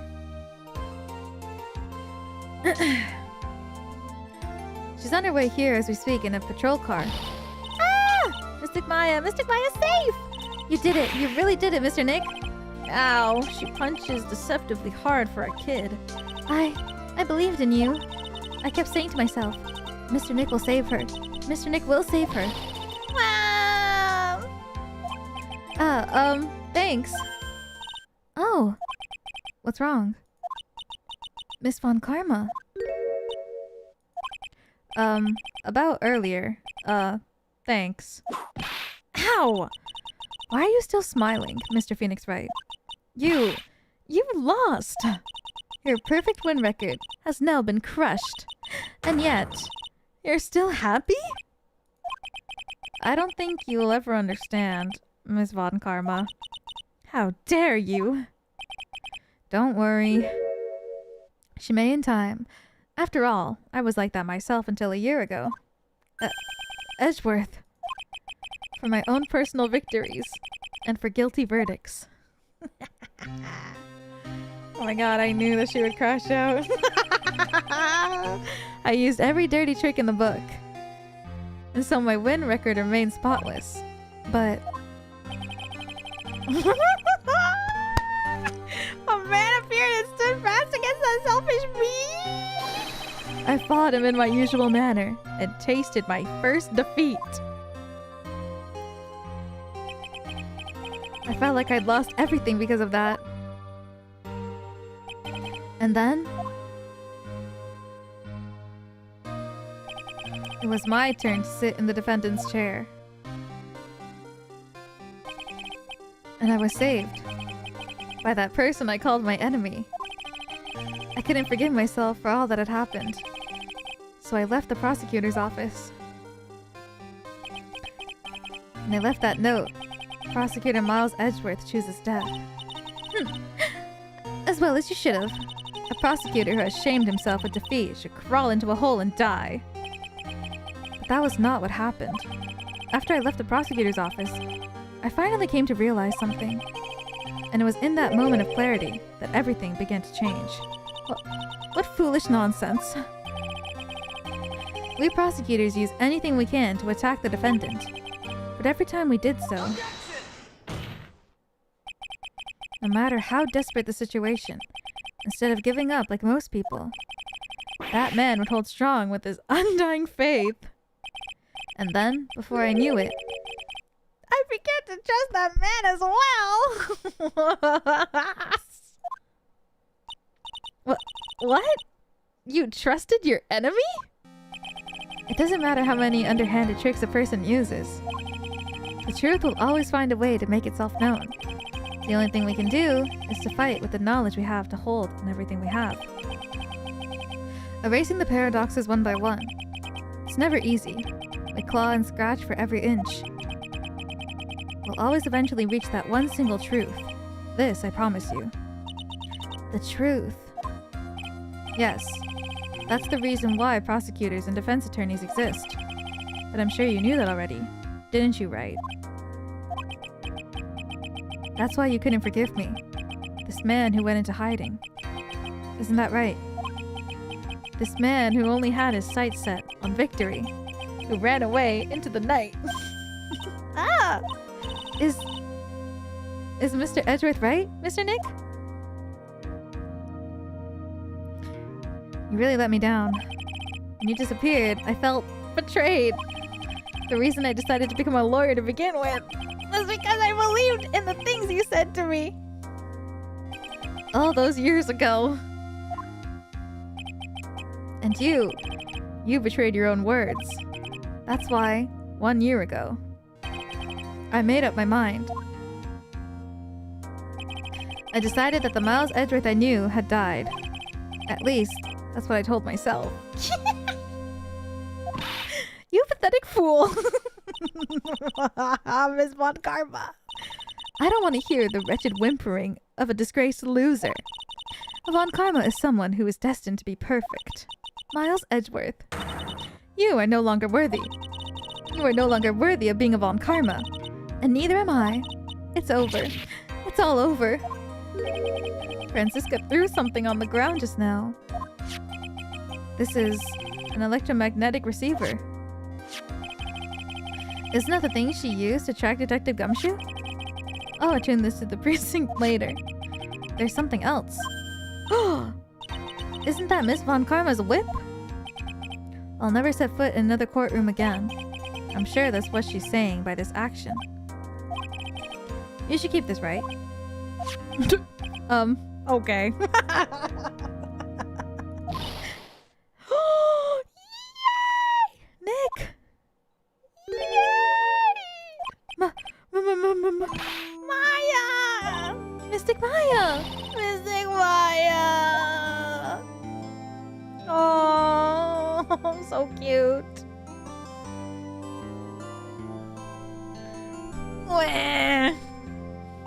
Oh, Nick, I knew you would come through. You got Engarde convicted, like I knew you would. And on top of that, you even rescued me. Well, of course I did. You know I would never desert you. We sure pressed our luck this trial. You're really lucky to be standing here. Whatever. Look, it's over, okay? Besides, if I did croak, I would just come back and haunt you like a bad ghost through Pearly. Is it really that easy to do something like that? Thanks a lot, Nick. Don't mention it. Maya. Oh, Mr. Edgeworth. I'm relieved you're all right. This fucking guy, he yells me. Hey, it looks like you've made some real progress, Mr. Edgeworth. Well, I suppose I'm a little different from who I was a year ago. Heh. We need a burger. Stat! Alright. I think it's time we got out of this depressing place. Huh? Where are we going? Food, Nick, food! Grub, chow, I'm starved. I'm so hungry. Even you look like a nice juicy burger on a bun to me. You think I look like a burger? I'm a prime rib at least. Come with us, Mr. Edgeworth, please. If you insist. I can't handle this guy. He makes me explode. I can't.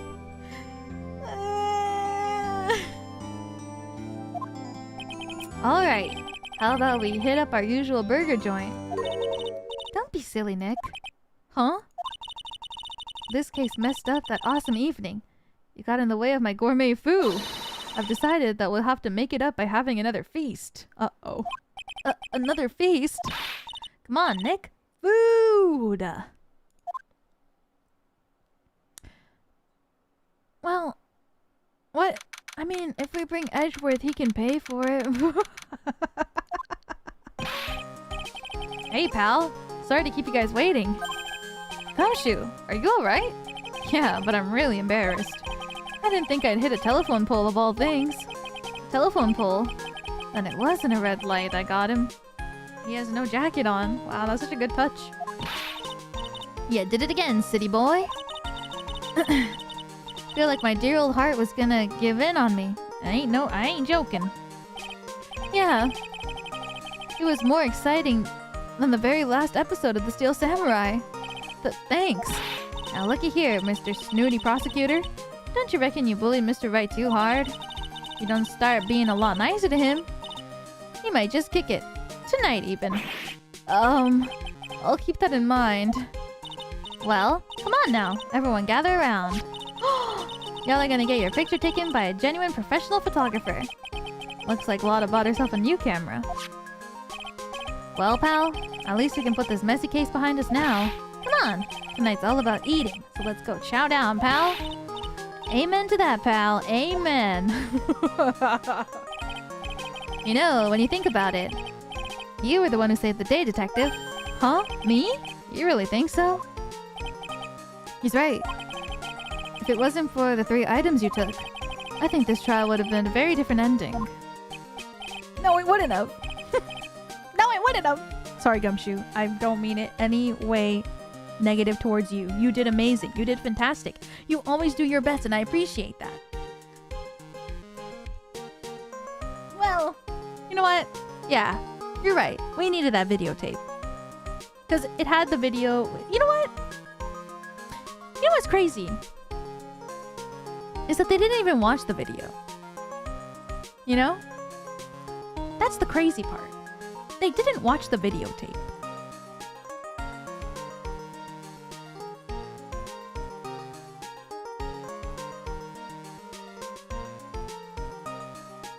It could have been anything on there.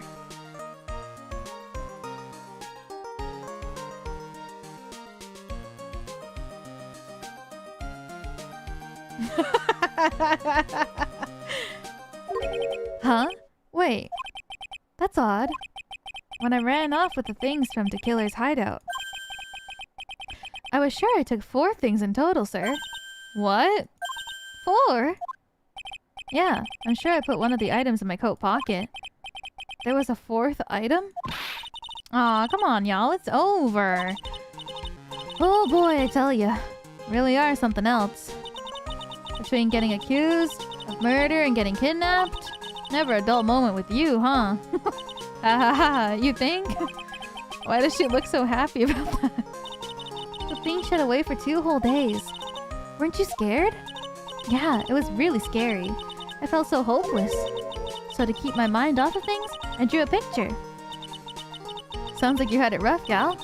So, where's this picture of yours? Yeah, I want to see it. I want to see Mystic Maya's picture. You know, I don't know where it went. Aw, that's too bad. Well, it's alright. It wasn't anything important anyways. Ah. Sure is nice to finally see them both smiling again. What? Again? What is it, Edgeworth? This thing is picking something up. That's it! That's Miss Von Karma's receiver. Ugh, thanks to her, I had the most awful experience of my life, sir. I can't believe she stuck a tracking device on me. That's odd. Even though you're standing right here, the tracking device seems to be in a different location. Oh, it's probably busted or something, sir. Well, it doesn't matter. I'm afraid it's about time for me to excuse myself. I still have some work to do. Huh? Mr. Edgeworth, you haven't eaten anything yet.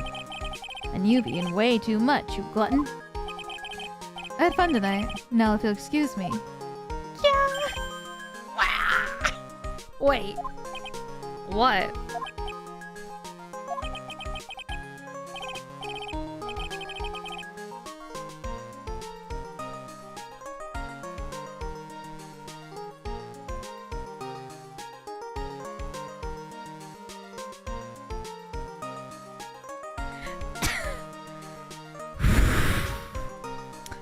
I just want to say, thanks, Edgeworth.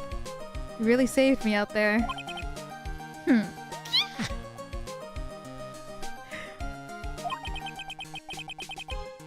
What? Oh my god. What the hell? He really is a different person. What the fuck? If anyone should be saying thanks, it should be me, right? I feel like words alone aren't enough here. What does that mean? Are we gonna kiss? I'm ready. I wonder if there's anything I can give him to express how I feel. Chat?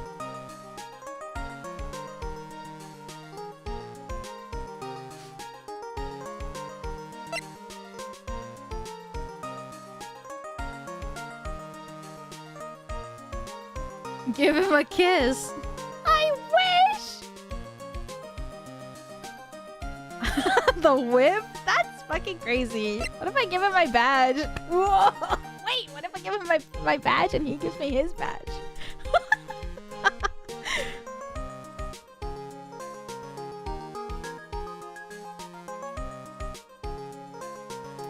Dude, I wish I could go to the profile. I wish Phoenix Wright was one of the options for the profiles. That's why they didn't include Phoenix as one of the profiles. Imagine I could give him me.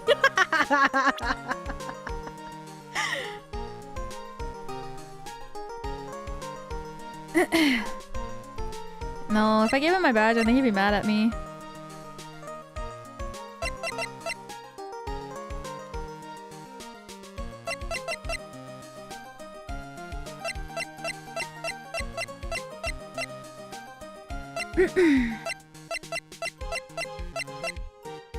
But it feels like...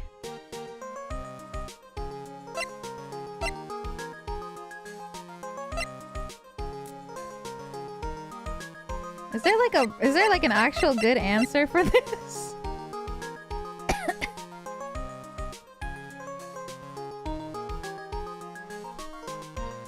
Yes. I kind of want to give the badge.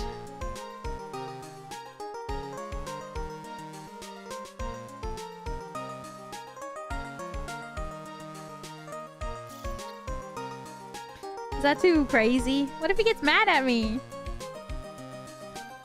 I'm gonna give it to him.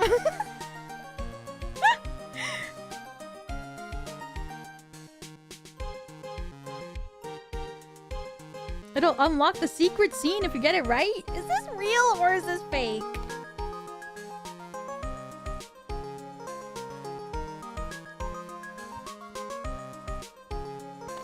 It's real. What? Seriously? Can I save? No, I saved a little bit ago though.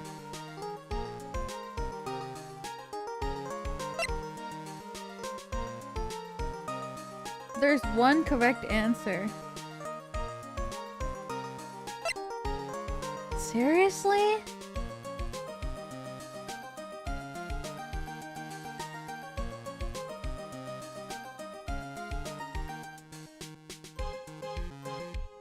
Same as the last game.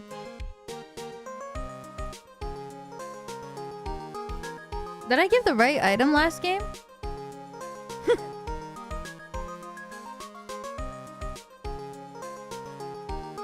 I don't even remember what it was the last game. It was to give to Maya at the train station, right? You failed?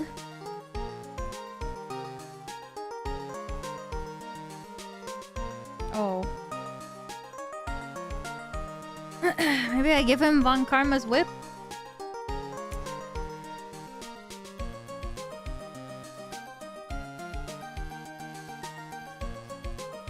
Is there anything I can give him to express how I feel? Yeah. What's this? Thank you. It's all thanks to you two. You and her. You don't need to thank me. I was only doing my job. Oh, Ikemen.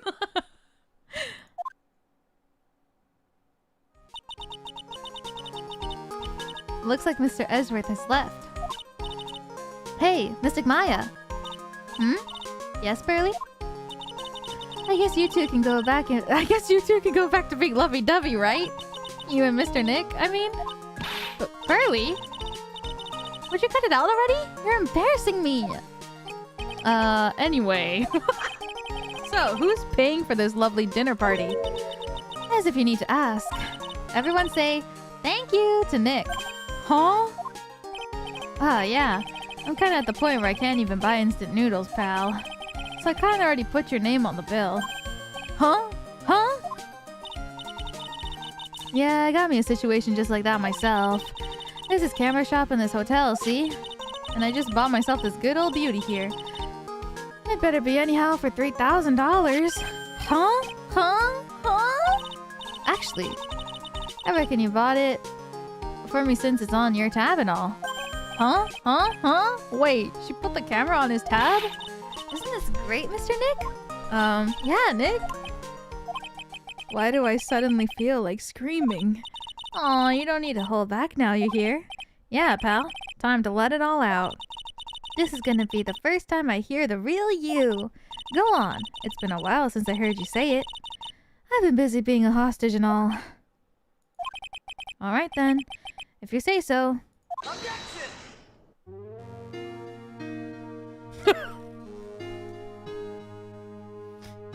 Oh, that's That's not what I thought he was gonna say.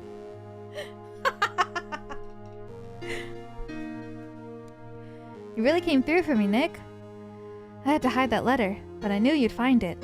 I really feel like I've been living on the edge lately. I mean, I've escaped death 3 times now. Pretty cool, huh? I feel like a pro.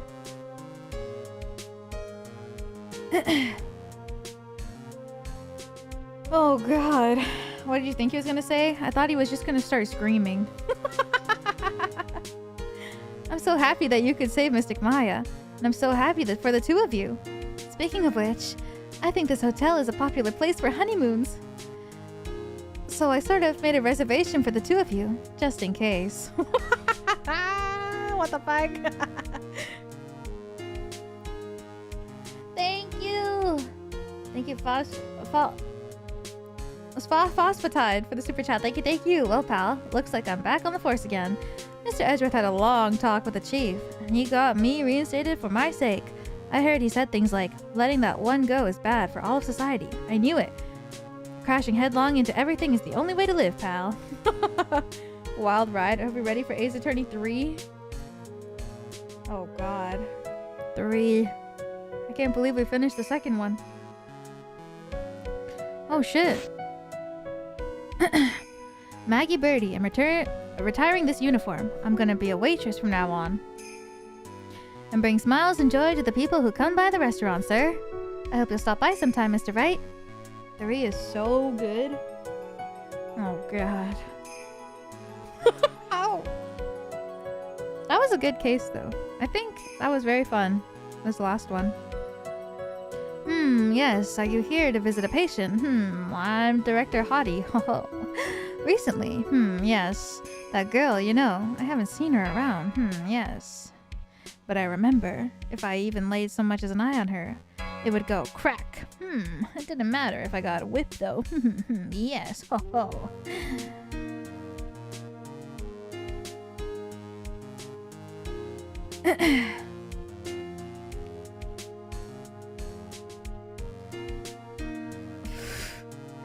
It's time to begin our quest of world circus domination. And to let the world know we are serious, I plan to make a fabulous flight to Zimbabwe. Is that what he said? Oh, what do you think Zimbabwe's like? Do you think there are castles made of cake? And bunnies who can talk? Oh girl, I think there are many talking bunnies. And they won't laugh at Moe's jokes. Good.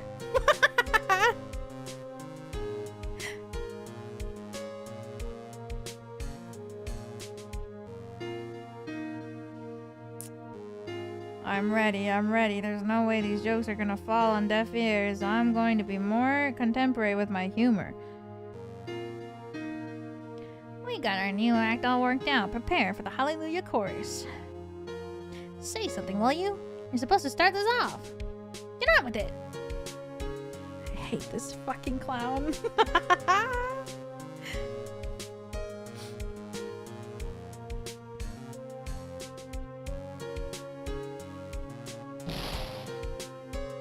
It's just an ordinary electric razor. Can't believe this. Really? How long do they plan on making me do this? But it's Edgy-Poo's idea, so that means it must have a deep hidden meaning. But why do I get the feeling they wouldn't forget about me, would they? I was never like this in the old days. Everyone thought the world of me. They used to call me Queen Wendy and treat me with royalty. It's gonna... Oh god, speaking... burn... Playing with fire is dangerous because of the warehouse. What? Huge stink.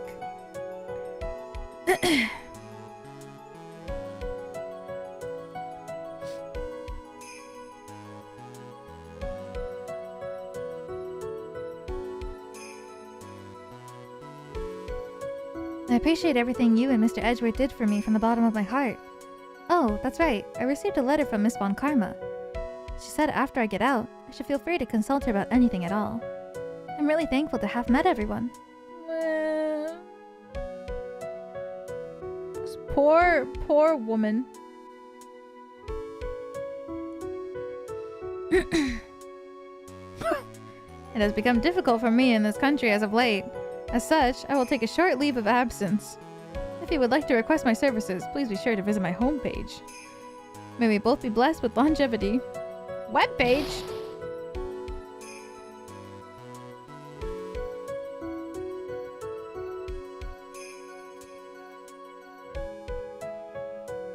Nick, thank you for the super chat. Thank you, thank you.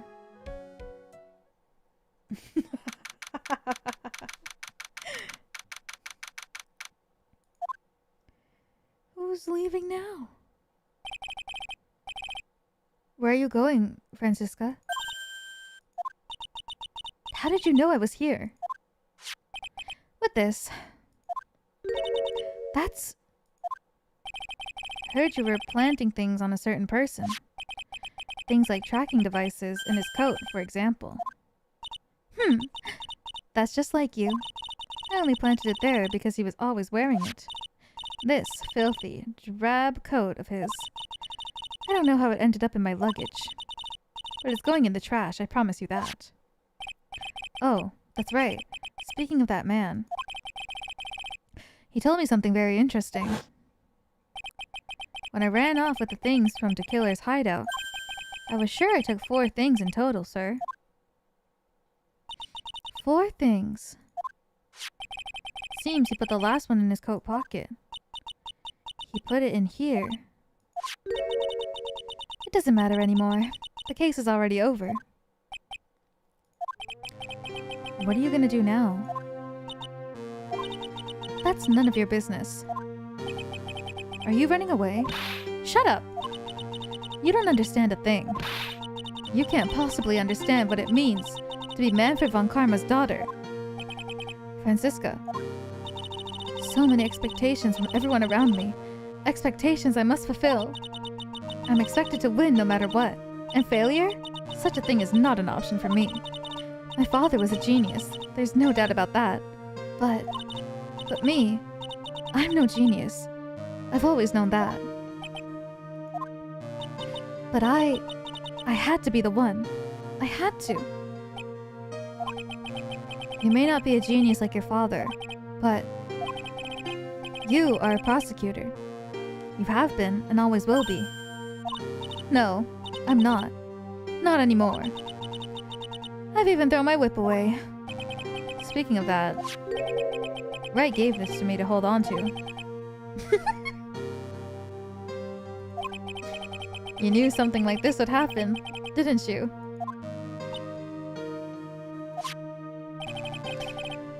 I'm gonna say this again. We prosecutors don't fight for personal honor or pride.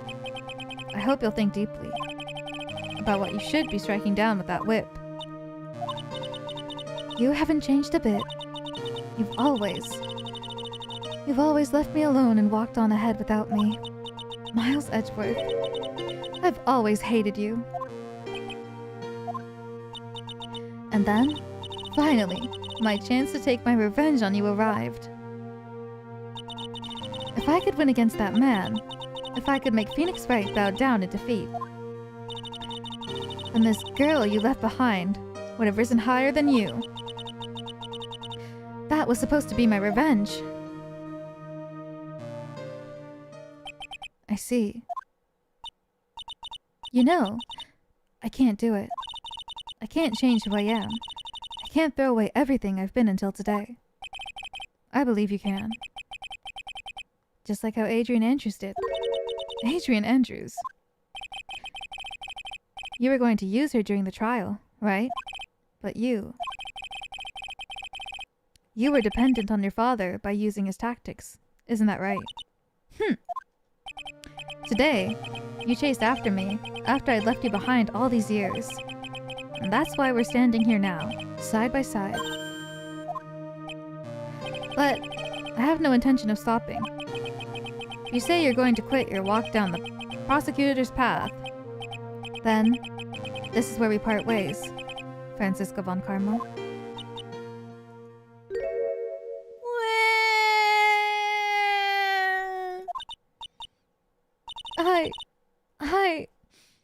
I'm Francisca von Karma.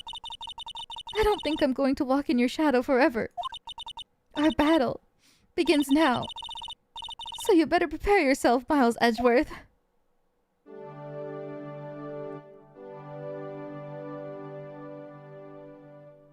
Aww. Phoenix Wright.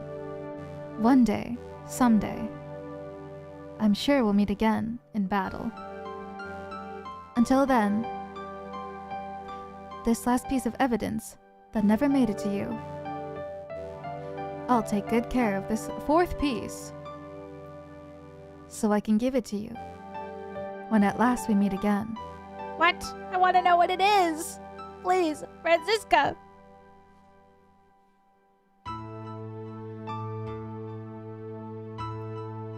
Oh.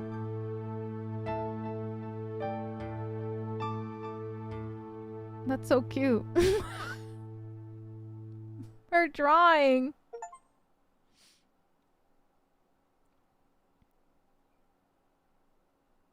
I love you, Capcom.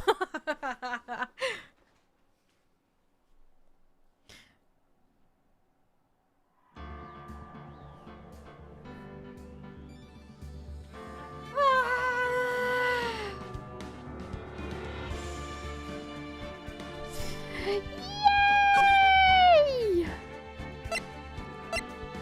Trials and tribulations. That was so good. So Ace Attorney 3 tomorrow? No. Congrats on finishing Ace Attorney 2. Thank you. Open Bob, thank you, thank you. Chewing, thank you for the super chat, thank you. Yowie. That was so good. Mai, thank you for the super chat, thank you, thank you. GM, congrats on finishing Ace Attorney 2. I'm glad I got to see you play it to the end. Watch the rest of the VOD later. I'm so excited to play Ace Attorney 3. There's some crazy scenes. Yay! Yeah, next we'll play Trials and Tribulations. Oh god. I can't believe we finished the second game. Ace Attorney 3 is fantastic, really? A lot of people dismissed this game. I thought it was really good. I think Justice for All was really good too. I guess like the circus one, there was a lot of leaps and mind-boggling things that were going on, but I thought it was pretty good. I liked it.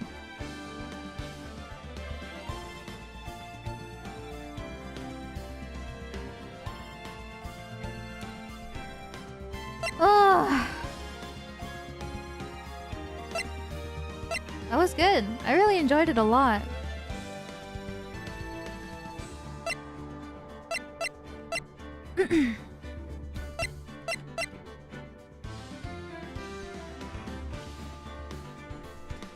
Clown and all. Yay, the miracle did happen. I was so happy to see you play my favorite case. Can't wait till you play my favorite game. Ace Attorney 3. Yippee, Lily. Thank you. Thank you for the super chat. Thank you, thank you. Oh my god, everyone loves 3. That's crazy. It's time for, what's his name? Godot? I think that's his name. The guy with the coffee guy. Right?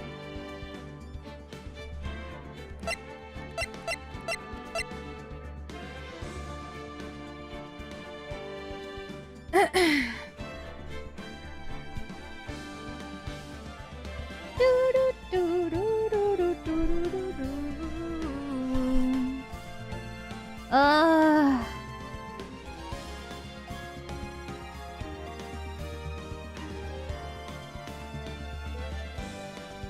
didn't even set up my stream. Oh, how embarrassing. Dude, I totally remember setting this up and then I just didn't even add the chat. I did set this up though, I remember. Oh, shit. There we go. Dun, dun, dun, dun. Yeah, that was, oh my god, that last case was crazy though. That was like a huge genre shift in, I think, the game series. It just felt a lot more serious.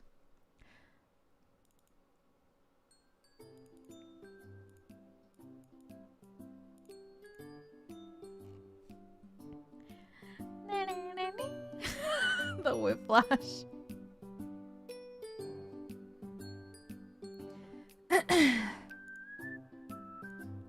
Sorry for the whiplash. I feel like I look so small. Maybe I didn't set up this scene. I swear I remember setting it up though. I feel so little. Maybe that's better. That was good. Man. That was crazy.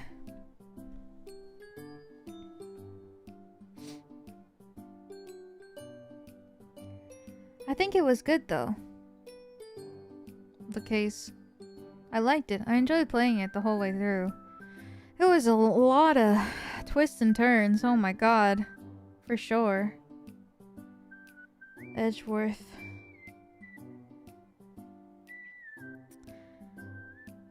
I need to shake that guy. I can't help it. I like him so bad. Fuck. I need to shake him down. I need to beat him up. Please. Be a little bit more sensitive about people's feelings. Punch him.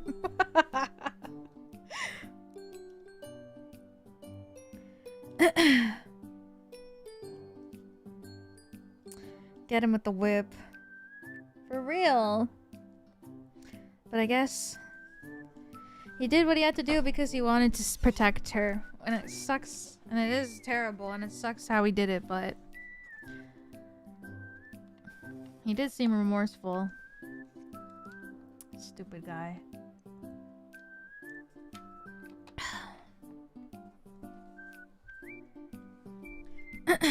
I guess it all worked out. I'm just gonna like assume, I'm just gonna headcanon in my brain that he apologizes to her. I'm just gonna headcanon in my mind that in the canon he apologizes to her later, because it seems like he speaks with her a lot, you know, because the prosecution has to prepare the witness and she was willing to come back later. So it seems as though they were able to talk. I hope. That was heavy though. But it was fun. She did say that she felt they were both defending her at least. I hope so. It was very intense. Yeah. Damn. You know, I really thought that, like, Matt Engarde was just some himbo. So it was pretty crazy. Especially because of his stupid ass claw or phone on his arm.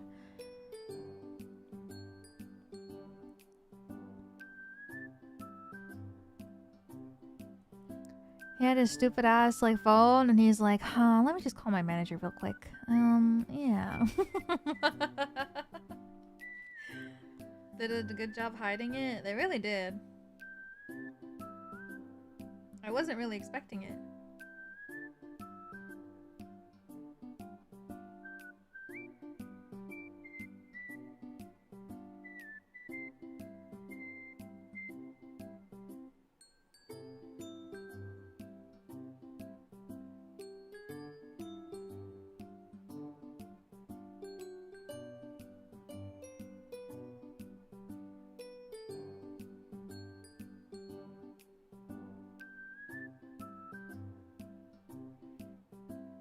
I gotta message my manager later. Yay! Sorry, I'm checking my messages because I didn't expect to stream for almost 10 hours today. So I'm like, sorry, Money-chan. What was my favorite non-Edgeworth character from this game?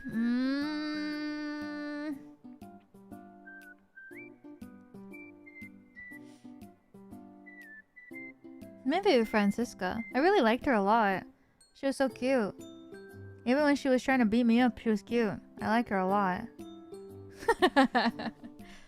I loved her. She was so freaking cute. She was just trying to do her best, you know? She's like this silly little teen who just wants to make her father proud.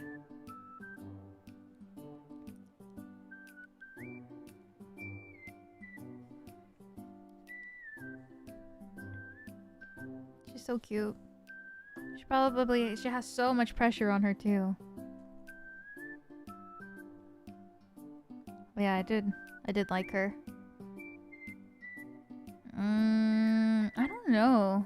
Like, this game original character, I don't even think I remember all of the cases in this game.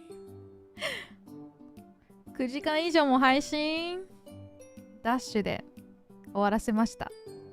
逆転裁判2。まあダッシュじゃないか。9時間以上ならダッシュではないけど、まあ楽しかったのでやめられない。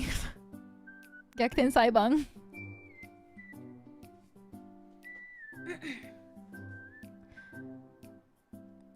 Maggie. Oh yeah, Maggie. What was? Wait, was that the? What are the? Oh, right. Maggie Bird, and then the. That's the one that I was forgetting. The one where the. Eeny meeny.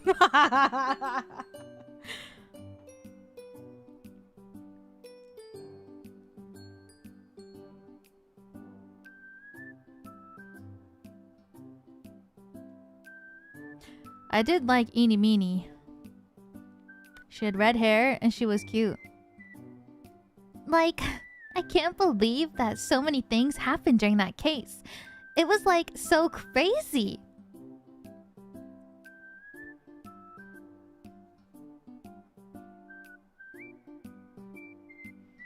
She was cute. And it was a crazy case too. That was insane.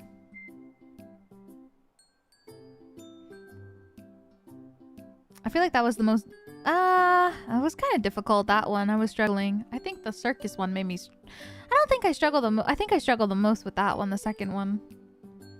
There's just so much going on. There's just so much going on with the paper... What is it? Like the paper fold background and the bullet holes and all that and the switch around. And I was like... My brain felt like it was becoming a scrambled egg while I was playing that one. What are you doing? Meow meow?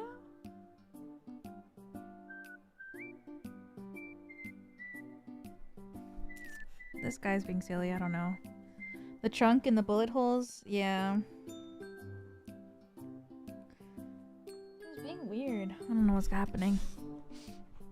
Hey! Oh. He ran away. Yeah, it was fun though. I'm excited to play the third game. I don't know anything still. Like, the only thing I know about these games is the characters that are on the cover. I'm scared for what's gonna happen next. But I think that was really fun. I think it was good. I really enjoyed it. The second game. It feels shorter, I guess, than the first one, but that's because it has one less case, so it makes sense, but I liked it. I enjoyed watching with you. Thank you! I'm glad you enjoyed. Sorry that I was, like, crashing out. Sorry I was crashing out at one point. It's because there's, like, so many things that when you think about it, you know, like, oh, some things you can get away with, like the there's two answers thing.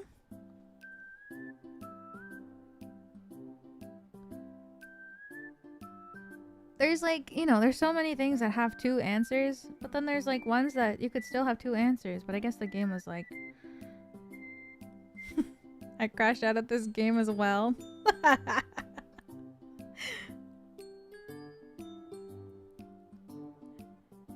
Classic Ace Attorney experience.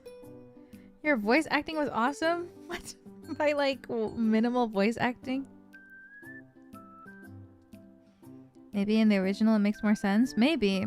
Or maybe I just like, because I was playing for so long, maybe I skipped over like, maybe my brain skipped over like a part where it said, I think maybe the judge said like don't present old evidence, but I just skipped over that part because my brain was like, this evidence makes more sense than the videotape because we have evidence to back up that the bear had a camera which was planted in it by Engarde, which he even confessed to, you know? So it made more sense to me to be like, listen, I have a device here that is recording at a set time set by your client with evidence that it has this time time frame which it is recording. Versus like a videotape that he was asked to protect. Well, I guess it makes sense either way at this point, but you wanna come up here? Wait, stay there. I have a new Yowie for you. Meow meow. Why do you look so scared? I don't appreciate this. Okay, you stay here.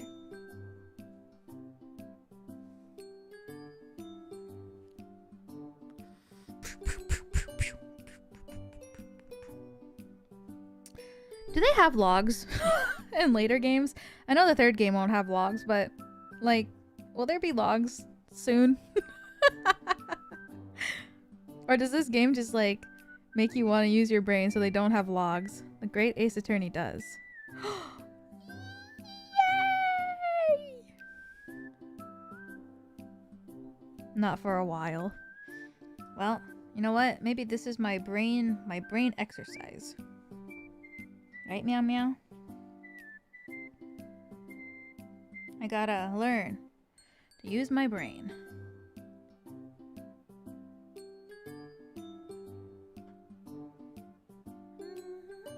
It begins at Apollo Justice Trilogy. Did you hear that? We're almost there. I'm hugging meow meow. Remember to stock up on sweets for next time? Ow! You want him out? Okay. Here. You wanna go out? Go away. I'll go. I'm gonna pick him up later. What? He jumps down just to like stand at my feet. Okay, whatever. Fourth one didn't have them in the original version, but the PC version does. Let's go! Oh, thank God. Guys, I won't be crashing out as much after we're done the first trilogy. Well, actually maybe not, because I don't know about Investigations. Well, I think maybe because it's the one that came out most recently on PC, so maybe Investigations Collection will have logs. Pause.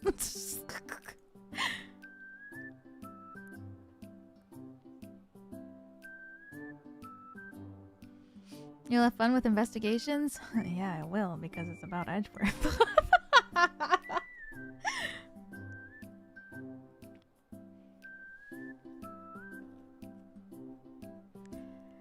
Ah, that guy. Has logs. Yay! Investigations 2 is one of my absolute favorites in the entire series. Yay! Oh my god, I'm so excited to play it.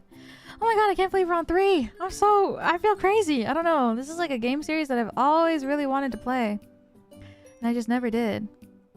So the fact that like, I'm playing them now, I feel so crazy. I can't believe I finished 2 of them. Ugh. Crazy. I feel crazy.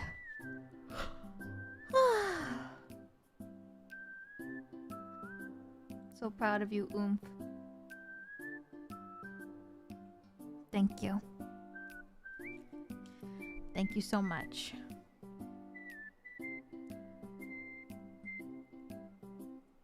La la la. La la la la la. La la la la. Well, maybe I should wrap it up.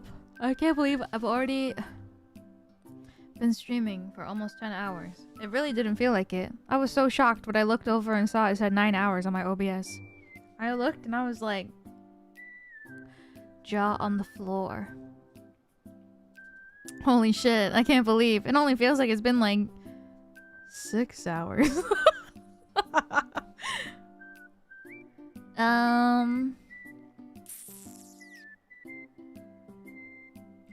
Tomorrow, or I guess today, the 9th, no stream. My mom is coming over. Yay! So I'm gonna be hanging out with my mom. So there'll be no stream on the 9th, and then on the 10th, Wednesday, I'm gonna get married. Yeah, I'm gonna get married in Final Fantasy XIV. Me and Finana's wedding. Fuck, I can't remember the word. Finana and I are getting married on Final Fantasy 14. I'm so excited. Yeah. So on Wednesday, it'll be like an earlier stream in the day, probably maybe like 4 p.m. Eastern time, 1 p.m. Pacific time. I'll start and I'll play like Heaven's Sword for a few hours so that I can play the post Heaven's Sword questline and just start the MSQ for a bit. And then at 9 p.m. Eastern time, 6 p.m. Pacific time, we will get married. Have I told my mom about my upcoming marriage? No, I should tell her tomorrow. Yeah. Guys, what if I just started Ace Attorney 3? I don't think I'm gonna make a schedule this week. I'm gonna be so serious because there's so much stuff going on. No, I shouldn't. I want to play Star Rail. I'm joking. I won't start it. I'm gonna play Star Rail this week. I must. Do it. You won't? Yeah, I won't. Yeah, I won't. I want to play Star Rail on Thursday because I haven't played the new update yet, and I think the next update is gonna come out. So I got to. Did I see the Star Rail drip marketing? No, I haven't. Honkai Star Rail. Oh! Wait. Oh my god. She looks so beautiful. Cyrene. Always wish you love your laugh. Yeah, welcome back for another one. Thank you. Thank you, thank you. I appreciate it. Thank you. Well, thank you. Oh my god, Cyrene looks so beautiful. Chrysos heir who nourishes blank.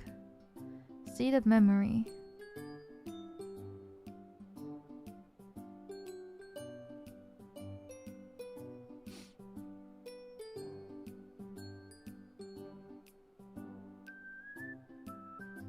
She looks so beautiful. It's time to save up. I don't even know who I want to pull for. My brain.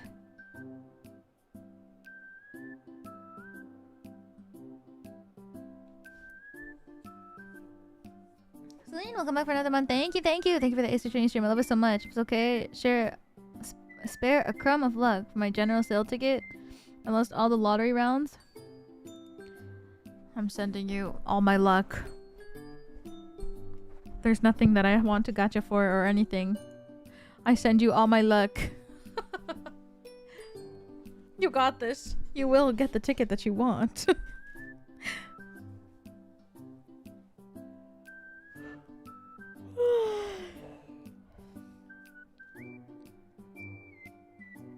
Welcome back for another month. Thank you! Thank you both. Okay, sorry. I was like spacing out. I think it's a signal for me to go to bed. Thank you everybody for coming to today's stream. Thank you. Fuck my stupid bucket life. That was so fun. I'm glad that we were able to finish Ace Attorney 2. Yay! But yeah, no stream tomorrow. I'm gonna be hanging out with my mom. And then I will see you on Wednesday for the... I almost said Ace Attorney wedding. Final Fantasy 14 wedding. Meow meow, what are you doing? Being silly boy, that's what. Ugh. Tell your Bobby say hi, she's based. I will. Come on guys. I'm based too. Face thank you for the super chat. Thank you, thank you. I will tell her. Oh, right. Guys. Oh my god, recently my whole entire For You page has been full of Ace Attorney yaoi. I don't even know what happened. I think I liked one, and now my whole For You page is just yaoi, and I was like, what the fuck? I liked one, and the algorithm was like, alright, here you go. And I'm like, ah, because I want to look, but like I don't want to say spoilers for anything, so I'm like looking with like one eye open. Like put my, you know, like I'm like covering my eyes with my hands, except my hands are spread out so I can literally see everything. Let's see who's streaming tonight. La la la. La la la la. La la la la. La la la. Oh, Buddy Deed. Water Park Simulator. Everyone be playing this game recently, I feel like. Buddy Deed streaming. I'll send you to Maria.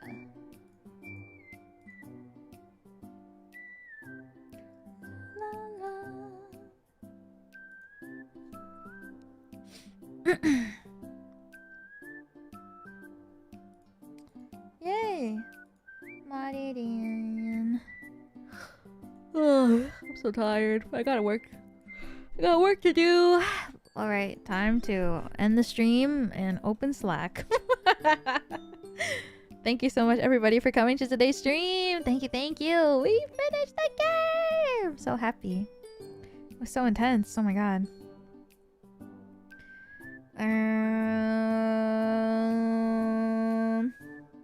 Yeah, no stream tomorrow. And then stream on Wednesday. And if you are on Siren, well, Final Fantasy 14, if you play on server Aether and you play in Siren, you can, if you want to get a ticket to the wedding, you just gotta drop by at 8 p.m. Eastern Time, 5 p.m. Eastern Time. I think we're gonna meet in front of the wedding venue, like the chapel. And then we're gonna give away tickets then. So, yeah. If you guys are there, we will do our best to hand out tickets to hopefully everybody. I can't imagine how many people would wanna or would be there, so yeah, we will get married.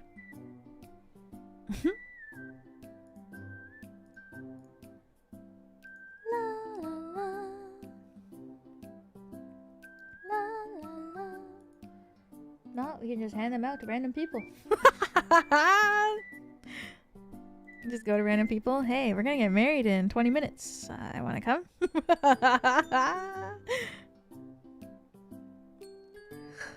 Alrighty.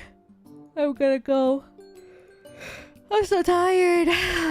But I need to do some work before I go to bed, so work time! Thank you so much, everybody, for coming to today's stream. Thank you, thank you. I will see you on Wednesday. And if not, I will see you when I see you next. Whenever I stream. Love you all so much. I hope you all have a great rest of your day, morning, evening, afternoon, night, wherever you all are on this crazy, silly planet. And I will see you not tomorrow, but on Wednesday. But until then, love you all. Take care of yourselves. And I will see you soon. Bye-bye.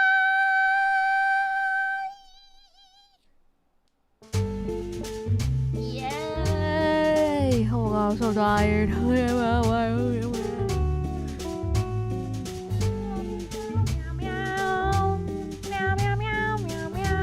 I don't have anything to say because my brain is empty, because everything is gone, because I'm tired. I'm not even on key. What the fuck? See you later. Bye, everyone. Fuck my stupid fuck life.